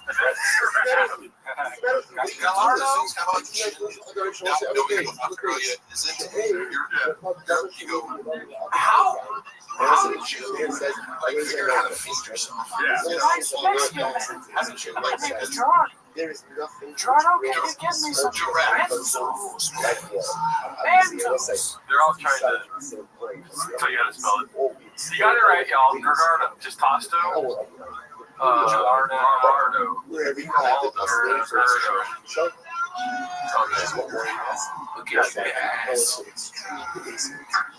I'm here for you didn't spell it right. Cockfest. You didn't put any salt on top of it. I like it. That is probably my favorite joke, especially it's so. That was like the viral bad joke. Yeah. It was like, what's amazing cookie amazing? The chocolate chip cookie with salsa on top. It's like, because. Thank you. Sorry. No, I'm like, like. Could there be a worse, lazier joke? Yeah. I mean, I never thought of that before. No, it is something like it is. I don't think it's lazy so much as it is just racist. Yeah, it's degrading. It's like you've never seen the Mexican cookie before? Yeah, it makes sense. Yes, it's hurtful because they're so good. You know what I mean? Like a salsa cookie is disgusting. Yeah, but a Mexican cookie is Disneyland, dude. That's what I always say. Mexican cookie, the thing you brought that one time specifically? Yeah. It also implies it's like, oh yes, Mexicans don't know how to make food. So they're like, why would you put salsa on it? How can you go ahead? How can you go ahead? Everyone knows Mexicans don't know how to make confections. They're really upset. They're saying my name is Sharpie. I don't know what that means. Jafardo, Gerardo, Red Geraldo. I'm sorry, I can't spell your fucking name. I didn't sign up for spelling bee. I signed up for a fucking podcast. Great BGL. The flyer you sent me said BGL, 24 hours, we're not going to talk. Be careful, BJ. My car is very heavy, okay? My car has a hybrid battery. We reenact that here. Yes, please. That would be crazy. We can water down the footage of what's actually out there. That'd be great. But yeah, what does Hey, to have BGL lift your car. It's like a carnival act. Yeah, this is my thing. He's the world's strongest threatening man. Oh, I'm sorry, I abused a fucking car one time. I apologize to the car. The car's in court. The car got a temporary restraining order. You know, you couldn't do that to a truck, though. Hey, Mark, please confirm if Papa ever told you that he has Maddie hour time with Whitney Cummings. Yeah. apples. Oh, my God. Like, so where does You're saying that Chop has sex with Whitney Cummings all the time? I mean, I'm just saying, it's my honest perception of it. Oh my God. I have actual confirmation of it, and my inference from, I'm not making research, I'm not guessing. It's like my impression based on what he told me was that they have had casual sex as friends over the course of several years. Yeah. So, Actually, I've never said according to him, that explains, like, you know, you don't know why he's lying about it. It's not like he's like, oh, my big flex is like, I just had their friends. Yeah, this is like you brought up Sinners. It's like that explains why Whitney Cummings lost her funny and Brennan Chop got really funny. You know what I mean? He sucked it out like a vampire. He took her comedic abilities. And that was one of the things about Sinners where I'm like, wait, so you become a vampire and all of a sudden you're going to play the film? That's just confusing. I didn't like Sinners because the rules of the vampires. What is the... Okay. I'm like, you're introducing the vampire rules to like... Suspending your disbelief is like running over hurdles. It's like, I got to suspend this. Yes. Well, there is... It's like Whitney Cummings is like Sinners because she's a vampire skin. I gotta say, hey, you know what? I don't know what you guys think about this. I'm gonna introduce when Whitney Cummings went on Flagrant, remember this episode kind of became, I think, a little bit viral for the fact that, like, my perception, I think other people's perception too, was they were like kind of gay. I was watching it, I'm kind of like, you know, I try to not go out of my way. Oh, women, you're boys. It's like, hey, you're a comedian. Fucking hey. It was like, are you guys going? It seemed like they're going out of their way to like be a victor, and it made me. Well, now you're talking about the hierarchy of suck, which is like, where is Whitney Cummings and where's the Flagrant? You know what I mean? Well, I'm not even commenting on her comedy. I'm just like, why do you have someone on to be a dick to this? Yeah. You know what I mean? Like, I watch porn, I'm not gonna watch shit fuck shit. You know what I mean? If it's actually mean, it's probably lame. I mean, you could poke fun. I didn't see it. She's better than they are. Literally, I'm gonna say this. Whitney Cummings, funnier. Who's that 1 to 60? Whitney Cummings is funnier than Akash and Adrian Schultz and those goons on the couch. Like, I know that people ripped one of her specials and I didn't watch. I was just like, oh, people really was bad. I won't watch. Like, I'm not gonna. People are like, oh, your boat sucks. I don't really feel the need to watch shitty stand-up specials. Yeah, I'm like, you watch it every week. Like, I've seen Whitney. There was one where she had like an AI robot, and I was like, oh, that special was good. So I like that. Something special. Jones is the one with that robot. I'm just saying, I don't think Whitney Cummings is a bad. Like, I know maybe some stuff she's put out was poorly received, but I've seen enough to go like. Yeah, she can write jokes. She's better than Brendan, whatever. But you know, I just remember watching this like an episode, being like, they're really going out of their way to like be like a group of guys just kind of getting up. She calls it out. She's like, "Are you guys like really doing this right now?" They're kind of gaslighting you. Like, yeah, just change it. It's like, but you're being meaner. Like, you know, when Logan Paul's on the episode, you're kind of kissing his ass. Yeah, like, that's funny to be like treat Mike Majak way better than Whitney Cummings. Yeah, he's a god. They can't insult that guy. It's just a little trashy. Like, but when a girl comes on, it's like, we're gonna bully her. Like, I don't know. You gotta bully everybody. You gotta bully nobody. Keep the energy. You're gonna get these jokes. It's just weird, like cranking up like in a because it's not one-on-one. Which I would get if you're like, okay, I'm going to interview a girl a little bit differently, or maybe add some tension onto it, one-on-one. But it's like, there's 6 dudes here. It's like a couch full of guys, like, all trying to, like, take their shot of, like, you know, like, roasting. She's horrifically bad at comedy, but so are they. That's not fair. Yeah. All that aside, I'm just like, on a human level, like, I feel bad for her. Yeah, I kind of feel bad for her too. Sometimes I watch her, not just on that episode, just in general. I feel like she's a confused person. She's constantly under attack. That is for. It does seem like even when she's not being horrendous online, she's being attacked. Yeah. Which is just being normal, kind of. Yeah. So she has a target on her back. It seems like. One thing, you know, so Dylan riffed about this, about going over to her house, and it's like, good morning. You know, one of this great rants about it's like, you go over to her house, and it's like, you got a 20-something hit. Like, he's describing, like, the menagerie of people that are at Whitney Cummings' house at a given moment. And I remember I saw that after Brendan Schaub kind of confirmed, like said something similar to me in private about like who hangs out with Whitney Cummings and crowds, you know, like people who take drugs. It's like a weird mix of people. The idea, January 6th shaman. They got I can see him there. There's a certain weird kind of oddball collection of Hollywood people. That lady for the Cincinnati Reds that was racist back in the day, she died, and she's probably there. Yeah. So Brendan described it. Tim Dillon like ranted about it to her face. It was like really funny, and she was like laughing and acknowledged that it was accurate. I'm like, that gave me some insight into like. I think she does probably use a lot of drugs. Like, oh, okay. Yeah. Who's the guy that killed Khashoggi? That guy. That's all wrong. He's probably there. Oh, Khashoggi. I had told him in the corner for a second. I just imagine she picks people like her. Now she's gone right wing, so she can't have like Reese Witherspoon. She can't have like fucking the Disney stars over her now, but now she's transitioned a little bit. She's gonna have more like right wing people like Tucker or maybe whoever. Christine Levin and I don't know, women that are conservative, I guess. Yeah. Tim Dillon. Women that are conservative. And Tim Dillon. So, I mean, I think she's somebody that just doesn't, she's not authentic, she's struggling with her thoughts, so she just asks herself, what do people think? And then she does that. You know, and so that's what you get. Oh, what's cool? She's a constant, is this cool? Yeah. What's cool right now? Okay, that's what, wow, Matt Rife not cool anymore? Sometimes people will wake up and meditate or pray or something, but she wakes up and she goes, what's cool?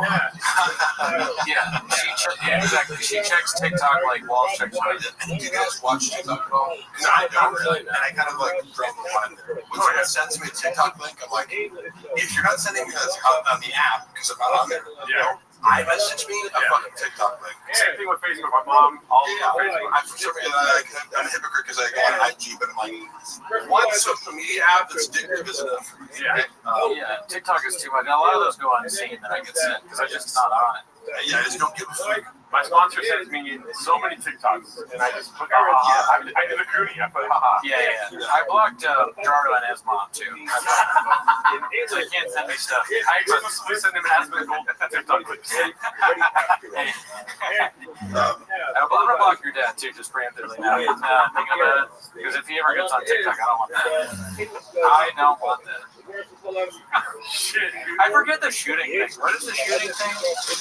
Is that the lion thing? Yeah. That's the last thing a lion sees.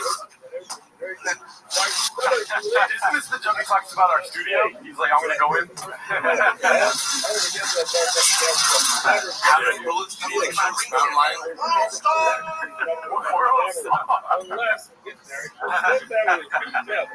He uses his closer. Yeah. He's such a bad joke. Yeah. Some would say the worst. I heard that he wears those night vision goggles, but they're not on, so he's just blind. Dude, did you imagine going to his house? Of course he has those. Or like, are these the goggles? We're wearing them. Does he really have goggles, you know? He would I know he has guns. I don't know. He has guns.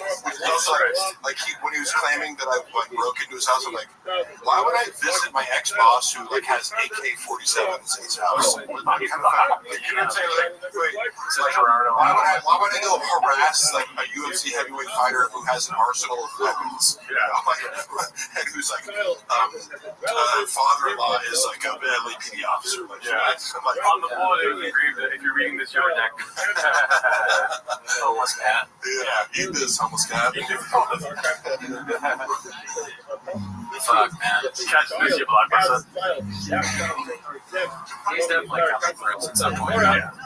I'll fight to the death. It's a matter of when as opposed to if.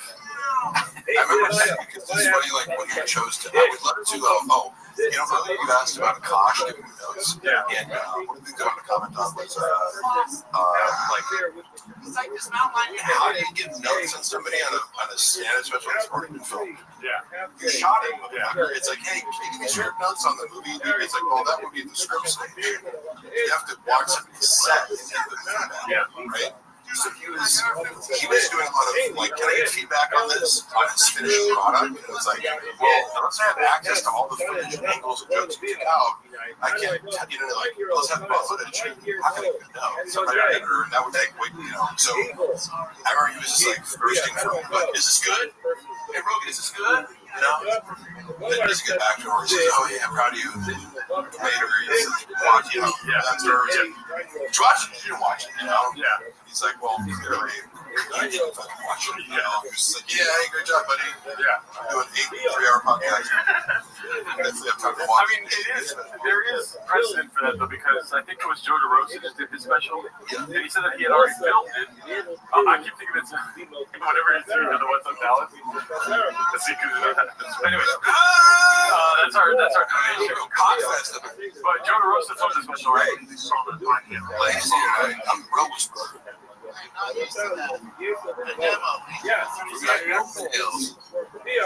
That's what I specialize in. Real confess. I don't mind it though. I'm the road whisperer. Is Chin's family dishonored by him, Mark? Oh my God, that's aggressive. Probably not, because he's maintained city employment. Have I told you? I don't know if I'm repetitive. The connection that I see between Korean culture and what I know about Korean culture, you have Malcolm Gladwell book. And you know this, like how like. And I like what Malcolm Gladwell books because he focuses on these little interesting anecdotes and proofs of wrong point, 10,000 hour rule. One of his books talks about how Korean Airlines had a disproportionate number of crashes, and they tried to trace it back to like basically the communication between the pilot and co-pilot was stunted or stifled because in Korean culture, hierarchy is so important to every aspect of how things are done socially. Like, if you're above me socially, you can't drink tea before me. Like, it's very strict. You do not question your boss. So it's like, Chin's a perfect employee for Brendan. I'm a nightmare. Because I'll talk back to you when you're wrong, Chin's like, whatever you want. Like, I'm just abiding by you're above me. I don't get to question you. But also, Brendan, he likes that. Despite the fact that Chin is offering creative ideas. He's like, well, you kind of get women. Super loyal. Utilitarian. So he loves it, presents it. But I do see that as part of the reason. How do you survive in the shop? You have to be totally compliant. You have to be a shark. Shark. You never stop swimming. Non-threatening. You gotta be angry. Yeah, it's like he either has to have some sort of legacy or be so vital or whatever. It's like, like I said, Chris D'Elia is like, if you're funny enough, it's like Chris D'Elia can do no wrong just because he's like so vital to his work. So much to him. You're either like a god to him or like an appliance that never questions. Yeah, he is like a Jeffrey Epstein-sized void of like, why does everyone keep shopping around him? He's not funny, and he sounds like fucking terrible to be around. Here's the great guy. If you're socially above him, like D'Elia, Brendan makes it much easier for you to be around. He's not a high maintenance friend because he's also sensitive to social hierarchies and sense like he's texting me around the clock as my employee, like transgressing boundaries and knowing that I can't really be like, hey dude, like no more text after 6 p.m. Unless someone leaves, then he's gonna find another reason to fire you. I mean he makes you understand that without saying it. But Chris D'Elia, he's not going to fire. He's going to go. He's going to tag on with Chris D'Elia. How it goes, and they don't really. We just really hang out with people. So you fired Mark? Did you know? Yeah, that's great. I love Mark. Arnold.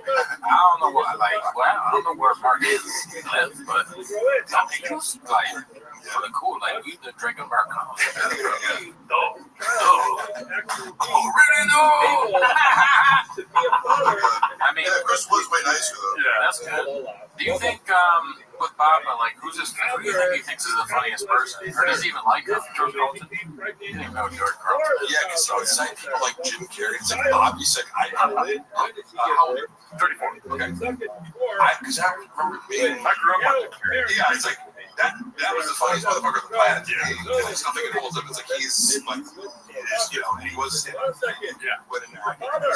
Like he did MMA first, but he's in the lineage of like Canadian. I love looking back at physical comedy over the ages. It's like that is universal, and it's like an athletic mastery thing. Like when you watch him, it's like he was one of a kind for a time, but he is in this lineage of like the 40s and 50s. Like there were guys doing physical comedy. It's a skill. You never know because it's like, I used to love this, and I was like, what did you like this? He likes the idea of liking SNL. Yeah, and like again, we've heard that change. He'd be like, growing up, like my dad wanted me to be a star. My dad wanted me to be an NFL player. I want to be like, this is the childhood dream again. Work on drugs, comic book seller. Yeah. Like it's, again, and some of like age frequencies in diversity, kind of like I didn't see that. Like, when you put all these things side to side, we're just telling some bullshit story on. He thinks like Jim Carrey is Elmo from Sesame Street. He's like, the guy with his bread, and you squeeze him and there's some tickle and sometimes he laughs. Yeah, I mean, sure, you're like, because as comedians, you guys think about like, not only who you like the most, but why you like them. It'd be interesting to hear Brendan go like, why do you like them? Articulate what you think is real. But I have heard about this, right? David Lucas get beat up in Mothership parking lot. I heard that. Oh shit! Does the Mothership have a parking lot? How dare you? This David Lucas stand, the slander I will not stand for. You are being racist right now, and you need to stop. Oh, I think he's confusing it with the time where an owl landed on his arm. Yeah, he falls asleep. What? Beat up in the parking lot, David. Is that it? It's a yoga music. Yeah, he thinks that cities on your arm feel like an owl landed on. Oh, that's pretty funny. That was something special. Get fucking. Is that an actual rumor? This is the first time. It's a Trent Flynn narrative. I've heard some stuff about him at the Comedy Store. I'm not sure about the Mothership. Yeah, I think I heard that, but now I've forgotten. Yeah. Did that surprise anyone? Great. No, like the David Lucas part of your brain is like it got conquered by Graves. Yeah. Graves is the Fourth Reich in his brain. You know what I mean? What's Graves' health? Oh no, that's kind of does sound like a nickname for health care. No, I have Graves' disease. It's like it's not a big deal. That's really Never heard of it. Yes. But I take a pill and it's fine. Yeah. And yes, exactly. Dude, this guy's a doctor. Wow. I mean, listen, he knows his stuff. I was talking to a doctor yesterday, and like, they'll admit this is like you can be more of an expert in certain very specific niches. Like a lot of bodybuilders probably know way more about anabolic compounds within your body versus doctors who aren't teaching that shit. You roughly know, but it's like sometimes they'll go into like a checkup and they're like, "You're taking too much testosterone." Like, oh, yeah. They're like, "You should take 50 milligrams." I'm like, "Well, yeah, for sure." Like, shut up. Yeah. You should be able to be that small. Come on. Yeah. How many fucking things can you lift, dude? What is that? How many cars can you lift? Does that stethoscope help you fucking manage and then shut up, dude? Yeah, he's on medication, but we are also trying to come up with merch to solve his Graves. I know, if we could just get a few more Patreon subs, I think I might be able to overcome this. Wait, you guys feel comfortable telling me how many Patreon subs you got? We have like 400. Yeah. Oh, wow. Yeah. That's awesome. Yeah. Because I was going to say, like, my guess for TNK was like 500. Oh, okay, yeah. I give this segment 5 big books. We were live once we said that the Rizzler was a national socialist. And this was my favorite special. I'm so glad we could get together and watch it. Gaming our time is such a big deal to me. Yeah, it's great. Oh, fuck, man. I can't believe I took part in this, and it was like such a big team effort celebration. The documentary has to be a docu-series, and one episode has to be called Marg with a G. And it's like, it has like AC/DC music playing, like a silhouette. I think this is a joke of yours, but like I can actually. Oh no, this is not a joke. No, this is not a joke. I'm being 100% serious. I'm sorry for. No, I like because I like the idea also of like books, for example, this world history is kind of like different. Like, it's like a story told of different perspectives about Exactly. So, The Last Dance is about the 6th championship. But in that scope, they go back to watch that. I want to watch it. Yeah, everyone loves it. So, like, for instance, this is his sixth championship, his second special. Yeah.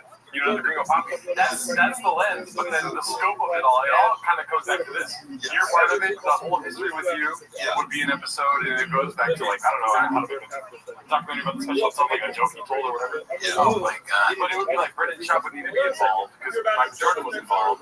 And then this is like, dude, he would make shot for shot remake. Just like there's a way switch out everything shot for like Brendan Walsh was alluding to earlier, like to get him involved. I agree with you. You could do without him 2 words, dude. 100 million. You think he's gonna say more than that? Of course not. Yeah. This guy committed fraud for $100,000. Like after he already got like 4 words. Actually, for you guys, we are rich. Dude, could you imagine? I know that. Come on. We do a shot-for-shot remake. The part where Michael Jordan's like, and for some reason I took that person. It's Schaub on the laptop, but he's watching Sesame Street again. Yeah. You know, so for some reason I said Durant. You know. North Korea with a beach. I'm trying to think of what Schaub's I took that person. Hard both ways, like Bobby Lee. Oh yeah, right. That's your perspective.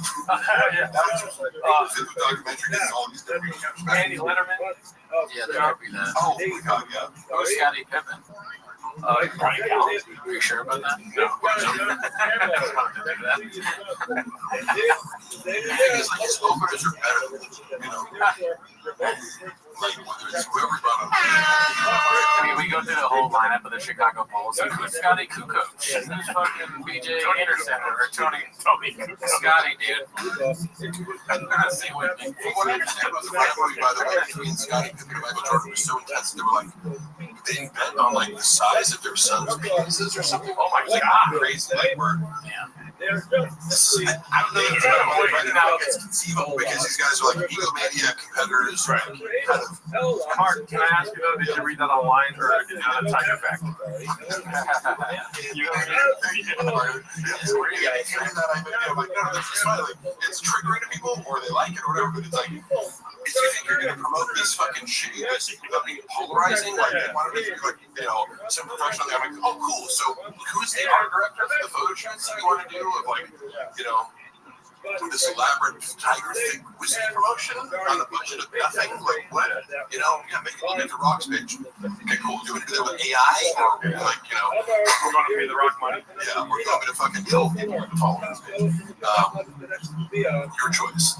And then it's not managing it, and 2 months later, it's like taken down. I remember commenting on it. I got blocked on the page because it was like I was posting every day, and like I got fired for putting an extra seed. Yeah, the fourth seed. What's the gonna I was looking at the screen because it's gonna regrow my evidence. He was so fucking pissed at that. He was like, "Fuck!" Like he's telling me, dude, like. One person saw it on Facebook because it didn't even, you can't hyperlink on Instagram. So I went to a Facebook account. Me and Jake were both like, there's a Facebook account. Like, it's auto posting. None of us were aware of it. One person commented on it. It was like, no likes. One, hey, you might want to check the spelling. He said, motherfuckers. Like, as if he just like accidentally, you know, uploaded a picture of himself fucking a dude to the internet, you know, and oh my God. It's like, yeah, that's happening. And then I get fired, and it's like, okay, so wait, like, what? Like, you know, I'm getting, and then when you go, you assume that's someone else lined up, right? And then I watch it, like, when I left, I was like, how come no one's posting to this page? You know, like, hey, how's the replacement going? It's not been fixed. We're actually in hour 5, y'all. What the hell?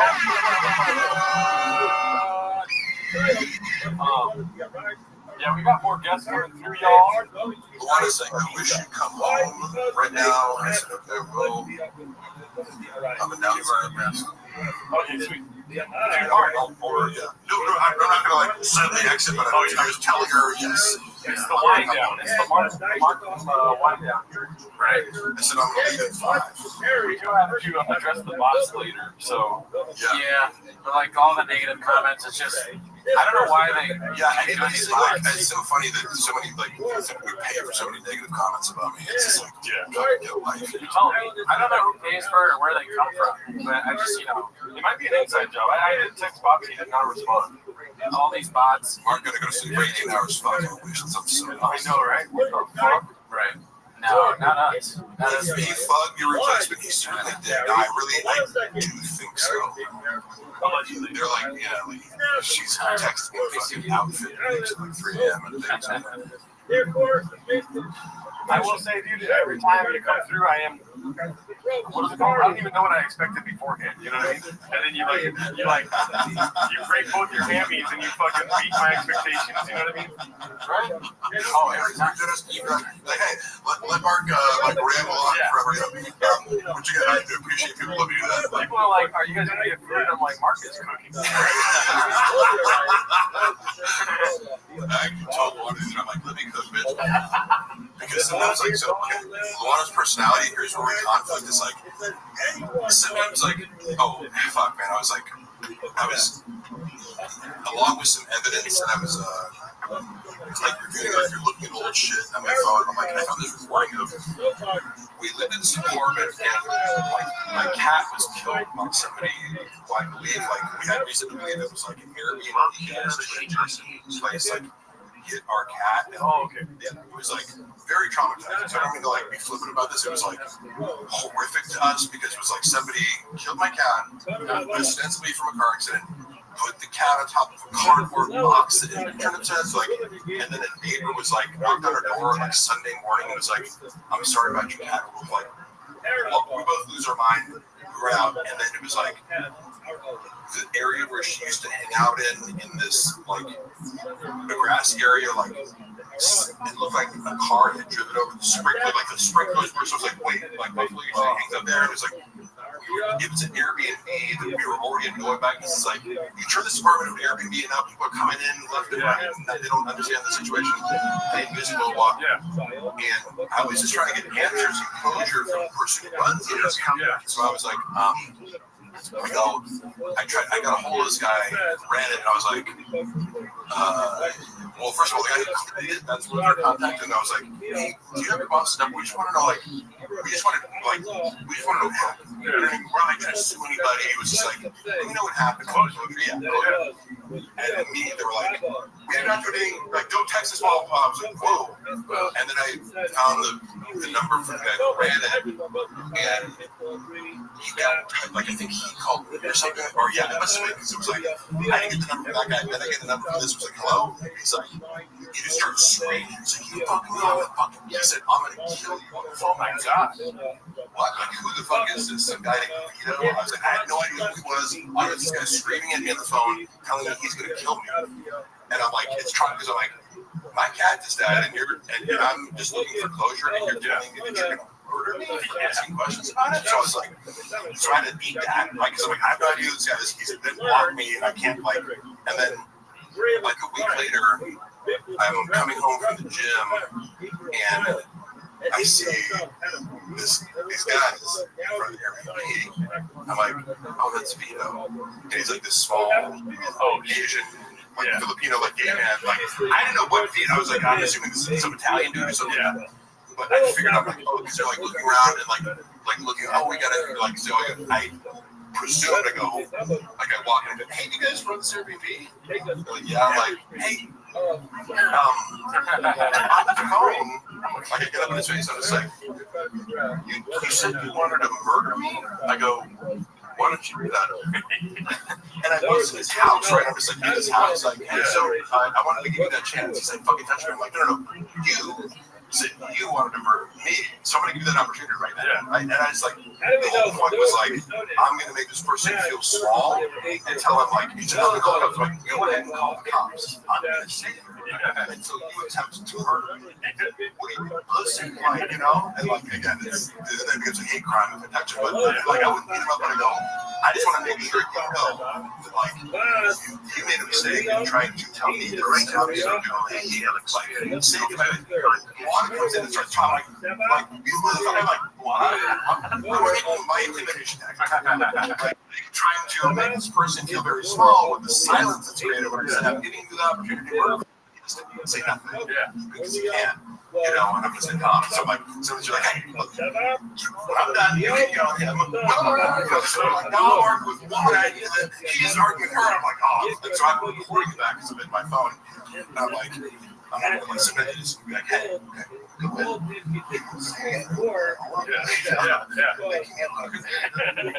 If I tried to murder him, you do it to me. Yeah. And then like 30 minutes later, I remember because I left. Get the fuck out of my house. I'm like, maybe. Why'd you murder me? So it's like, I just kind of went around like touching stuff and was just like, whoa, what are you going to do? Call the cops? Like, yeah, I'm opening your doors. Like, maybe I'm in your Airbnb. I don't know. But It's a nice glass door you have. You're saying that you got thrown there. Airbnb, so I'm like, oh, they're like, but wait, you guys live here? Like, I thought it's an open house. Like, this is an apartment. You guys live here? You don't live here. You rent it? What did I'm trying to get them like, oh, you run an illegal Airbnb. Like, oh, yeah. Man, like, so what's your position here? You run I live here or not? Or this gets open? I'm hungry. Yeah, they try to like intimidate them, make them go out from they can go, get out. And then, you know, she has no power. Yeah. It's like, until the cops escort me, right? When I left on my own court, I felt like the job was done. Yeah. And then the cops, like 20 minutes later, come over to my house, and they're like, they're like, hey, were you in this guy's house? I'm like, yeah, I was. Can't do that. I'm like, I know. Thank you. No shit. You're trying to arrest a lion, officer? I don't know if that's a good idea for you. Yeah, bro. Try me right now, dude. There's a guy in college who speaking of the shirt. One of the guys on the track team. He was being drunk in his work. He got taken from the police at the party. And he like ripped the little things out. And he goes, I'm an athlete. I can take it. Damn, I'm sorry to hear about that, dude. Yeah, sorry, man. No, yeah, I didn't like it is sincerely like losing a pet. Yeah. Super emotional.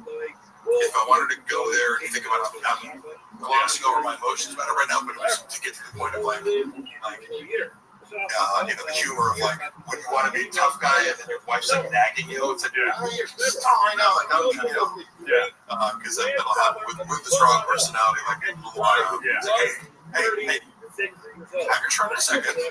Like, no, I mean, the tough guy. See which one is that? Okay, yeah.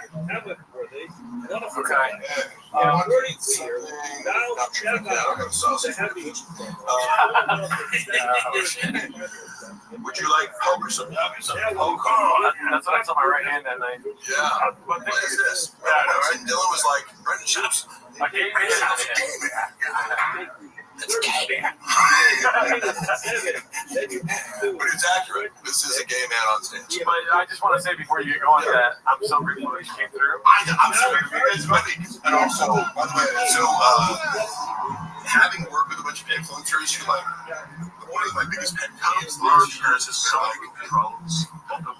So yeah, I hope so. So influencers with this, hey, can you shoot right now? I'm like, motherfucker, what? Like, can you give me any warning whatsoever? So Brendan was really on top of it, being like, hey, like a month from now, shoot. And then give me like every like appropriate update. So it's awesome.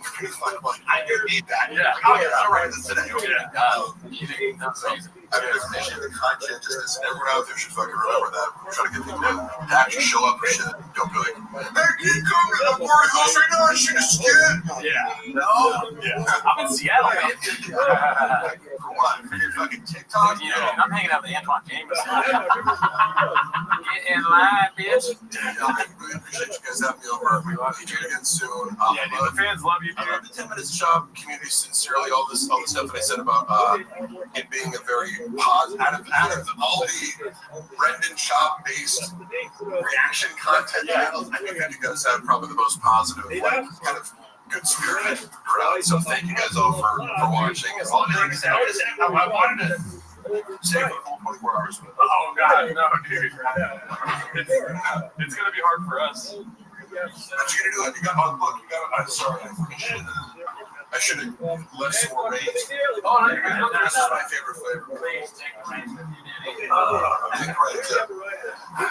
I'll let Jesus take the wheel. Here we go.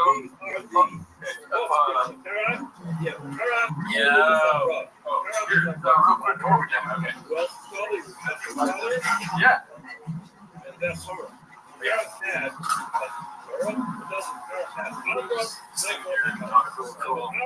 All right, everybody.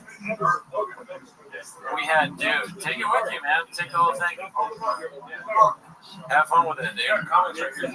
Okay, here. Let me see that. Let me see that, man. All right, guys. Mark, see you, buddy. You're the best. So, that was Netflix. Mark came in and destroyed as usual while we were watching the greatest stand-up special ever done. Yeah, what are comments, dude? Oh, 2 S words. Yeah, maybe Horn Brothers can be a thing. I'm not glad that the horn in the middle of my head is back. I had that surgically removed by a doctor. The doctor cut off. At least that's the real thing. You have a horn in the middle of my head. And the doctor cut it off. And I didn't think it was going to grow back, but I guess it's grown back. What's up, Mark Ramirez? Good to see you. Good to see you. Lando, it's been a while since I've seen you. TriStar, whoa. Like I haven't seen TriStar in a while. Tommy Jarvis, what'd you say? This is so great about this. You got good guests and everything. Yeah. Walsh, I mean, we want to get some more people on. It's been tricky to kind of like coordinate with everybody. But I think later on, It Doesn't Matter podcast is going to be on with us. Potentially, I'm going to reach out to a few other people, one big guest, obviously. Well, they're all big guests. But potentially, we were hoping to have Brian Campbell, our CEO, but he's very busy on presidential stuff. But maybe him, maybe Sean, maybe Alistair Williams. Is Walsh coming? We already had Walsh on, dude. You missed it, but it's on the show, so you can watch it after. Did we reach out to Chin? No. I thought about that. I actually grasped at somebody pretty big, and I was promptly turned down. But I won't say who. But I was turned down. Oh yeah, Ghidorah says, when is AZ coming? I'd like to have AZ on the podcast. I think maybe on a Raccoon Tweeties episode. Somebody tell him to message me. I think that would be funny. Hot chip guy, no. TriStar, you should know better. We'll never. Nick is not. We're not down with Nick. He's not welcome here. Chin is welcome. Nick, not so much. No, I didn't reach out to Joe Rogan. That's a stupid question. Bobby Lee. I haven't had the balls to reach out to Bobby Lee just yet. Plus, he's my boss, so it's kind of awkward to ask your boss for stuff. Have you ever had a job? Never heard of it. Mark Ramirez, you're close. I'm coming for you. Your life is almost over. Oh, you know what? The trick with the idea about racing is funny. Maybe we'll do that. I want to do more like bits where we're doing stuff outside. So lifting, racing, selling trucks, maybe food truck type diary thing. Timothy Wendell, thank you. Yeah, that was kind of weird. I mean, I think most people like sinners. I honestly, I haven't heard a single person say that it's bad yet, but everybody has their own opinion, you know? Okay, cool. 1 years old, 2 years after the mother. Water. His younger brother was 100 years old, 2 years after the mother. Look, but there, come on, the carpet shit at me. Look, read 102. Hello, I'm seeing the right. Oh, man. Give it up for Gerardo, dude. Like, organizing all this shit. I mean, how do you even film in this thing? Got chairs everywhere, different setups. I think we're probably gonna move back to the couch soon, so we can, because most of the guests are gonna be Zoom. I gotta show up in person going forward. Oh, balloon fart. We don't matter. We didn't count, dude. Oh, look at that. Oh yeah, guys. Give it up for Mark Marley, dude. You gotta put back on that. Oh, unique. Yeah, I don't know if unique. I don't think so. I wish him the best, and he's funny, but I don't think I want to deal with all that. Too much. That's a little too much. That guy really talks a lot. Shout out to Marco. Shout out to you guys. We got a lot of people in here, dude. Cody Quayle, shout out to King Hilarious. Somebody from the beginning, Cody. What's up, dude? Thanks for watching that long. I did tell her. I did have it. I'm not sure what my phone is. Oh, it's over there. It's over there. Oh, yeah. Did you respond? I don't think. Not yet. Oh my god, that was a lot, y'all. I think that's the longest we've ever streamed. Definitely the longest we've ever streamed. Yeah, dude. Would you want Mickey HSG on? Who the fuck is that guy? I gave her a birthday shout out or something. She's nice. I guess I'll wish her the best. Oh, the stream's coming. Oh yeah. No audio. Oh yeah. Sometimes we had a lot of audio in here. It's true. As he says, he's taking a nacho. Oh, my bad, Mr. Whole Foods. Oh, man. Is your back hurting at all or no? No. Okay. Just gotta constantly adjust. Guessing. Been watching you guys forever. Never get to see you live usually as in This is mine. Operation Warp Speed. Where they try to let's get it. They're like, yeah, I am struggling. I won't lie to you, because I probably have undiagnosed sleep apnea. Probably the brain kind. But I'm fine. I'm not gonna fall asleep, but my head hurts. I have those ones. I want it. Okay. Oh yeah, thank you. Oh, that's good. I'll take the whole bottle, please. When I walk out, push number 2. Okay. For now, when I walk out, okay. Will I be able to do it? Alright, dude. So just Mark gave us all Graves. Does anybody else, am I the only person with Graves' disease? Is anyone else having thyroid issues? I'm gonna give that a special play. Vladimir, what's up? Dude, I got a lot of stuff. I got Graves' disease, small teeth, big gums. I got a headache. My wrist is, I may be broken again. So that's the thing about, tell you about podcasts. A lot of your favorite podcasters have chronic diseases. In fact, most of them do. Part of having a black belt is being very good at talking for a long period of time about nonsense. Because you have to have something that's threatening your life. In 20 or 30 years, I could be dead. But right now, all I have is a headache. So it's not really that big a deal. I got that. I'll tell I'm part of podcasting is having chronic disease. I think that's true. What is it that got you? Mark Harley being here or the Green Poppy playing? I would say it was the inherited drinks. Probably maybe the drink. Just blast them all. But I'm fine. We're not the only podcast. Yeah, we don't feel. Nothing I can't handle. Rudy or Gerardo? What are some fan funnies that we can see? Holy shit. This is the payment for Reckoning Treaty Special Edition Rain. Thanks. Listening to Mark for that long gave me grace too. Mark thinking the Center Speakly needs work is what's keynote meeting. I don't know, but I was like, I just assumed that meant Dicey. I read it around. Oh, yeah, it's like everybody likes that movie. I've not talked to anybody who doesn't like it. Surprising. Shout out to y'all for the fan. Okay, good morning. Actually, one person did say they didn't like the tone of it because they don't like vampire shit. But I don't agree.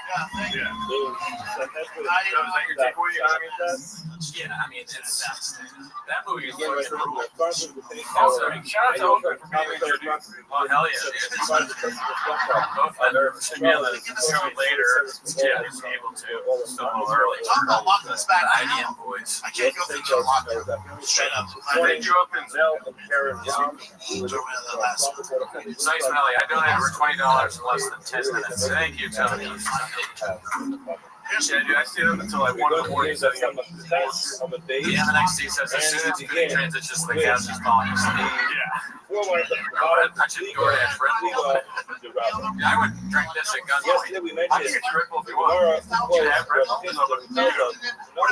can go to the Aldi right here if you want to. I mean, listen, I'll speak on to the chat. Okay. I'll go get 2 Red Bulls from you. Yeah. That's what, yeah, when Gerardo leaves, he's getting a drink from me, and I'll just tell him. I also, what's it called? I got a free trial on YouTube, so we're good. Oh, sick. I gotta cancel that page. Yeah, I'll keep an eye on it.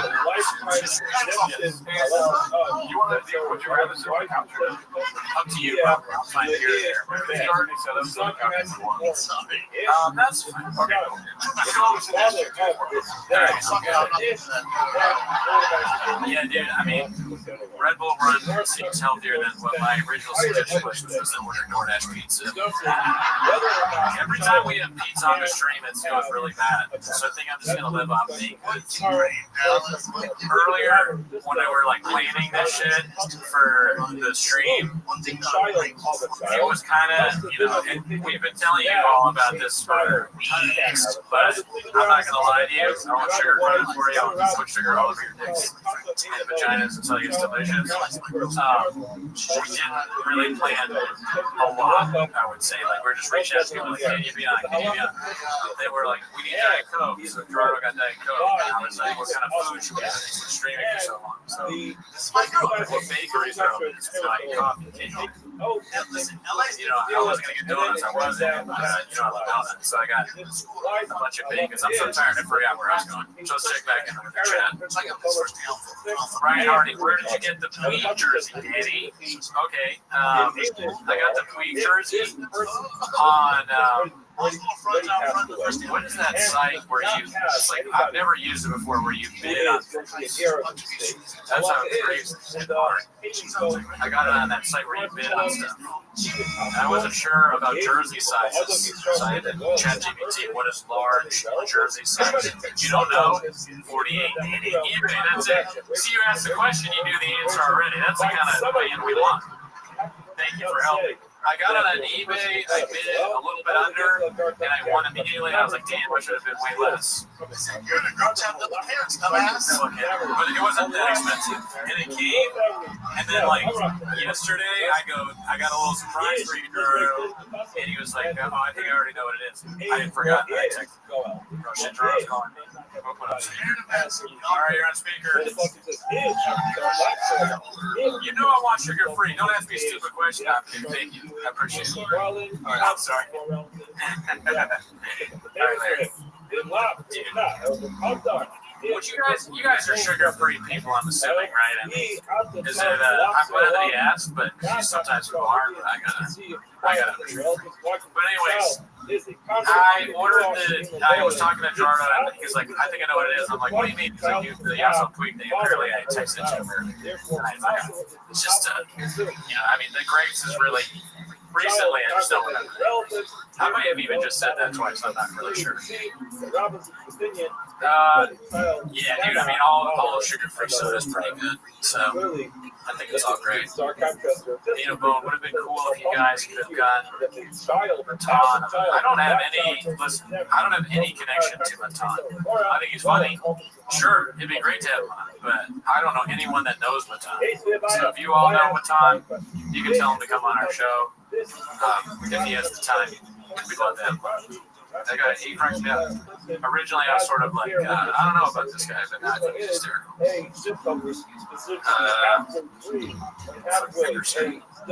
Cooney doesn't put sugar all over his Red Bull. I'll tell you, that's exactly right. I could have said it better myself. Thank you, FB. Appreciate it. Thank you. Thank him. Is the like count good? I haven't looked at it. To be honest with you, I don't even know how to check. Gerardo does the checking of like counts. I'll just trust your word for it. But yeah, definitely like the video. You know, we got Patreon content. We just watched Kill Tony. We watched Jordan Jensen's new stand-up special. Jordan Jensen's funny. She like Jeff B. We enjoyed it. Pretty good. Pretty good stuff. We watched on the Patreon. We watch specials every month. Never heard of it. Since synthetic sweeteners give you cancer, I'd rather have on my teeth. Listen, ski Popeye.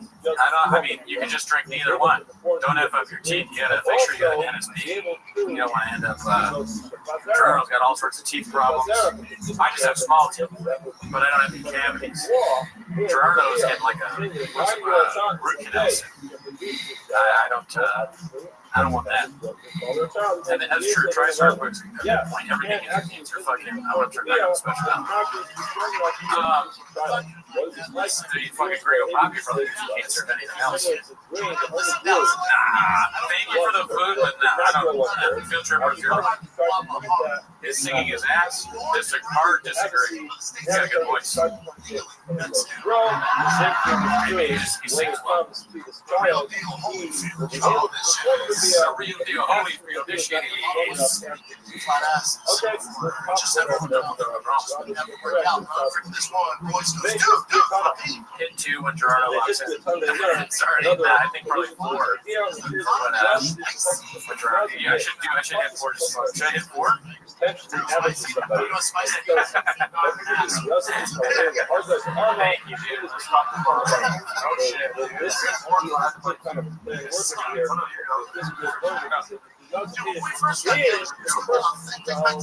What flavors are they?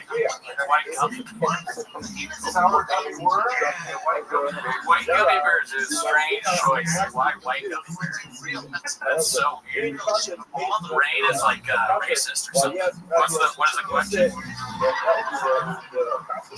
Gerardo trusts me so little with like streaming that he's doing a poll with 3 energy drinks in his hand. If I let you do it, the computer will break. White gummy bear. White gummy bear. See that? I fucked it up already. I haven't had a Red Bull in like 5 or 6 years, dude. Sounds pretty good. But I'll do it for the stream. I think pretty well. We aren't sponsored by Red Bull. Rain is, we have loyalty to Rain. However, I will not drink it because it is poison. Oh my god, it's so good. I missed this. I will regret this in 30 minutes. Dude, let me ask you. Oh, shit. It's a tough question. Let me ask y'all a question. Anybody ever remember 5-hour energy drinks? I used to like to drink those and watch the Grego Poppy solo. But now those are like Sal Volcano. We watched him on the Patreon. And the one thing I agree with him about is the feeling you get from having a 5-hour energy is indescribable. It is not a good feeling. The second you drink it, you're like, oh my god, why? Why did I do this? What kind of job is this? That I need 5-hour energy to do it. That was when I had the most hourly of hourly jobs. Bookstore, restaurant, smoothie guy. I was like slamming 5-hour energy. Making smoothies with apple stickers. Hey, mine has a sticker in it. What's the guy making it? Oh, I'm sorry. I accidentally left the sticker on the end of my phone. Dude, everything they eat. Dude, everything they eat. Cheese. What the hell, man? Pushing the carb load year round? You ever tail off the carbs? That's a game plan? All right. They go, wait, Paul Pierce on the show? No. So, hey, Paul, what do you think about the Grego Poppy? He's like, man, you know, I can't do this fucking better. Dude, it's half and half. They don't know which one they want to drink. They're both so good. Rain is pretty good. I'm not going to lie, I was pretty pissed when you drank my Rain. Because they don't even have that flavor anymore, dude. It's crazy that they got new flavors. I don't understand the marketing of Rain. Like, why make a new monster? Yeah. Why rebrand like that? It's cutting into monster suits. It's like, we need something for Gen Z. A new kind of. I'm fine with it. This is the perfect energy right here. Well, coffee. Which one do you want me to drink? I'm not going to look. I mean, I think white coffee very good. Okay, try it. From this young boy after Don't vote for me. Don't vote just like I do, okay? Don't copy me. Don't be a cuck, right? That's the last thing you want to be. Don't cuck off me. Vote with your heart. I'm going to wait till it says 5 minutes ago. I don't need sycophants, okay? But if you criticize me in any way, you're a bot. I was so upset we should have started the stream on the bot. We kind of killed the bot, but I forgot everything I was going to say anyways. So we went up last night and talked for 3 hours about this bot bit that we were going to do. It's not a bit, it's for real. We're done with the bots. No, there's no bit. No more bots. And I mean, we're going to focus our attention instead of on the comments, on coffee cake, stuff like that, donuts. It's just crazy, like the comments where they go like, "Oh, go back to Timo's every week." It's like, "All right, bot." Like, "Do you think I was born yet? Do you think this is my first rodeo?" That's what I told Gerardo last week. I was like, "There's a lot of people that don't." I told him to sit down. So I was taking. I was like, "I gotta talk to you." There's a lot of people that are watching us right now that think it's actually the first time that we've been in a rodeo. And he was like, "You know what? Yeah, right." He said that. Remember, he said, "You're right." Yeah, I told you I was like, there should be bots that put sugar all over our steaks and tell us it's delicious. You know, you're like, neither or both of us have been to many rodeos. We talked a lot about rodeos after that bull riding. Yeah. And we came back after we talked for a long time about bull riding. We were like, you know what? Bots need to go. We have a no bot policy. We don't read the comments, so we won't know. But if we did and we saw a negative comment, we're just like, oh, that's a bot. Don't leave a bot. I'm not going to delete it. But we'll know that any kind of criticism whatsoever, even if it's not just like enough reverential, like it's something that's not like you guys are amazing, then I know it's a bot. Yeah. You know, it's like, who's going to read it? The other bots. So why would we delete it? The bots are communicating and liking each other. Elizabeth Mars did Peace Myself Laughing.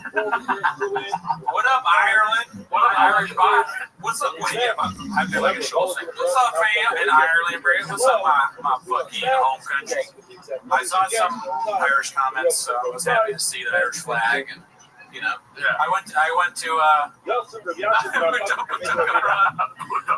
to see Swell Season last night at the Great Theater. Shout out to Irish people. I don't know if any of you are fans of Swell Season in the chat, but it was pretty good. Never heard the movie once. Never heard of it. Take these broken boats. All right, it looks like White Gummy Bear won for that poll. So let's go ahead and fridge up the other one. Peach out. Couldn't go get sleep study, please. I agree, dude. I think Othman was right. I don't know if I mentioned that earlier. Othman is the one that told me, probably, because he's got it, but it affects his brain is so small. Yeah. That's why his sleep apnea is the brain. They measured his brain is very small. The bots are blowing each other. There's another bot telling us what's happening in the bot room. I know. For all I know, bots can have sex with each other. I have no idea. Check this out, dude. I'm in a Belfast. Truck flap, are you? Truck flap and Belfast are really lives in. But I have been. You ready for this sweet sound?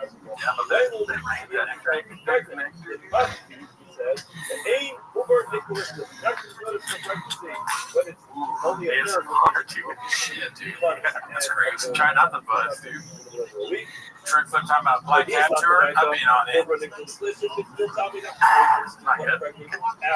Damn. It's way too sweet. Oh, it's really sweet. Yeah. No. Okay. You dig your own grave. Get that away from me. You're right. Just hold my head. Oh, dude. The crash from the energy drink probably got it. Yeah. The last time I had Red Bull, it might have been more than 6 years ago. Yeah, I think it was. Because it was my I was hanging out with my old roommate, Phil, and they were drinking. And he goes, "Hey, I got your Red Bull." And I was like, "No." And he goes, "Yeah, we're gonna drink some Red Bull. Stay up drinking."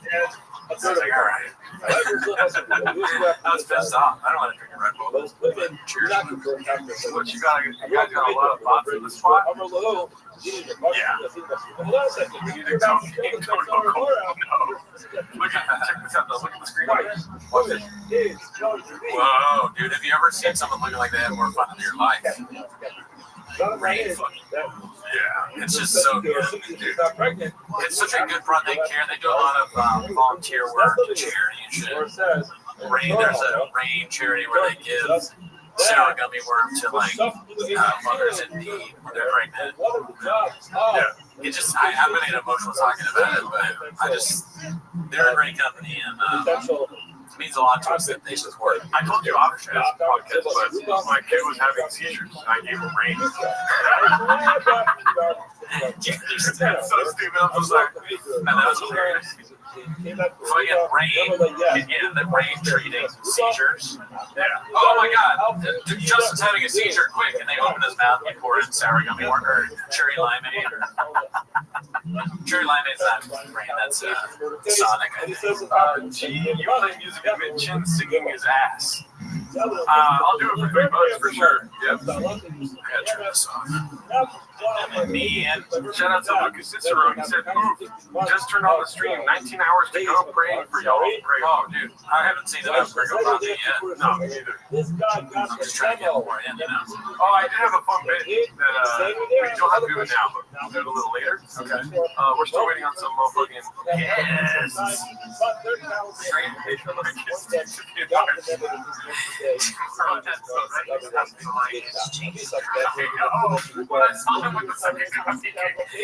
was amazing.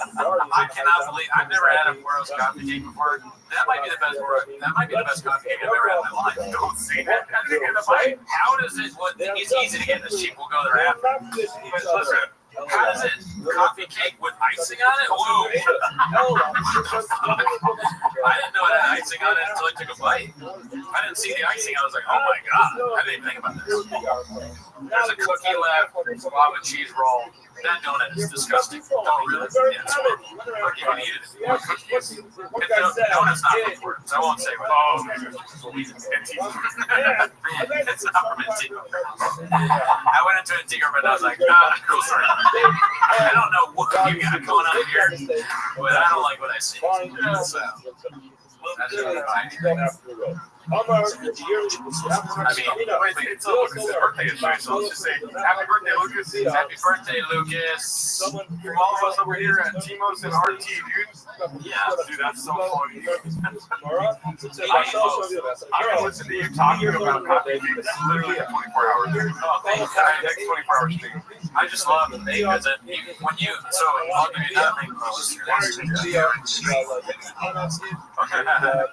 Thanks, that makes sense. I mean, to let you in behind the curtain, when I came here, Charlie was asleep. I told him when we were recording. I mean, we both agreed on when we were recording. I told him when I'd be here. Jaro was asleep.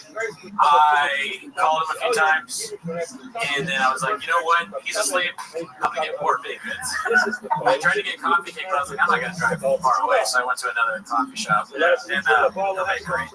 And then I came back, and he's still asleep.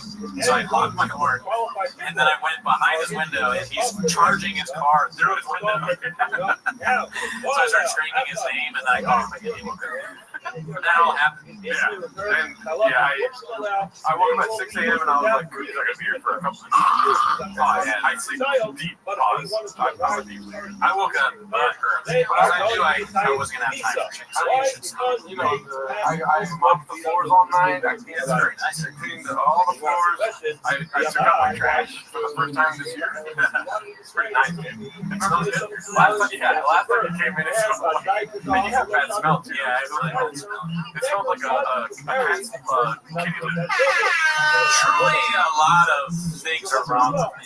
I mean, I forgot about the bad. I can't smell. Like, God, no, we had a gas leak. My old roommate, he was like, "You smell like gas leak," and I was like, "No." And then we called over the gas people, and we had a gas leak. And he was like, "It's not good that you can smell the gas."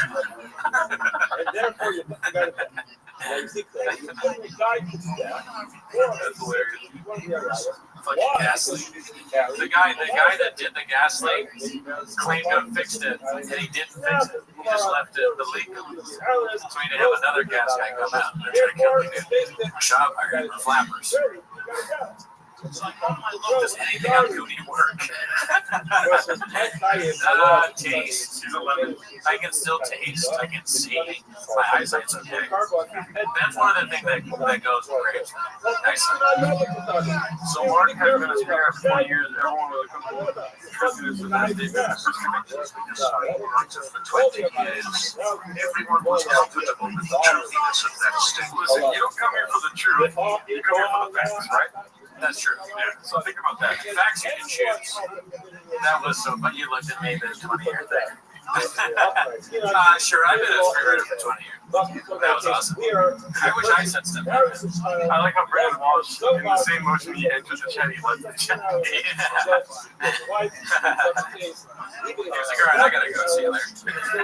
No, listen, you don't have to tell the truth in your spitting fast, right? Yeah. That's what I say. We do not have a riot. You have no sense of smell and you have no sense of humor. Comedy, ever heard of it? Come on, dude. That's a bot. Oh, that's a bot. Yeah, that is a fucking bot. Oh, shout out to the subscribers, too, dude. We got a shit ton of subscribers today, dude.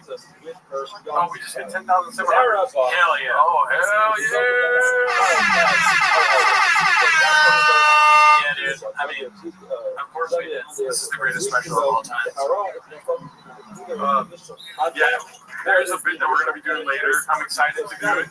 I told Judy about it when he got here. It's going to be, we're going to try to do some gringo poppy meditation, see where we can go. It's like trying to do DMT, but with a large dose, because we're going to be listening to this. You know what I mean? Okay. I'm with you. I hear you. Don't kill me. Yeah, and then it's when you're in a meditative state, that's where you know where the real funny is. Right? Oh yeah. I don't go to a comedy show unless I close my eyes for 10 minutes and focus in on my inner child. You know? Sorry. Lebanowski, I met him in person. If you guys want, that makes some fucking sausage salad. You go over there and do a cooking show. Yeah, I can do that. I got camera set up for all that. This is you. You're like, I could. You want sausage. I already told Paulson to bring sausage and salad. Love Timo's last name. Miss whatever. David, listen. Bye. Your bot, just because he's emoji, you think we don't know it's a bot? Yeah. Thank you for calling it out. In the community, we have to stay together and stand strong and call out bots when we see them. Each son is a bot. Yeah. Okay. You're lucky you're not block bot. Yeah. Yeah. I'm not mad. I'm just upset. Death to all bots, but no bots. No bots. I look forward to watching you cook together. I can teach you how to make some. Oh, that kind of burn a sausage and put it on salad. I think I know how to do that already. Oh, okay. No offense. Sausage salad all day. I'm gonna tell Paulson to bring some sausage and fucking salad, dude. Sorry, oh yeah, I mean. Listen, they had endorsed the big bond name. You guys gonna premiere any new songs? Not today. We're not done with songs, okay? We're still doing Jaro. It's working on some things in the kitchen. We may go back to songs. I mean, we want. That's our goal. But as you can see, we're very busy. Energy drinks. The Vero Poppy has to play for 24 hours. A song on today's podcast. But you got Cowbell, you got Mark, you got Walsh, maybe some more guests. You know, don't ask for too much. You're a bot. Actually, it's a bot. That's a fucking bot. You're trying to trick me, bot. You're trying to trick me, bot. I forget where you were. Who you are. I mean, we just noticed this a couple days ago, so we're going to be struggling with who's bots and who's not. Digital sentient. How many hours deep? I don't know, 6 hours? I was thinking about making beans and cheese, but that seems like a mission. Beans, cheese. That would be crazy. I remember I said on the phone nachos, but I was like, that's gross. Oh yeah, the nachos is bad. Yeah, I mean, pizza would fucking suck too. When you left us laughing about how hard it is to stream pizza. Yeah. Not a good time. But you know, if you're asking me what I want, pizza's always already out there. Pizza later. I think it's amazing right now. I don't know. Well, actually, that's easy. Yeah. So Eddie Murphy, Chris Rock, George Carlton, Richard Pryor, and Dave Chappelle. Boom. That's the easiest thing I've ever had to do. I mean, you know, straight from the wild card. Which was that? Oh, Panic Against. Well, that's my top. That's my top. Yeah. Panic Against. That's what was I going to say though? Oh, can you watch the first Papa special, or will the stream get good news? John Doe, the stream will get good news. If you don't know, in our early days of podcasting, we did watch the first special and we uploaded it to YouTube, and it got good news immediately. What was that? The first special. Oh, yeah. Dude, it's that confirmed it until later. Hell yeah, same link. Hell yeah, Papa. Yeah, same link. Or, wait, no, that meeting's over. I'll leave this over here. Yeah, all right. Dude, thank you, Wade. We love you too. Oh, hell yeah. What is the color of our belt? Black. Always. Black belt. We were black belts like when we first started, honestly. Yeah. We were doing it even before we started. Yeah. It's something we know how to do. Is talking on a podcast about shop. Rosa in the chat. What's up? What's up? Madre. Okay, she started the whole thing, fellas. Mom, can we call you later? Oh yeah, are you free to hop on a call? If not, it's all good. If they really want you, everyone's asking about you, Mom. You know, the one bad bit about Rosa, she refuses to meet me in person. Went to the Norco horse party. Didn't see Rosa there, so that's all I'm saying. A little bit blockbuster, honestly. Yeah. I thought she was gonna be there, and she wasn't. I didn't get a call. Okay, I'll call her. Yeah, we can call. Let me see. Yeah, you call. No politics, yeah. Yeah, please don't get us canceled. Where my mom at? Right here. That's the playhouse. And did you hear about Trump? Oh no! Why did you call on Rosa? Control yourself. He told me not to. We told him, listen. Rosa. What about Trump? He's the man. Oh my God, Mom. The bot.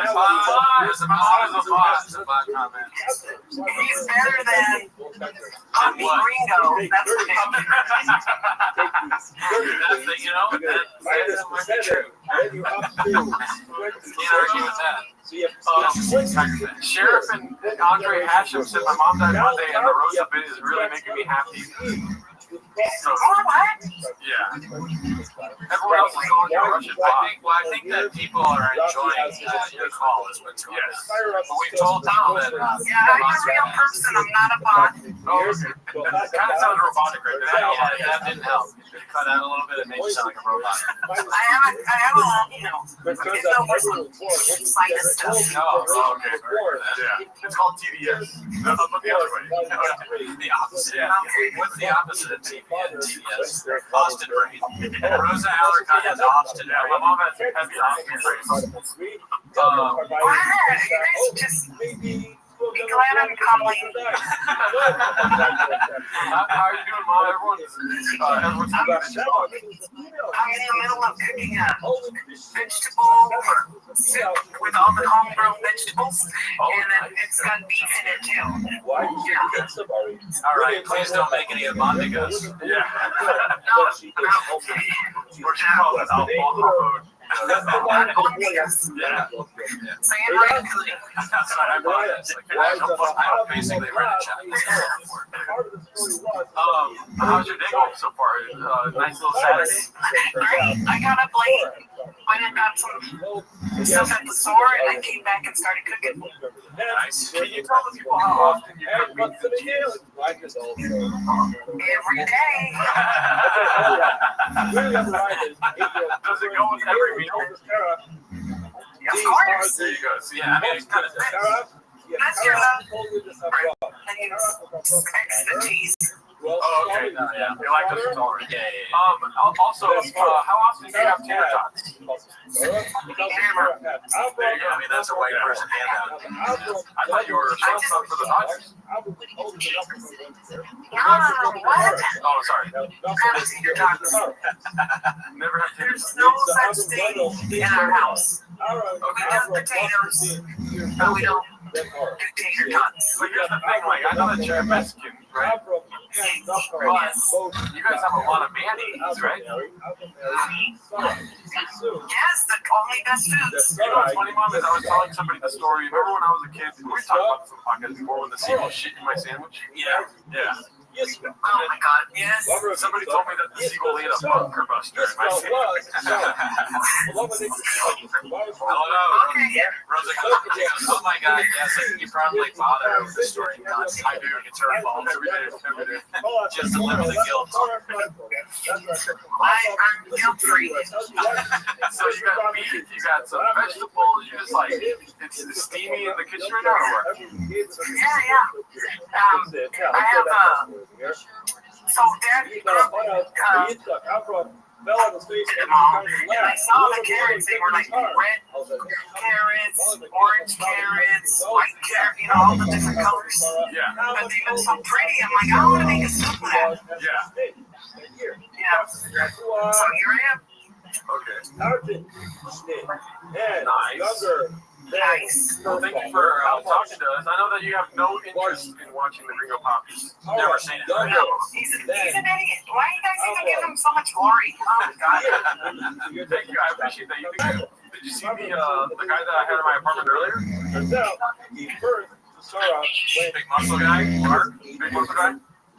His name is Mark, but we call him BCO for short. I missed it.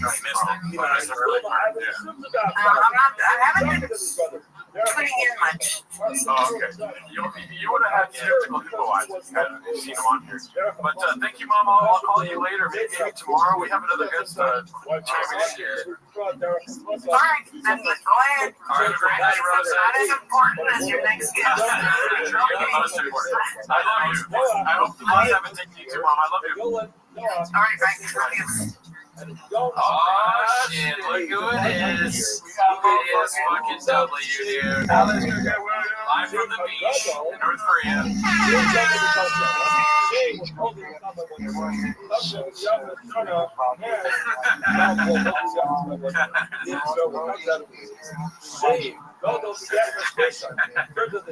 you look lounge out there. That looks like a comfortable chair, dude. Oh my God, even better, dude. That's the best place to watch. We had Walsh on earlier. I don't know if you didn't see any of that, did you? As you should. We had Walsh, but you get this. Walsh talked to Mark for a while. Mark Harley and Walsh. Yeah, it was pretty cool. I gotta say. That was fun. We've been going since 9, Danny. Don't laugh that hard. Dude, Gerardo showed your record. Oh yeah, at the very beginning of the stream, I pulled out your record and was like, shout out to Alex. We're trying to get people to buy your record too. Yes. Yeah.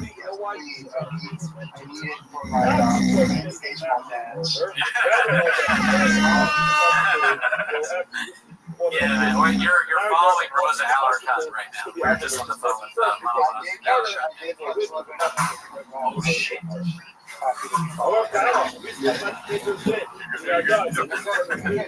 We were earlier. We got some portals. Yeah. We were trying to do a Ringo Puppy fast, but that didn't last long. There's like a coffee cake that we've been doing, so we're gonna test coffee cake while watching the Ringo Puppy to see if it's any better while we have the coffee cake. Yeah. If it enhanced the viewership at all. Yeah. We asked Walsh, what's your favorite part? What's your favorite bit from the Ringo Puppy? If you had to choose. I gotta say, I was born in Garish. Okay. So,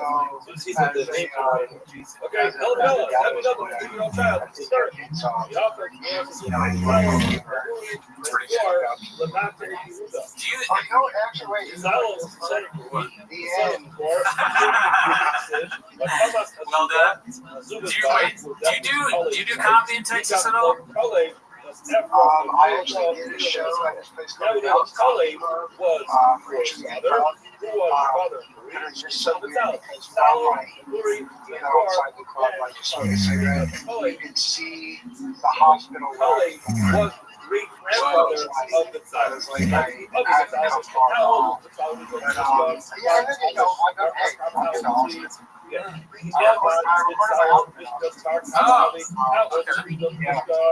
recorded my album. But, yeah, I think I've only ever done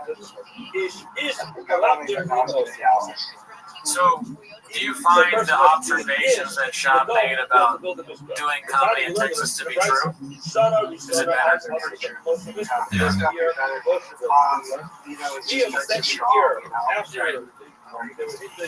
They don't make you wear a mask and all that shit. Like, you're not gonna be woke and all that shit. No.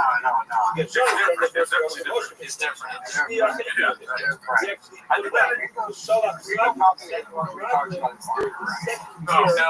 No. That's the first one. Yeah. You'd be surprised. Jamal, the Asian Jamal. Yeah. I think my favorite joke is North Korea with the beach. That is a pretty good one. I think that might be mine. I like Mr. Whole Foods a lot. It sticks out to me. Yeah. Now, I bet we can still have a special itself on a glorious day like this Saturday. Dude, Alan, you gotta, if I can be so bold as to give you advice, I think you gotta do that as an improv. Yeah, you're right. I think you gotta do that, dude. I mean, look, I just, right now, I'm just trying to focus on my kid. And we all got COVID, so we can have them cancel some dates. We'll get back. Dude, COVID's not real, man. I mean, and also, I know you know about the double placebo blind studies that you've ever done, so you know. Well, you know what I never realized is I wonder if he didn't add it. Yeah, for sure you did. That's sort of emotional development. Did you see the thing that Moses Storm did when he did that improv, like the IG story? No, I don't think so. I should have asked him if he wanted it. I didn't think about that. Moses, he had a show and as an improv, and he posted this really funny video of how honored he was to be doing it. And he edited in clips of like the most offensive shot bits. He starts like pretending to cry, and then at the end he put us in it. I was like, holy shit! And that's how you get our favor. It's just including us in any way, shape, or form. That's how we get on the bot. If you want to not be a bot, you have to be on the Patreon or be friends with us. Yeah. Otherwise, you're a bot. Look at her. She's already happy about this. What's going to happen? Yeah. So you got to do it too. That's what I'm saying. You know, please make a video as an improv. Include us. We should go live in 10 minutes. That would be nuts. That would be nuts. Holy shit. We get the gang together. Fucking Addison trip. I think we might be on Never. Right. We'll share a hotel. So what have you guys been doing? Just actually, is it on a loop right now? Yeah, it's on a loop. It's right behind you on our screen. Yeah. What part is it on? Let me see. Not sure at the moment. Oh, puto cabrón right now.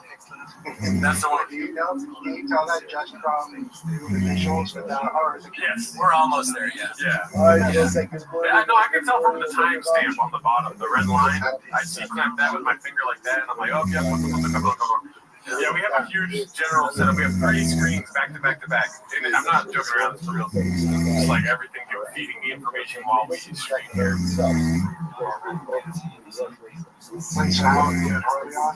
Oh yeah, dude, Harley in the beginning of the stream, and he has the energy of 1,000 men.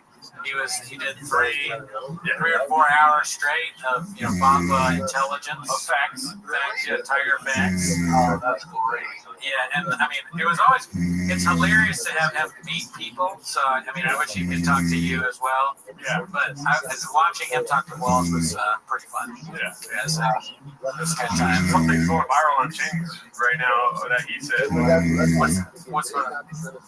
Apparently, Bob would ask about it. Oh, okay. Yeah. I don't want to read that one. You can just go on the subreddit, or I'll send it to you. Not right now, but I'll send it to you. Eventually, I'm sure you want to. Yeah. When Walsh was on the stream, he was talking. You know how he talks to us about how he's like obsessed. And he's trying to get off of it. He did that bit. It's pretty funny. Pretty good bit. This is crazy.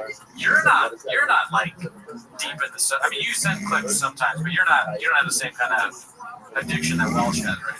No, I'm not with Walsh. I think because Walsh has a family twice, so I think you're right. He relates to the show. Relatability, yeah. I'm just a one big boy on my own. Yeah, I'm more of a Joanna than a shop. Who are you in the Shopperverse is a good question. We've probably done this before. I like Louis Vuitton more than I like baseball, Is there anyone who's bald in the Shopperverse? Oh yeah, Howie. Maybe that's who I am. Yeah, I can see that. Oh, actually, right now, there is I've been watching college football today with my parents, and the coach of Kent State is a very oh shit, I gotta check that out. I think they're playing like right now. Yeah. I mean, how's your team doing? How are the Jags doing? Jags are okay. I mean, that'll be tomorrow. My parents are in Florida State. I've been watching that with them. And Kent State sucks, so they're winning. But they have Alabama for the first game of the year. Besides them, they haven't really played anybody else. Shop would have started on all those teams probably. Yeah, I saw Shop play today. I got like 17 teams. He did. He was very good. Yeah. Buffalo Bills is the main one. I'm sorry to do it for me, but I think the Jags are going to lose tomorrow. Who they play? They're playing. What are the Commanders playing tomorrow? You know? The Commanders play the Raiders. Yeah, that's right. Jags are playing. Yeah, they're going to lose. They might not be using much for the game so far. True. I've always been a football guy myself. I don't know anything about football, but I'm in a pick'ems league, and I picked the Jaguars to lose. I'm sorry, I didn't know they were your team. If they were your team, I'm picking the fucking Commanders every week. The Commanders will probably be good, but they just lost to the Packers because the Packers are really good. Yeah. Well, any team would be better than Shaw. On the sideline, the stands, commentating. I would love to see Sean call football. Oh, yeah. I mean, Sean talking about anything is awesome. We were talking with Walsh about like a reality show. That was the new idea he had, a shop reality show. But I still think the Gringo Poppy documentary is what I'm most interested in. Oh yeah, no, I could keep it up with the shop. Exactly. Like that, I could see that working. I could see Shop hosting like hosting a Love Island or something like that. Shop Island would be pretty good. It's just people who shop reverse and have to live together in a house. And you get to vote someone off every week. Yeah, I mean, Shab Island, yeah, so different Shab. He did almost host Fear Factor like Ludacris. Or like Ludacris beat him at that. Yeah. It's another, you know what show unironically I love now is The Floor. You ever watch The Floor? I just saw a commercial for The Floor because they used to do a show called The Wall. The Wall. No, what's The Wall? The Wall was, and it was the guy that was the police. He used to be a weatherman in LA. I don't know if he still is, but he would play announcer, do a lot of things, but we called like, and here comes The Wall. And then it was like, cartoon, like, like Wiley Coyote or whoever, like runs through a wall. Yes. Like an imprint. Yeah. Like, it's basically like a wall comes at you with your imprint, and you have to like. Oh, like get through the wall, make the pose. It'll like knock you off into like water, like whatever the hell. But yeah, so like I saw there's what is the floor? Okay, so yeah, The Floor is totally different from that. What you just described sounds like a show that Simon Gibson would host. But this show, The Floor, is a little more intellectual. If you like things like that, it's the guy. What's Rob Lowe is the host. He does a great job, and he's.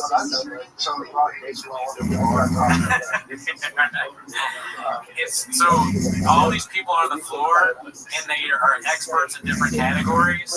And there's a randomizer that picks one or two people, and they battle against each other. So it's like a picture of like whatever, like let's say it's history and R&B artists. So like if it's R&B, the history guy go get against the R&B, and it'll show a picture of like Brian McKnight, and they go back and forth. And if you get the answer wrong, you lose time. There's a timer, and it goes. So there's all these categories. It's fucking. I'm not doing it justice, but it's a great show. No, I gotta tell you also about this guy who likes to match Shop and R&B and RBD. BRB. He's like, I love Usher. BRB, dude. It's my favorite kind of music. Oh, really, dude? Fucking loves that shit. Oh, man. But yeah, no, The Floor, the new season's coming out. It's hosted by Brendan Schaub. Check it out. Yes. It's going to be pretty good, dude. Oh yeah. No, I mean, what other shows can he host? What other game shows? I mean, Price is Right would be good because he wouldn't know the price of anything, and he would like he'd probably start arguing. But he would do a few of the hosts. Also, this one he would do a few of the host stuff. He's hosting Jeopardy. He sends the thing out. Someone gets it right. He goes. He doubts, yeah. He like argues the actual answers. Definitely right.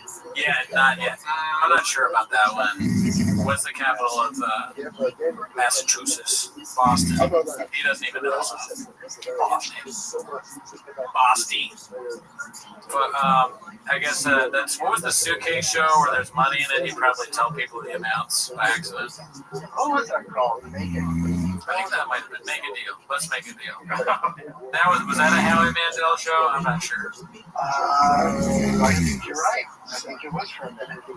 Yeah, I've been saying like I know Howie Mandel is funny when he makes fun of Schaub, but I've been kind of saying he sucks. He's not good. Like I don't understand why people like him. Howie was just like one of those. There's this whole thing where you can watch Howie, like, you're like, oh, this is what he used to do, so this is what made him famous. It's like from the 80s, and it's like, I don't know if you want to actually comes out, but like it has that just like crazy energy. Yeah, I've seen that. You know what I'm talking about? Like nurse glove over his head, closed up. Yeah, Robbie Goodwin retweeted that and wrote Casey Rocket. Howie Mandel's funnier than Casey. No, but I met Howie Mandel because I used to work at NBC and came to the office one day, and it was like there was an email that went down and was like, hey, Howie's going to the office. Don't try to shake his hand.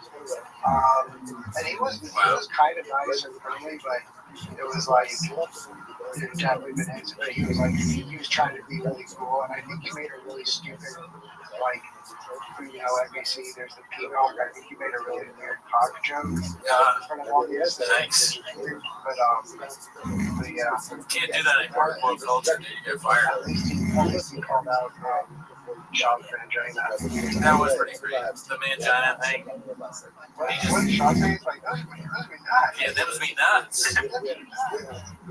That's the one thing I do like about Mandel is that he's clearly being fed these lines from like younger people.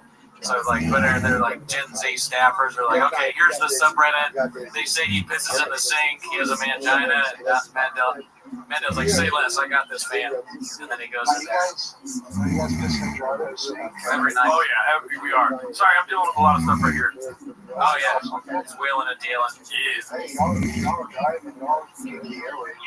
that, dude. I'll never piss on this thing right here, dude. What the fuck?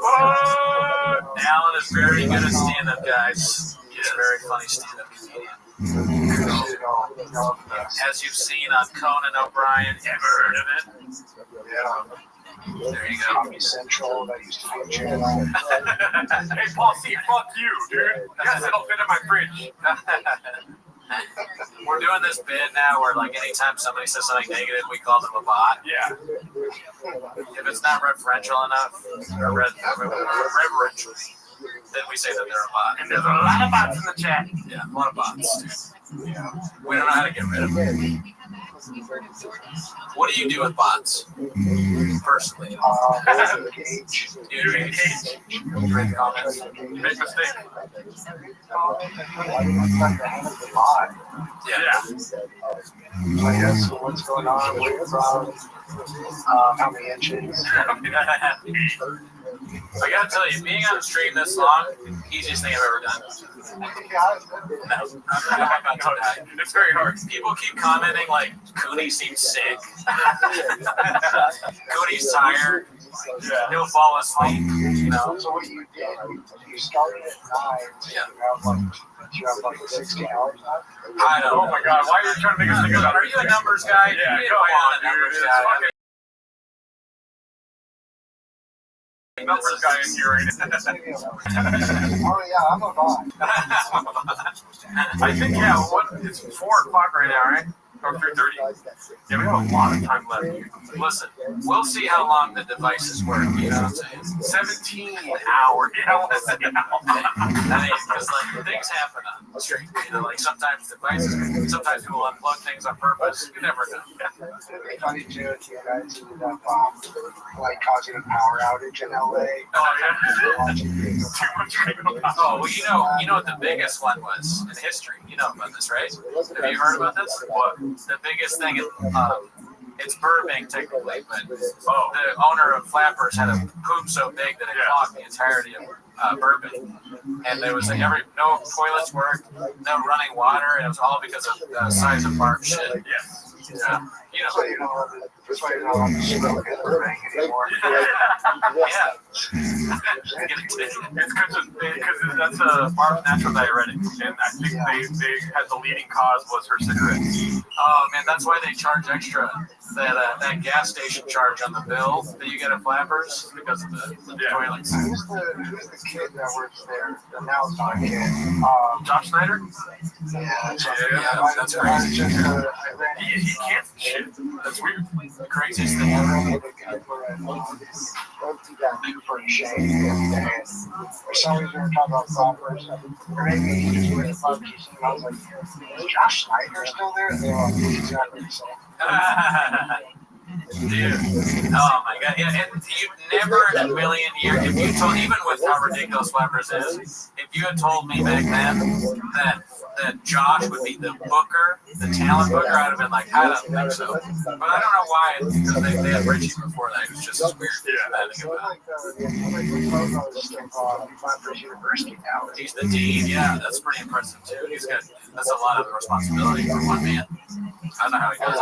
I thought they really brainwashed her. tougher too. I think it's really good for you to become a radical.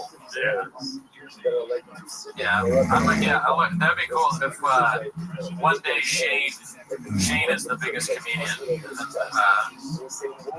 There's two huge Shanes. There's a question. I wonder if anyone. Here's a good case. Yes or no? Is there anyone good performing at rappers of this entire movie? We should check. Oh, that's a good question. That's a good case. Let me see. We're not allowed to check, right? No? No. I think you go through and you just see, like, okay, like Maria Bamford just performed at rappers.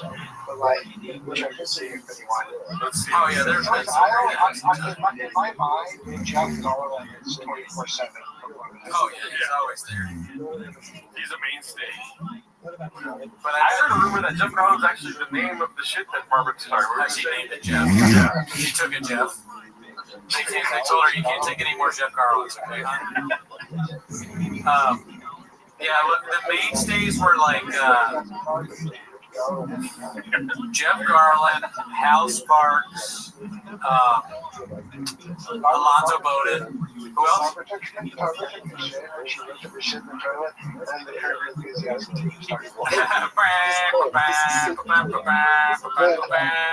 Alonzo Bowden's like, what's that smell?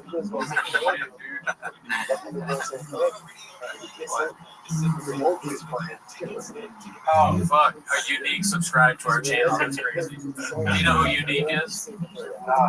So Unique is like this, now that he's our fan, Yeah. I have to watch my words. Yeah. But when He's the famous YouTuber that got sued by Shop. yeah, he got sued by Shop for showing a video where Shop gives a piece of paper with a phone number on it to a cheek, the baddie.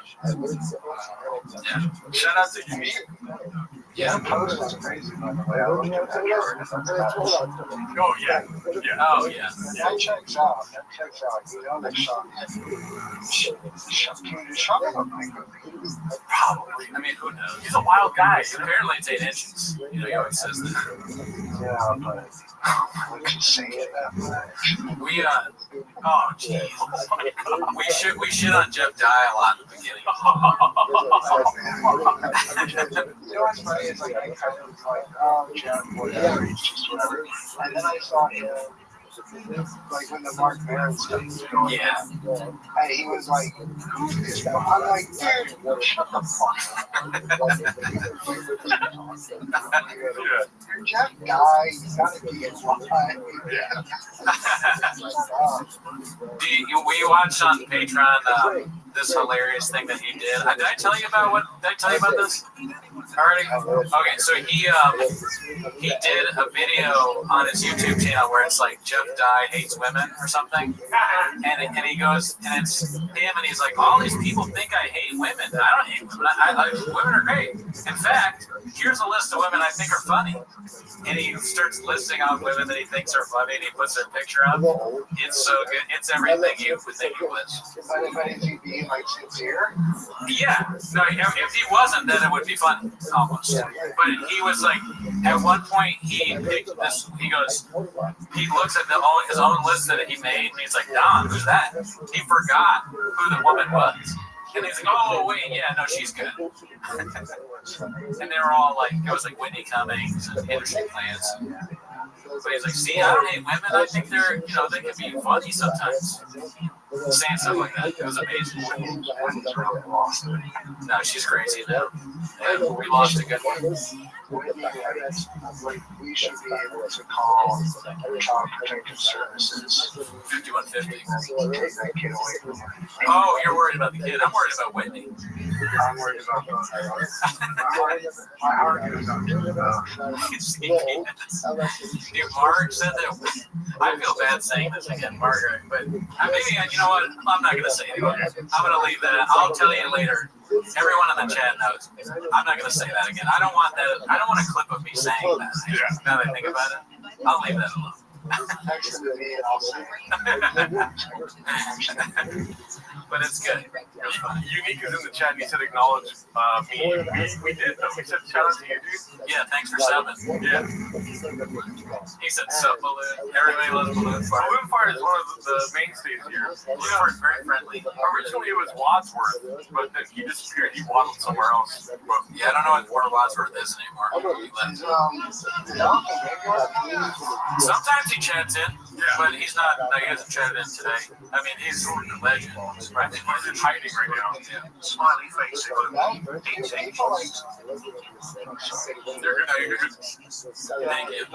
Regular people were like asking me about that. Oh yeah. Yeah, I mean, that really brings it to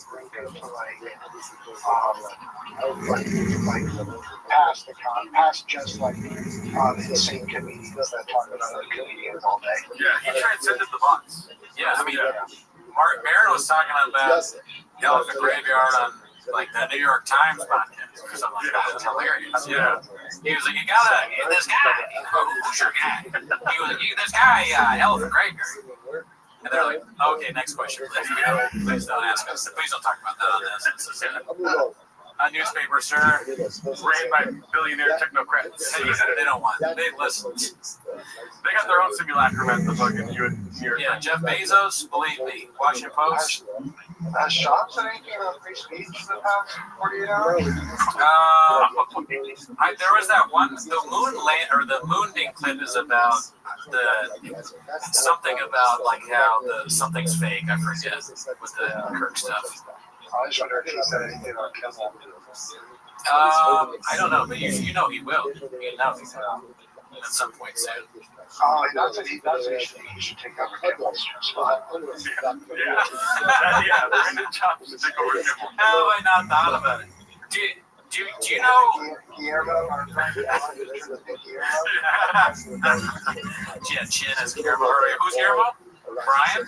Callan? Yeah. Guillermo's so much more talented than Callan.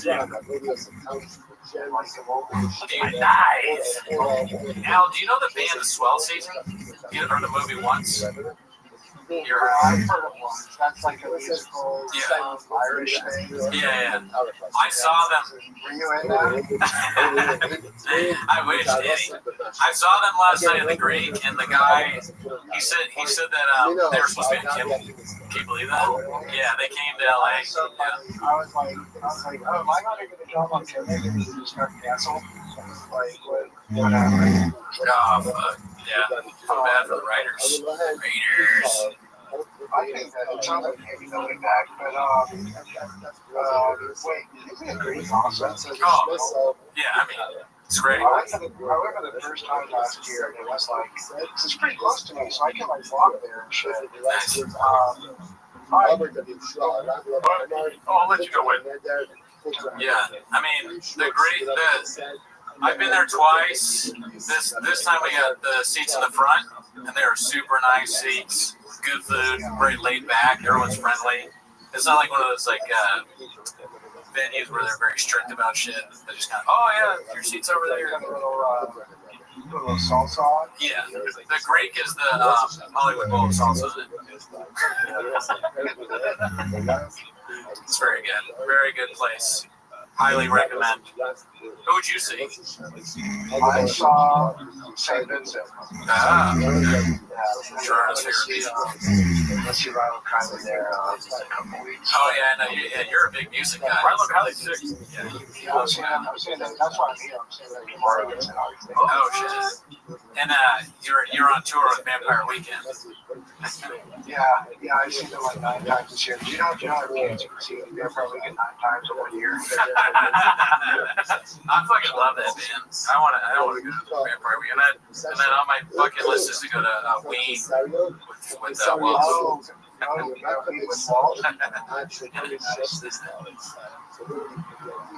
Oh, thanks, bud. Sean could host I'm Not Smarter Than a Fifth Grader. Ever heard of it? Sure, I'm not smarter than a 5th grader ever heard of it. Brown Cornelius says asking you if Rilo Kiley is back together. Obviously they are, right?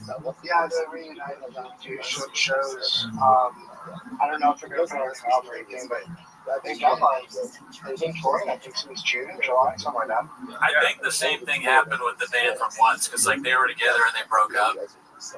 Well, what's happening too is like we're around the same age, so it's like the bands that we like back then, like their big albums or whatever are hitting like their 25-year anniversary or like 20-year or whatever. Yeah. I mean, I'm only 17, but yeah, Riley County's like white woman. Not about that. Riley County's like white woman System of a Down. You know? Very much. Yeah, very much. Yeah. That is crazy that we're of the age now where the bands are like reuniting. Like I guess me seeing the Swell season is like my parents forced me to see the Temptations.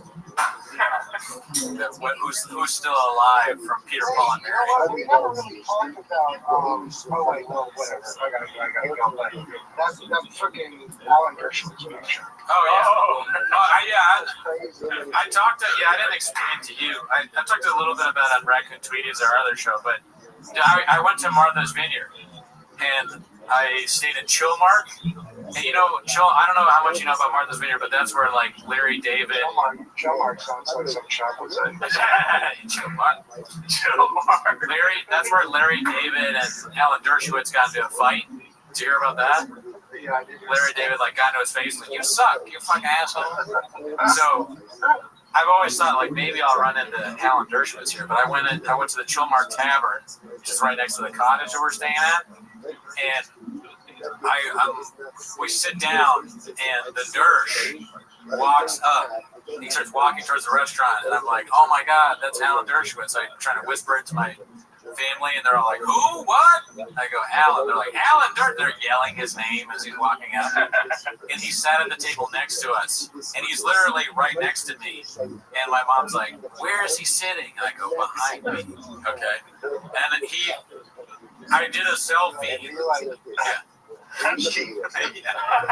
I wanted to give him shit, but my family was there and I felt fucked up. But I didn't. I saw him twice though, because he was at the tavern, and then we bought tickets to a play, and his daughter was the star of the play. So we watched. So he sat at the table next to me there too, but then he thankfully didn't have a seat near me during the play, so I didn't have to deal with all that. But yeah. What's that? His daughter? She's cute. She's got a daddy. Children's school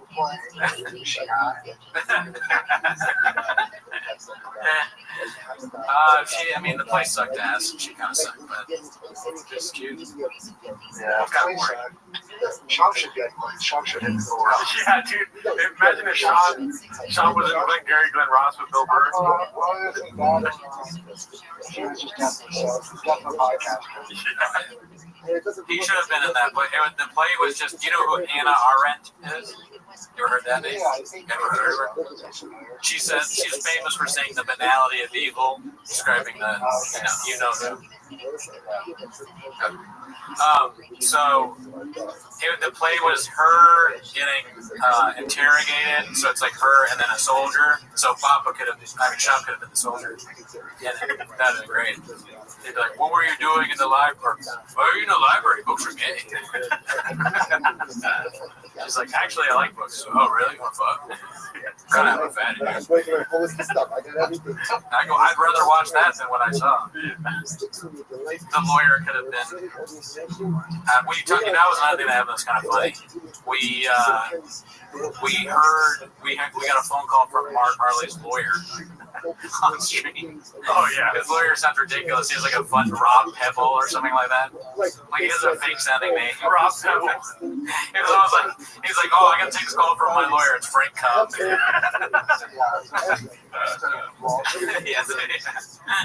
Why did your lawyer have this offensive accent? He's a really The lawyer calls it a bomb threat. Hey, this is an old Walsh bit. Hey, what's going on? My name is Bobby Pebbles. How can I be of service? Yeah, I'm Bobby Pebbles. I'm gonna get you off. What do you mean you're gonna? I'm suing for wage and hour violation. Yeah, I'll get you off. Yeah, you're gonna come.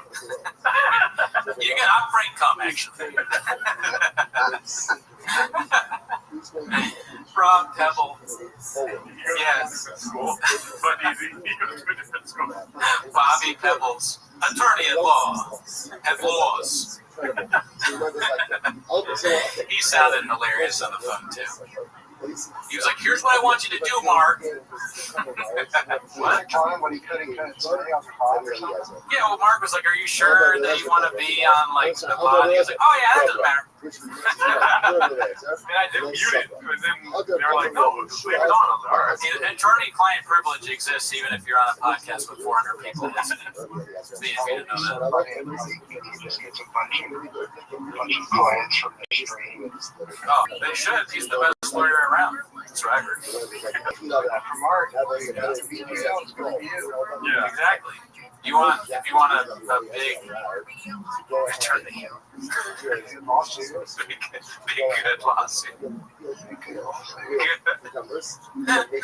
a big good lawyer. That's what BGL stands for. What are your qualifications? I went to Yale. Never heard of it.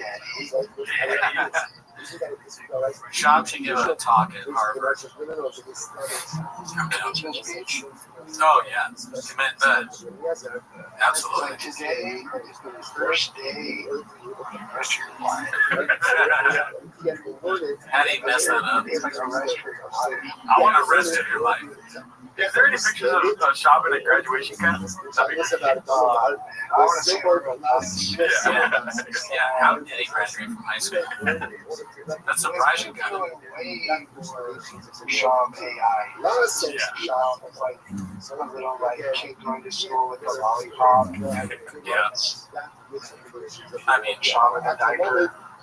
Pajamas with the hat on. Shop in the Oval Office. There you go. That's a good question. Not to get political, but we could. I mean, who's a better president, Brennan Trump or Donald Trump? It's tough, isn't it?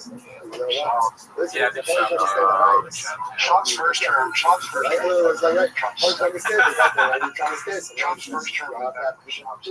Oh, okay, yeah. That's right. Yeah, and I can't remember any of their terms because I have great disease. Yeah. He graduated because he played sports and was at Easton High School, so the coaches make sure they pass by telling their teachers to pass them. That's probably true, Squab. He graduated because he sold some comic books out of his closet as a kid. Yeah, He got a special comic book sold. Right. Exactly. He got a degree with the marketing, what is it called, device? Yeah. Yep. Yeah, you got one of those like those young. What is the young business thing? The YJCs or something like that. Something like that. They were big with Shop because of the comic books or something. Shop was a future podcaster in America. Yeah, that too. Because he always wanted to be a comedian, even back. It's too bad he never had to live out his SNL dreams. Yeah. He's a little old for that Well,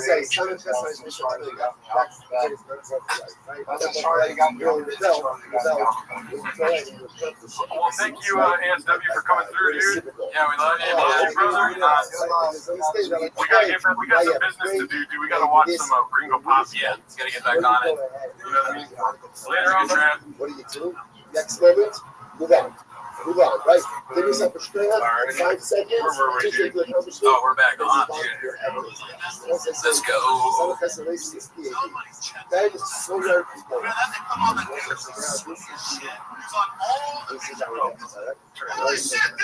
Oh shit, back to the Gringo Pop beat. I got it done. I got that Johnson, bro. I don't feel good, bro.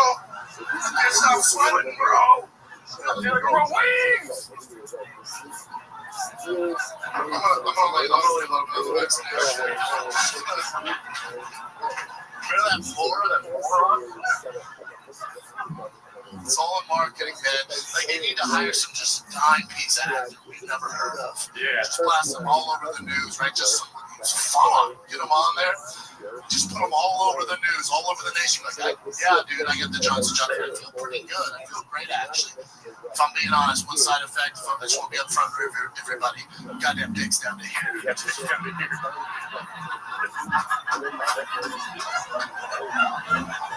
You'd have a line of bros at CVS who's like, just trying to do my part, bro.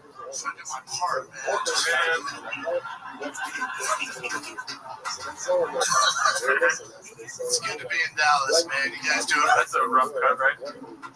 It's good to be in Dallas, man. You guys doing it right? It's good to be in Dallas. I know.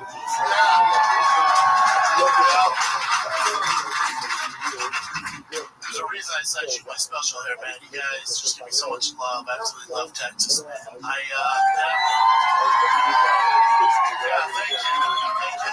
I haven't touched a mask since I touched it. It's fantastic. LA is not like this, you know. LA is North Korea Beach. That's so good. One of the greatest trips ever written. Yeah. How did you even think of that? Yeah. You know? North Korea. Yeah. But they give us Wi-Fi, so that's cool. What's the over-under on him writing that bitch? 0%. Zero. I would never take credit for it, though. The writers, I think it's funny that no writers ever take credit for anything. But you know someone else wrote a lot of this. Robbie, yeah, Walsh was on, like, I've lost track of time now, but maybe an hour ago, 2 hours ago. Yeah, he was on it, like, noon or something. Yeah. Yeah. I mean, the time is really strange when you do a stream. Now looking back, because I'm used to the longest we've ever done is like 2-3 hours. Yeah. And we started at 9. It's now almost 4. That's insane. Yeah, I mean, watching the Gringo Poppy helped me a lot. If it wasn't a Gringo Poppy thing, I don't know if I could do it. That and also, it felt like when what's his name? Mark. I feel like Mark, like, he saw us as paper, and so he folded us up into a little airplane, and he launched us into the future like 5 hours. You know what I mean? No, but the grave is telling me yes. Yeah. The fucking, I was in, but I didn't understand it. Yeah. Mark said he's coming back. It's cool that a lot of y'all are staying on. You know, we're happy to see some of you back. We haven't seen Elizabeth in quite some time. Yeah, Star, I think. Shop and sacrifice for the core, but all his friends are nearly as bad as daring us to be better Austin. Joel is sacrificed for the core, but all his friends are nearly as bad in fairness. Be better Austin. Be better Austin. Shout out to you, Timothy Wendell Up. I wonder what Austin is actually like. I need to ask one of my friends that moved there. Like, give me but you can't. They won't give me an honest opinion because they live there now. Yeah. So we gotta go ourselves. We gotta make a trip and see what it's actually like. There's one thing to just make fun of a place and not really have been there. Yeah. You know, like North Korea with the beach. I gotta go and experience it myself. Like, what's good about it? I don't know. I haven't really heard anything good. Alan seems to like it. Yeah. Oppenheimer's Oppenheimer's. How are you feeling? Pretty sick, honestly. Really? I know, I mean, I just have feelings. Oh, okay. I looked at my eyes in the bathroom, I was like, oh. My eyes are red. It's all that Gringo Poppy going straight through you, dude. I was like, fuck, dude. That doesn't look good. Oh, well. You can watch me, like, deteriorate, falling apart.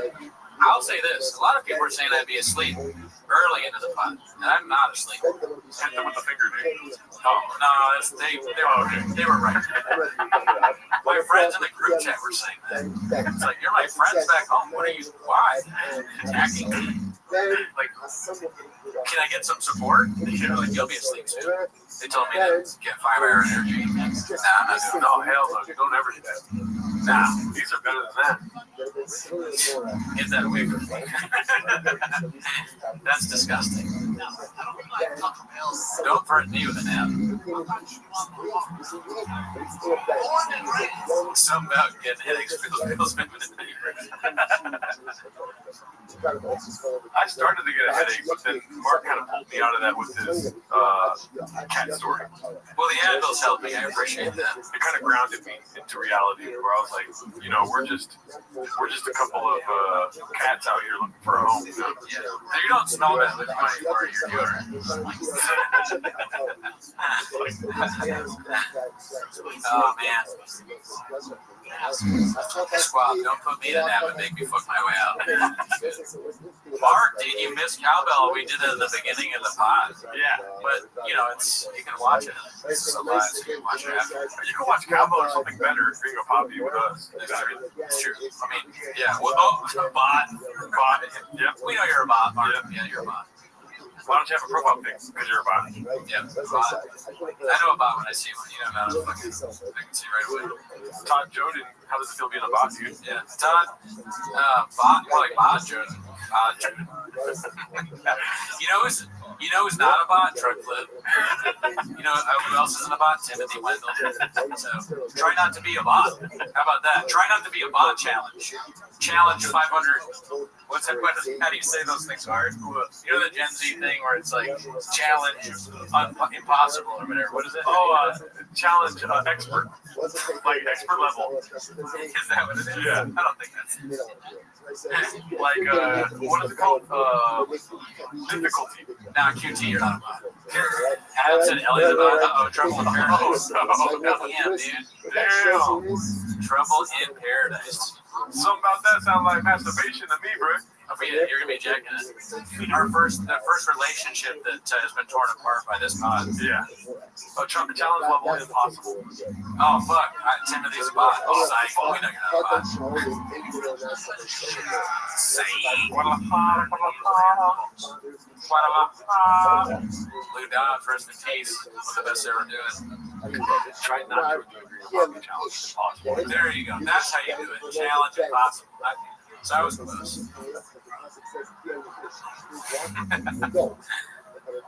Do you guys hang out with Mark outside the pod? I mean, we hung out with them at P.F. Chang's.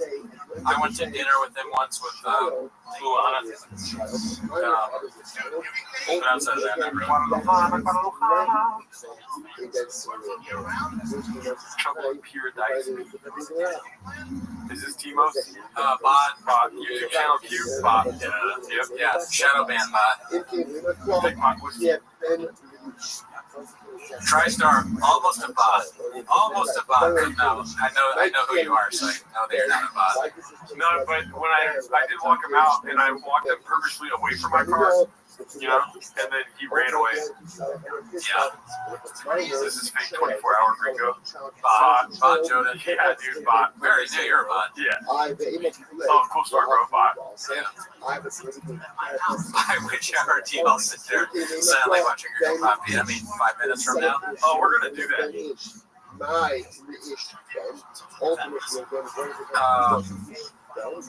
Yeah, dude. Honestly, Smith and Burns making me kind of want P.F. Chang's food. I know, right? It was pretty good. And I liked P.F. Chang's before that. So good.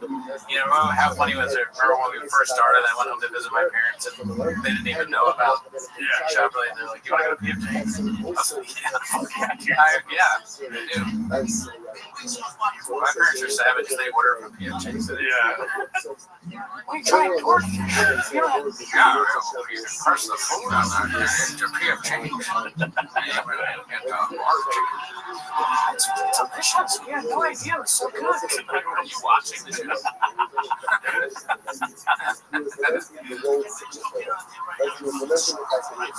Far up from right field, dude. Estole.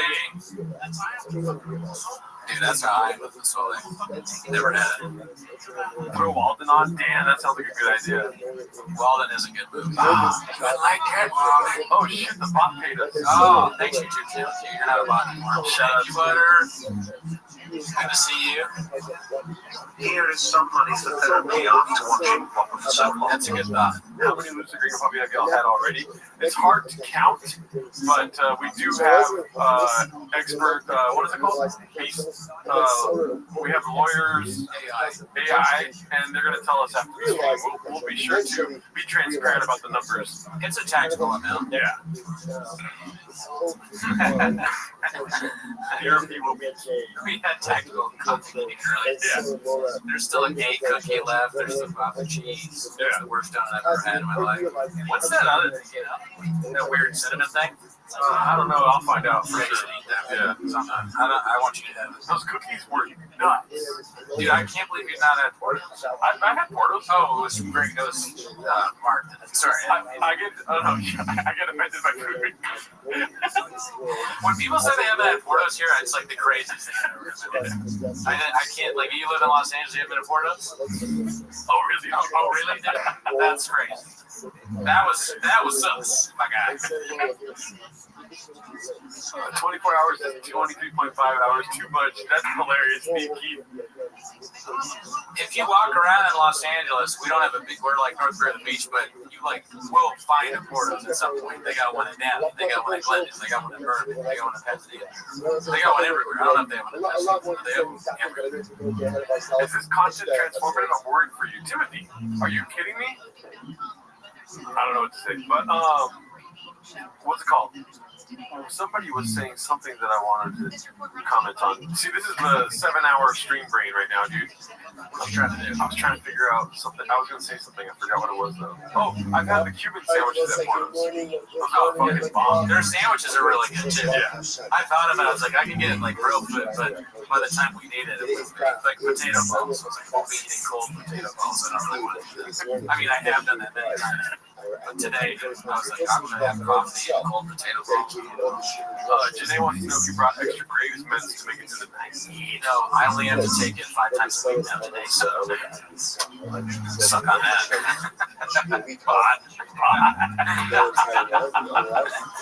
And only once, and it's so small, it's very low milligram.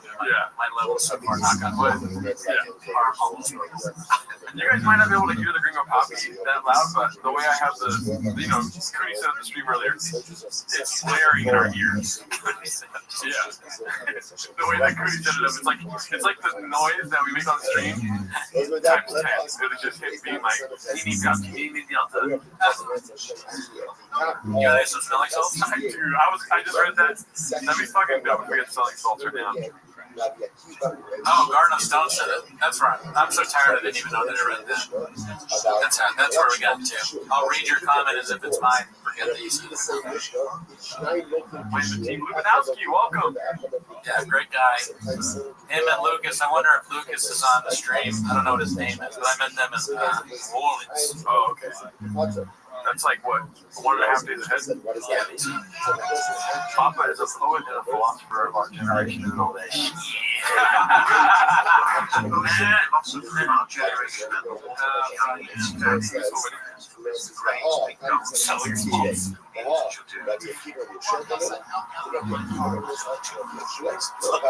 Oh yeah, when they try to fit everybody in the car.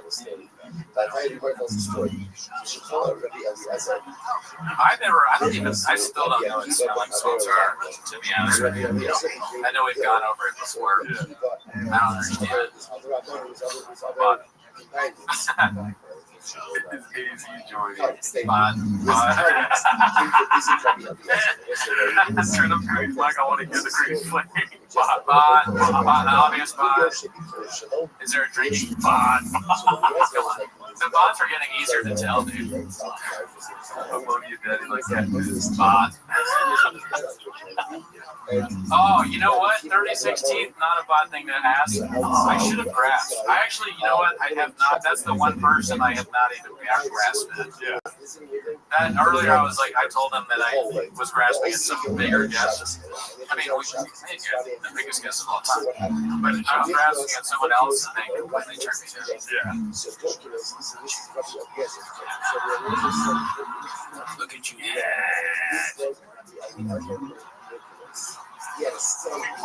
Look at you guys, another sleeper for greatest things ever said. Yeah.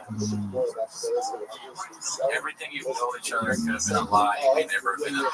But yeah, I was like, wow. You're like teetering on that. All right, see you later, Blue and Fart. Thank you for always being so friendly. You're a great guy. Never met you. Who asked me to let him in? I never asked her either. The closest I come, I said something before was I asked Josh. I think. No, I didn't ask Josh. I asked Josh Potter. He was like, no. And I figured that's enough. If Josh says no, then Annie will also say no. And I've never met Annie, so I have no connection to her. almost 420 likes. Smoke up, fellas. I like how they want to smoke. It's not even 420 likes yet, but they're like, I want to smoke. It's almost 420. Oh yeah, 19 minutes from now. That would be crazy. Relapse live on the show. One of the likes.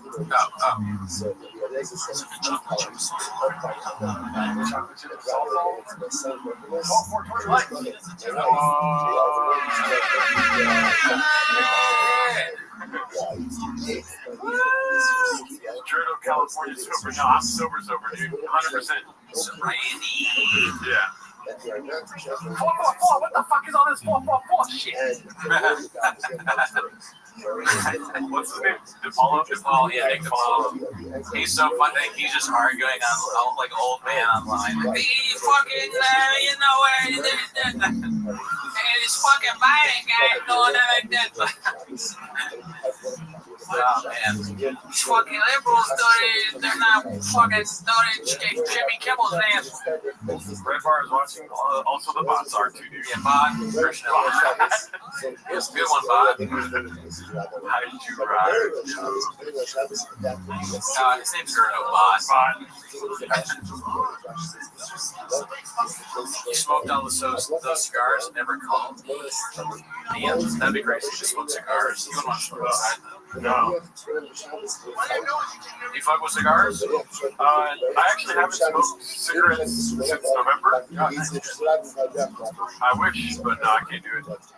I only smoke cigars when I'm 10 toes down. Oh yeah, it's video business. Yeah, when I'm saying damn, dude. I'm like falling in and out of consciousness. Oh yeah, this is crazy.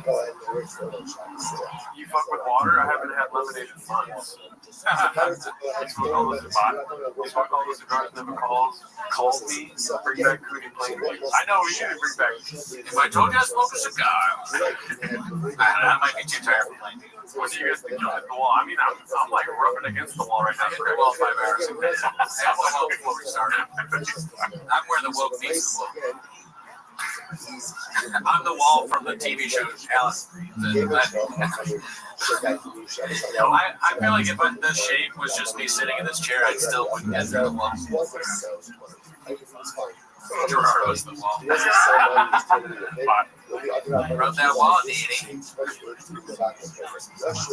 I mean, smoking cigars. I know Red Bar has his feelings about it. Oh, Roger got arrested.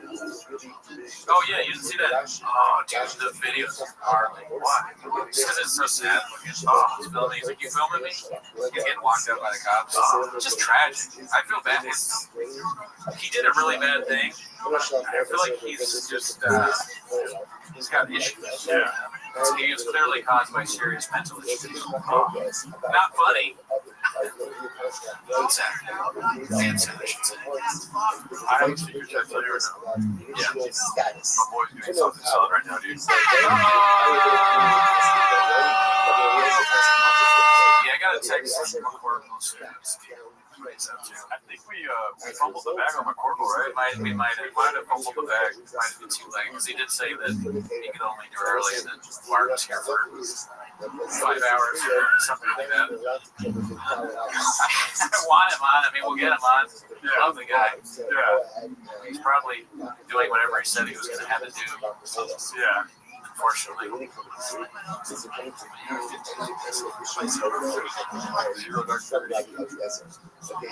will probably have. We'll have a few more guests. So don't get it twisted.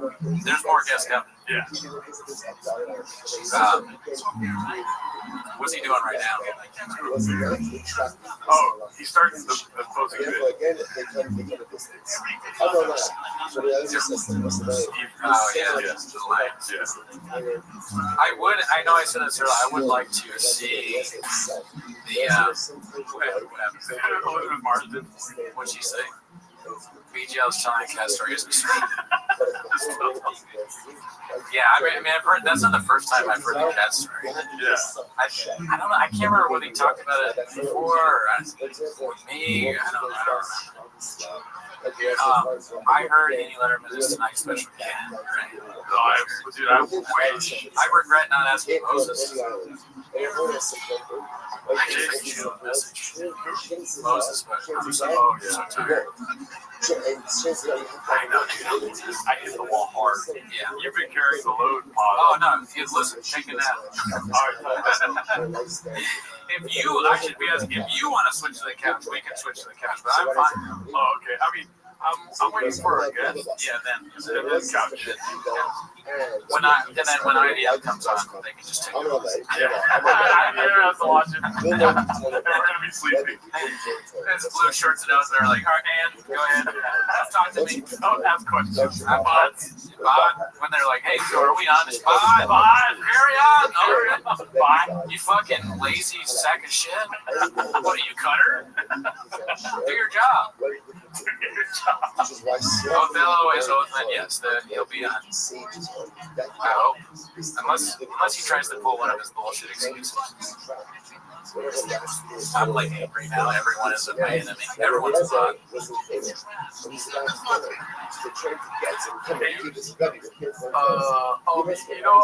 You know the one thing I'm looking forward to at the end of the stream? I'm gonna watch fucking Cowbell at the beginning. You missed him. I did miss Cowbell. Okay, that's nice. How was it on a scale of 1 to amazing? How was it being him again? Or what do you mean? Wait, we talking about being? Yeah, I'm not Cowbell. I'm sorry. I'm at Braves. Yeah. How was Cowbell did great? Hey, we should end the stream. Adam, Cody getting more unhinged as each hour passes. I don't know about that. You should see the things I call Othello chat. I get canceled for that. I want to actually ask you that. Oh man, where are you? Back to the beginning, I guess. Oh, you like this song? Let that boy get some sleep. Thank you, TriStar. You are not a bot. How good was Cowbell? Seems better. No way, you can't get canceled. The Army.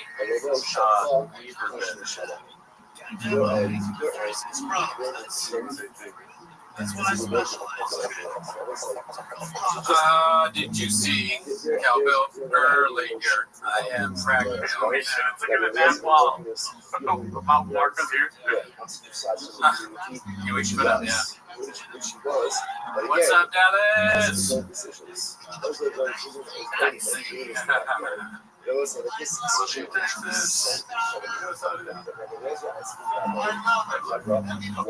That Neil's not touching this fucking temple, Daddy.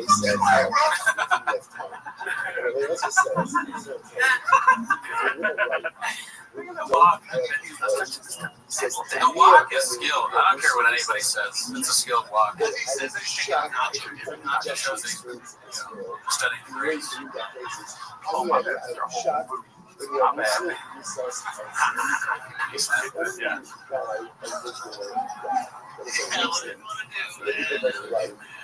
They fucked it all up with a marketing. I'm not into that.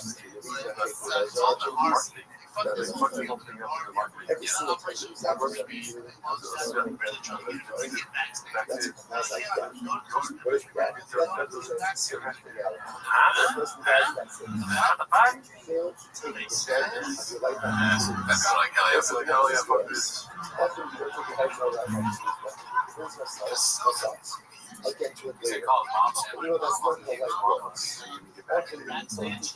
life works. Why are you laughing? That was a Red Bull burn, my friend.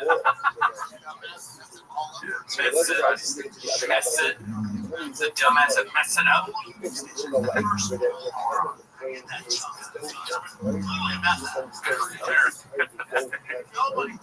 Oh my God, that's so funny. It looks like he's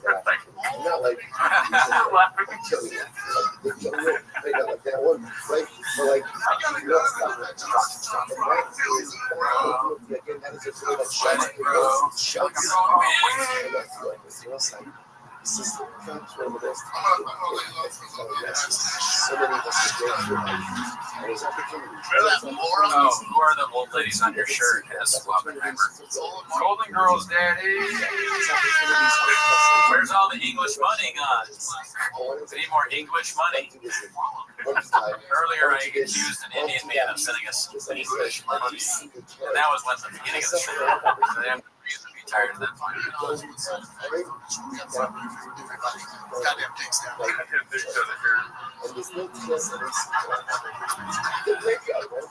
The I thing is top level physical comedy, sir.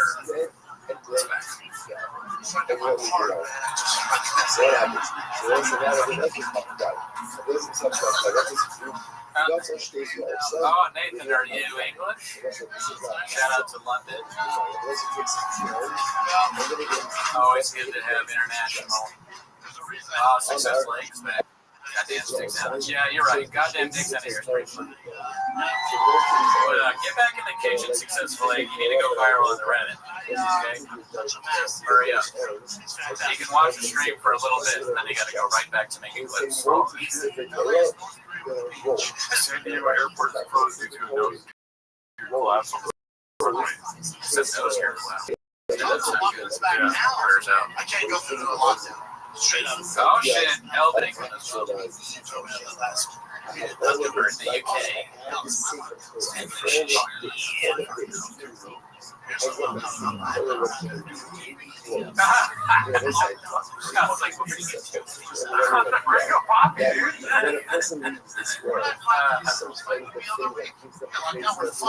Just fight. No, but this is on the deck. No one ever. So much easier if I was just like shit. The laugh after this is so crazy.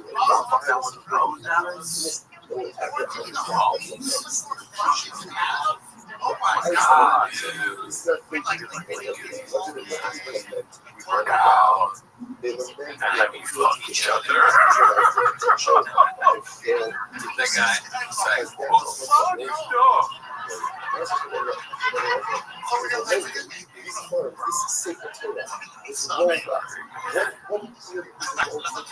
That's don't burn yourself out, Kurt Mardo. You'll have a chance at this all over again in 10 hours. Good one. Big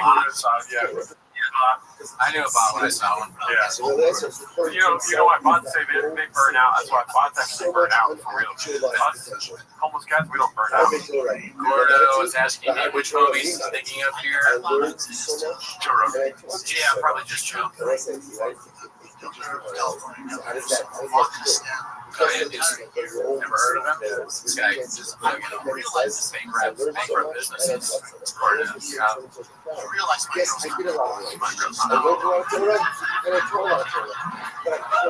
She's not a friendly human being.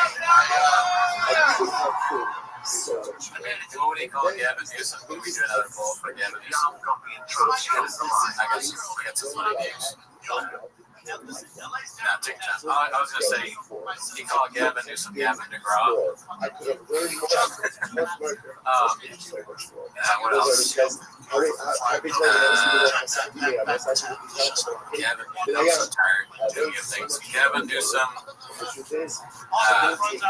Gerardo Alarcon, Gordon Gecko.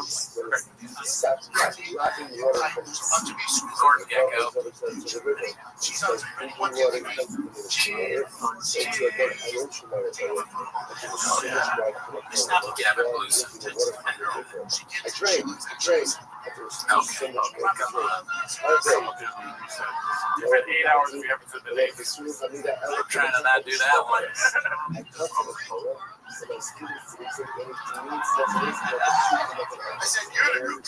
Steve Newsom. I'm gonna go shake up What is he drinking? Tiger Thing or no? This is before Tiger Thing. So just wing ski. It'd be tough, honestly, I think, to just drink something like wing ski while doing stand-up. I've had a beer on stage. That was fun. Wing ski during your set. This ain't different. Called me dressing different. Born and raised. Came to the States 10 years ago.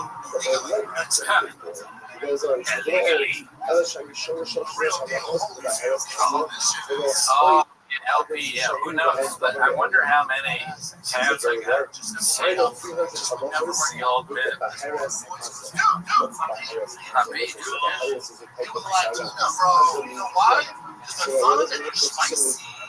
No doubt, definitely spicy. Real spicy, right? That's sick. Tabs. How many, you want to guess how many tabs I got open right now? Throw some numbers in the chat. How many tabs do I have on my phone currently? That's way higher than 14. Oh, way higher. Closer. Let's see if anyone gets it. Ooh, that was close. Oh, I got really close. Oh my gosh. I got 40. Oh, it was very close. Paul Kersey. Everybody, Paul Kersey, very close. Oh, yeah.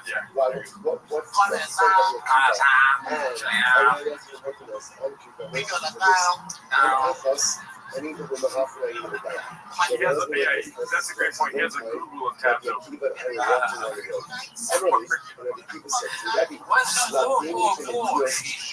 fuck is this?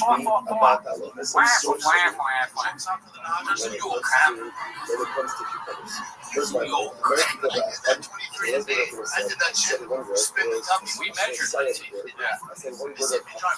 They are terminations, but they look smart.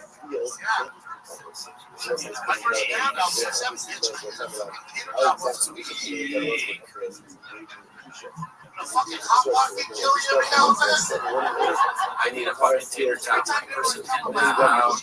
Every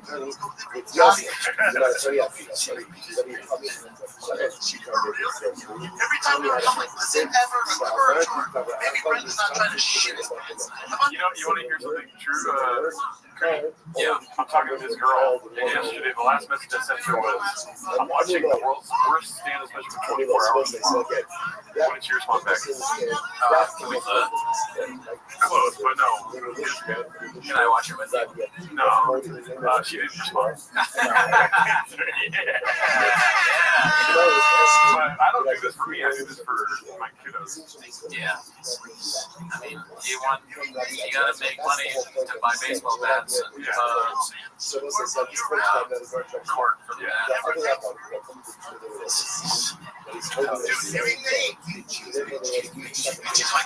The hell, man? Look you around. The hell, man?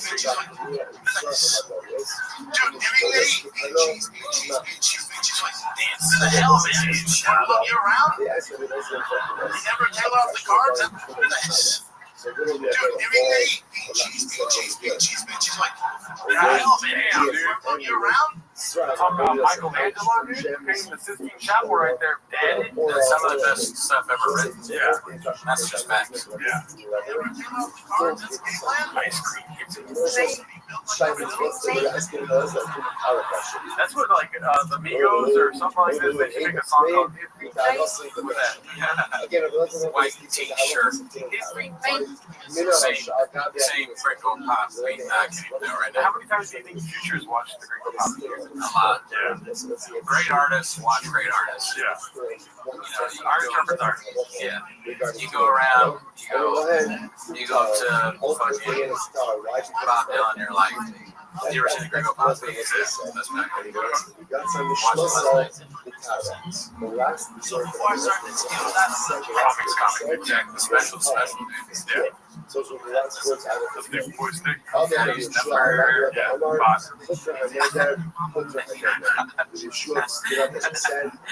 Has Paul hit you up at all?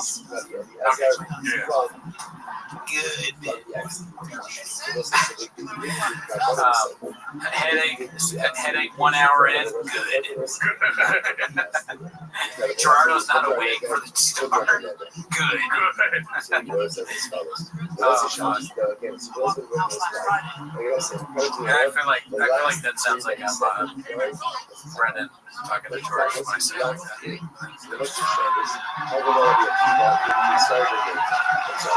Do you guys think you can write a set that parallels Gringo Pop with slightly different jokes? Yeah, probably easily. Fine. I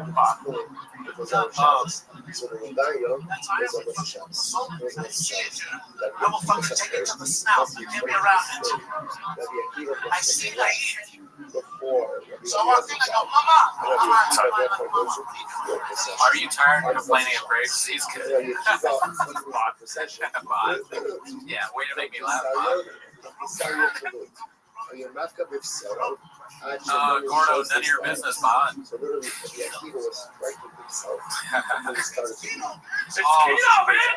Ryan come in with a jelly roll talk. We haven't talked about jelly roll at all. Yeah. Dude, jelly roll would have been a fucking great get right here.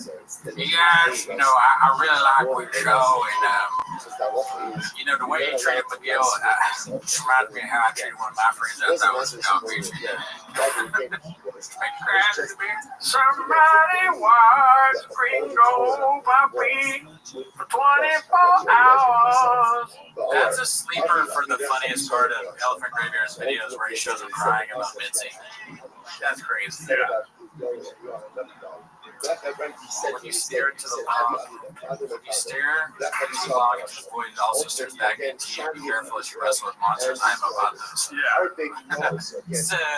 So, we should have gotten the Hungry Wolf on the pod. That would be great. So you guys do a show at Reddit Shop.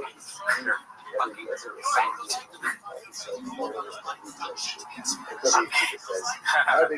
You'd be surprised 24 hours stream. I don't think we can get away with that. Yeah, it's on Showtime, baby. Never heard of it. How sad would it be if we went to the gym with Tony and bench more than us? Oh, you probably can, honestly. I don't bench. Nah. That's not facts. It's like bench more than Gerardo the other day to prove I'm heterosexual. I love pussy. I love the way it tastes. I love the feeling of pussy on my penis. Pussy love me. Girls can't get enough of Hinchcliffe. What's the third official tonight? We got some surprises for you guys. Keep in mind, we are in stasis right now, awaiting the second half of the stream, which we're not even at the halfway point. Yeah. Which is a rough thought. Have you guys ever sacrificed a Saturday for skits and bits? Oh yeah, entire Saturday. Don't remind me of that. This is gonna be a rough weekend. Big deal.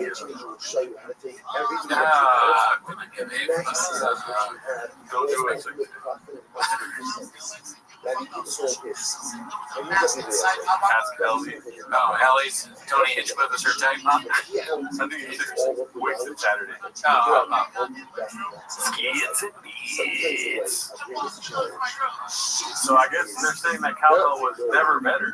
Oh wow, thank you. Text them and say thanks. Yeah, I'll tell them you guys did a good job. I'm a motherfucking lobster. Red lobster, dude. That's so cool that people have been here since the beginning. Are you guys in your mom's basement or what? Yeah. I bet you ain't got a profile pic like I care. Next. Dude, fuck doing this for the rest of your life. Imagine streaming every day. That's crazy that those guys do that. The big streamer people. That's insane. I guess at some point you just gotta just completely tune out. Like, I'm surprised.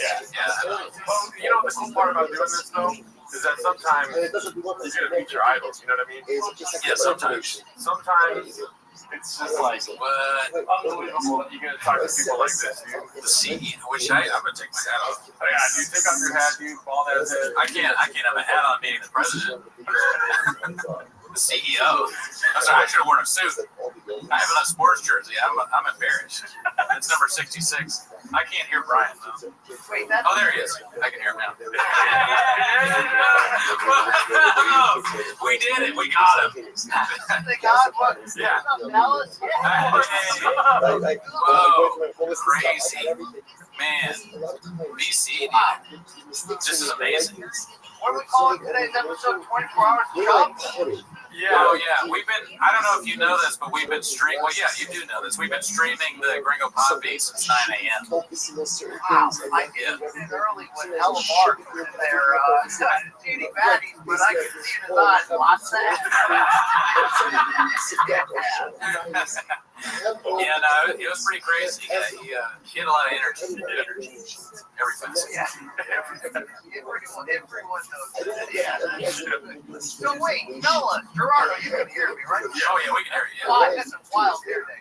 Oh yeah, sorry. This is 8 hours of streaming hair. Oh, yeah, this is what streaming does to your hair. You know, raccoons. Are you guys, how much caffeine slash nose beard you guys rocking? Oh, I don't know about caffeine, but we got rain.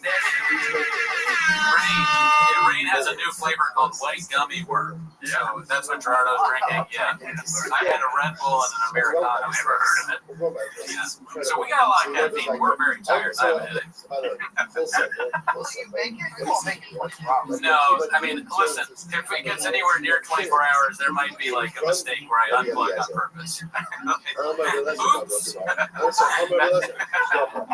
I don't know how much longer I can do this, but you know the answer to that. Sorry, what was that, Brian? I said, what did I miss? Oh, yeah, that's a good question. Well, you missed how my hair got this way, but you know why I don't cut my hair, dude? Because it's cheaper to get a Cuban to cat dog. You know what I'm saying? Oh, see that right there? Yeah. We're all about it. Yeah, dude. What did you miss? Let's see. We had on, well, you saw Mark. We had on Brendan Walsh, Alan Strickland Williams. You missed about 30 to 50 replays of Bean Sheets. But, you know, like, no, you didn't miss that much. That's what I'm saying. Yeah. You recreate the entire show? Like, I was Oh, one time, I think you probably saw, I did like the first 10 minutes, and then the second 5 minutes on the Patreon, but I've never done the full thing. I know I've let you down, I apologize. But I want to get there someday. It's Kino, I gotta say, Brian, the bits on the show recently have been amazing, as always, but they're getting even better. I don't know how you keep doing this every time. It's amazing. I mean, I'm just recycling, but the whole point is that, you know, is this community cruel and unnecessary constantly? You guys know comedy, and I don't know if you guys are contributors to the Reddit or just beneficiaries of it, and then, you know, you spun it forward to make your own ridiculously hilarious comedy in the shop. But this community of homeless feral cats, I laugh my freaking balls off, like on a daily basis. Oh, yeah. Some of the funniest guys ever do it. We're mainly just beneficiaries. We don't matter. I'll see this. Brendan Walsh, comedian, famed comedian, he was saying he's like addicted to the Reddit. Do you ever feel like you're addicted to the Reddit? It's a problem in your life? I do. I feel like it becomes a problem. You know, sometimes it gets thrown out of bounds, and I'm like, you know, do I want to be associated? These are good questions to ask every day, every night. Definitely good questions. But, you know, then I laugh my balls off enough that I'm like, somebody needs to document this consistent level of ridiculous. You know, the Patreon era has been illuminating. Oh, yeah. Yeah, and I mean, it's hit after hit. And then, like, land mounding, that was pretty good. The latest one. That was pretty damn good. I mean, you know, is transvestite acid, that's still around? I don't know. We always laugh about it because the episodes take like 6 months to make, you know? So it's so weird to have a truck show and then every show starts with these like, "Hi fam," he claps his hands, and then 6 months later, there's a new truck. So I'm hoping that in a few more months we get another two. Today we're serving Francis Higano out of this carburetor. If he can get him there to Austin in the storage unit, fingers crossed. I was hoping you were going to get Methy on Fire or maybe even Jen on today. Was there a chance? Nah, we didn't even reach out. We haven't tried to get Jen on. I don't know if I want to have Jesse on Fire. The way you're hesitant to be associated with Shab is the way I'm hesitant to be associated with Jesse on Fire. I hear that. Did you ever have any reservations about VGL entering your home? Well, yes. No, that's a good question. You know, we should have that, but we don't. Unfortunately, we just it's all risk, no rewards. All risk, all rewards. And, yeah, me and Mark, we went out to dinner before the first time I met him. And we sized each other up. And I was like, I could take this guy. So I let him come over here. I mean, the thing about Mark, I will say, is, and the thing I'll say also in my editorial about narcissism, is self-inflated. So it's almost humble. You know what I mean? You know what I'm saying? Like, because if you think about it, the lack of self-awareness from Baba is entirely what fueled both his demise, your podcast, and the Reddit sphere. Yes. So Hello Mark certainly has to have a few holes missing to work there to begin with, but when he changed over to the light side of the force, it really wasn't all of the time. I mean, you have to suspend, the fact that we have seen the video of him lifting the car from behind.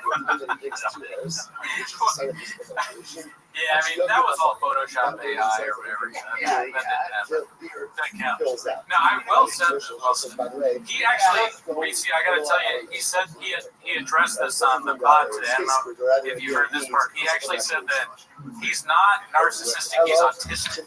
So he's saying he's autistic. That's very humble. He did say that, right? Or am I just in a fever dream? I could have sworn, because we've been recording for 9 hours, it seems like, so I made that up in my head, but I'm pretty sure he said that. Did you guys, share the origin story? I don't even know how you guys started. Oh, yeah, no, great question. I mean, we have, but, so what happened is our mutual guy that we both know, Othello, he told me he was like, dude, this guy Shab has like a stand-up special. You should do a stand-up special. It's on YouTube. And I was like, yeah, sure, okay. Like, I'm sure we're the same level of. But anyways, it was Gringo Poppy. So I was like, I'm not gonna do that, but I'll do a joke called the. What do we call it? The Gringo Cooney. Oh yeah, the Gringo Cooney. I made this thing called the Gringo Cooney. It's like a little Twitter thing. And then I was like, I had just started the podcast with Gerardo. We had some episodes out. And I said, why don't we watch the Gringo Poppy on the stream? And it's so kind of like me kind of thinking about it. So we watched the stream. We streamed the Gringo Poppy, and it got such a huge hit. And then somebody independently posted in the Reddit. Could have been open. We'll never know, allegedly. And it got this big hit, and we just started finding out about Baba. And then we weren't going to do it. And then we were like, why don't we just watch 10 minutes of it? And then we started making the songs. And then Bobby Lee reached out. Yeah. I mean, I don't know, Gerard, are you a comedian as well, or just a regular news weird here? Both, actually. All right. All three. Some of your best work is songs? Oh, yeah. Like, I'm a musician, so playing music and doing this and being funny, I've always wanted to be funny, but I make sad love songs. So it's kind of like helped me grow into like funny songs. You know what I mean? Now, did you guys play? I mean, I don't understand how much. I agree. I get food out of my own kitchen with that joke. Did you guys play the store during the golden era when Joseph was, was ruling? Did you ever walk by the truck and if it was the rocket, and you possibly came and knocked? I mean, I probably did I think like a few pre-roast battle shows that when Rogan made. I saw Rogan there once. I don't think I ever ran into Shab. We would see Dalia around, not or like improv. Actually, yes, the store too. Yeah, Dalia, one of the greatest ever do it. So, but I never saw live Bopper and Rogan stand-up. What's that? Great comedian, bad boy. I'm working on my Dalia impressions. Now, why doesn't Papa protect him? Why doesn't it drive his nuts that Dalia is so awesome? Yeah, it's a good question. I thought they were all going to stick together, Yeah, I thought we were going to fight. Yeah. Not so much. Like, what is Eric Griffin missing Is it just a paycheck that forces him to go? Yeah, I think they're all kind of like tied together. Delia's got nowhere to go. It's a show that had, Theo Vaughn was there for a while, and he kind of had to go figure some stuff out. He's going through a lot. And then they were just like, we'll just keep going. It's one of the best shows out there right now. So have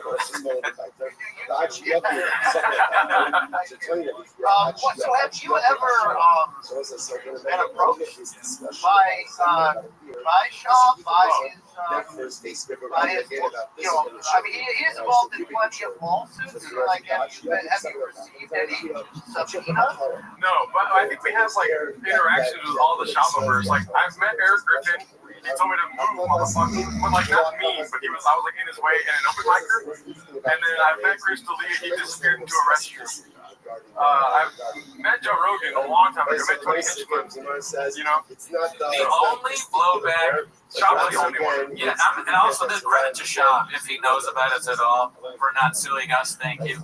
Thank you. But the only blowback at all that I've received is one time I did a show a long time ago, and the producer of the show told me, he was like, hey, the guy that does Shop's poster work saw your name on the thing. He was like, I can't do this poster because this guy makes fun of Shop. And I was like, oh shit, really? And he's like, yeah, but I was like, I'm still gonna put his name on. And then they just ignored it. Or no, actually no, the poster guy was like, I'm just kidding, I can still work with you or whatever. But he was at least aware that I did that. But that is the only blowback whatsoever that I've heard. I just can't believe how much if you're getting into this Shop's podcast is is your entire algorithm like mine? Just full-time podcast cringe, beige guy, and I don't even subscribe to any of them. I'm sure you know. Yeah, you know some. Right. I mean, do you know how many people are making a living off of this man's work? I mean, his father doesn't even know it, but he's financially fueling not just his son to stay alive, but all these other communities. And we thank Harold Shop. You know, we're so happy that he was able to move here from South Africa and the Emerald Mines. We really appreciate that.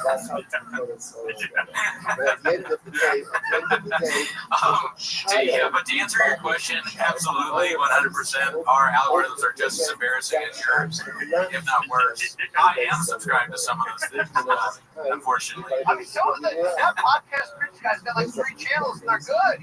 Yeah, I mean, podcast Rich, good. I'm not sure I'm only go as far as the president. You've always been you're ready to go out there.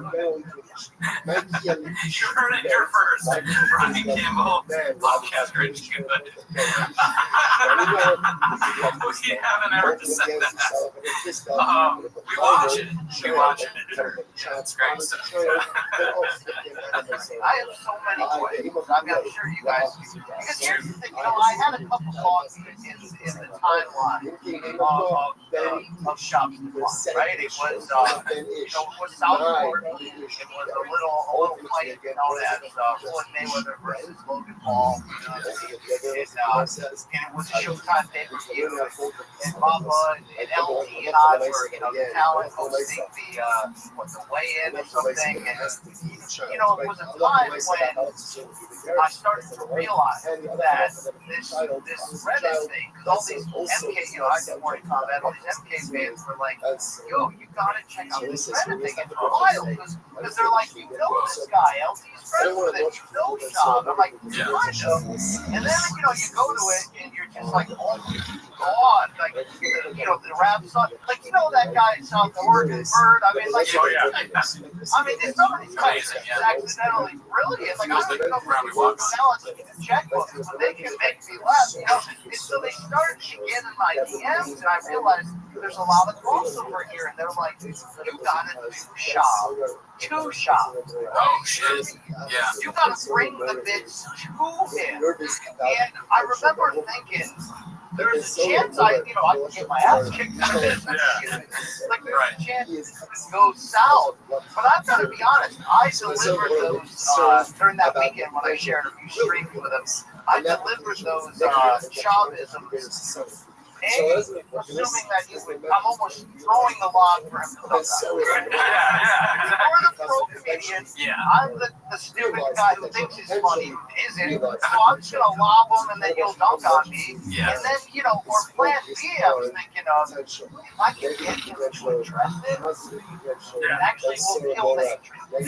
Right. I had zero idea of the lack of self-awareness in that. 6 years later, we'd be right here, right now. I actually thought I was helping him in a sense, right?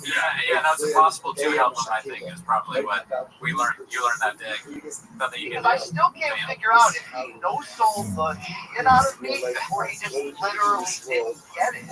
I mean, that's probably the latter, I could say. Didn't get, or it could be either one. Oh, one thing I wanted to ask you, and feel free to, you don't have to answer, but when we first started on the Reddit, we would hear about you. And they were like, the CEO, Brian Campbell, BC. Not the wartime, though. Not wartime. Sure, Errol Kalani. BC, there was a profile that was supposedly you. Do you remember this? I do remember this, and to this day, I wouldn't even know how to post on it. Okay, so we don't know who that is. Hi, BC, I'm sure you just, whatever. Yeah, no, I have no idea. We have no idea who that was. Okay. I just recently figured out that it's an app that you can download. Like, I'm 47 going on 75. I have no idea. Oh, we're with you. I mean, we used to always say, like, we're so much like Shab. Like, when he was like, he was accusing Kalila and Bobby Lee of like hacker shit or whatever, and she was like, "Do you know how Reddit works?" He's like, "No." That's how I felt for a long time. I still kind of feel like that a little bit, yeah.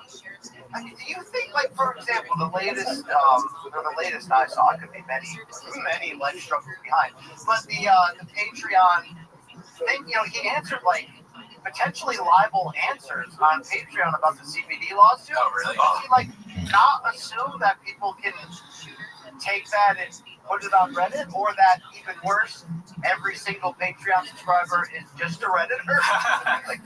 I mean, there is no deeper pain than being an attorney for Brendan Schaub, I'd imagine.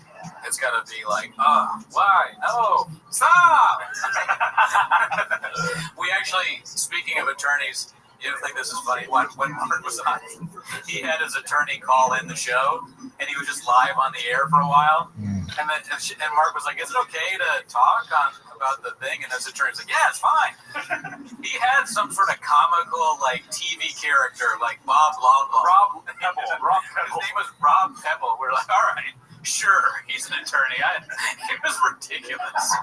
And then he was like, "Yeah, he's a great attorney. We went to college together, and we did Roy's." We're like, all right, okay, you're not helping this guy.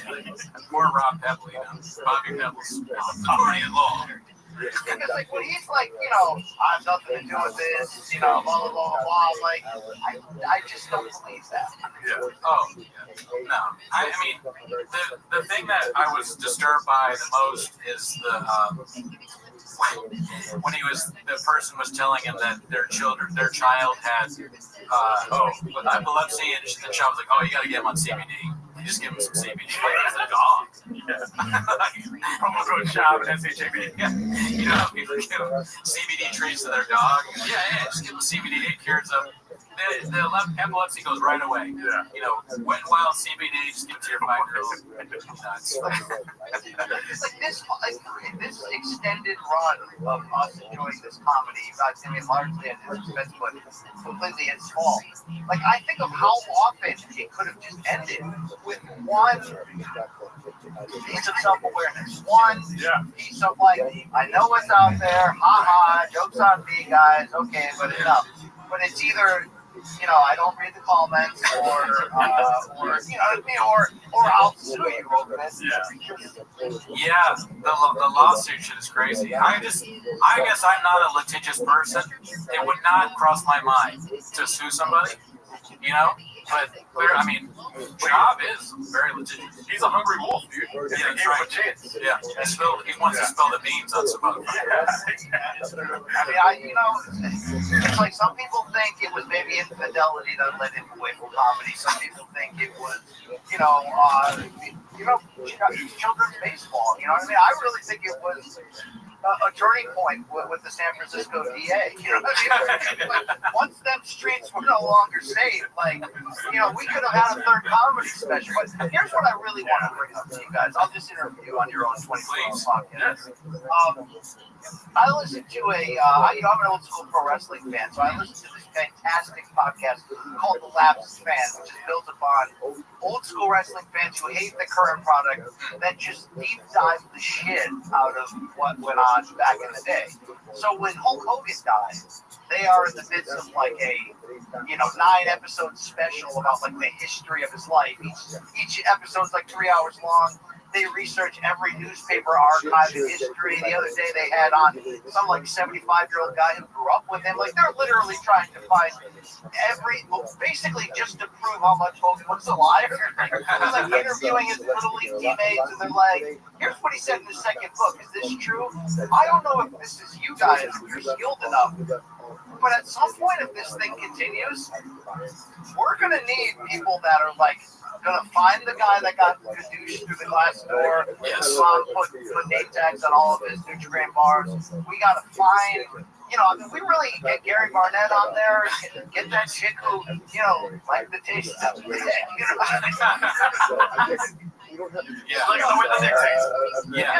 kicker. I mean, there are so many people that Tim Tebow, that would be a lot of fun. You know what I mean? To find out about the bench press record there for the Broncos. There are so many people that really can add color to how we got here that no one stepped up and done that yet. Is that a Cody and Gerardo production in the future? Well, he's asking because we act like this is a 24-hour stream of watching Ringo Poppy, but really, it is the inciting incident that leads to the documentary about Ringo Poppy and the life of Brendan Schaub. It's important that we bring that to awareness, and I'm glad you asked the question because I was willing to say that. Yeah, if I may, I think we're bringing awareness to the fact that it needs to be made. Mr. President, I hear your words, I hear what these edicts or injunctions that you're giving us, and this is something that we're going to work tirelessly to do. We're inspired by the work that you've done so far, and I will personally. I'm going to fight really hard to find all these people.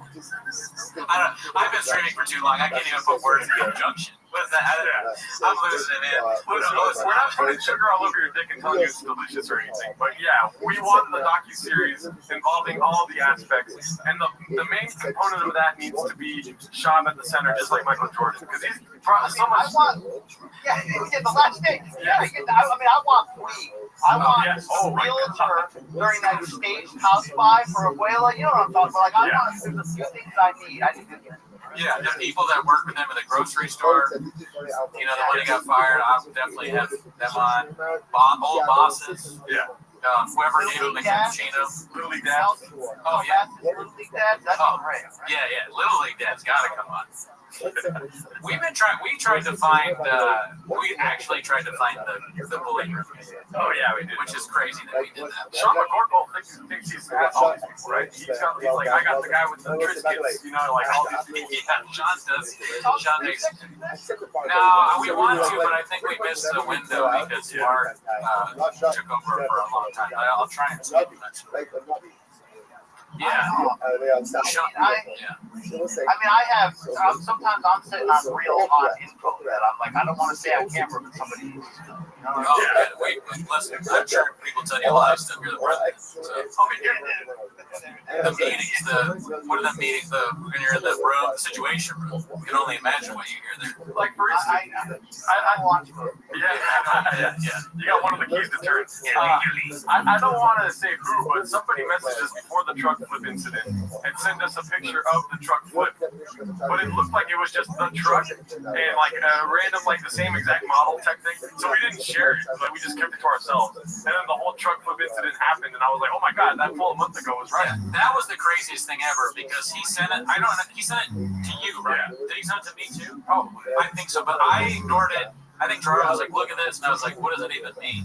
And then it happened, and we were like, "Oh my god!" And it was the exact same picture. Yeah, and then this guy, whoever it was, if we had released, and I'm sure they could get fired from whatever it is that they. So it's like we were like, "Man, how do you get this?" Wow. Man, I mean, I don't want to ask how this ended. Sorry. I don't want to ask how this story ends because because what? Sorry? it's probably going to be sad. But I just wonder, like, what twists and turns? Because lately I've been trying to get in the mind of Cal, and when I watch these, he seems almost as turned off by extreme baseball dad's behavior lately in terms of like, you're gonna listen to that son of a bitch coach ego pro in 2 sports, you know what I mean? Like, or the, put your elbow up, he didn't tonight, that kind of bullshit. Like, I really fear that all of this man's happiness is tied into whether one of the chompies goes pro. Right. It could be, I mean, but he's putting a lot of effort into it, so I think they're both probably going to be Major League Baseball stars. Definitely, every fest. I hope they do become that, Yeah, I just hope they don't kill us someday. There's a lot of footage out there. Yeah, you're right. I think I'm going to be sitting in a cafe someday, and someone's going to come up and just put me to death. It's going to be like the end of the movie Sleepers. When they go back and they kill Kevin Bacon. Yeah. Or The Godfather. I'm going to get a knife right in the... Are you... I'm like, oh, Senor Cooney, Don Cooney. I'm a Don by then, of course. Or Matt Damon at the end of The Departed. Some Sean relative comes in and he's got stuff on his shoes, so there's no fingerprints, and he's like, fuck you. You're dead. But do you guys have access to Will Sasso? Because he seems to be Oh, I would love to. No access, but yeah, I love Will Sasso. That'd be great. Because he used to bring it to Bob Space before anybody. Yeah. I liked the thing he did with they were doing some crazy AI content shit. Oh, yeah. Interesting. Did they do a whole George Carlin? Yeah, George Carlin. That's interesting. Creative guy. Rousey too. There's a like there's times when I'm like, yo, if I could get an interview with Rousey, because sometimes she's pushing a comic book or some movie or some reality show, and through my journalistic connections, I could conceivably get a stupid interview where I'm obligated to ask 4 questions about something no one cares about. Right. Sometimes I'm like, can I slip in the kind of question that can continue, can illuminate some of the missing pieces that we don't know? I think, follow your journalistic instinct there. I think you can, if anybody can. Damn, you're Woodward and Bernstein. Just like Arrow Hawani's the best we got. You know what I mean? Sure, you're a great man, but who else if not you is my question. Gerardo, was there a specific setback in the Bob-verse that did make you aware? Like, do you know how? Like, I know your origin story on this pod, but like, what was? Like, did you even know who Bren was? Oh, dude, I was looking forward to Gringo Poppy, and then I watched it in bed, and like this the whole time. And then him and Othman came up with let's watch on the show, and I was like, it's really fucking bad, dude. And then I turned as the show went on because it was fun to watch the Reddit. It's obviously like I wasn't wise to the Reddit before then, but I was looking forward to Gringo Poppy. I look forward to You'd Be Surprised. I'm an idiot. You knew more. Did you know more about it than me? You were like watching Big Brown. Like he was. Oh yeah. I was he's an Big Brown breakdown. But how you only came in for Gringo Poppy? Like it wasn't like. So here's what my knowledge of it was. I like UFC, and I'm pretty sure I watched the Ultimate Fighter that he was on, and honestly I was like, oh, I like this guy, and but I didn't really know anything about him. And then when I was doing stand-up, and like the time when he started, people would post about how like, oh, this like angry bitter comics would be like, this guy thinks he can do stand up now because he did UFC and blah blah blah. And I watched it, I was like, oh, they're just hating on him. And then he had a Showtime special, and I was like, I don't have any interest in that really. I kind of was like vaguely remembering him from the fighter thing. I was like, it's probably bad, but I'm not gonna watch it. And then Othman was like, dude, you gotta check this out. And I watched it with Gerard. I was like, oh my, I had no idea. And then I went back and watched You Be Surprised. And I mean, cool story, bro. At that point, I was Bob. Yeah, I was very surprised by what I saw. The Jamal story, the story about the doctor. And then when they show, when I think the moment I got fully aware was the phage frequency doctor. Yeah. That changed everything. Yeah, I watched that too. Do you know Greg? After the first special. Yeah, I think, was it about the first? Yeah, probably was. Yeah. Do you know Greg Sue, the doctor? Have you ever met him? No, I've seen him at UFC fights, and I hadn't even ever heard, realized he existed until they showed the side by side of Chop doing the Asian voice, and this guy being like, well, I'm sorry. That was so crazy. It was a special time. Yeah.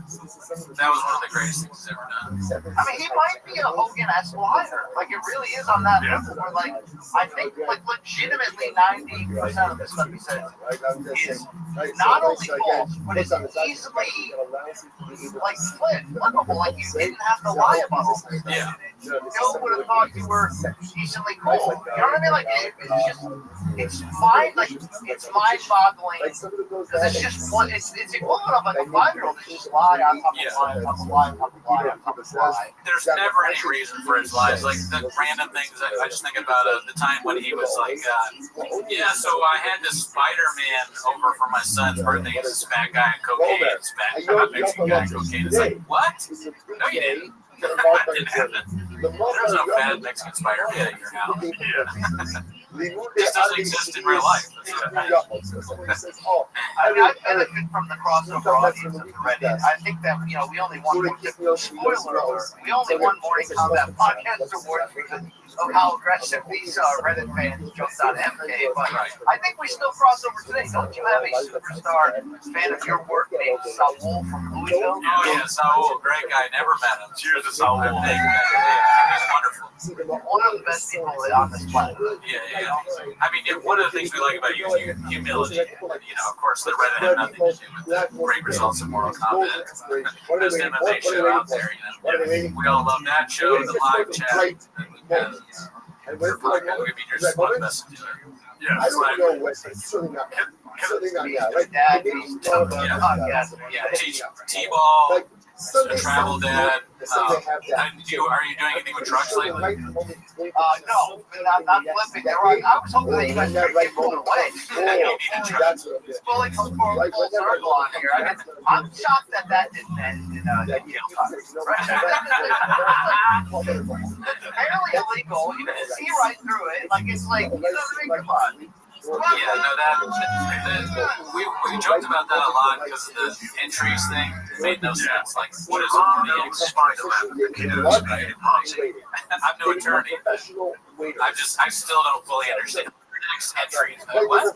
And the winner just happens to be the guy that runs in the same drug race.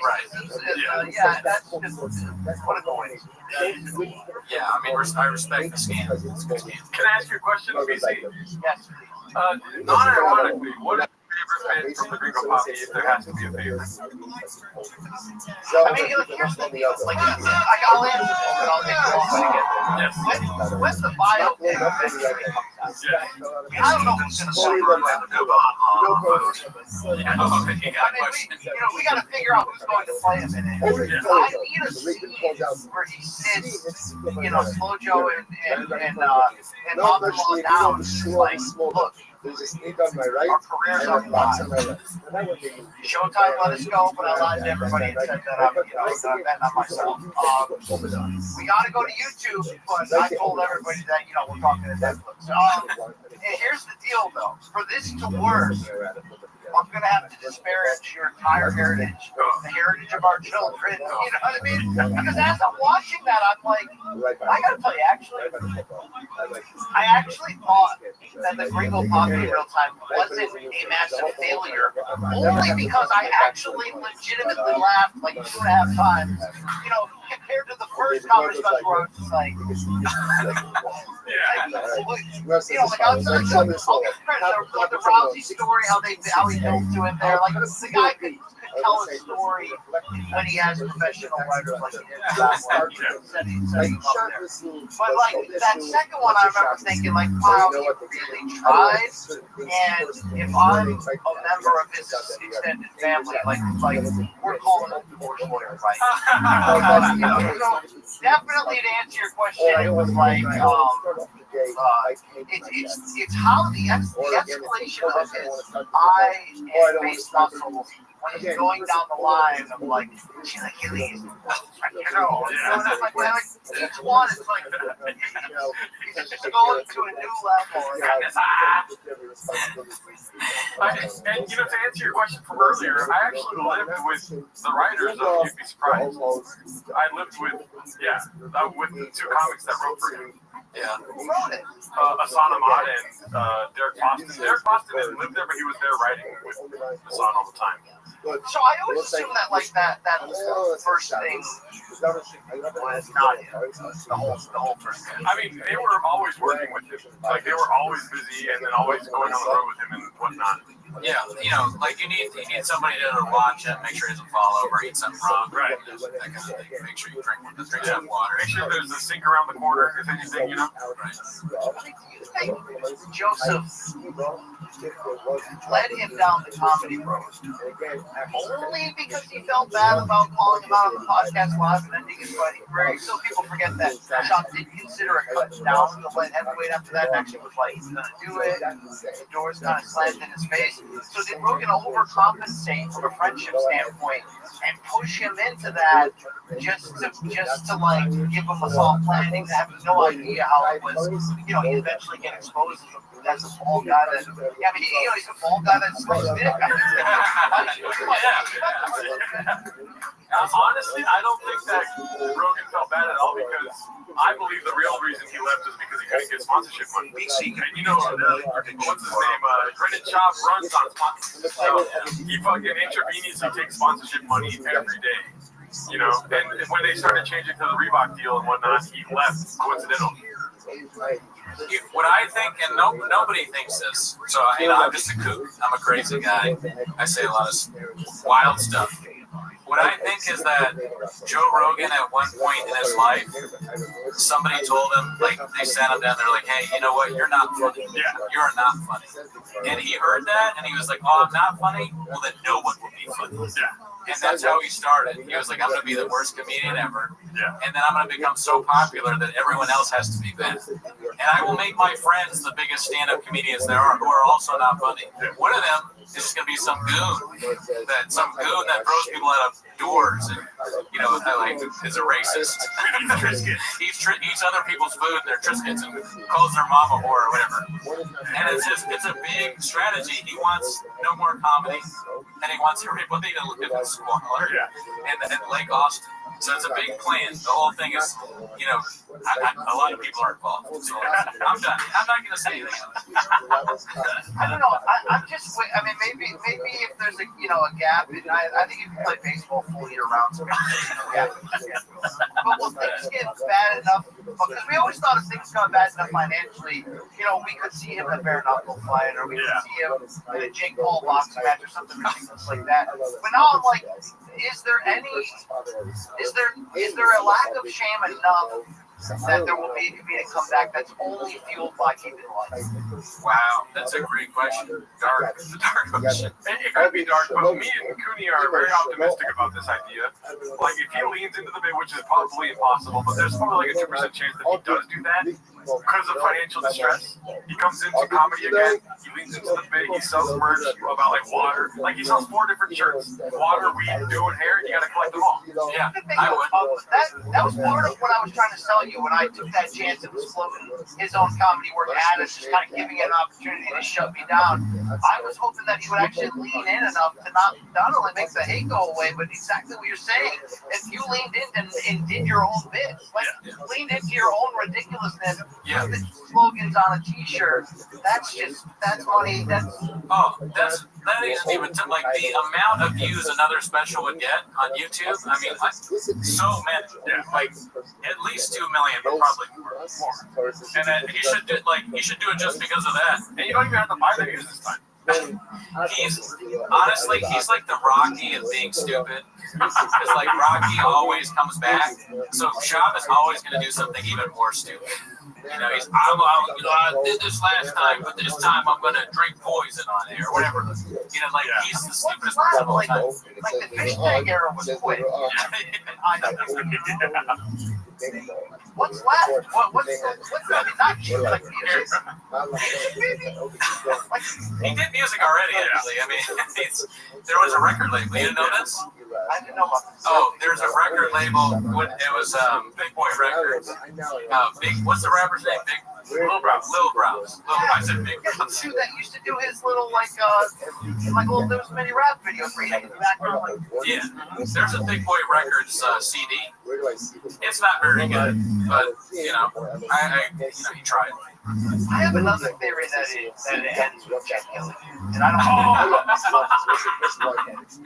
He's like, you made me move to Austin. I lost everything. You didn't pay me enough. I had no home. I live with Donald Trump the dog. And then it ends with the whole film that Jenny throwing a match onto the house dripping with gasoline. He just throws a match on the right. Yeah, that's right. That could happen. Did I say house? I meant to say storage. Yes. Oh, yeah, storage unit. Shop's living in a storage unit. He's been kicked out of his own house. I mean, you remember the first couple episodes there, the lights would go off because they were on timers, the trains would go by. I mean, they really, it's like just... Mark Harley's... Is there going to come a time he was in on it all along? I mean, he's like Pagliacci, mask off. I've been talking because this will be forget Andy Kaufman. This will be his greatest work. It'll be Chef's Kiss genius if it turns that way. And I think he should lean into it now if he's listening and live and act like he was. Because if you really think about it, let's go over, take the pie chart. Let's look at his viewership right now. I'd say 82% of viewers are bots. And then 12% are Redditors. Right? And then probably a couple other Little League dads and some of those baddies in each city, right? Oh, women love shop. Because, I wonder if the hate financially has kept it going. The reality is no, it's been a death. But, if the hate, if the hate clicks have kept him afloat, if one day he just goes, it's like the big reveal at the end of the movie. He's like, I was in on this. This was all. I mean, that would really be beautiful. Yeah, he should wear Joker makeup when he does it too. Yeah. Yeah, it was me the whole time. I don't know though. It just seems too convenient for him to be 60 years old and be like, by the way, I did that all on purpose. It's like he could have been way more successful if he did.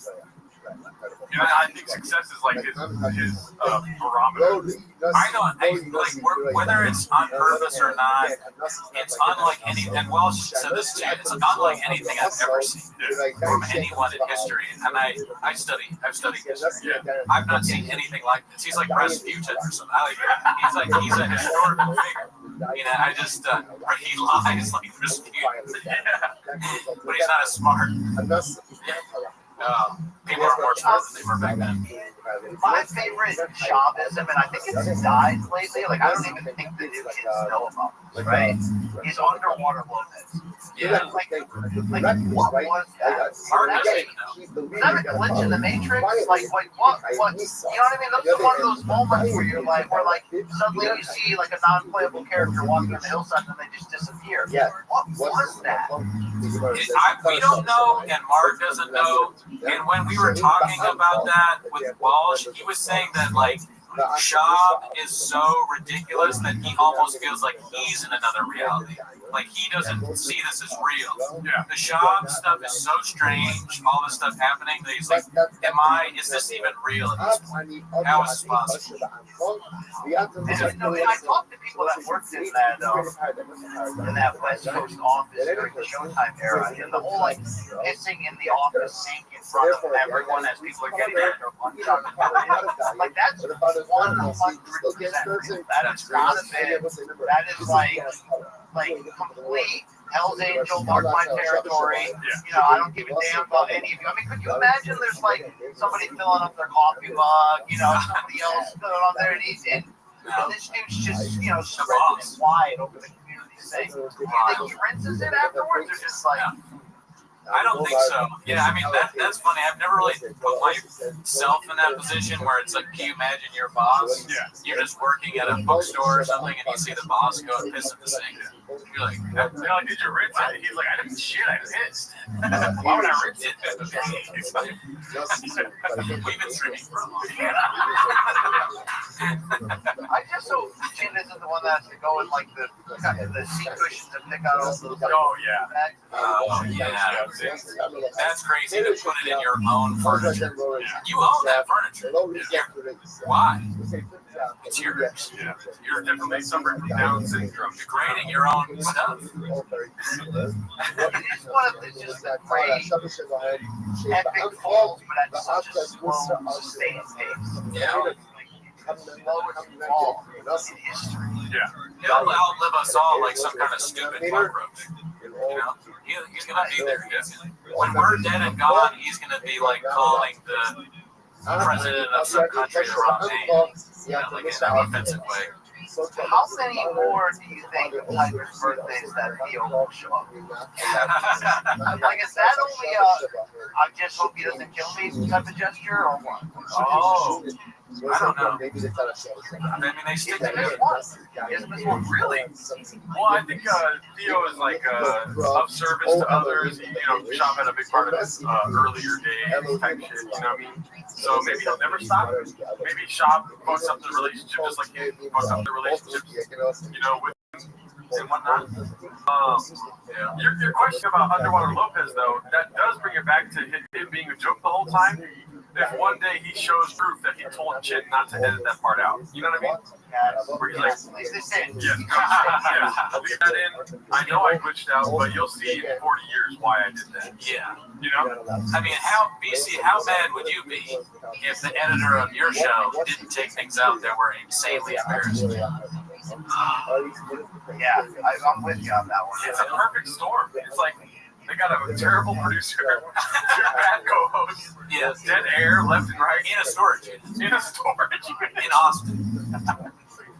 Where it's hot. You know what? Like, Chin seems like a good dude. He can sing. Like, you know, he makes roast fish on those camping. You know, but like, I have a heart for that guy. Yeah. Oh yeah. No, I enjoy Chin.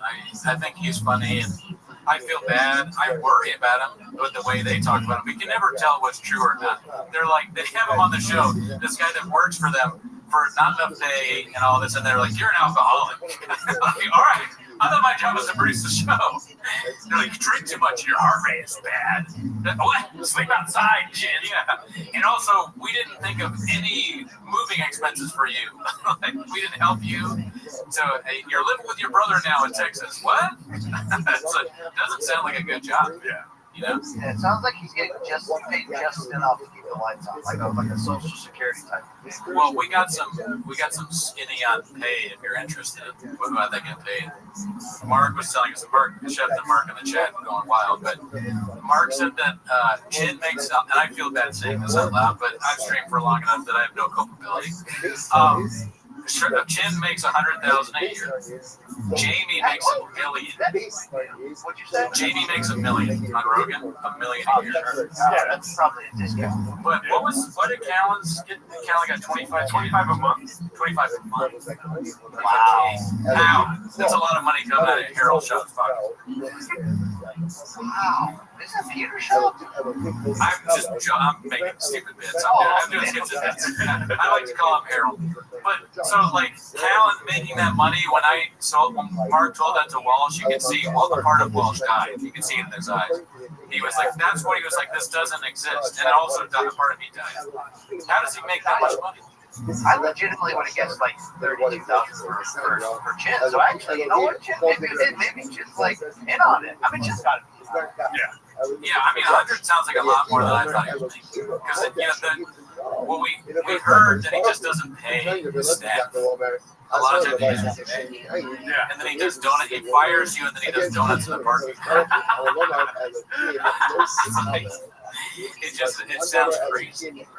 I gotta say though, that as a pro wrestling fan, Hella Mark's face turn, after that broke down, it was pure pro wrestling because like when he was a heel, I hated him. I thought he was one of the worst people on this earth, and then you just instantly had a heart for him. Yeah, the Pro Wrestling Federation. We don't deserve to be It's the same shit. Only a true artist would play that effective. In a way, Mark is kind of the character we're talking about, where there's like a turn. He's doing what Mama should have done. He's the character. And this is a great point by Mark. Is 25K is Brandon's quote, so allegedly $25,000. Yeah. Oh, and Samuel just said, "What's up?" Yeah, Samuel's on the chat. He's like my CEO. Is that my CEO?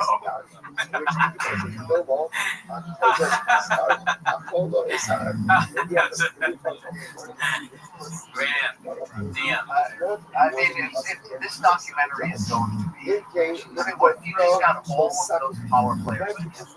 Everyone that's contributed to this, their talents, right? Like you guys could be the voiceovers, the whole right. I mean, we'll get podcast French in there. We'll get. Yeah, you love that guy. We'll get Elephant Graveyard. We'll try and get Elephant Graveyard first. Let me ask you a question. Are you ready for Sundance? Me? Ready to go to Utah? Yes, please. Okay, let's do it.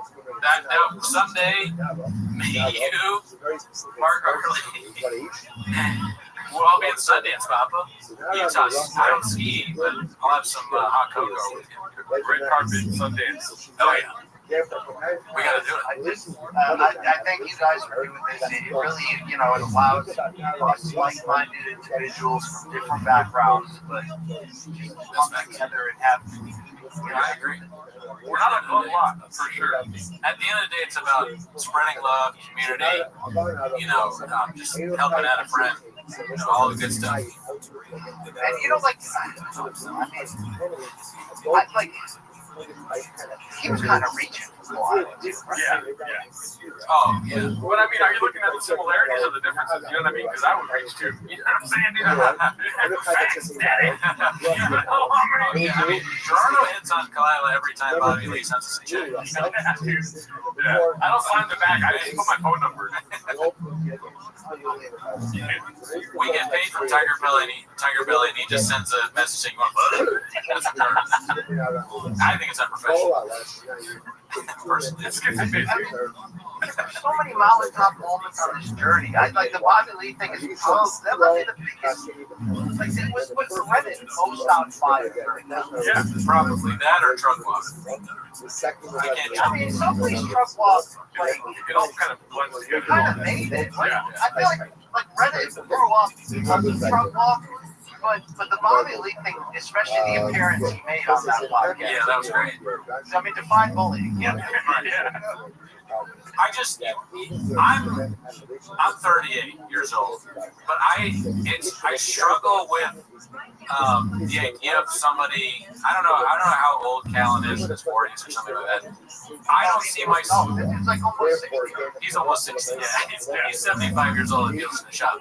But I like that somebody that old calling someone else and threatening them like he did. That's the craziest thing I've ever heard. Flip-flops on? Yeah, wearing toe holds. It just doesn't. It almost seems made up. Is he a villain from a movie?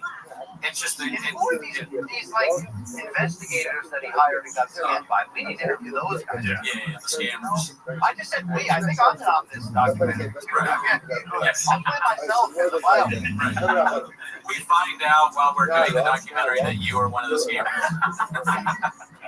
And BC did it. And who else? Like fucking, it'd be so funny that like people that you would never suspect, like GSP is in on it.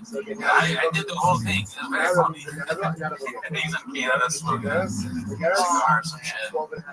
Yeah, I mean everybody's in on it. All the big names like Nagano, GSP. Can I ask you a question from the chat here? What would be a good name for the biopic? Great question. One of them I liked a lot was Friends in Dark Places. That's good. I like that one. I like that one. I'm trying to get, you gotta have more brown in there potentially. Oh, yeah. Like stain or skin mark. I don't know. Like it kind of depends how it ends, right? Like, is there a hero turn? Is there a chapter in the Baphosphere?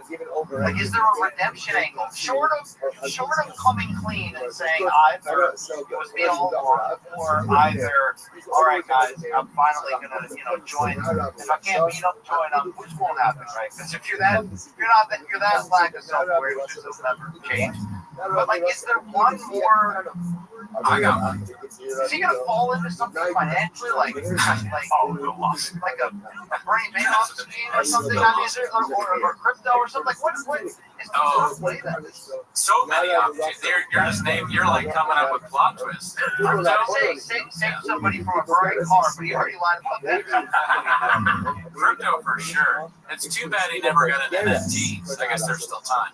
But as far as like, if you're thinking of a name for a documentary, you gotta think about the drugs and fucks.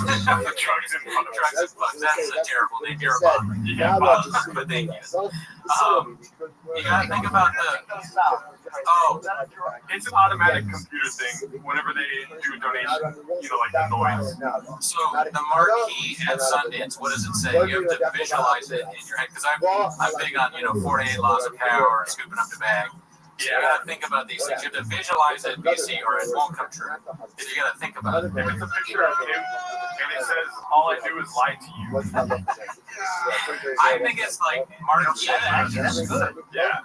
I like one word or 2 word things. So my hacky one is just the comedian, which I like. But my one that I would do, marquee, Sundance, read it. Wow. Think about that. You might be smoking. Read it. That's really good. Directed by Brian Campbell. Yeah, this could be my life story. My best word. My piece de resistance on the art journey. Wow, that is produced by. Ultimately, to bring it full circle on our conflicting emotions, unless you got lost your soul through the process, it's very possible. It's like I'm not cheering for it to end disastrously.